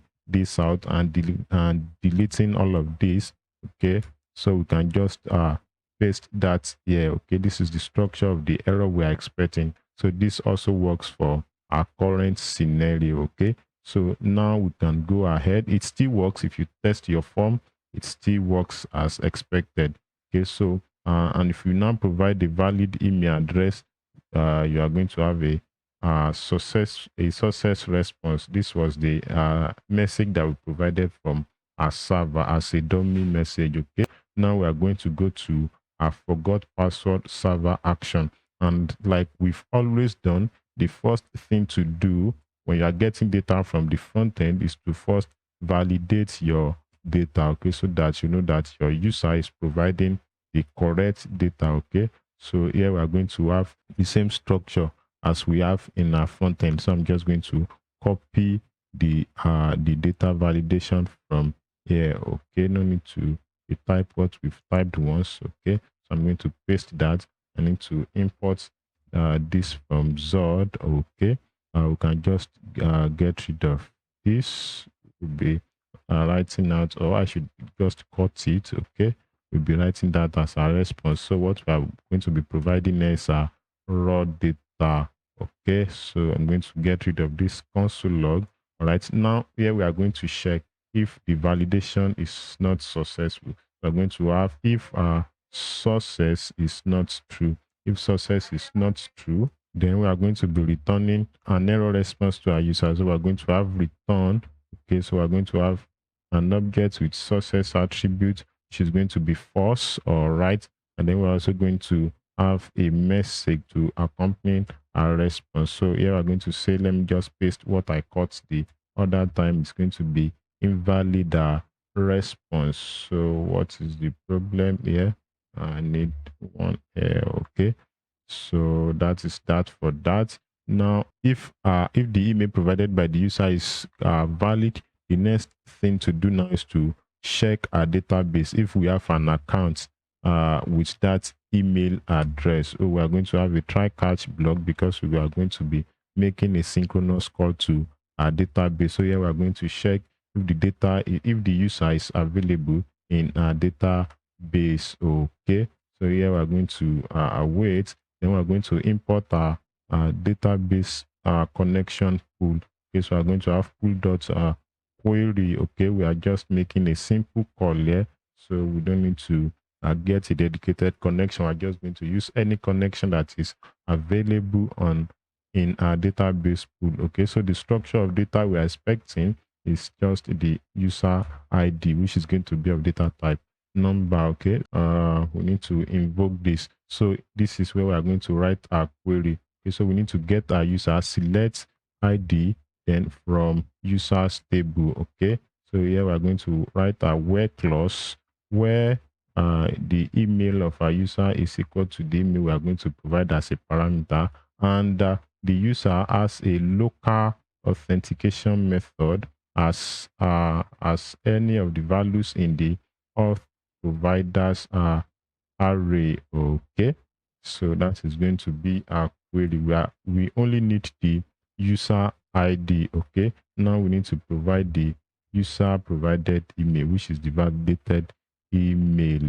Okay, so that works for that.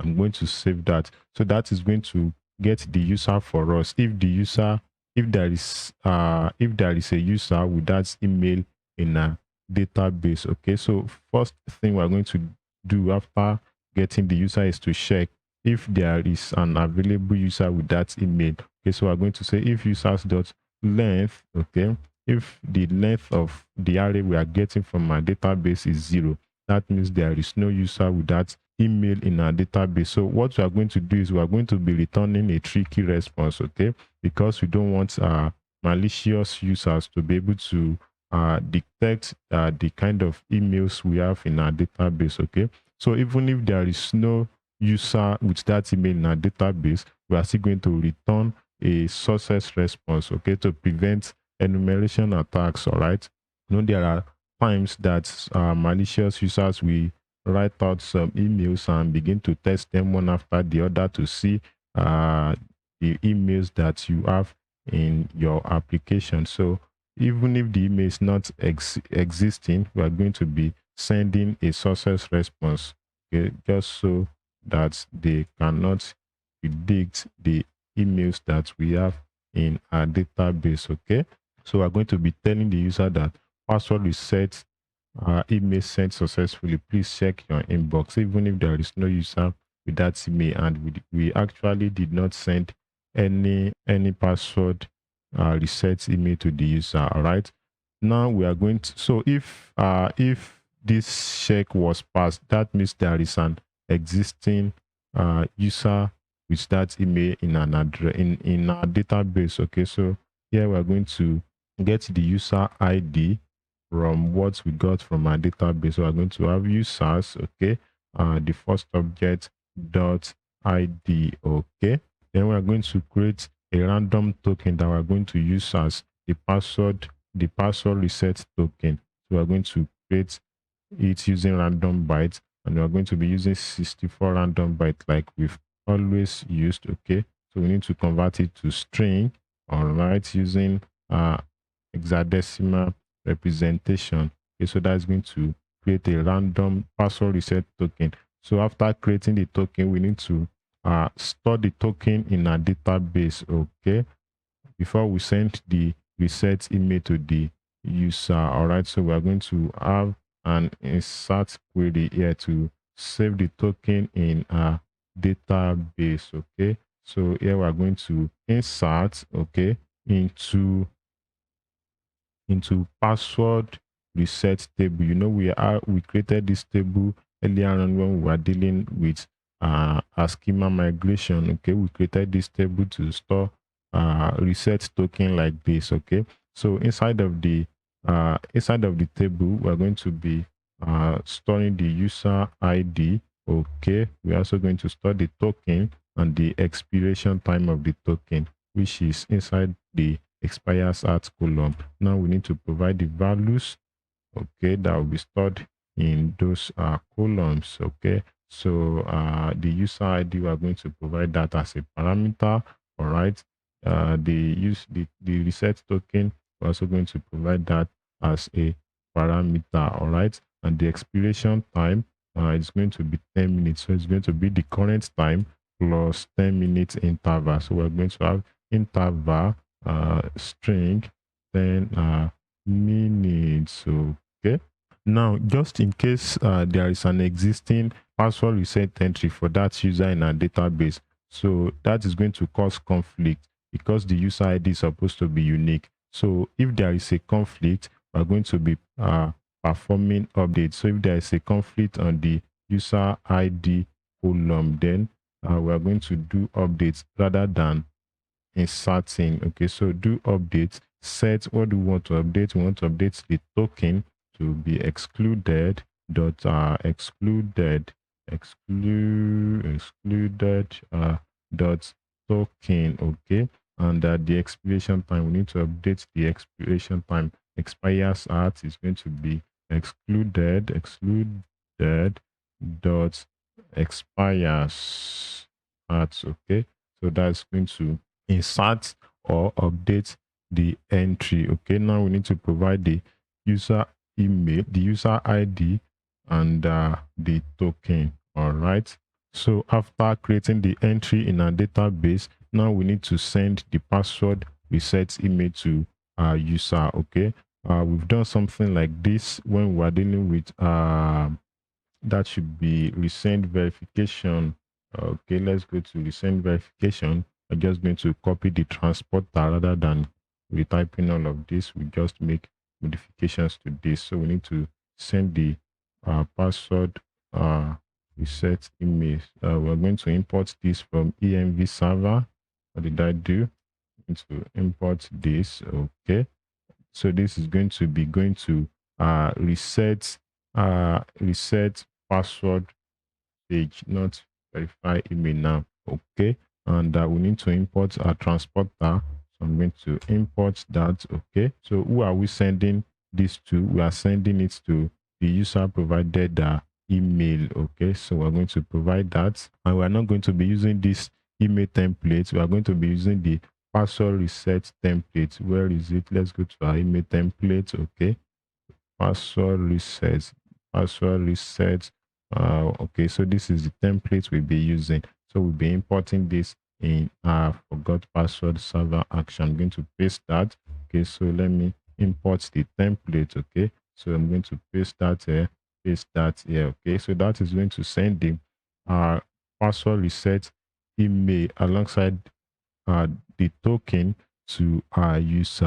Okay, so after sending that, we are going to return a success response because we've created the reset token, we've created the entry in our database, we've also sent the email to the user. Now we're going to provide the success response. I can just grab this without needing to retype all of that. We're just going to change the message rather than saying something something. We are going to pass a proper message. I'm going to say password reset email sent. Okay, so we have a please check your inbox. Okay, so that's going to be that for the try part. Now let's undo our possible errors. We will not be needing this. Let's get rid of that. I'm just going to return an error response. So I'm going to say return, going to have an object. Success is going to be false. Am I not having suggestion? And our message. Okay, the reason why I'm not having suggestions is because we did not define a returned data type. We don't need to define that anymore. We've already got into the end of the function, so TypeScript is going to infer the returned data type. So here we're going to say an error.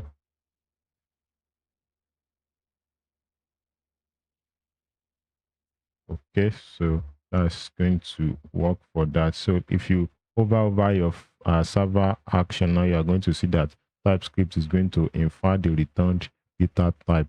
Sources is Boolean and message is string. It inferred that from all of these returned data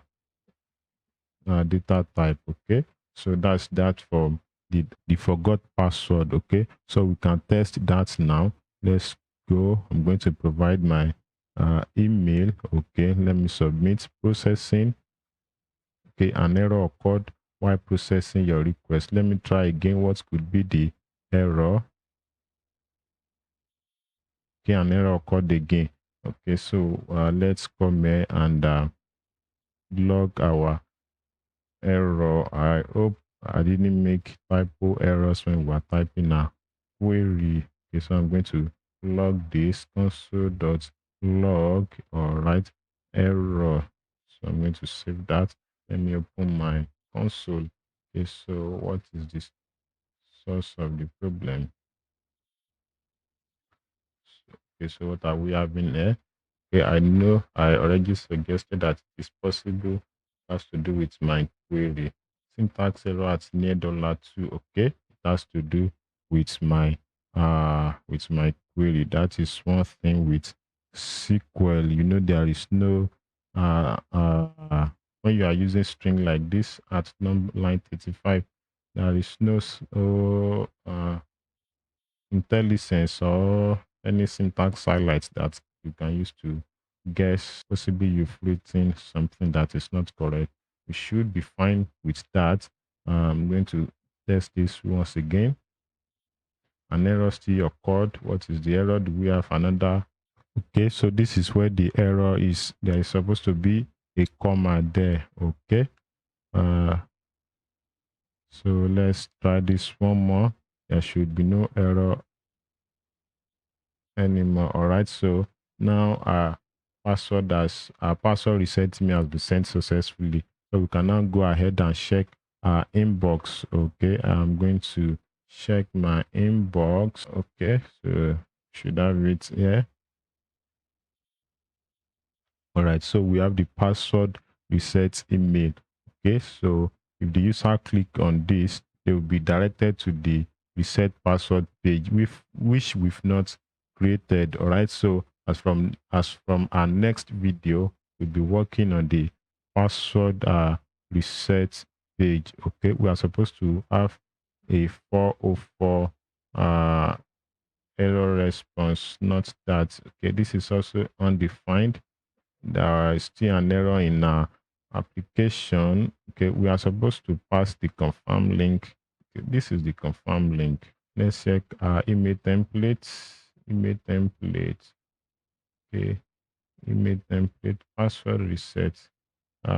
Okay. Oh, sorry, this is expecting reset link. That is an error that comes from copy and pasting. Okay, sorry about that. So this is expecting reset link. We just copied this from uh from recent verification server action. So sorry about all of that. So we need to, so this is going to be an undefined link. Okay, that is why we're having undefined there. All right, so if we retry this now, we are supposed to have a normal valid reset link. Okay, so let's check our email once again. Let me refresh this. Okay, so here we go. Okay, now we have our link. So if we click on this now, we are supposed to have a 404 page, because currently we've not created a reset password page where we are going to be having the form that the user can provide their new password. So we'll be dealing with all of that in our next video.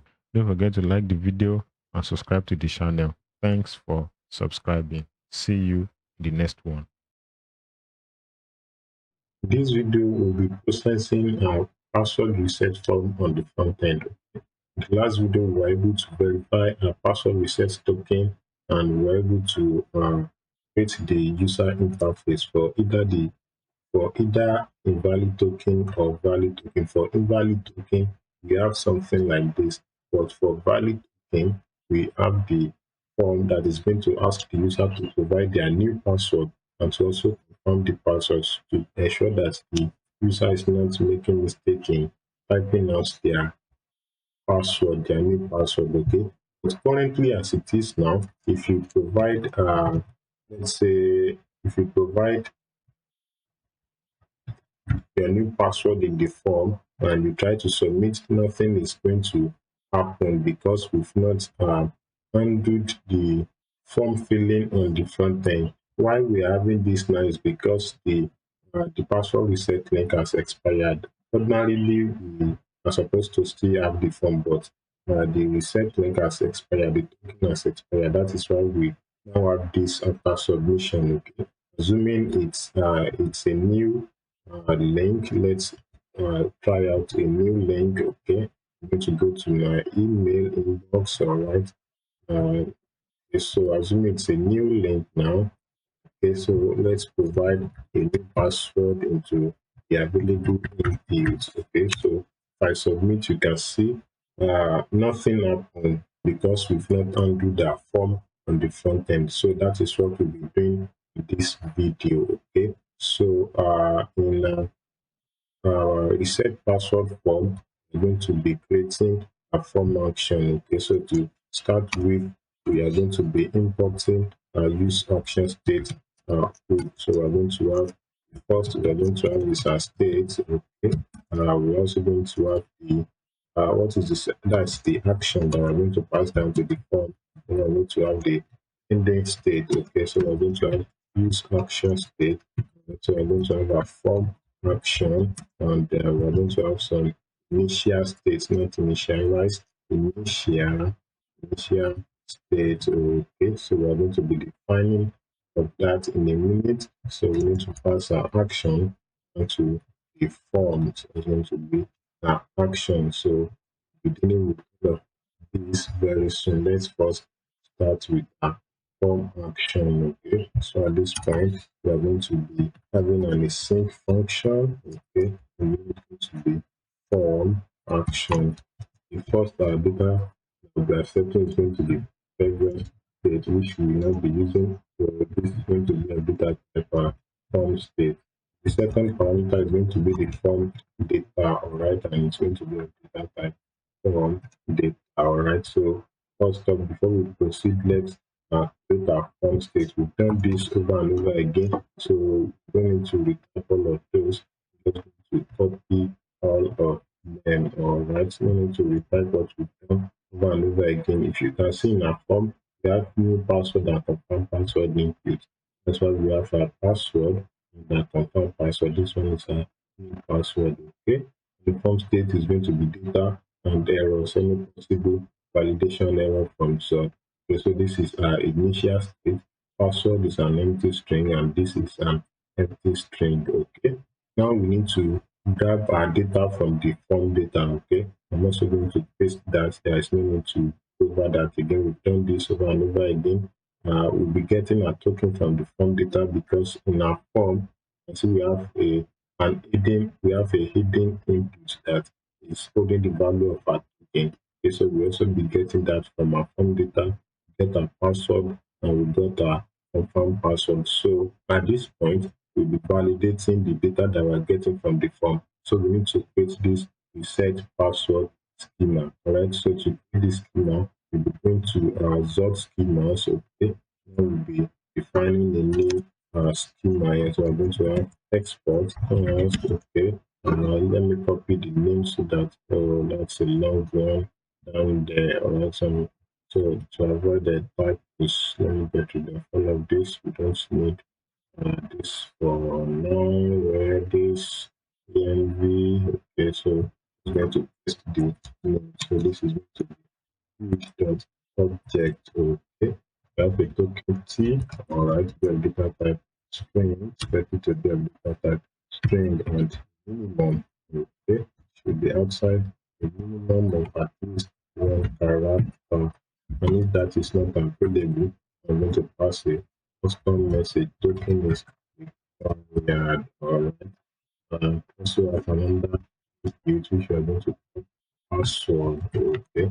Password is also going to be string minimum of 8 characters. All right. And you can also make modification to this. You can say maximum of 100 characters, even though it is not likely that there will be a user that want to use something that is more than 100 characters as their password. So here I'm going to say password must be at least 8 characters. Okay. And for this, I'm going to say password.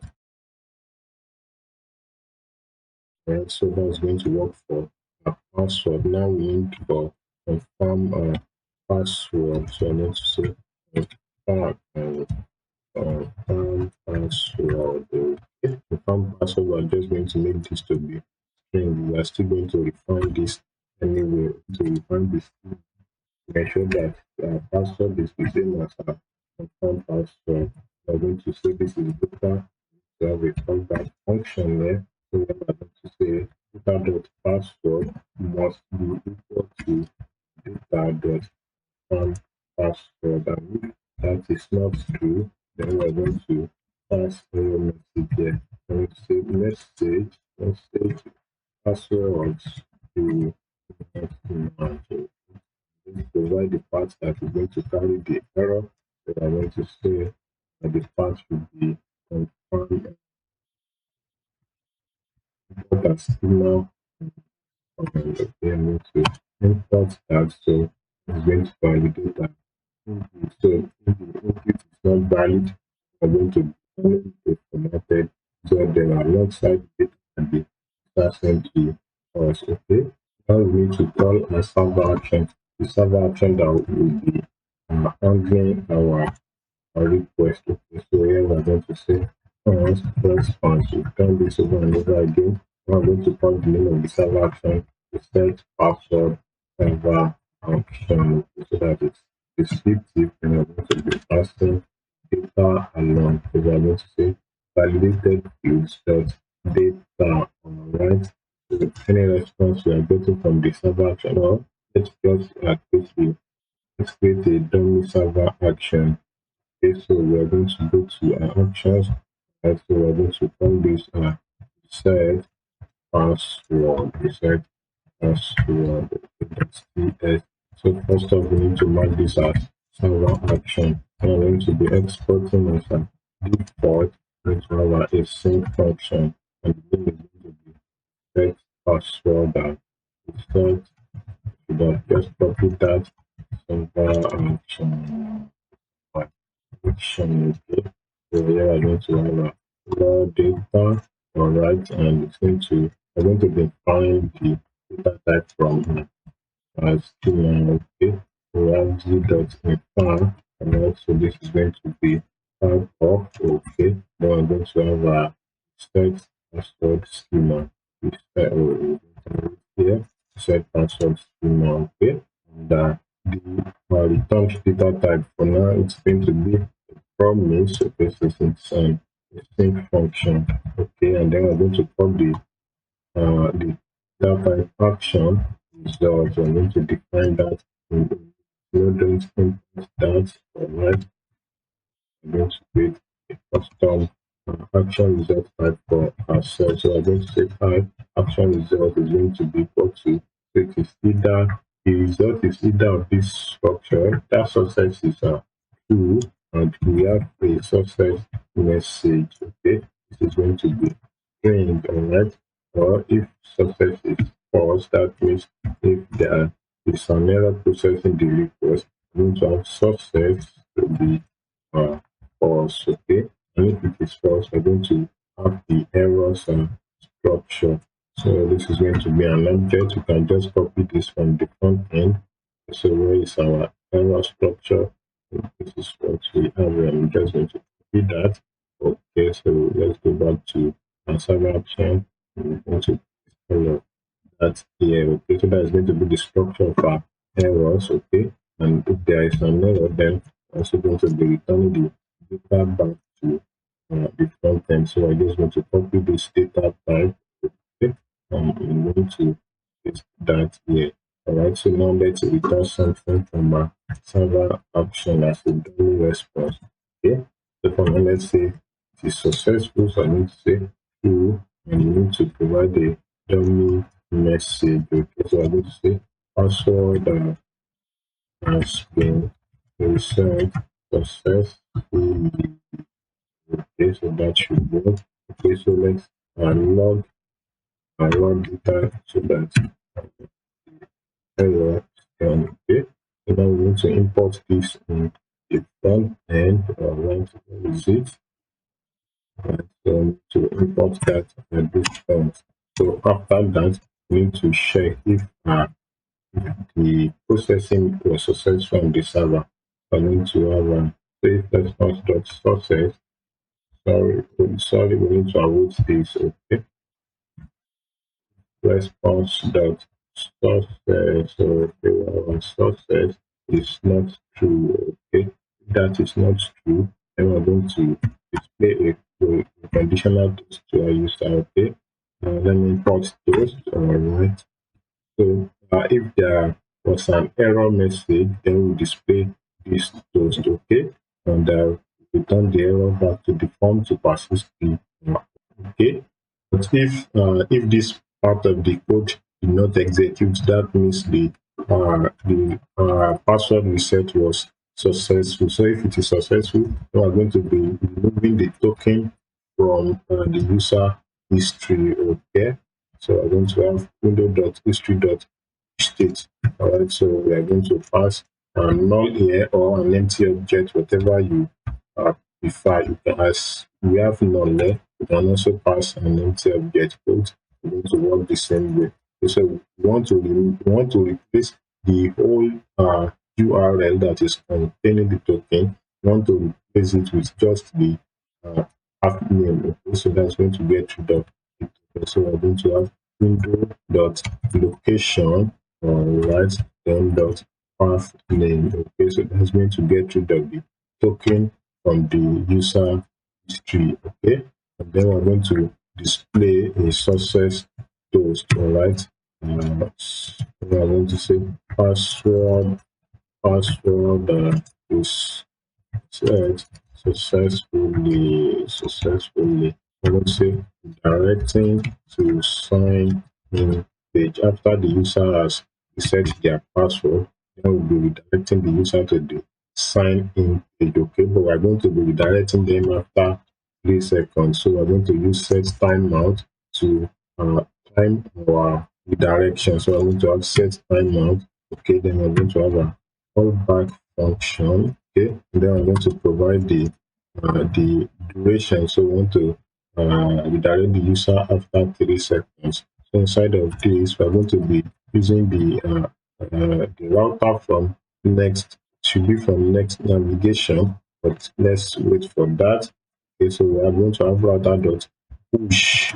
Going to be router dot push. We are going to provide the URL which is going to be signed in. Okay, so currently this is undefined, so we need to accept this as a parameter in our form action. So we are going to have we need to create a data type for it. We are going to call it router instance. Router instance. We're going to create that custom data type. Okay, we're going to have type router instance, which is going to be equal to an object. Okay, so that object we're going to have the push for which we want to use, and the push method is going to be a function that is accepting the path name as an argument. Okay, so the path name is going to be a string, and this is not returning anything, so we're going to have void there. So we'll be passing the router to perform action as an argument. Okay, so we're going to use that to redirect the user to the sign in page after the seconds. Okay, if you like, you can get rid of this. So this it's a single line. All right, I'm going to bring this up here. This can still be on the side here. Now we need to undo the possible errors. Okay, so any error that occur need to be displaying an error code, because I'm going to say if error is an instance of error. If it is an instance of error, then I'm just going to display the error message. Okay, but if it is not an instance of error, I'm going to have the generic message. So I'm going to say this is just going to be a generic message. Okay, and after that, we need to return the data back to the user since an error occurred. Okay, so what I'm going to return going to be data. Okay, and that's going to be raw data. Okay, so I'm going to save that. Now we're done with processing, almost done. We're not done yet. We need to pass all of these down to our form. Let's first deal with this. So here we're going to go to a submit button, and we're going to pass a spending to that. Now we need to provide default state to our form. Okay, so this is going to be state dot data dot password. All right, and our state is not optional, it is closed there. So we're having form state undefined. Okay, we need to pass the router up to a form action. Okay. So to pass that, we're going to bind the router to this form action. Okay, so here let's create a router. Okay, so we're going to have use router from next navigation. Okay, so we need to pass this. We need to bind this form action to with a router.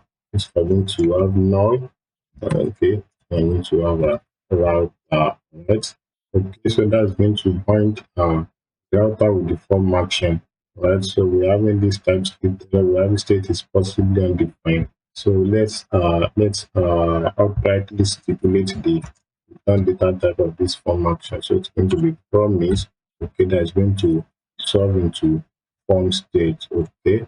Now form state is going to be form state, okay. So we have this error function marks and then return statement. So which part of our code are we not returning anything? Oh, sorry, after setting this timeout, we need to return the initial state. That's one of the ways that TypeScript is very helpful. You can see all the uh, initial blocks that TypeScript has got for us. Okay, now we also need to pass default value to this. So we're going to have a state that data dot confirm password. Okay, we also need to pass the error prop. Okay, it is the error prop that we are going to use to conditionally render the error paragraph or the error message for any valid input. So I'm going to have error. Okay, so here I'm going to say as a field error, we need to create this function, but we've created it over and over again. So I'm just going to copy that function, right, into write that again to check if the error we are getting from our form action is if it has field input, if it is a field error. So I'm going to pass state dot errors, okay.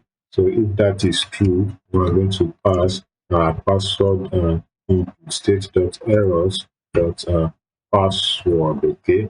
We need to have this optional chaining here. So if that is not true, we're going to have undefined, okay. Sorry, this is as field errors. Alright, we are dealing with so many bugs. Okay, so now we need to provide conditional styles if there is an error. We're going to have string interpolation, okay, and so I'm going to have as field errors.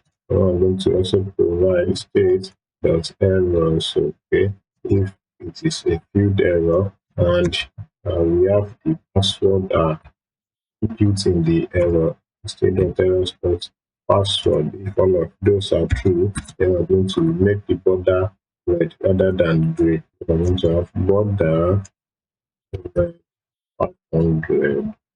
Okay, but if the password input is valid, then we're going to use the gray border. Right? So let's have a string here. I'm going to put that inside. So we're also going to do same for the confirm password input. So I'm just going to sorry, we'll be doing this for confirm password. Okay, so then let me just use this here first. This is for password, that one is correct. Then I'm going to put this here. Okay, I'm going to copy this. Then I'm going to paste it here. Okay, so this is supposed to be for confirm password. All right, and with that, we are done with processing the form and the front end. Okay, so let's test out password reset form. Okay, uh, so what is the problem? We need to make a form a client complement. All right, I'm missing that out. It's supposed to be. I've missed that out severally. Okay, so we'll use client. Okay, so that, and we are good with that error. Even though our token is now invalid, it has expired. It's expended more than 10 minutes. So everything a user needs to do to reset their password should be done within 10 minutes. It's part of security measures that we need to put in place. So we are going to request for a new password reset link now. Okay. Right, so I'm going to go to my inbox. All right, I should have a new. So this is it. I'm going to click on this. Okay, so my token is still valid. I need to reset my password. Okay, I'm going to write new password. Okay, so this password must be the same. If they are not the same, we're going to have error. Okay, you can see passwords do not match. That is the finding we did to our result schema. Okay, so I'm going to make sure they are the same. Then I'm going to reset my password. Okay, so you can see so reset successfully directing to sign in page. And it was redirected after 30 seconds, which was what we did at this point. Okay, and that will be all for this video. In the next video, we'll be handling the password reset on the server, where we are going to be resetting the actual password of the user. Currently, what we have is a dummy server action, so we'll be doing that in the next video. Don't forget to give this video a like. Please subscribe to the channel, and I'll be seeing you in the next one. This video will be handling the password reset on the server. This is where we do the actual update of our user password. Okay, so we'll be replacing the user password, the previous user password, with the new password that they just provided. Okay, so that the user can now log in with their newly created password. Okay, so without further thoughts, let's get to work. Right, so I'm going to go to our reset password server action, which we've created already since our last video. I'm going to get rid of that. And as we've always done, the first thing to do whenever you want to deal with data that is coming from the front end is to first validate your data, because you can never trust what your user will be sending to the server. Okay, so we are going to validate the data using the schema we created in the last video. If the validation is not successful, they are going to be coming an error response, a false response to the user. Okay, now we need to get a connection from our database. If the validation is successful, we're going to have clients. Okay, data type is going to be full client. We're going to be getting that from PG or null. We're going to initialize it as a null variable. So after doing that, we need to have a try catch block. All right, so let's get a connection from here. I'm just going to have client is going to be equal to await. Okay, we're going to have a pool. We need to import that dot connect, because we'll be doing database transaction here, so we need to use a single database connection. Right, with Postgres, if you are going to be doing transactions, okay, your transaction must use the same connection. That is why we're getting dedicated connection from database. All right, so before this, we'll be needing a token and the password. So we have token, then we have a password. So we're going to have validated data data. Okay, now after that, we need to check if there is a user with that reset token in a database. Okay, so we're going to have const, we're going to have rules. We're going to reset this. We are going to rename this to reset token. Okay, as a alias. So we're going to have a wait. Then we're going to have client dot query. Okay, so the expected data structure, we're going to have this is a generic function. We're going to have user ID, which is number. Right? That is what we want to get from database. So here we're going to have a query. Okay. Actually, we can have it all in lowercase. All right, let's just follow convention. We're getting the user ID from the password reset table. Password reset table. Okay, this is the token that we stored in to be forgot password. To be forgot password. Okay, so the token that we stored here, all right. So it is the token that we want to check if it is in a database at this point. Okay, so where I'm going to have a where token going to be lowercase where token equals $1. Okay, we provide that as a parameter. Expire start is greater than 9. Okay, now we need to provide the token. It's going to be token, right? So that is going to check if that token is available in a database. If it is available, then we are going to get the user ID that the token is attached to. All right. So now we need to check if we are getting any entry at all from the database. So I'm going to have to set token row. We have to see, okay, let's say that length. All right. If it is the length is equal to 0, that means there is no token of such in our database, or the token has expired, because we're also checking for expiration. Okay. So we should have uh, and clause where token is this and expires at is greater than that. Okay. So yeah, if there is no entry with that token in our database, or the token has expired, we're also going to be return false response to success is false. Okay, so we're going to have the errors property, which is going to contain errors. Okay, it is going to be invalid. Here we're going to have a data, and that is going to be token. Okay, so this is going to be empty. All right, and password is also going to be empty. Okay, because the user is trying to reset their password. So if the link has expired or anything, we want to clear out the form. We're also going to have confirm password, which is going to be empty also. So that is going to clear out all the inputs in the form. All right. So if this did not execute, that means we are having an entry in our database without token. So we're going to be getting a user ID from that entry. So user ID is going to be reset token row, set token row. We're getting the first object from it. Then I'm going to have a user ID.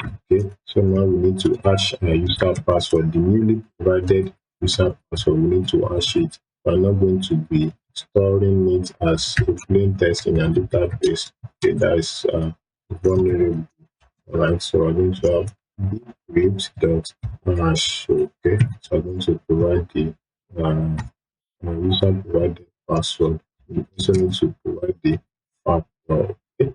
So after hashing the password and getting the user ID, now we need to update the password in the user table. Okay, so since we need to update the user table, and we also need to delete the token from the password entry, since the user has utilized the token, we need to delete it from the password reset table. So we want to perform two operations at once, that both of them must either be successful together, or they should fail together. So we need to use a transaction for that. So we need to start a transaction here. Clients.query. I'm going to have a begin. I'm going to start a transaction for us. After starting the transaction, let's first update the user table before we delete the entry. So I'm going to have clients.query. Okay, so here we're going to say update user practice for this, update users table. Okay, then we're going to be setting password password underscore hash. We're going to be setting it to the newly hashed password. Okay, so where the user ID is equal to underscore sorry $2. Okay, and the user has a local authentication method as part of the authentication method. So NA, we're going to have of underscore providers. Okay, so that's going to update the user entry. Now we need to provide the hashed password and the user ID. We need to have a hashed password and we need the user ID. Okay, let's make this camel case. Get I'm to now this is going to update the users table. Then we need to delete the token from our password reset table. I'm going to have a wait. I'm going to have a client dot query or template from password uh, where where user underscore ID equals $1 and okay equals $2. Okay, so we need to provide both the user ID and the token user ID. Even though this user ID is actually not that composed, you can as well remove this from the filter, but let's just leave it. It doesn't bite. Okay, so that is going to delete the entry from the password reset table. So if both operations are successful, then we need to commit our transactions. So I'm going to have a commit. Okay, so that marks the end of successful reset of our user password. So we need to return a success response. So I need to have success to be true. Okay, and that we can just grab this message. This is actually where we need the message. Okay, I'm going to delete that and I'm going to that here. Now, if an error occurs when we are doing all of that, we are going to be handling our error here. So we're going to share if client is without if the connection has been obtained from database. So we need to roll back the transaction. So we're going to have to wait client dot. So we're going to have a roll back. Okay, but this is also an asynchronous call. So let's wrap this in our custom try cache. So let's run our try cache. We will go and to pass this as a callback function. Okay, this is going to confirm that it is possibly null, but we've checked there if it is true or not. So we're just going to assert that this is not null. Okay, and after doing all of that, we're going to be also logging the error here. Okay, even though this is not necessary, this is just for development, not to be consolidated. So I don't say error expecting and password. That when we are testing this out, there was an error, we can easily see where the error is coming from. So after that, we need to return an error response to user. So we need to have return, and success is going to be false. Okay, we need to pass our data. So data is going to be, this is supposed to be comma, not colon. Data is going to be raw data, and then we get errors. Okay, errors is going to be so errors. Okay, so this is going to be an error occurred while resetting, yeah, so okay, we save that. Now we are good to go. But before we leave, we need to release our database connection back to the code. So we obtain a connection at this point, we need to release that back to the code. Okay, so let's use the finally clause for that. We need to have finally. Okay, so I'm going to say client dot release. Okay. Okay, so we need to add this option actually because we are not sure if the connection has already been obtained from the that is going to guide us from possible. So we need to save this now. Now let's test out our password instead. So I'm going to go to forgot password. Okay. I'm going to provide my email. Alright, I'm going to submit that. So I'm going to proceed to my email. See if I have a new mail and refresh. Okay, I have a new one. I'm going to click on this. That's going to direct me to the reset password page. I'm going to provide a new password. Okay, so I'm going to say this is my password. Okay, so I'm going to reset my password. Okay, so password reset successfully, redirecting to sign in page. Okay, so let me try to sign in with my new password. Okay, so this is already signing password. So can I sign in?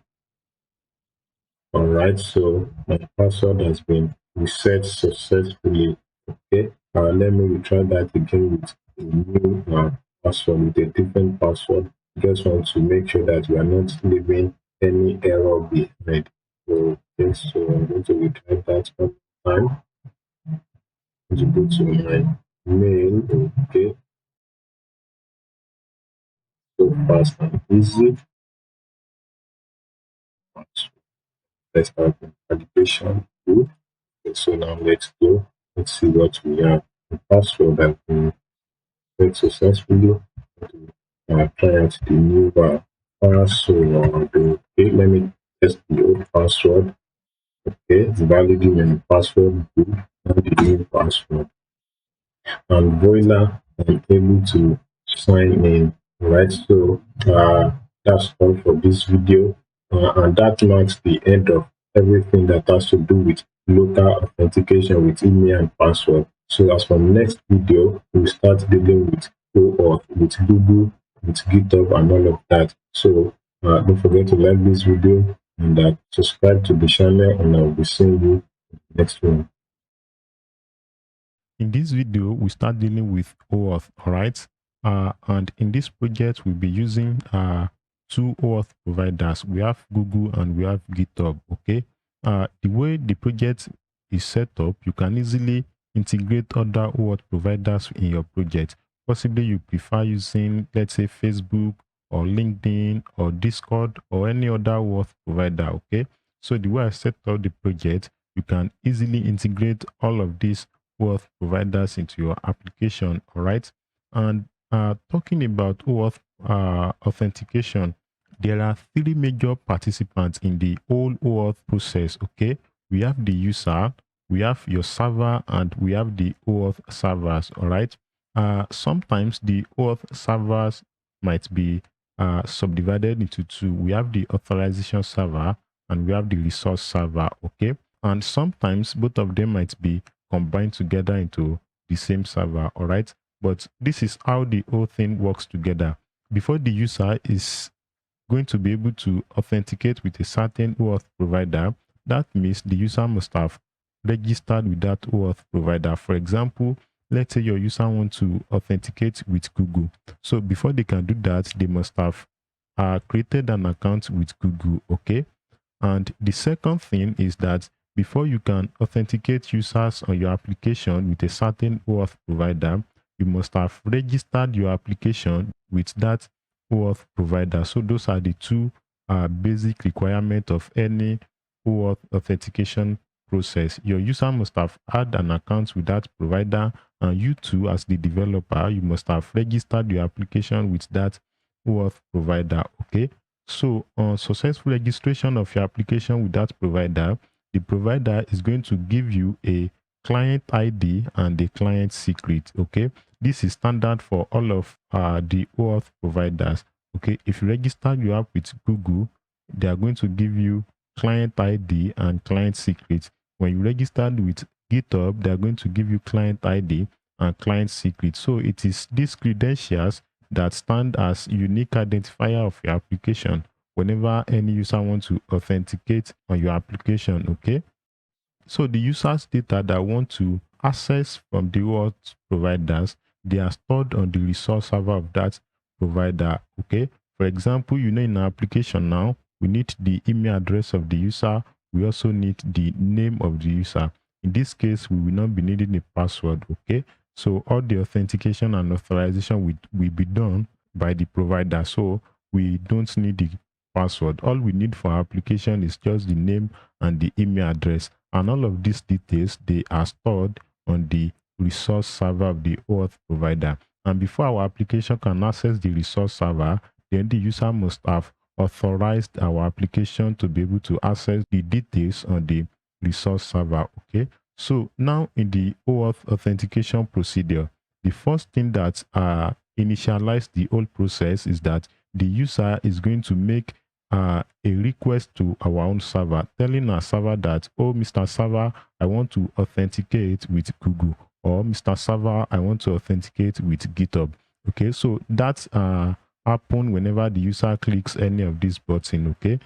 All website or application, they have buttons like this or links where the user is going to initialize this process. So whenever the user clicks on any of these buttons, then they are sending a request to our server, telling our server that I want to authenticate with, let's say, Google, for example, okay? And on receiving that request from the user, our server is going to generate a URL. The URL at the end is going to redirect the user to the authorization server of the OAuth provider, okay? Alongside that redirect request is going to be our client ID, which is the identifier of our application. We're also going to pass along the redirect URI. That redirect URI is where the authorization server is going to redirect our user if the user grants permission to our application, okay? So along the request, we have the client ID, we have the redirect URI. The redirect URI is what we will be using this to create, okay, this OAuth redirect URI based environment variable. So we'll be using this as part of the redirect URI, okay.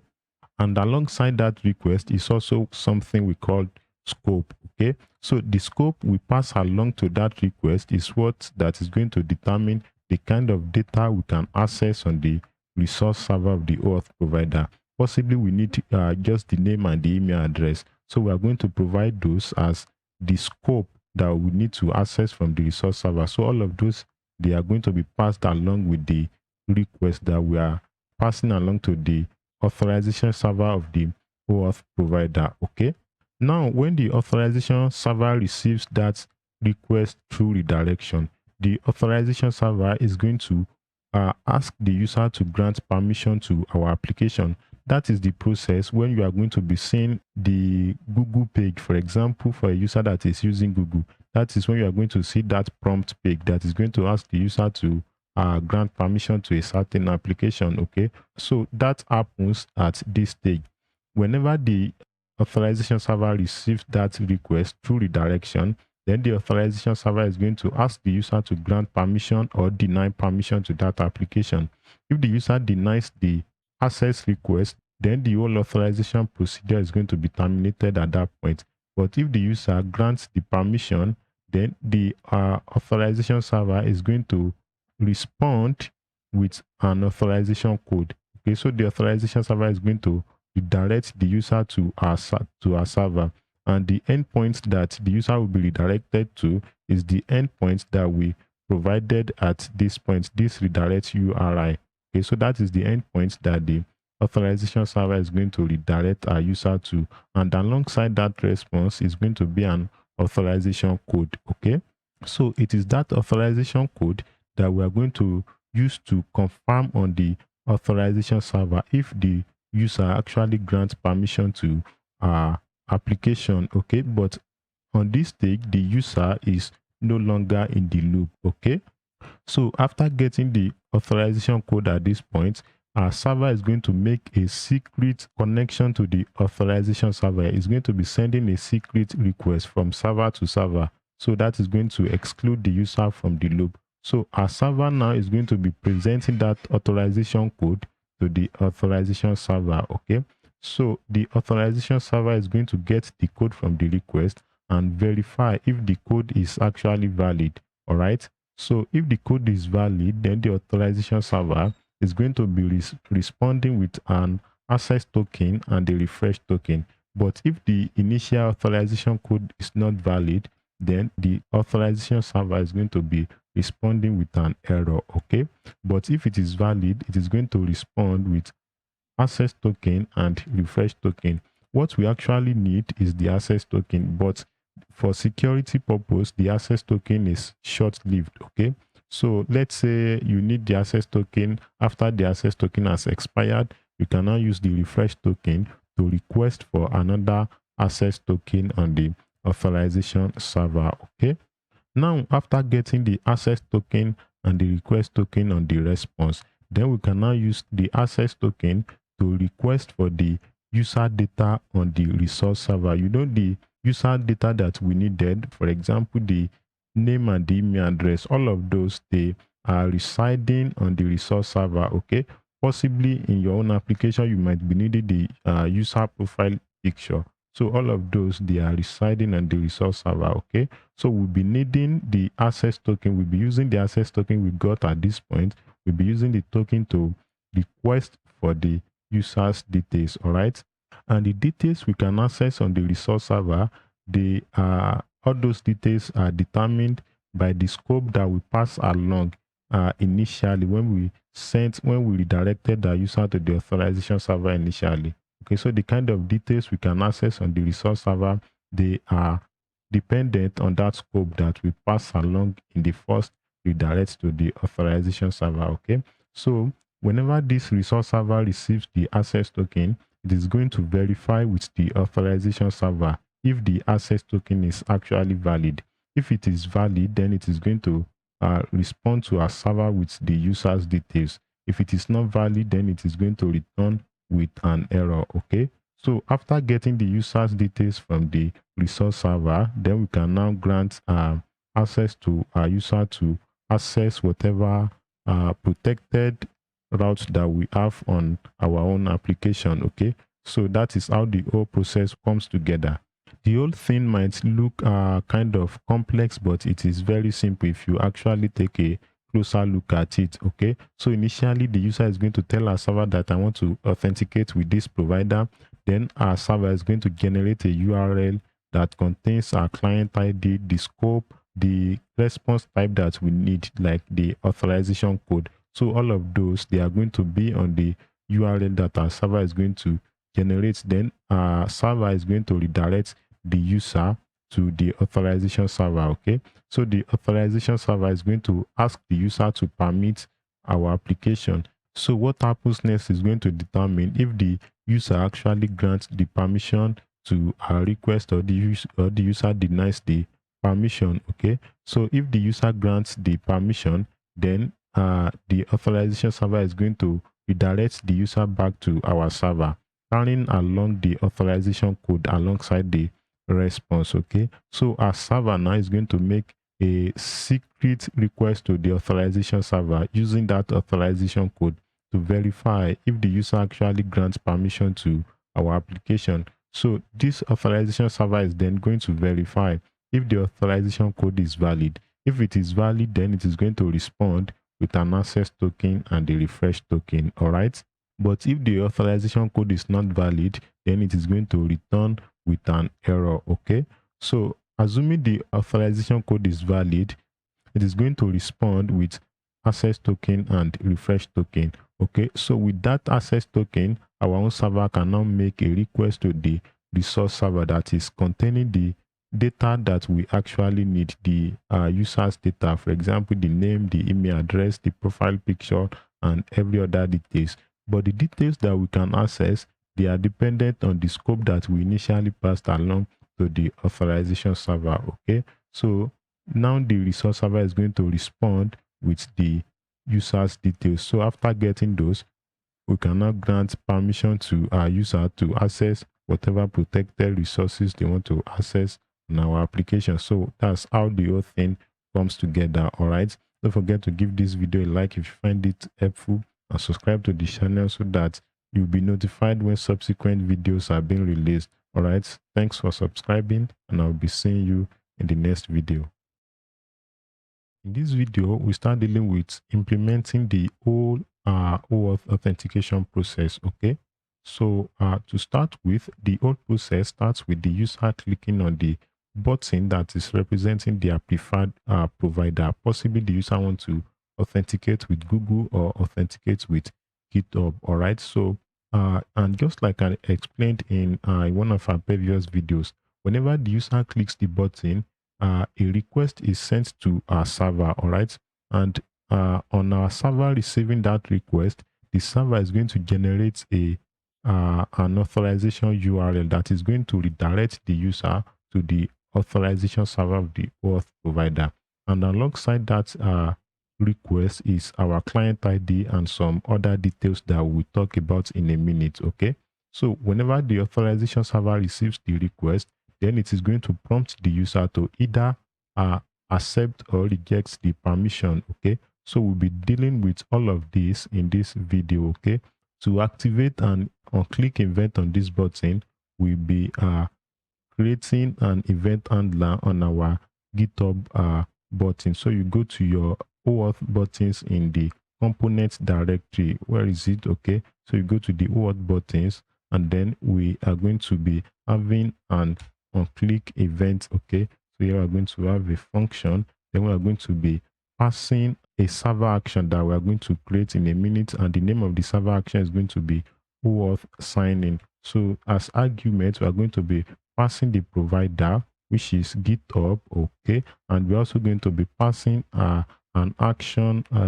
argument. The action is going to be representing the action that the user wants to perform, that the user wants to sign in or the user wants to sign up. So how do we derive that action? We'll be deriving it from the path name of the current page that the user is on. If the user is on the sign in page, then action is going to be sign in. If they are in the sign up page, action is going to be sign up. And I should notify you that both for sign up and for sign in, the entire OAuth process for both sign up and sign in, they are the same. Okay, so now let's get the action. So we are going to be getting that from the path name. To get the path name in a client component, we should mark this a client component. Okay, since we are having an on-click event. Okay, so we're going to have a use client. So to get the path name in a client component, we are going to have a const, let's say action. Then we are going to have the use path name hook. Okay, so that's going to get us the path name. So we are going to check if the path name is equal to, let's say, sign in. Then we are going to say action is sign in. But if it is not equal to sign in, then we are going to say action is sign up. This is supposed to be a question mark. All right. So action is either sign in or sign up depending on the path name. All right. So we are passing that to our server action. Now we need to create this server action. So we're going to go to our actions directory. Okay, where is our actions directory? All right, so inside of this, we're going to create the OAuth file. I'm going to have OAuth.ts. So first off, we need to mark this a server action file. Then we need to export as default and a sync function. I'm going to have a sync OAuth sign in. Okay, so let's import this in our file here. Okay, so I'm going to import that. Then I'm going to, okay, action is still giving us error. What is the error all about? Okay, that's because we've not accepted the parameter here. Okay, so first off, we're going to be having a provider parameter, and it's going to be of data type OAuth provider. We're going to create the type in a minute, and then this is going to be action. Okay, so we're also going to call this action. We're also going to create both types. So yeah, let's create a type. Let's call this OAuth provider, and it's going to be either GitHub. We're starting with GitHub, or it is Google. Those are the two we'll be dealing with. And then we're going to have a type action. Okay, so this is going to be either sign up or sign in. All right, so first thing we need to do here now inside of this server action is to create the URL that we're going to redirect our user to. So let's call it auth URL. Okay, so this is going to be of data type string. All right, so we're going to have a function that is going to create the URL for us, and to that function we'll be passing the provider and the action, that sign in or sign up. Okay, and after creating the URL, we'll be redirecting our user to that URL. So we have auth URL. Okay, so now we need to create this function that is going to create that URL for us. All right, we could have written out all the logic here, but I want us to have all the logic that has to do with OAuth in a single file. So we're going to go to our lib directory, then we're going to create a file. We're going to call it OAuth client, just like we have Redis client, client.ts. Okay, and now we're going to export and a sync function. Okay, a sync function. All right, so the name is going to be create URL. All right, so we need to import that here, create URL. All right, so what is the problem here? Argument action. Okay, sorry, there was a typo either here or in the other side. Okay, let's go to here. Okay, so this is where the sign. All right, that should get rid of that sign in. Okay, that should get rid of that in our button. Okay, so we're good with that. So here we're going to have a provider here, provider, and it's going to be of data type OAuth provider. So we need to import that data type. Let's import it here so that we don't have to be retyping the same thing. All right, so we're going to export here. We're also going to export this also. All right, I'm going to save that. Okay, so we're going to go to our OAuth client, OAuth provider. All right, and this is going to be action. Okay, so we also need to import the action data type from our server. Okay, so let's mark this file a server only file so that we won't mistakenly import something from here into the client side. So we're going to have a server only. Now the next thing is to create our URL. Okay, so we're going to have URL, then we're going to have the URL constructor function. All right. Okay. So we need to provide the authorization endpoint of the GitHub provider that we are dealing with. So to get that, you can go to the GitHub documentation. We'll deal with this in a minute. Here you are going to be having all the details that you need to implement this OAuth authentication. Okay, to get yes, this is how the page looks like. To get here, just go to your favorite search engine and type GitHub OAuth documentation. Then you are going to have this link, right? So if you click on this link, it's going to direct you to that page. Let me zoom this in. Okay, this is where we are currently. If you look at the sidebar, you have authorizing OAuth apps. Okay, so if I zoom this in, I'm not going to have this sidebar anymore. So on this page, you have all the details you need to implement that. All right, so this is the endpoint that you are going to redirect your user to. Okay, so we are going to copy this. All right, to save ourselves some time, we are going to gather all the details we need at once. Okay, so that we don't have to be going back and forth. This is another endpoint where we are going to direct our server to get the access token after the user has granted the permission. We're also going to grab this endpoint. We need one more endpoint where we are going to be getting the user details from the resource server of the OAuth provider. Okay, so we're going to grab all of them all at once so we don't have to be swinging up and down. Okay, so to gather all of those details, we are going to be creating an object here where we are going to put all of those details. So let me say const. Okay, now I'm going to call it OAuth configs. Okay, here we're going to gather all the details we need. First off, let's deal with GitHub. So whenever we are dealing with Google, we're just going to put all the details inside of a Google object. All right, so here we are going to have the, let's call it auth URL.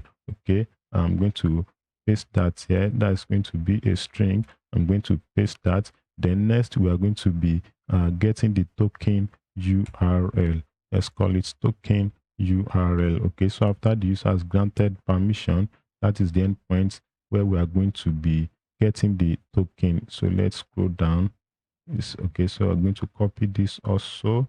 All right, let's just do all of those at once. And after that, we need the user URL where we're going to be getting the user details after getting the access token. User URL, that's correct. Right, so let's go down.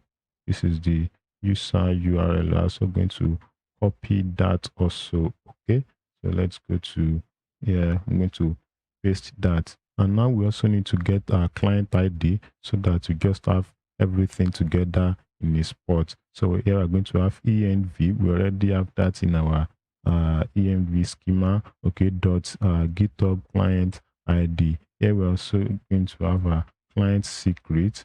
Okay, secret. So we're going to have env GitHub client secret. Okay, and after that, we also need to provide the scope. All right, which is going to represent the details that we want to access on our users account. So if you let's go to scope. Okay, let me zoom out. There is, okay, here we have scope at the sidebar. If you click on this, we're going to have more details on scope. Okay, so everything we need to get from our user, this scope covers it. This user image covers every details that we need to access from our user. We need just the name and the email address. Okay, so we are going to be, as you can see, let me zoom this in. So the user grants read access to the user's email address. Okay, so we just need the name and the email address. That is going to be our scope. Okay, now let's go to our app and then I'm going to paste that. So that's everything that we need from GitHub to implement this. I'm going to close my sidebar. Okay, so here we need to get this object. Okay, so here before this URL, all right, let's call it config. Okay, so that is going to be our OAuth config. Then we are going to get the actual provider that the user want to authenticate with. If it is Google, this provider is going to be Google. Then we're going to be getting the Google details from this object. Okay, we're having this TypeScript error here, elements. Okay, OAuth can't be used to index type of this. Okay, so to get rid of those TypeScript error, we're just going to make this a generic function. So we're going to restrict this to the type OAuth provider. Okay, so we're going to say our provider is of data type T. All right, so we still have this error, type T cannot be used to index GitHub. Okay, this is because T can either be GitHub or Google, but in this object we only have GitHub. So for now, let's just duplicate this to get rid of that error. All right, so we're going to call this Google. We know that that is not our Google credentials, but to get rid of that error. Okay, so now the error is gone. Okay, now we need to pass the authorization URL of our GitHub to this. So we're going to have config dot auth URL. Okay, now we need to set some parameters on our URL. All right, we're going to have URL dot search params. Okay, dot set. One of the parameters that we need to set is our client ID. It's very important. If you look at the documentation, let's go back. This is in scope. Let's go back to authorizing OAuth apps. Okay, so if you look at the documentation, there are some details. So we need the client ID, the redirect URL. This is optional. We're not going to be providing that. We also need the scope. Okay, we need state. We need something called state. And this one is also optional, but we also provide it so that the user will always be prompted anytime they want to authenticate with GitHub. If you don't provide this, the first time the user authorizes your app, for subsequent authorizations, GitHub is not going to prompt them if you don't provide this. Okay, but the behavior we want is that we want GitHub to always prompt our user every time they want to authenticate. So we need to provide prompts, we need to provide states, we need to provide scope, we need to provide this. So first off, let's start with client ID. Okay, so the value of our client ID is going to be config. Okay, here we have the client ID. After that, we also need to set, we have our search params dot set. Okay, then we're going to have the response type. What kind of response do we expect from our provider? We need the authorization code. That's what we expect is an authorization code represented by code. Okay, here we're also going to set the scope. Okay, and here our scope is going to, we've already written out our scope. Okay, so it's going to be config dot scope, which is our user email. We have the scope here. Okay, and we also need to set prompt. So we have URL dot search params dot set. Okay, so here we have a prompt. This is actually optional, but we want GitHub to always prompt our user every time the user wants to authenticate with GitHub. So we have search params dot set. Okay, so here we are going to provide our redirect URI, redirect URI. Okay, ensure that you write URI, not URL. As you can see here, what we have here is URI. Okay, so here we are going to construct our redirect URI. Okay, we are going to have interpolation. This is going to start with our base URL. If you go to your env, okay, so you have this base. All right, so we're going to start there. Then we're going to have forward slash GitHub. For Google, it's going to be forward slash Google. Okay, so here we're going to have env, all right, dot base URI. Okay, so here we are going to have forward slash GitHub. All right, or let's not add code GitHub. Okay, you know, I want to make this dynamic for all providers. If it is Google, then this is going to cause error. So rather than add coding it, we're going to pass the provider variable. Okay, so if it is Google, then provider is going to be Google. If it is GitHub, provider is also going to be GitHub. All right, so here we're going to pass action as a param, so that this action is going to be signifying the action that the user wants to perform, either sign in or sign up. Okay, so after setting our redirect URI, we also need to provide something that we call state. Okay, all right, so this is going to be state. We need to create this state. Okay, let's pass the variable. We are going to create that variable in a minute. So the function of this state, if you go to this documentation, the state is a random string. Okay, it is used to protect against cross-site request forgery attacks. Okay, so to create the state, we are going to be creating a random string with random bytes. Then we are going to save that string on our user browser. So when the response is coming back for this request that will be redirecting our user to the authorization server, when the response is coming along, then this state is going to come along with the response. Then when we have the response, we are going to be checking the state that we stored in the user browser and the state that is coming from the response. Then we compare both of them. If they are the same, that means it is the same user that is making the request. But if they are not the same, that means we are having a forgery attack there. Then we are going to abort the whole process. Okay, so we store the state in the user browser, and we also send the state along to the request. So when the response is coming, we check the state in the user browser and the state that is on the request. If they are the same, then it is the same user that is making the request. But if they are not the same, then we abort the process. So that is the function of this state. So here we're going to create that state. So I'm going to have const state. Okay, we're going to have, it's going to be an async function. We're going to call it create state. Okay, so down here we're going to create the function. We're going to have an async function. All right, the name is going to be create state. All right, it is not accepting any parameter. Okay, so here we're going to have const state is going to be a random string. So we're going to have a random bytes from crypto. Okay, ensure you import that. Then we want, let's say, 64 random bytes. So we need to convert that to string with x representation, hexadecimal.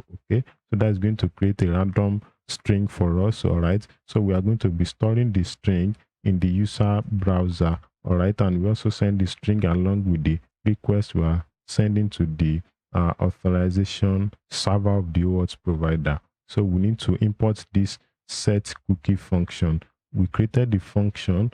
Let's go to our session.ts file. Okay, so we created a function here with the name of set cookie. So we'll be utilizing this function. We need to import it from our session. Okay, VS Code is not providing that, so let's import that. Okay, I'm going to come here, import. All right, we have our set cookie. Okay, from, and I'm going to have, we should have session.ts here.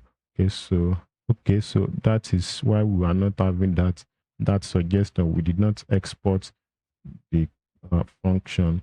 Okay, so now we are going to be using that function to set the cookie here. So the cookie key, we need to create a constant. So I'm going to say the constant is state cookie key. All right, so let's create the constant here. We'll be needing it in several places. I'm going to have const cookie z session key state cookie key. Okay, going to be state cookie key. Okay, and we're going to call it OAuth state. All right, that's going to be the key of our cookie. Then the value is going to be state that we just created. Okay, we need to provide the expiration seconds. So we're going to have env dot cookie expiration seconds. So now this is going to set this string. It is going to store it in the cookie storage of the user browser. We also need to return the state so that we can send it along the request to the OAuth server. Okay, so when the response is coming, we can compare the state that is coming with the response with the state that is in the user browser.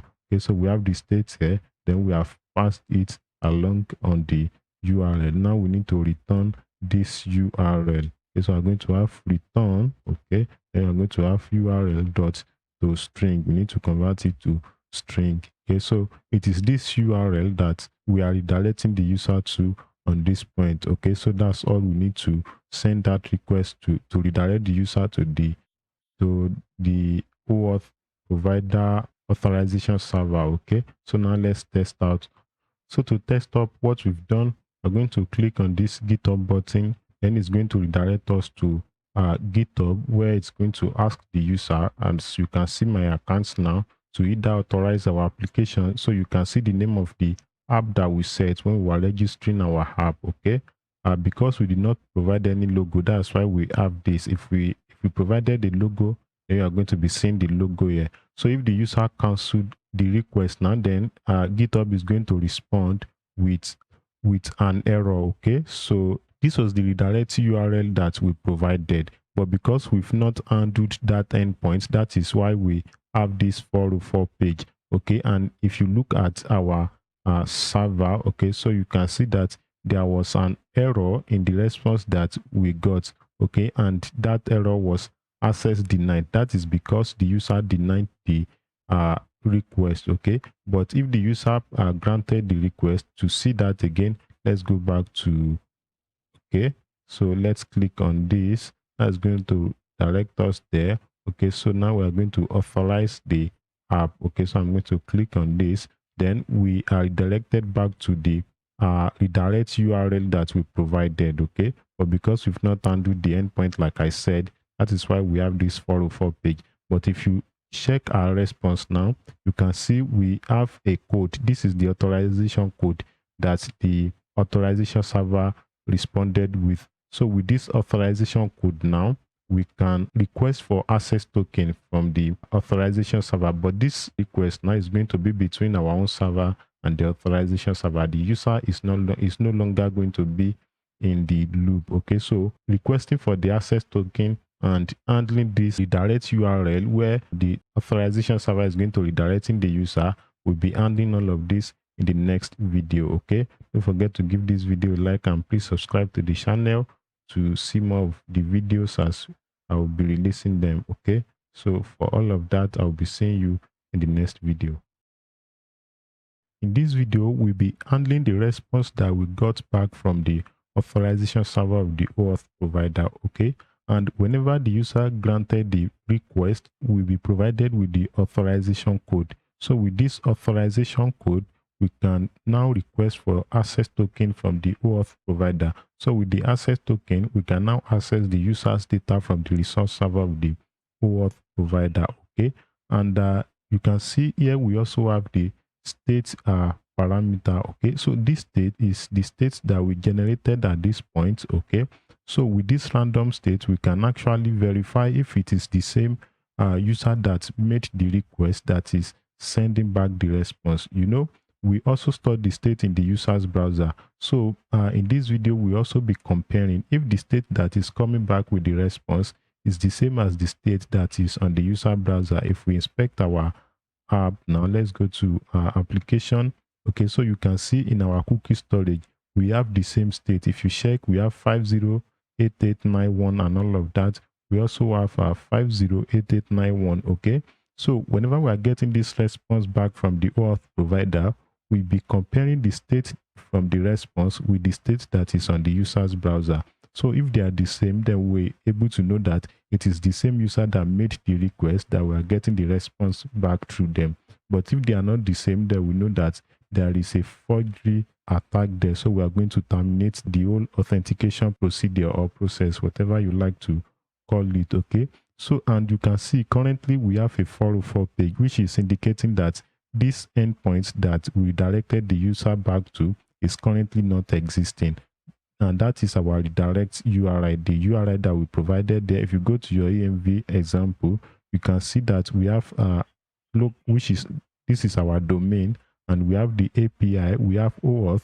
Okay, and this is all the redirect URI. Okay, we just use this action to identify if the user is trying to sign up or sign in. Okay, so this is our redirect URI. We have API, OAuth, then GitHub. If it is Google, this is going to be Google. So currently it is 404 because we've not created that endpoint. So in this video, we'll be creating the endpoint to undo this response we are getting back from the OAuth servers. Okay, so to create the endpoint, as you can see now, we have API, we have OAuth, then the provider. So we are going to go to our app directory, okay?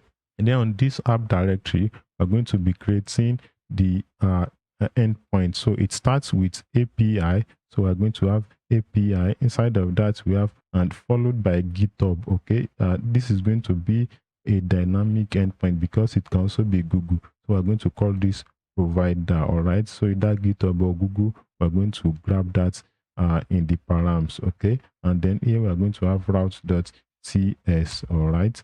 Now you can see that we are now having a different error here. Initially, we had a 404 error page because the endpoint did not exist.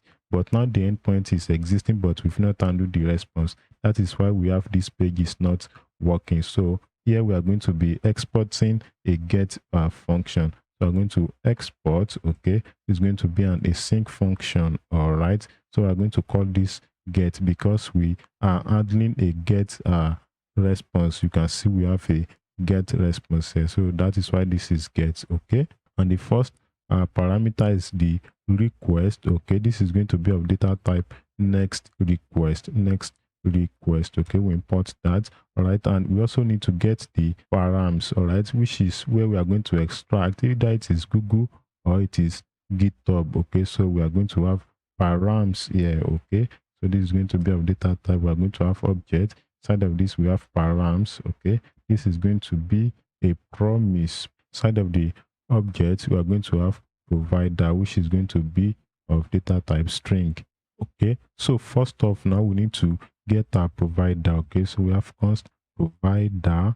We're going to give it an alias of raw provider because we need to validate the provider if it is actually an expected provider. Anytime you are getting data from an external source, you ensure that you validate that data so that it doesn't break your whole application, okay. So also we need to get the authorization code. We're going to be having request, okay, dot next URL dot search params, okay, then dot get. So the ID is the identifier is code. Let me duplicate this. We also need to get state, okay.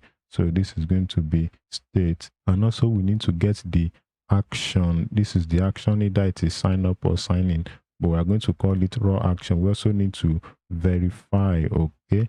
So I'm going to call this action, all right. So first off, let's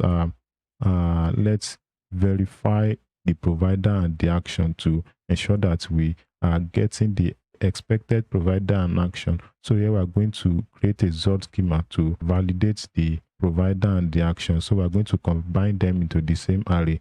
I'm going to have let's call it provider. We can also create this schema inside of this Zod schema file, okay. But since we just need this only here, we can as well create it here. So we are going to have Zod.tuple, not object at this point, okay. All right. So we're going to be using this schema to validate both the provider and the action. And let me close my sidebar also.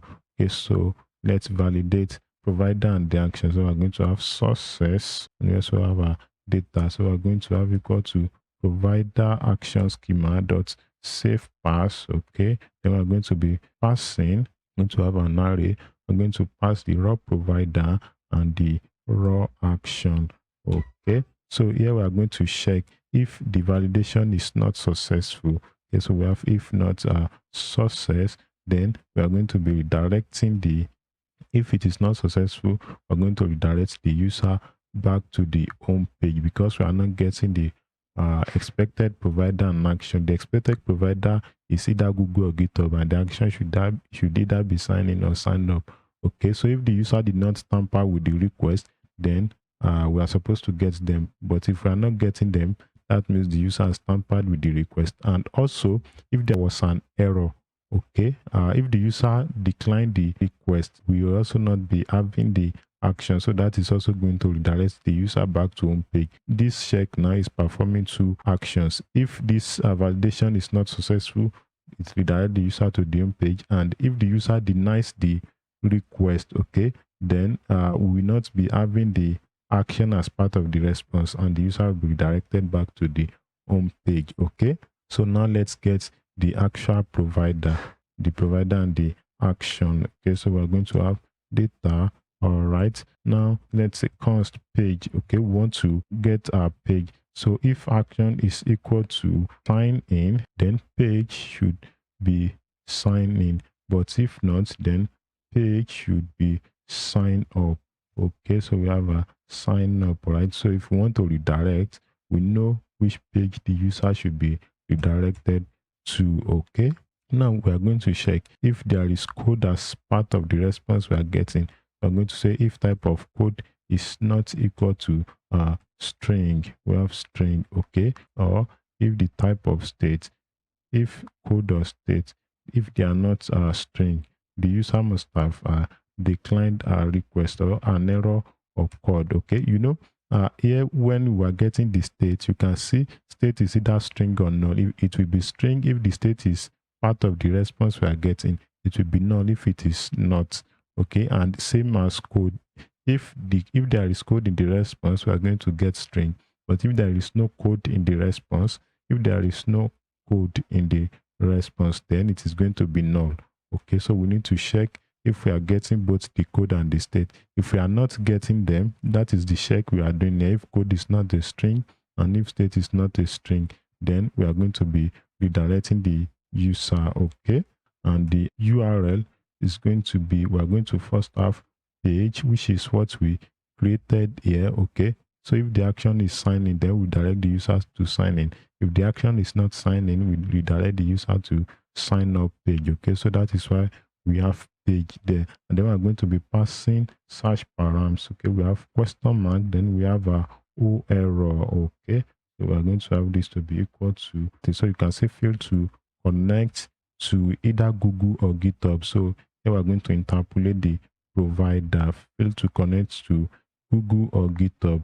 Then you can say please try again. We'll be handling this error on the front end. Okay, that is going to redirect the user to the appropriate page, either sign in or sign up. Okay, but if our code is able to go beyond this step, that means the user granted the permission. That means we're having code and we're also having state. Okay, so we are going to be fetching our user. Okay, since the user granted the permission, so we'll be fetching the user. Okay, we're going to have a wait, then we're going to have fetch user. We're going to be creating the function in a minute. Okay, but since it's going to be an asynchronous function, we're going to use our custom try catch wrapper. Okay, yeah, okay, so I'm going to wrap that with try catch, and we'll be passing some arguments to our function. We're going to pass provider, we're going to pass the code. Okay, we're going to pass the state, and we're going to pass the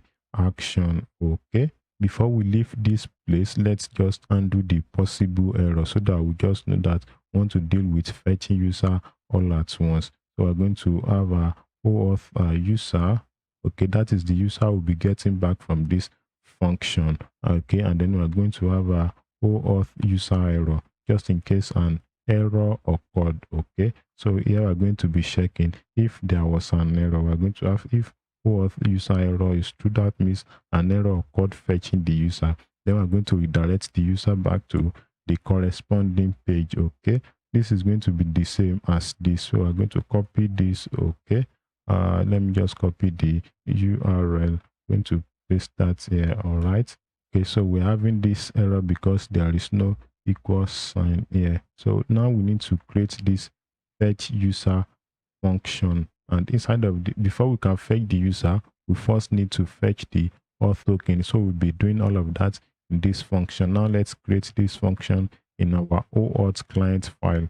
So we're going to go to OAuth client. That's why we have this file, so that we can have everything that has to do with OAuth in the same file. I'm going to close that. So that's going to get us our cookie store. Now let's get our state. So we're going to call it state from cookie store.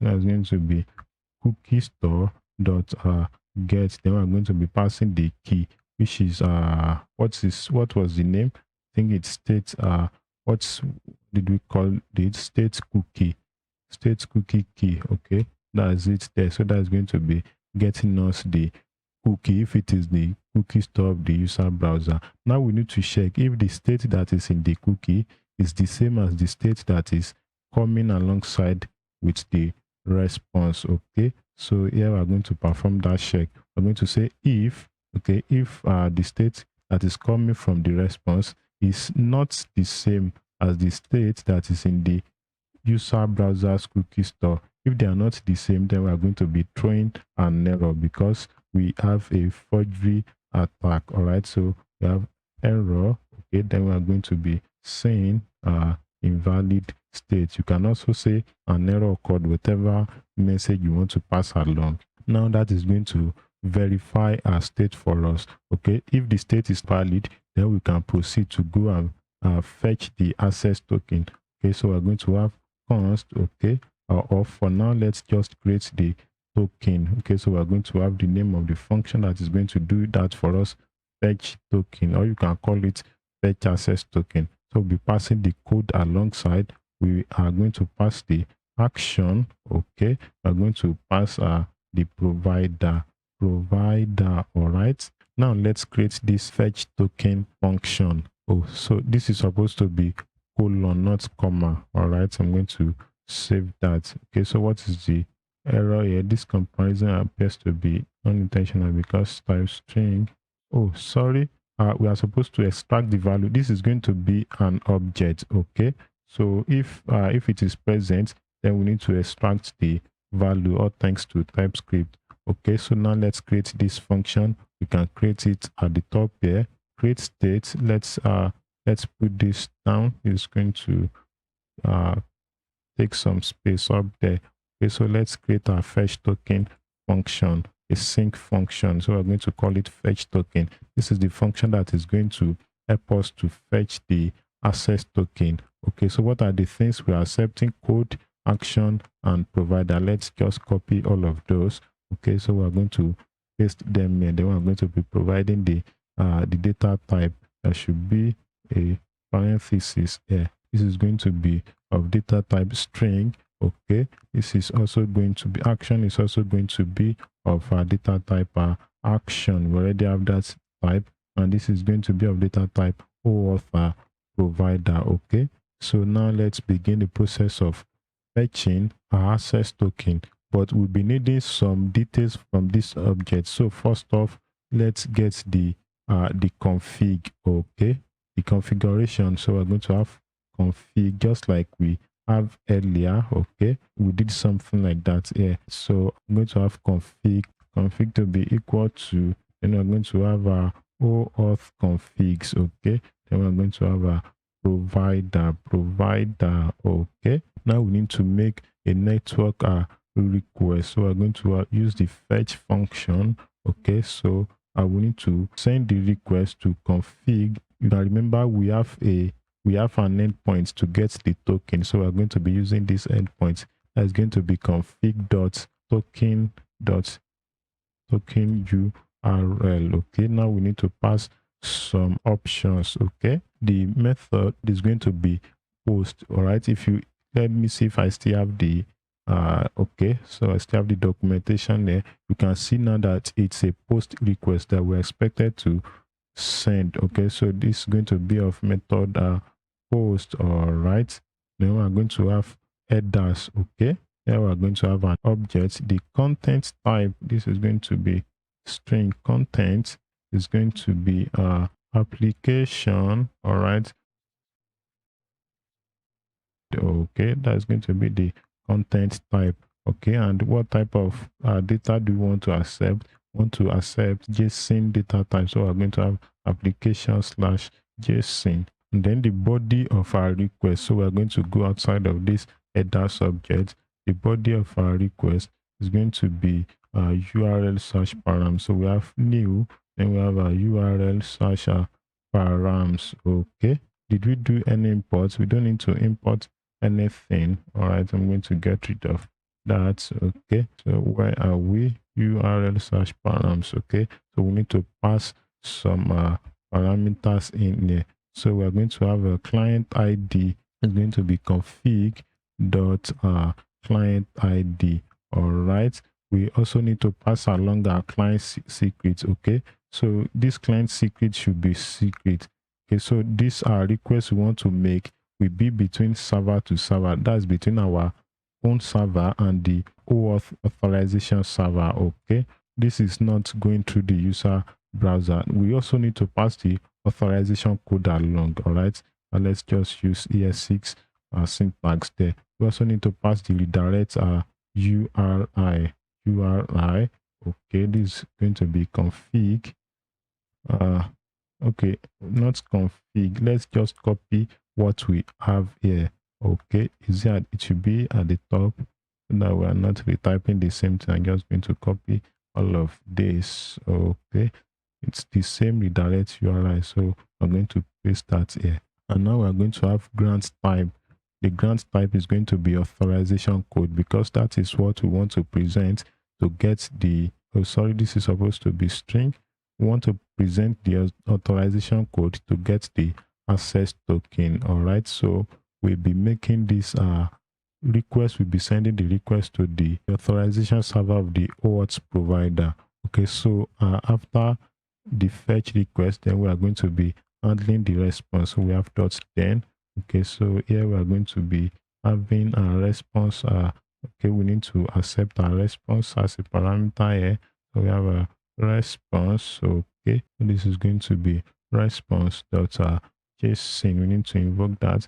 Then we also have .then. Okay, so here we are going to be getting data, or let's call it raw data, because we need to validate any data we are getting from an external source. All right, so we are going to have a function here. First off, let's console log the data we are getting so that we know what it actually looks like. We are accepting access token and some other data that the OAuth provider might send back, but very importantly, we need the access token. We are still going to validate the data, but let's see what we are getting back first so that we can validate it. So let's catch any possible error. So here we are going to have a console log, and we're going to have a error. Okay, we need to accept the error here. Okay, so first off, let's see what our data looks like. Then we can now validate the data. So okay, we need to import this function. Okay, for now, let's get rid of this. We are not using it so that TypeScript can keep quiet. Let me save that. Is there anything we need to do here again? We've invoked the function. Okay, so let's see what we've got. All right, I'm going to go back to our app now. Okay, let me get rid of all of this so that we can make a fresh request. Okay, so I'm going to go to this, then click on GitHub. All right, so I'm going to authorize app. Okay, so let's see what we've got. Okay, so this is the response that we got back from fetching the access token. So this is what we have as our raw data. You can see we have the access token, we have the token type, and we have the scope, which was the scope that we passed along initially when we redirected our user to the OAuth authorization server. Okay, so this is what we are expecting. Now we need to get the access token and the token type outside of this response. Okay, so now we need to validate this with a Zod schema. Where are we? Okay, this is the point we are. So let's create a Zod schema for that. So we are going to go to the Zod schemas file. Okay, so this is it here. Okay, so we're going to come here. All right, so here we're going to export. We need to export our token schema. Okay, so here we're going to have z.object. Since we also be having the Google OAuth provider, so we are just going to combine the structure for both Google and GitHub. So we'll be having some optional data type. So access token is very important for both provider. So this one is going to be compulsory. So we're going to have z.string token type. We also need token type for both provider. So this one is also going to be z.string. All right, we are going to have a refresh token. Google used to provide refresh token, but GitHub don't provide refresh token. So we are going to make this optional. As you can see, there was no refresh token in the response we got back. Okay, so we're going to make this optional. Okay, we're also going to provide our scope. As you can see, scope was part of the response we got back. Okay, so we're going to have string, all right, string. Okay, so this one is also optional. We actually don't need this, but it's part of the response, so you can also put that. We're also going to provide the expires in. We have expires in as the time what we are getting is going to expire. It's going to be of data type number, and then we're going to have our optional. So these two are the most important thing that we need: the access token and the token type. All of these, we don't need them. We just need to use the access token wants to access the user's data, and that's all we need to do. Okay, so now we're going to import this schema here. All right, where are we?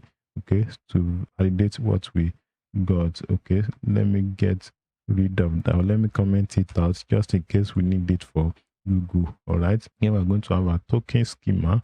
We need to import that dot save pass. Okay, now we're going to pass our raw data. Okay, so here we are going to get the sources and the sources and the data sources comma data. Okay, so now we need to check if the validation is successful. I'm going to say if success is not true. If success is not true, then we're going to throw an error. Okay, so throw, we can just throw error directly. Error doesn't compulsorily need the new keyword. Invalid authorization code. Authorization code, or possibly, no, it should be invalid authorization code. If there was an error, to be cached here. Okay, so now we need to return the access token and the refresh token. So I'm going to have the return keyword. We're going to have an object. We have the access token, which we are getting from the OAuth provider.access token. We also need the token type, or what is the keyword token type. Yeah, that's what we needed. I'm going to close that. Of token type. Okay, this is going to be data dot token type. Okay, we need a comma here. Okay, so I'm going to save that. All right, where did we call? Okay, so here we can get the access token and the refresh token, which we are going to now use to fetch the user details in the fetch user function. So here we are going to have access token, and we're also going to have a token type. Okay, we need to have an equal symbol here. All right, so here let's console log a simple statement to get rid of those errors. We have console.log. Okay, so we have the access token and we also have the token type. All right, okay, so we're having this error. TypeScript is telling us that there is the possibility that our fetch user function might not return anything. So to get rid of that error, let's go to, okay, so at this point we've returned something at this point. Okay, so if there is an error, rather than console logging the error, let's just throw the error. So we're going to have throw new error. Okay, and we're going to throw the error, or let's just throw the error without throwing all of those rigmaroling. Okay, so that is going to get rid of that error. Okay, so now with this access token and the refresh token, we can now fetch the user's data from the OAuth provider resource server. So we'll be fetching the user's data in the next video. All right, don't forget to give this video a like and subscribe to the channel, and I'll be seeing you in the next one. In this video, we'll be using the access token and the token type to get the user's details from the resource server of the OAuth provider.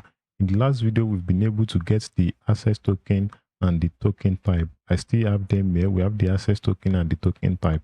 Okay, so we'll now be using this access token to get the user's details from the resource server of the OAuth provider. The details that we can get is covered by this scope that we sent alongside our request initially. Okay, so without further talks, let's start fetching our user. Okay, we are currently in the fetch user function. All right, so first off, let's get our config OAuth configs. Then we're going to be passing the provider to get the specific configuration to this provider, because we'll be needing the user URL now. Okay, you know, we've used the auth URL to authorize our application through the user. We've used the token URL to get the access token. Now we need to get the user's data from the user endpoint. Okay, so we'll be accessing that through the config object in the fetch user function. Okay, so here we're going to have our user.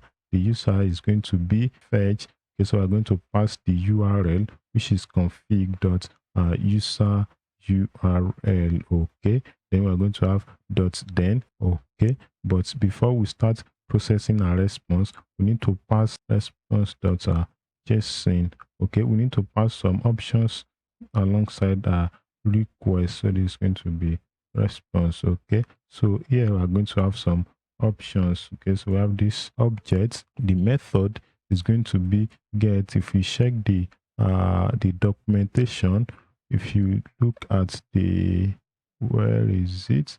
Okay, so this is the URL. You can see that they are expecting a get request. Okay, so let's go back to our app. So the method is going to be get. Okay, and we are going to have the headers property. Okay, so in the headers we need to pass the authorization property, and that is going to contain the token and the bearer. If you check, you see that the token type is bearer.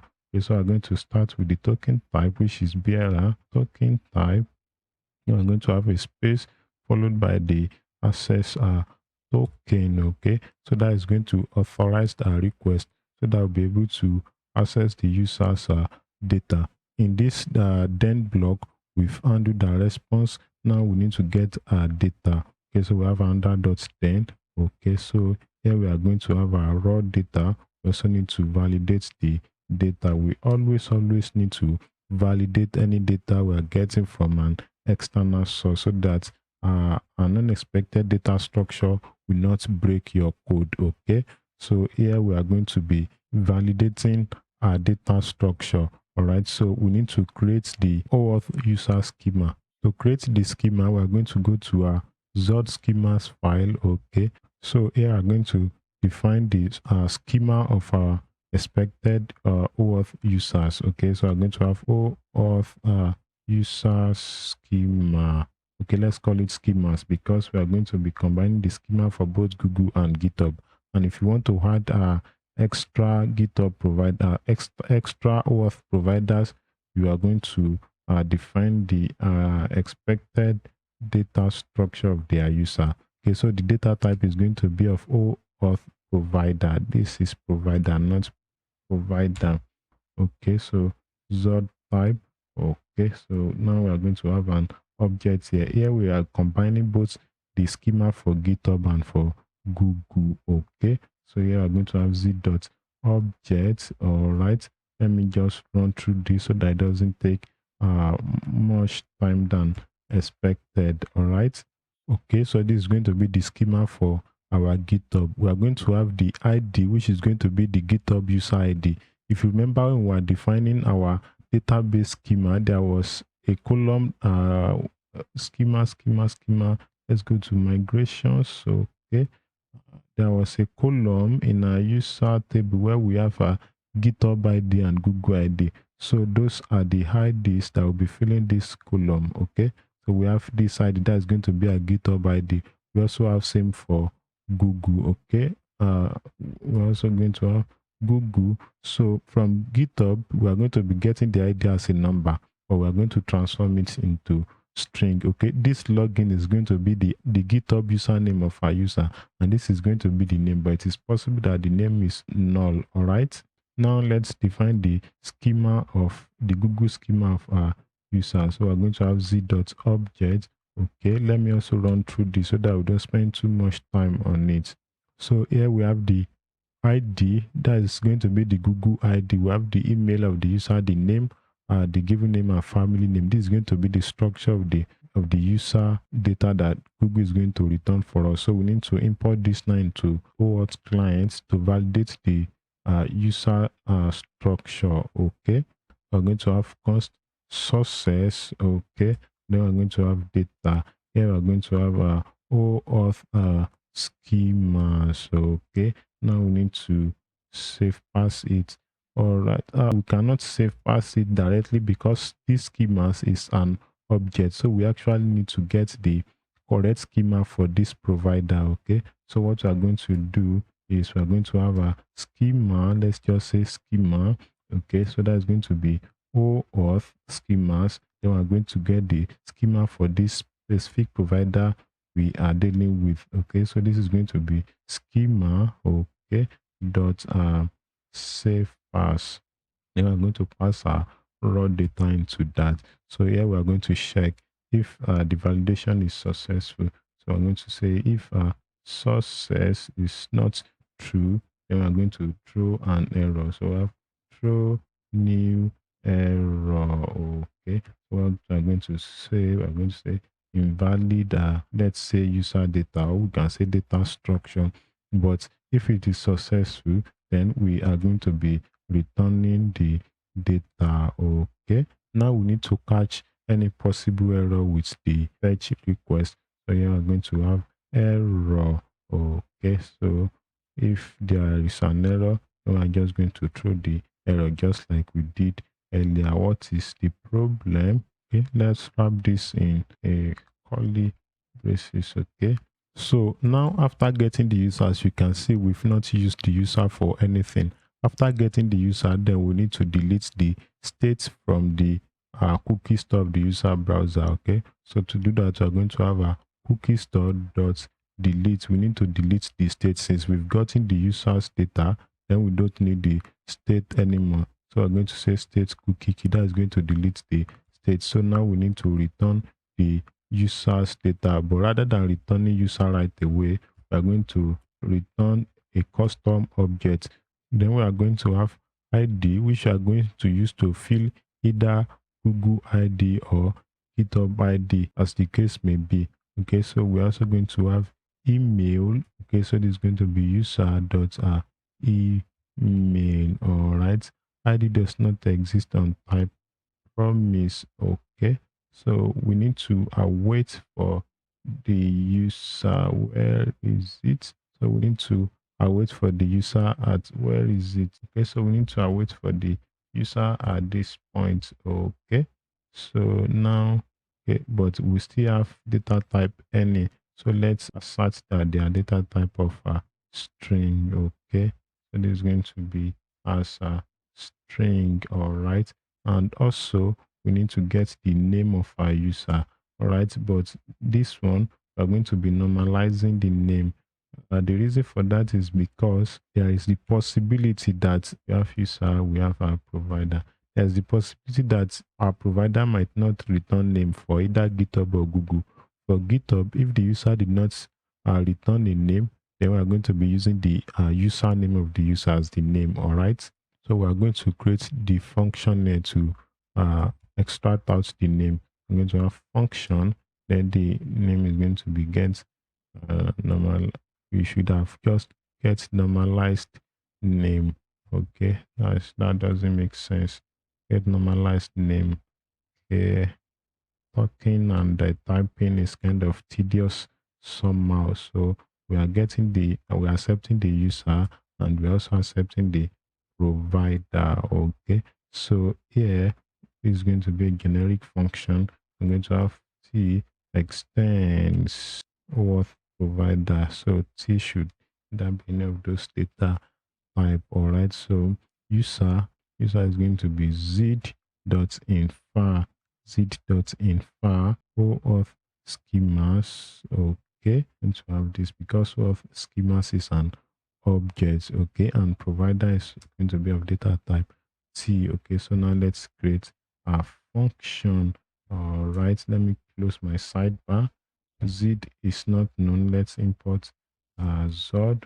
Okay, so here we're going to use the switch statement to our provider.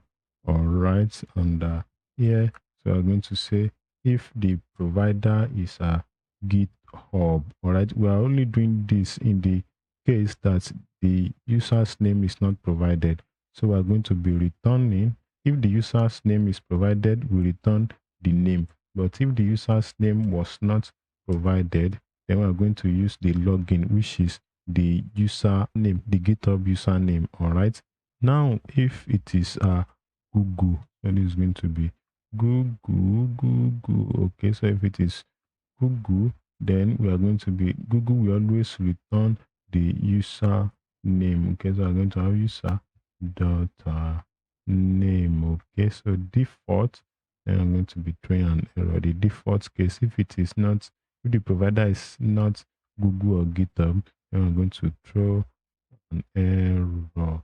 So I'm going to say unsupported provider. Right? So that's that about that. Now we are good to go to check the user we are getting back. Okay, so where are we? Okay, so okay, where did we call this? We call this in the API route. All right, so here we're going to have a OAuth user. Okay, so here if there is an error, we direct. There is no error. Let's console log the user and see what we have. Okay, user, going to use that. Okay, so now let's we try this. I'm going to go to our app. Okay, I'm going to get rid of all of this. I'm going to start the process afresh. All right, so let's go here. Okay, so here, what do we have? Now let's authorize. Okay, now let's see what we've got as a user. Okay, so now we have a user. This is my GitHub ID, this is my email, and this is my name. So this is the expected result. We now use these details that we got from the resource server to create an account for our user. Okay, this is going to be the GitHub ID. Okay, this is going to fill the email, and this is going to fill the name. All right, but mind you, in the case of GitHub, there are times that you will not be getting the email of our user. There are some GitHub users that their email is private. In their profile, in their GitHub profile, they set their email to be private. So for such users, we will not be getting their email address. This is going to be null. And if this is null, then this validation, this data validation at this point, where is it? Our OAuth client. This validation at this point is going to fail. Okay, you know, in our schema, where is our schema? In our schema, the email is compulsory. The email must be there for both GitHub and for Google. The email is compulsory.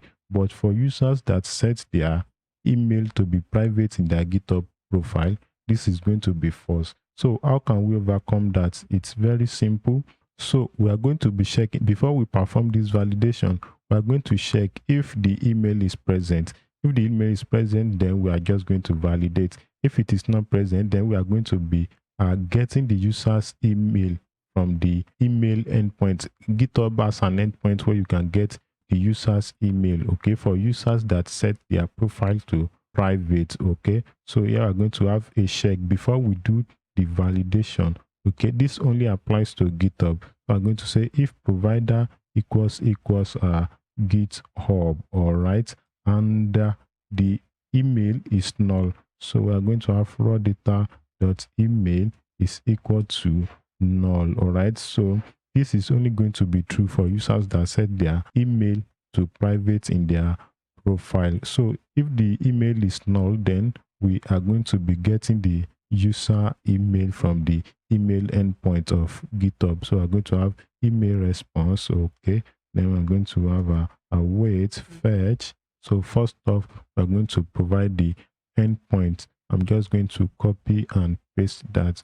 All right, so this is the endpoint where we can get the user's email from. I also need to provide some headers. So I'm going to have an object here. So here the method is going to be get. If I don't provide that, it doesn't make any difference. That's the default method. Okay, and there we are going to provide the headers. This is very important because without the access token, we cannot access the user's email. Okay, it is the access token that will signify that the user has granted us the permission to get their email. So we're just going to copy the headers from. Okay, this is what I'm looking for, very close by. I'm going to copy that and I'm going to paste that here. Okay, so without this access token, we cannot get the user's email. All right, this email response is going to be an array, and the array is going to contain objects. Okay, for users that has many emails in their GitHub. So each object is going to stand for each email address. Okay, and it's going to have a primary designation. The primary is going to be true for primary email, and it's going to be false for other emails that are not the primary email of the user. Okay, so now we're going to have emails will be equal to email response dot JSON. Okay, it is this email that is going to be the array of email. So here we're going to get the primary email of the user. All right, this is just to safeguard for users that set their profile to private. Okay, so here we're going to have the email. This is going to be of is going to be an object, and here we're going to have a primary to be boolean. Okay, what do we want to return? We want to return if the primary email is true. All right, now after getting the primary email, then we're going to set the email property on the raw data. We're going to set it to the primary email. Okay, so I'm going to say raw data dot email equals a primary email. So we are oh sorry, we need to await this. All right, await. Okay, so now this is supposed to be an async function to use await keyword. Now we are good to go. Okay, so now what we just did there is for users that their email is private on their profile. So we check if the email is null. Okay, if the email is null, then we fetch the array of the user emails. Okay, so that is going to return an array. So we get the array at this point, the email array. So here we find the primary email outside of all of those emails. Possibly the user has 2 or more emails. So we got the primary email at this point. Then we assign the user email to the primary email that we got. Okay, so that's that for all of that. And as you can see, we've already gotten the data structure that we need. So we'll be using this result to create an account for the user on our own database. So we'll be doing all of that in the next video. Don't forget to give this video a like and subscribe to the channel so that you'll be notified for subsequent videos, and I'll be seeing you in the next one. In this video, we'll be signing our user in. Okay, in the last video, we've been able to get our users details from the OAuth provider. Okay, so now we'll be using those details that we got from the OAuth provider to sign our user in. But just before we sign the user in, we need to create an account for the user in our own database so that we'll be able to tie every activities that the user did in our application to that account. All right, so before we go into the business of the day, there was an omission I made in our last video, which is a potential source of bug. All right, this primary email, all right, it's an object. It's an object that is going to contain the email of the user and this primary property. Okay, so now this email is supposed to be a string.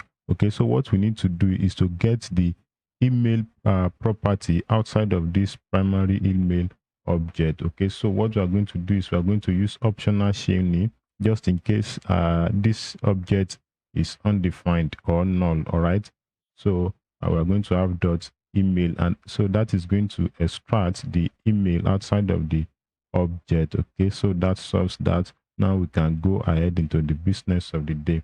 Okay, so first off, we need to create an account for our user before we sign them in, just in case the user doesn't have an account with us already. Okay, so we're going to be doing all of that in a try catch block. Okay, because we'll be making a synchronous call to our database. All right, we are going to be doing all of that in a function that we're going to call create user account, just in case the user doesn't have an account with us, and we're going to be passing the OAuth user into the function as an argument. Okay, and we're also going to pass the provider. All right, we can as well write all the logic here inside of this try catch block, but just to make our function small module that we can easily extract out this function into a dedicated file. All right, so I'm going to call this create user account. It's accepting OAuth and data type. Let's define data type here. I'm going to have type is going to be OAuth. All right, so this is going to be an object with ID string. Okay, so that is our data type, and we're going to pass that in here. Okay, it's also accepting the provider. Okay, we already have a type for that. We're going to have OAuth provider. All right, now let's write out our logic. Okay, so what we need to do in this function is similar to what we did when we were dealing with the local sign up. If you go to the actions directory in our local sign up server action, when we wanted to create an account for a user, we first checked if there is an existing user with that email in our database. If there is an existing user, we handle the user that has the same authentication method. All right, if the user doesn't have the same authentication method, then we undo that type of user here. Okay, for users that doesn't have that authentication method. Okay, but for users that doesn't have an account with us entirely, then we created a new account for them. Okay, so that is what we are also going to be doing here, but rather than making it local authentication method, we'll be tying it to the OAuth provider. Okay, so it's as simple as that. All right, let's check if there is an existing user in our database. If user already exists, okay, with this email. All right, the email is our source of truth, so we're going to have const, it's going to be rows. We're going to rename this to be users. Okay, and we're going to have our pool of, okay, we need to import that pool dot query. Now we need to query our database. Okay, so what are the things we need from our database? We are going to have select, then we need our ID, we need auth providers. That's where we are going to check if the user already has an account on this provider. Okay, we also need the username and the role of the user. We're going to be using that to create session for our user. Okay, when we want to sign them in, where email equals $1, the email that we are getting from the OAuth provider. So that's what we use to query our database. Okay, and this is going to be OAuth user dot email. All right, okay, we need to await this.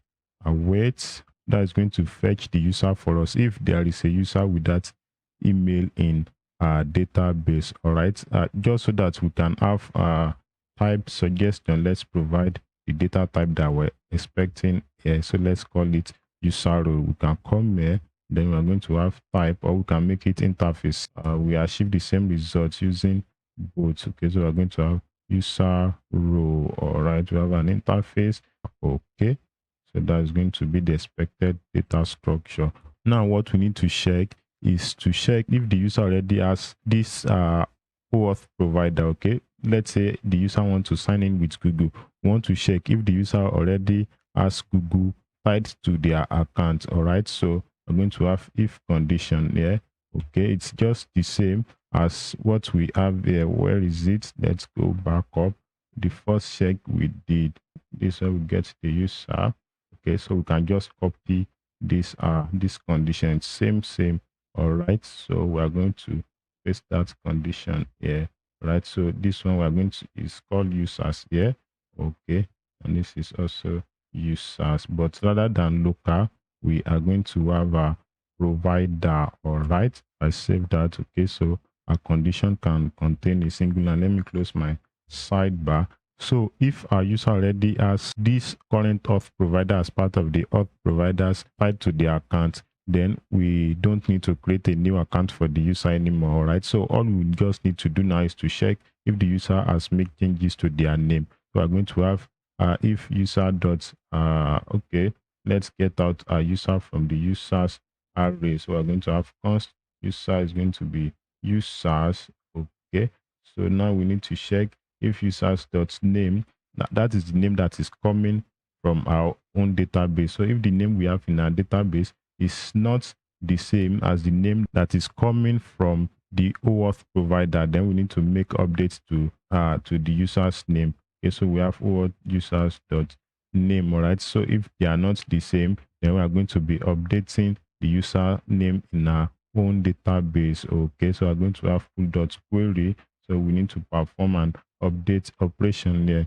I'm going to have update users. Okay, so what do we want to do? We want to set the name of the user to the current name that we're getting from the OAuth provider. Okay, we have where ID equals $1.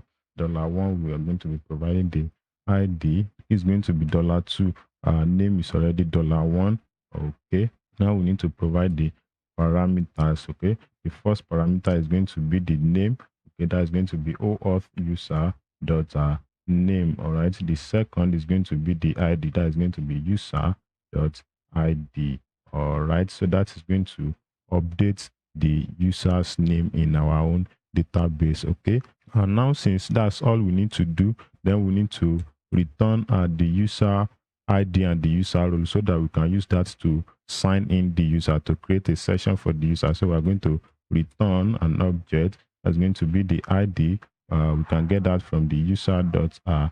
Okay, and the role, that is the role we are getting from our database, going to be user.role. Okay, so that's all we need to do for users that already has an account with the same OAuth provider. We can add the comments here so that it will be explanatory. So I'm going to say undo existing provider. Okay, now after that we need to undo existing users with that email but with different auth provider. Let's say the user wants to log in with Github now, but they've previously logged in with Google, so we need to add Github to their auth providers. Okay, so we're going to have a comment say undo existing users with different OAuth provider, or let's say different provider. Okay, not necessarily OAuth now. So we are going to be having same condition here. All right, it's so I'm just going to be copying this condition. Okay, I'm going to paste that here. All right, and now we need to negate this part. I need the parenthesis here. Okay, first off, let's get out the user. It's going to be users. Okay, and that's going to be the first item. Okay, now since the user is already existing, so what we are just going to do is we are going to add this current OAuth provider as part of the auth providers, and we also need to insert the ID. Okay, possibly Google ID or GitHub ID. So here we're going to await, and we're going to have pull dot query. Okay, so we want to perform an update action since there is already an existing user, but we want to add this new auth provider to the auth providers array. Okay, and we also be inserting the ID, possibly Google ID or GitHub ID. Okay, so we're going to be performing an update operations here. We're updating the users table. All right, so what are the things that we want to set? We want to set the provider ID. Okay, let's say GitHub ID. So for example, we're going to have an interpolation. We're going to have provider underscore ID. Okay, so that is to stand for the column of that provider, possibly Google ID, GitHub ID. Okay, you get that. So I'm going to provide the value as the first parameter, and now we need to append the auth provider to the auth providers array providers. Okay, that is going to be we're going to have array append. We want to append a new provider, so that's going to be auth providers. Okay, then we need to pass the provider, so that's going to be $2. Okay, now we need to add the condition. Okay, so we're going to have where ID equals $3.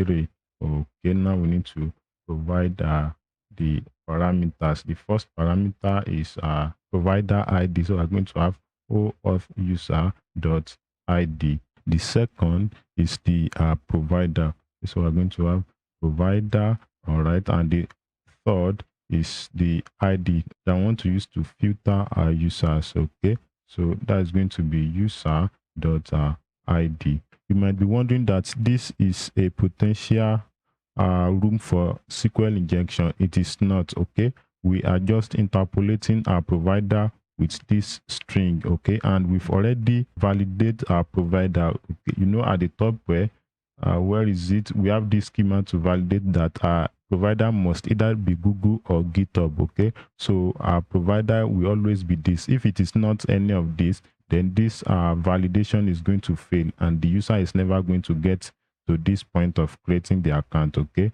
So this can never cause a SQL injection, all right? So let your mind be at peace, okay? Now we've updated the user's entry, okay? Now we need to return an object that we can use to create a session for the user to sign them in. Okay, so we're going to have ID to be equal to user.id, and then we're also going to have role to be user.role, okay? Now if this condition is not true and this condition is not true, that means there is no existing user at all with that email address, okay? So what we're going to be doing is to create a new user for that, okay? So here we're going to have here we are going to be performing an insert operation. We're going to have const, okay? We're going to have rows, which we're going to call user role, all right? Await, okay? Here we're going to have pool dot query, okay? So what do we want to do? We want to perform an insert operation. Since we are creating a new user entirely, we're inserting to the users table, okay? So we need the email, all right? And we need the name, okay? Then the provider ID, either Google ID or GitHub ID. We're going to have interpolation there. We're going to have provider, then underscore ID, okay? And the auth providers array, providers, okay? So what are the values we want to insert? We have our values, okay? Here we have the email, that's going to be parameter. Name also going to be parameter. What else? I think all of them are going to be parameter. $3 and $4. So what do we need to return? We need to return the ID and the role of the user to be able to create a session for the user. So we have returning ID comma role, okay? Now we need to provide the parameters. The email is OAuth user.email, okay? The name is also OAuth user.name. The provider is just a provider, all right? And auth providers is going to be an array of provider. Sorry, this is provider ID, okay? That is confusing. So that's going to be OAuth provider.id, okay? So that is what we are going to use to fill the provider ID column, possibly Google ID or GitHub ID, all right? And after doing all of that, we need to return an object that we're going to use to sign the user in. We're going to have ID to be equal to user row dot user row is going to be an array. We have user row dot ID, okay? And then the role is going to be equal to user row, right? The first object there dot role, okay? If you want to have type suggestion here, you know currently there is no type suggestion. You can just come here, all right? You are going to have your angle bracket, and you are going to provide the we define the type here, that is the user row type, but we just need the ID and the role. So we're just going to pick those two out of it. Okay, so we are going to paste that here, but we don't need the whole of the user row. So we're going to be picking, have a angle bracket, okay? So we're going to have pick, okay? Then what are we picking? Just the ID. It's going to be string ID and role, okay? So those are the things that we need. So here we can just type, if you type this, now we have a suggestion, okay? So that's TypeScript for you. And that's all we need to do to create a user account, all right? So after creating the user account, where are we? We need to, so this is returning the user for us. So let's call it user, okay? This object we are returning here, this ID and that role. So that is what is being returned to this. Now we need to create a session for our user to sign them in. So I'm going to have await create user session. We already have a function for that, create user session. We're going to import it, Okay, then we're going to pass user into the function. All right, so that's going to create a session for our user and then sign them in. Okay, so after creating the session for our user, then we're going to redirect the user to the dashboard, which is marking the end of the sign up process of our dashboard. But what if an error occurred while creating the user account or creating the user session? So we need to handle that here. So if an error occurred, we need to redirect the user to either the sign in page or the sign up page. So we'll be getting that from the page variable. Okay, so we are here, we're going to have template literal. Okay, and then this is going to be the page. All right, we've gotten the page at the top here, either it's the sign in page or sign up page. Okay, so we'll be directing the user to that page. All right, and we'll be passing along an error message. Okay, so we have error to be equal to, let's create an error message variable here. Okay, so const error message. Okay, that's going to be equal to template literal, say an error occurred, signing you either in or up. Okay, but we're going to make this dynamic. All right, so we're going to have interpolation here. So if action is equal to sign in, okay, we're going to have sign in, then string in. Okay, but if it is not signed in, then this is going to be up. Okay, so we are going to have an error code signing you in or an error code signing you up. Okay, so after that we're going to say please try again. So that's going to be our error message. Here we're going to have a error message. Okay, error message, and that's all about signing a user in with OAuth. Okay, so now let's test out what we've done. Okay, let's do GitHub. That's the one we've done. We've not done Google. We're going to do that after now. So I'm going to let me cancel that. So I'm expected to be redirected back to the home page because I denied the authorization. The home page is being compiled. Okay, you can see now we're back to the home page. So now let me try accepting the permission. Okay, so or let me say granting the permission. I'm going to use GitHub. All right, now I'm going to authorize. Okay, so I should be directed to the dashboard if nothing went wrong. Okay, so something went wrong in the process. Let's see what could be the error. An error occurred, but we don't know what the error is. Let's try to log our error. So where is our try catch? Our try catch is something somewhere here. Okay, so let's get our error. I hope it is not related to my query anymore. So I have an error. Okay, I'm going to save that. Okay, now let's try again. I'm going to authorize. Okay, so what is the error? Okay, it has to do with my query again. What is the error message? Okay, syntax error at or near returning. Let me see my query returning. I think that was where we did insert. Okay, so this is the error. There should be no comma here. All right, you can see. I know it must have to do with my my query. Okay, so let's try again now. All right, I'm going to do this. Okay, now I'm going to authorize. All right, so you can see signing with OAuth is now successful. Okay, but just before we proceed into integrating Google into our OAuth process, okay, anytime error occurred, like the last time that we had error when we have an error with our query. So anytime an error occurred, we should have an error message either on our sign-in page or sign-up page to indicate that an error occurred while trying to sign in with either of this OAuth provider. Okay, so we'll be doing all of that in our next video. Don't forget to give this video a like and subscribe to the channel so that you'll be notified for subsequent videos. Thanks for subscribing, and I'll be seeing you in the next one.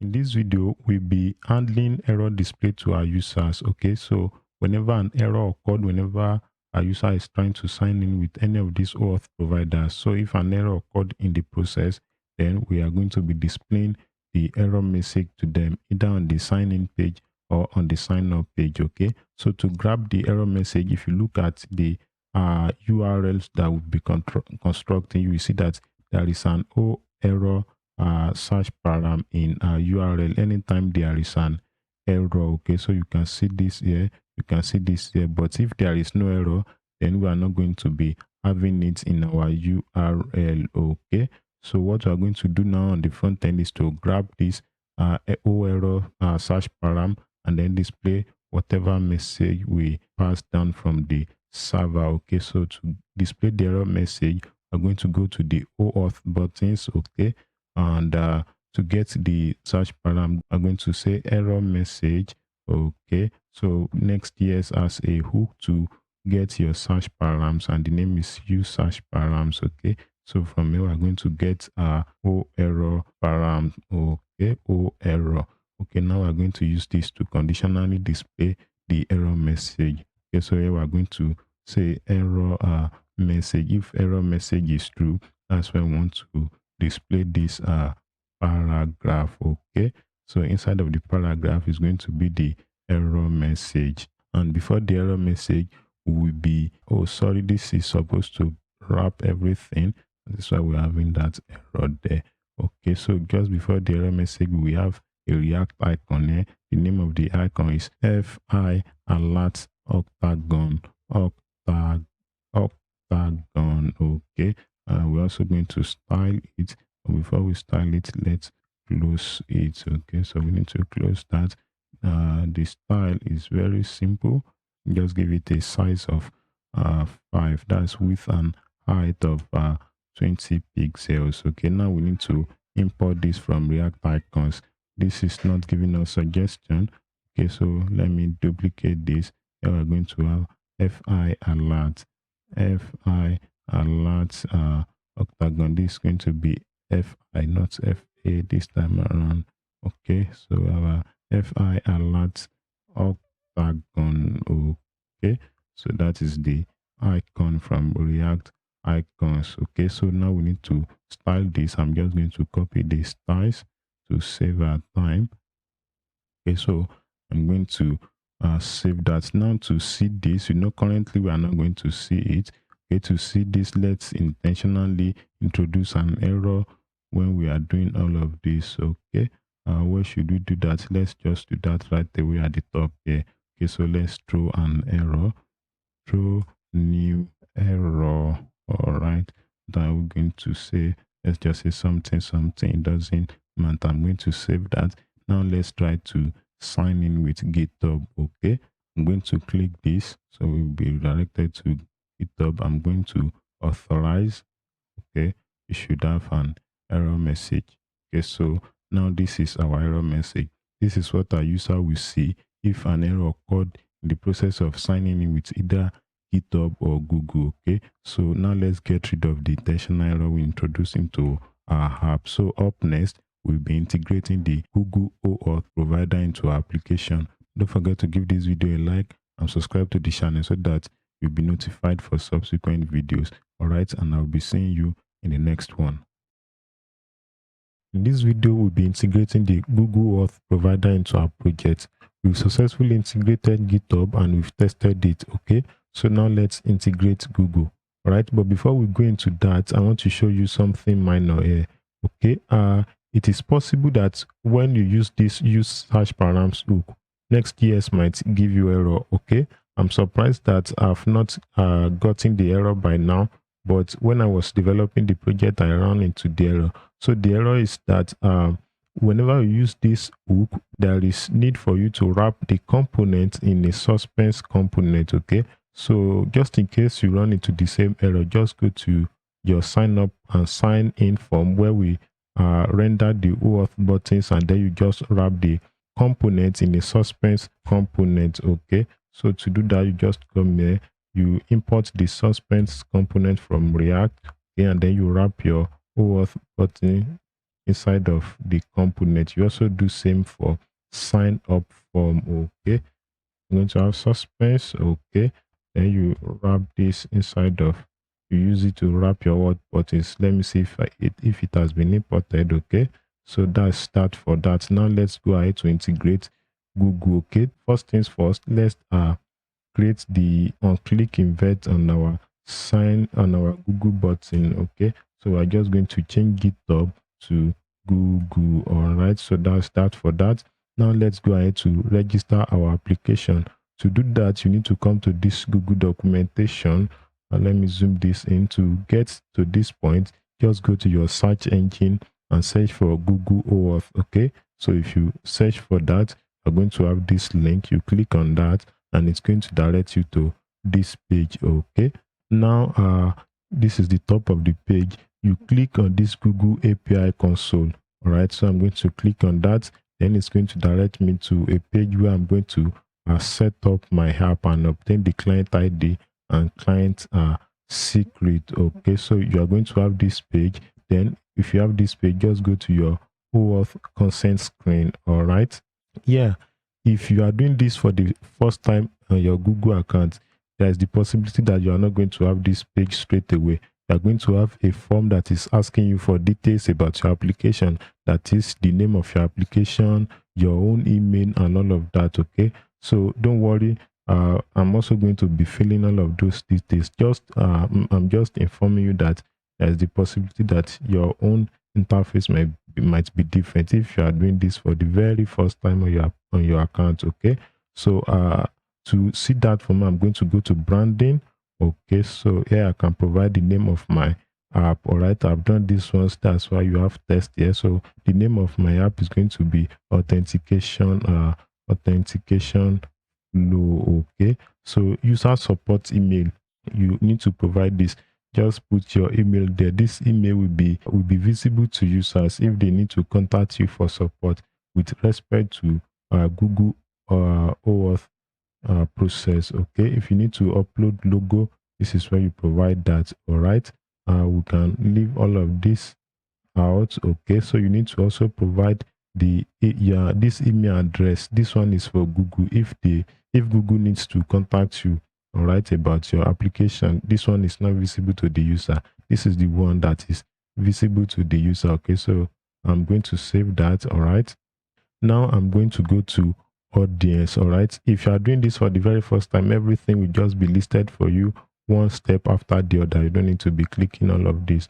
Okay, so on this testing, you can make your app it will either be in development or production. Okay, so currently as it is, this is in development. You can see here I have publish app. If I click on publish app now, so that means it will be in production. You can see now in production, but I'm just going to leave it in production. Okay, so the difference between testing and production, you can see this has changed to production.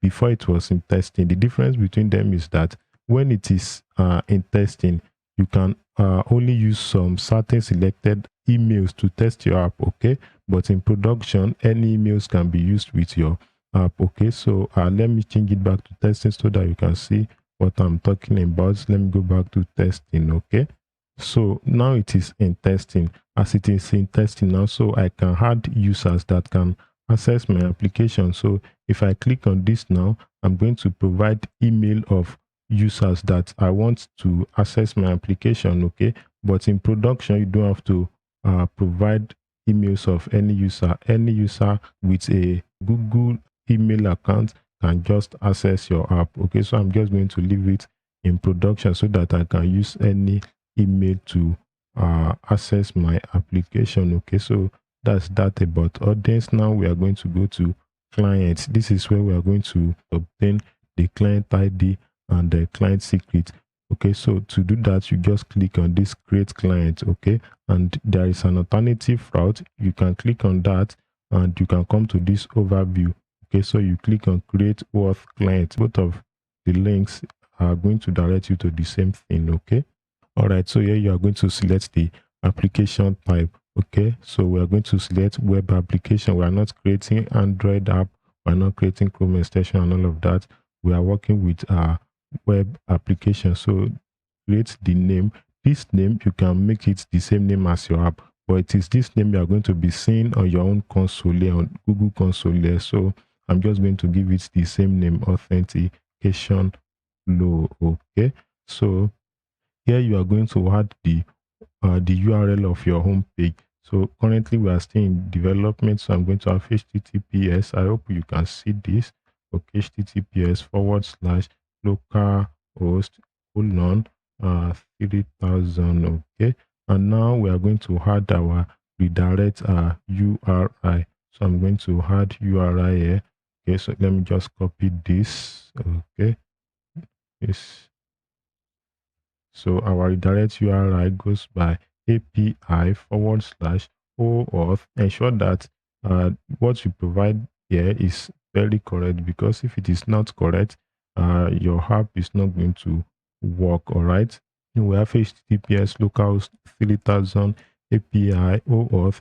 Then here we have Google. You know, when we were working with our app, we had GitHub rather than Google. Okay, so now we are going to have Google. Okay, and there is a little difference with Google and GitHub. With Google, if you are going to be passing additional params, you need to provide them as part of your redirect URI. So we are passing both sign in as action, sign in and sign up. So we need to provide both these params here. Okay, you know, with GitHub you don't have to provide this, but with Google you need to provide that. Okay, so now I'm going to duplicate this. Okay, I'm going to change our action here to sign up. Okay, so I'm going to change this to sign up. And like I said, with GitHub you don't have to provide this, but with Google you need to provide that. Okay, so now that's all we need to do. I'm going to create my client now. Okay, so here now we have our client ID and the client secret. Okay, so I'm going to copy this. You need to copy it also into your app. Okay, so I'll copy my client ID. Okay, so we need to go to our env. All right, so go to your env file, or let me use env.example that we'll be using that from time. So Google client ID, I'm going to replace all of this with my client ID. Okay, now for the client secret, we also need to copy the client secret. Okay, so I'm going to paste that here, client secret for Google. I'm going to now we can click OK. All right, and that's all we need to do with Google. Okay, so let's go to our app now. All right, you know this is .env.example, so I need you to copy this env to your .env file, the actual file that we are using in our app. We've always be using this just for illustration, so copy all of this and paste them in your .env. Okay, so after pasting them, then we can now go to our env schema and add this into our schema. Okay, so we're going to go to env server file. Okay, now we need to add for Google ID and secret. So I'm just going to duplicate this. They have the same schema anyway, so I'm going to change this to Google. Okay, so from here we are going to have a Google client ID, and this one is going to be Google client secret. Google client secret. So I'm going to save that. All right, now we need to go to our OAuth clients to activate Google. All right, OAuth clients, do we have them here? Okay, don't forget to add your on-click events to your Google button. Okay, now let's go to our OAuth clients. All right, now we need to add Google URL and all of this. Okay, first off, let's change this to Google client ID, and this one is going to be, oh, sorry, I'm still using Google GitHub.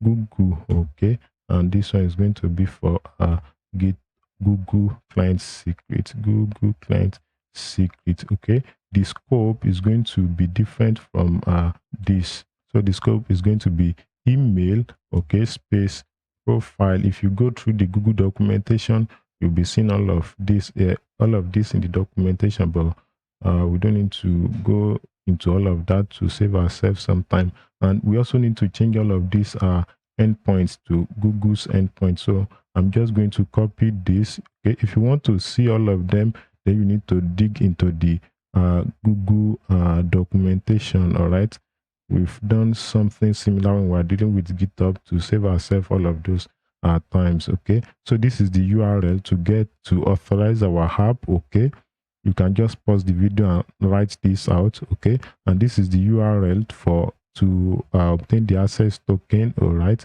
and this is the URL to get the user details. Okay, now that's all we need to do. Just pause the video and write out these endpoints. If you want to see them, just dig into the Google documentation, the point where we got to this place. Okay, let me search for Google OAuth, Google OAuth. All right, so if you dig into this documentation, you are going to be having all of those endpoint. All right, so we're just going to save ourselves those times. Okay, now we can test out our hub. That's all, everything we need to do. Let me see if my, okay, it's still running. That's all we need to do. Now let's test our hub. Okay, all right, so I'm going to click on my Google button now. I should be redirected to the Google authorization page. So I'm going to select my email. All right, okay, I'm going to click on continue.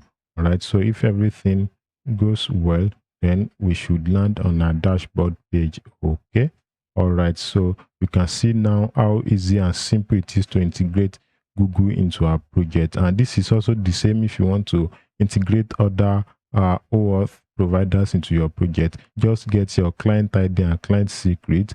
Okay, get the endpoints. All right, and then you'll be good to go. Okay, and one more thing that you need to do when you are adding more providers, just add the expected schema. Okay, but take note that all we need is the ID, the email, and the name. Okay, so those are the important things that we need from our user details. Okay, so that's all we need to do, and now we are done with the project. But just one more thing. Okay, there is an additional security measure that is supported by Google that we can also integrate into our project, and that is called proof key for code exchange. Okay, it's an additional security measure that we can integrate into our project to make it much more secure with respect to OAuth. Okay, but this is not supported by GitHub yet, but it is supported by Google. So we'll be dealing with that in our next video, and that will mark the end of the whole project. Okay, so for all of that, I'll be seeing you in the next video. Don't forget to give this video a like and subscribe to the channel. In this video, we'll be putting in place a security measure that makes our OAuth process much more secure. Okay, and that is the concept called PKCE, proof key for code exchange. Okay, currently this is not yet supported by GitHub, but it is supported by Google. All right, and this is how the whole concept works. Okay, so initially when we are creating our authorization URL that we are going to redirect our user to, the URL that leads our user to the authorization server of our OAuth provider.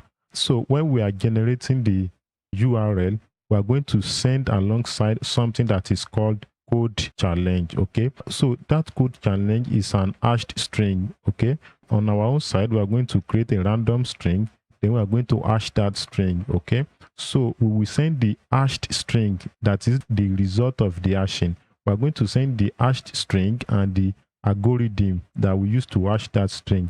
So we are going to send it alongside the request that we are sending to the OAuth provider. Okay, so on the OAuth provider side, they are going to hold on to that hashed string and the algorithm that was used to hash the string. Okay, so now when we've gotten the authorization code from the OAuth provider, and now we need to fetch the access token.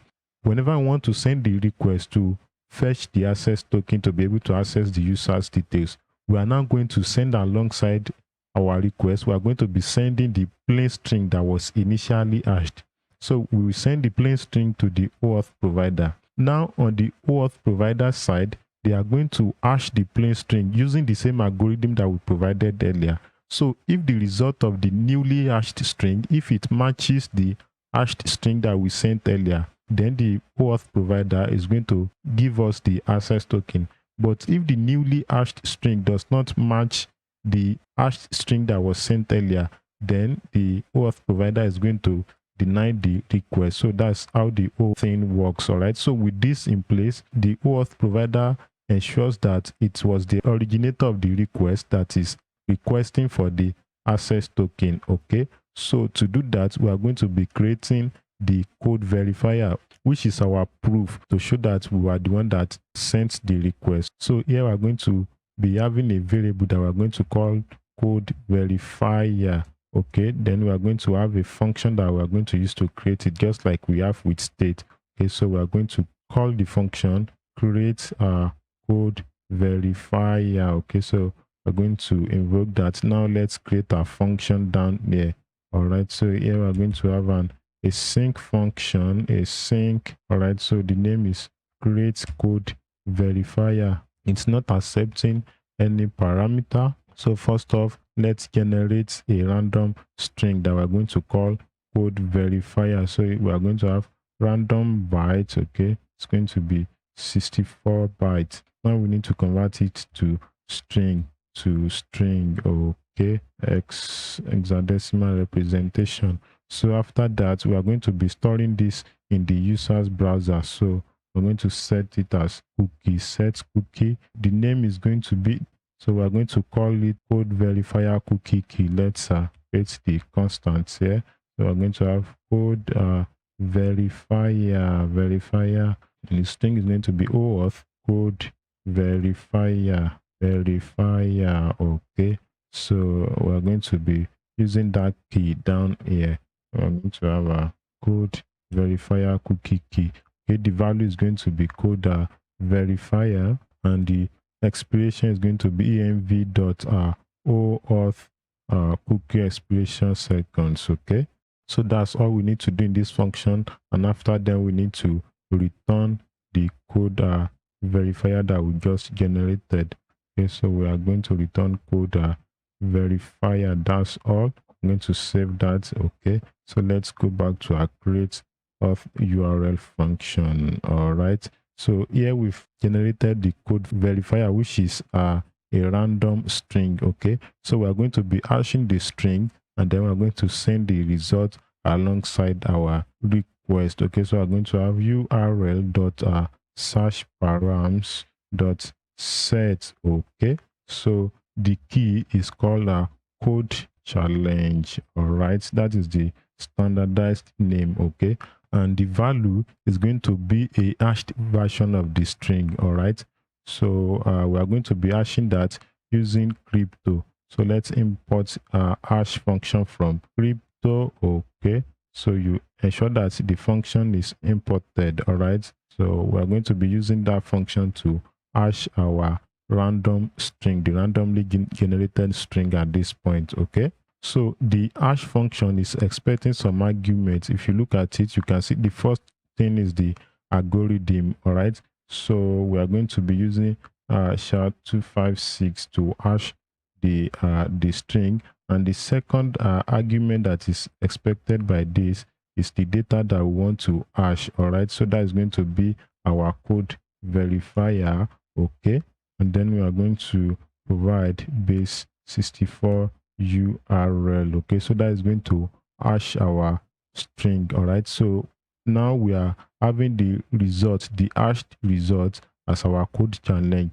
Okay, and we also need to provide the algorithm that we use to hash the string alongside our request, so that whenever I want to fetch our access token, the auth provider can also hash the string using the same algorithm and then compare the result. Okay, so this one is going to be code challenge method underscore method. Okay, and that is going to be S256. Okay, so this is S256, while this one is here 256. Okay, so now with this, the OAuth provider, whenever I want to get the access token, the OAuth provider can now use the same algorithm to hash the string. Okay, and then compare the result.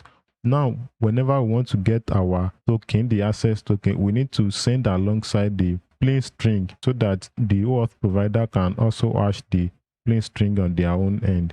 Okay, so we need to get the string from the user's cookie. Okay, we stored the string in the cookie when we were creating the code verifier. We stored the string in the cookie, so we'll be getting the string from the cookie now whenever I want to fetch the token.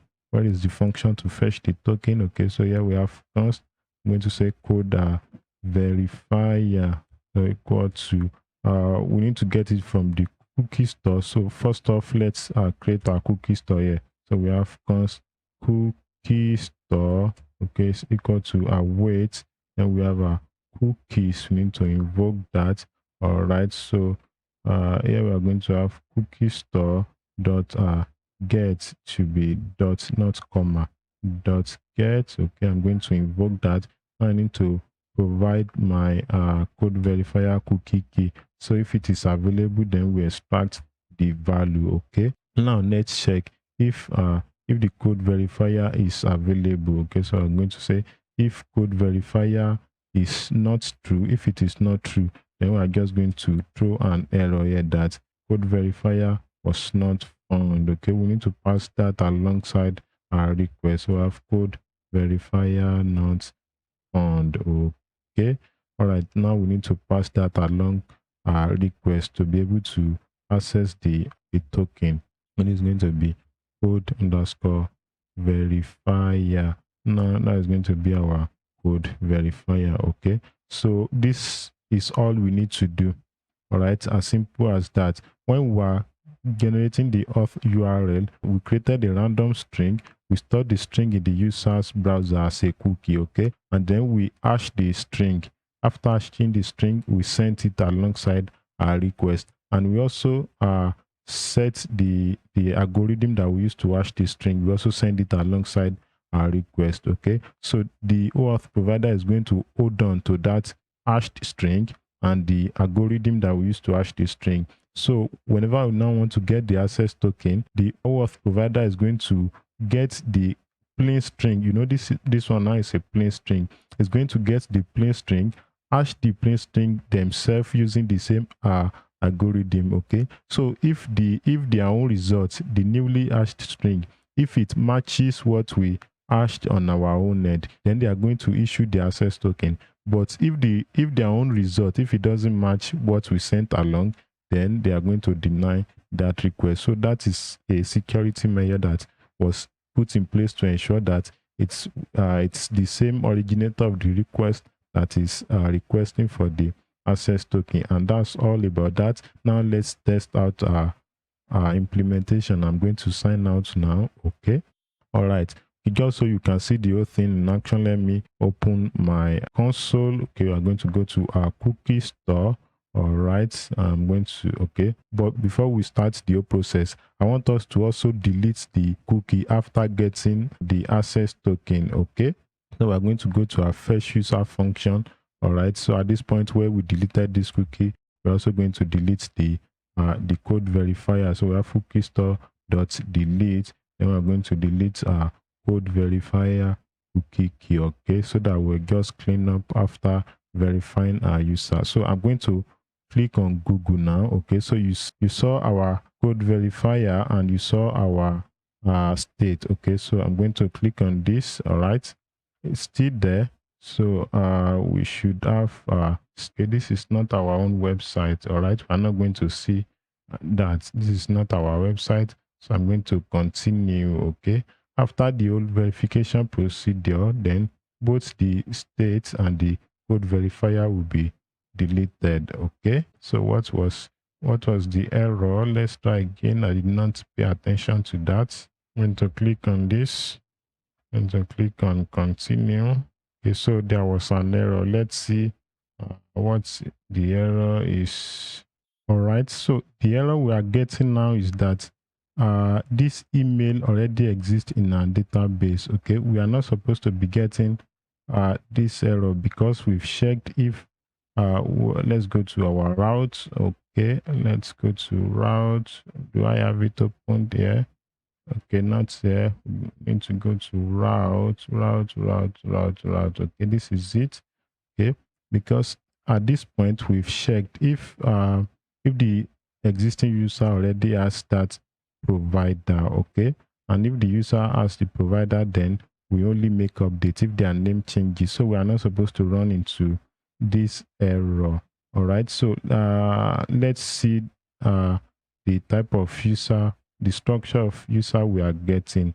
Okay, so I'm going to come to this point, then I'm going to log our user so that we know where the error is coming from. All right, I'm going to save that. Now let's try again and see the structure of our user. Okay, I'm going to try Google. All right, okay, I'm going to continue.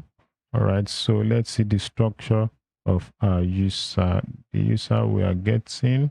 Okay, so we have our ID, auth provider's name, and role. Okay, so we have this array, and then we check that at this point if the auth provider's column, if it contains the new provider, which is Google. So ordinarily this is supposed to be true, and if it is true, okay, so this is where the problem is. Okay, this return statement is supposed to be outside of this if block. Okay, you know, the code is only going to return if this condition is true, but if it is not true, that means it will not return. That is the source of the bug. All right, so you can see how little bugs can mess up your whole day. So let's try again now.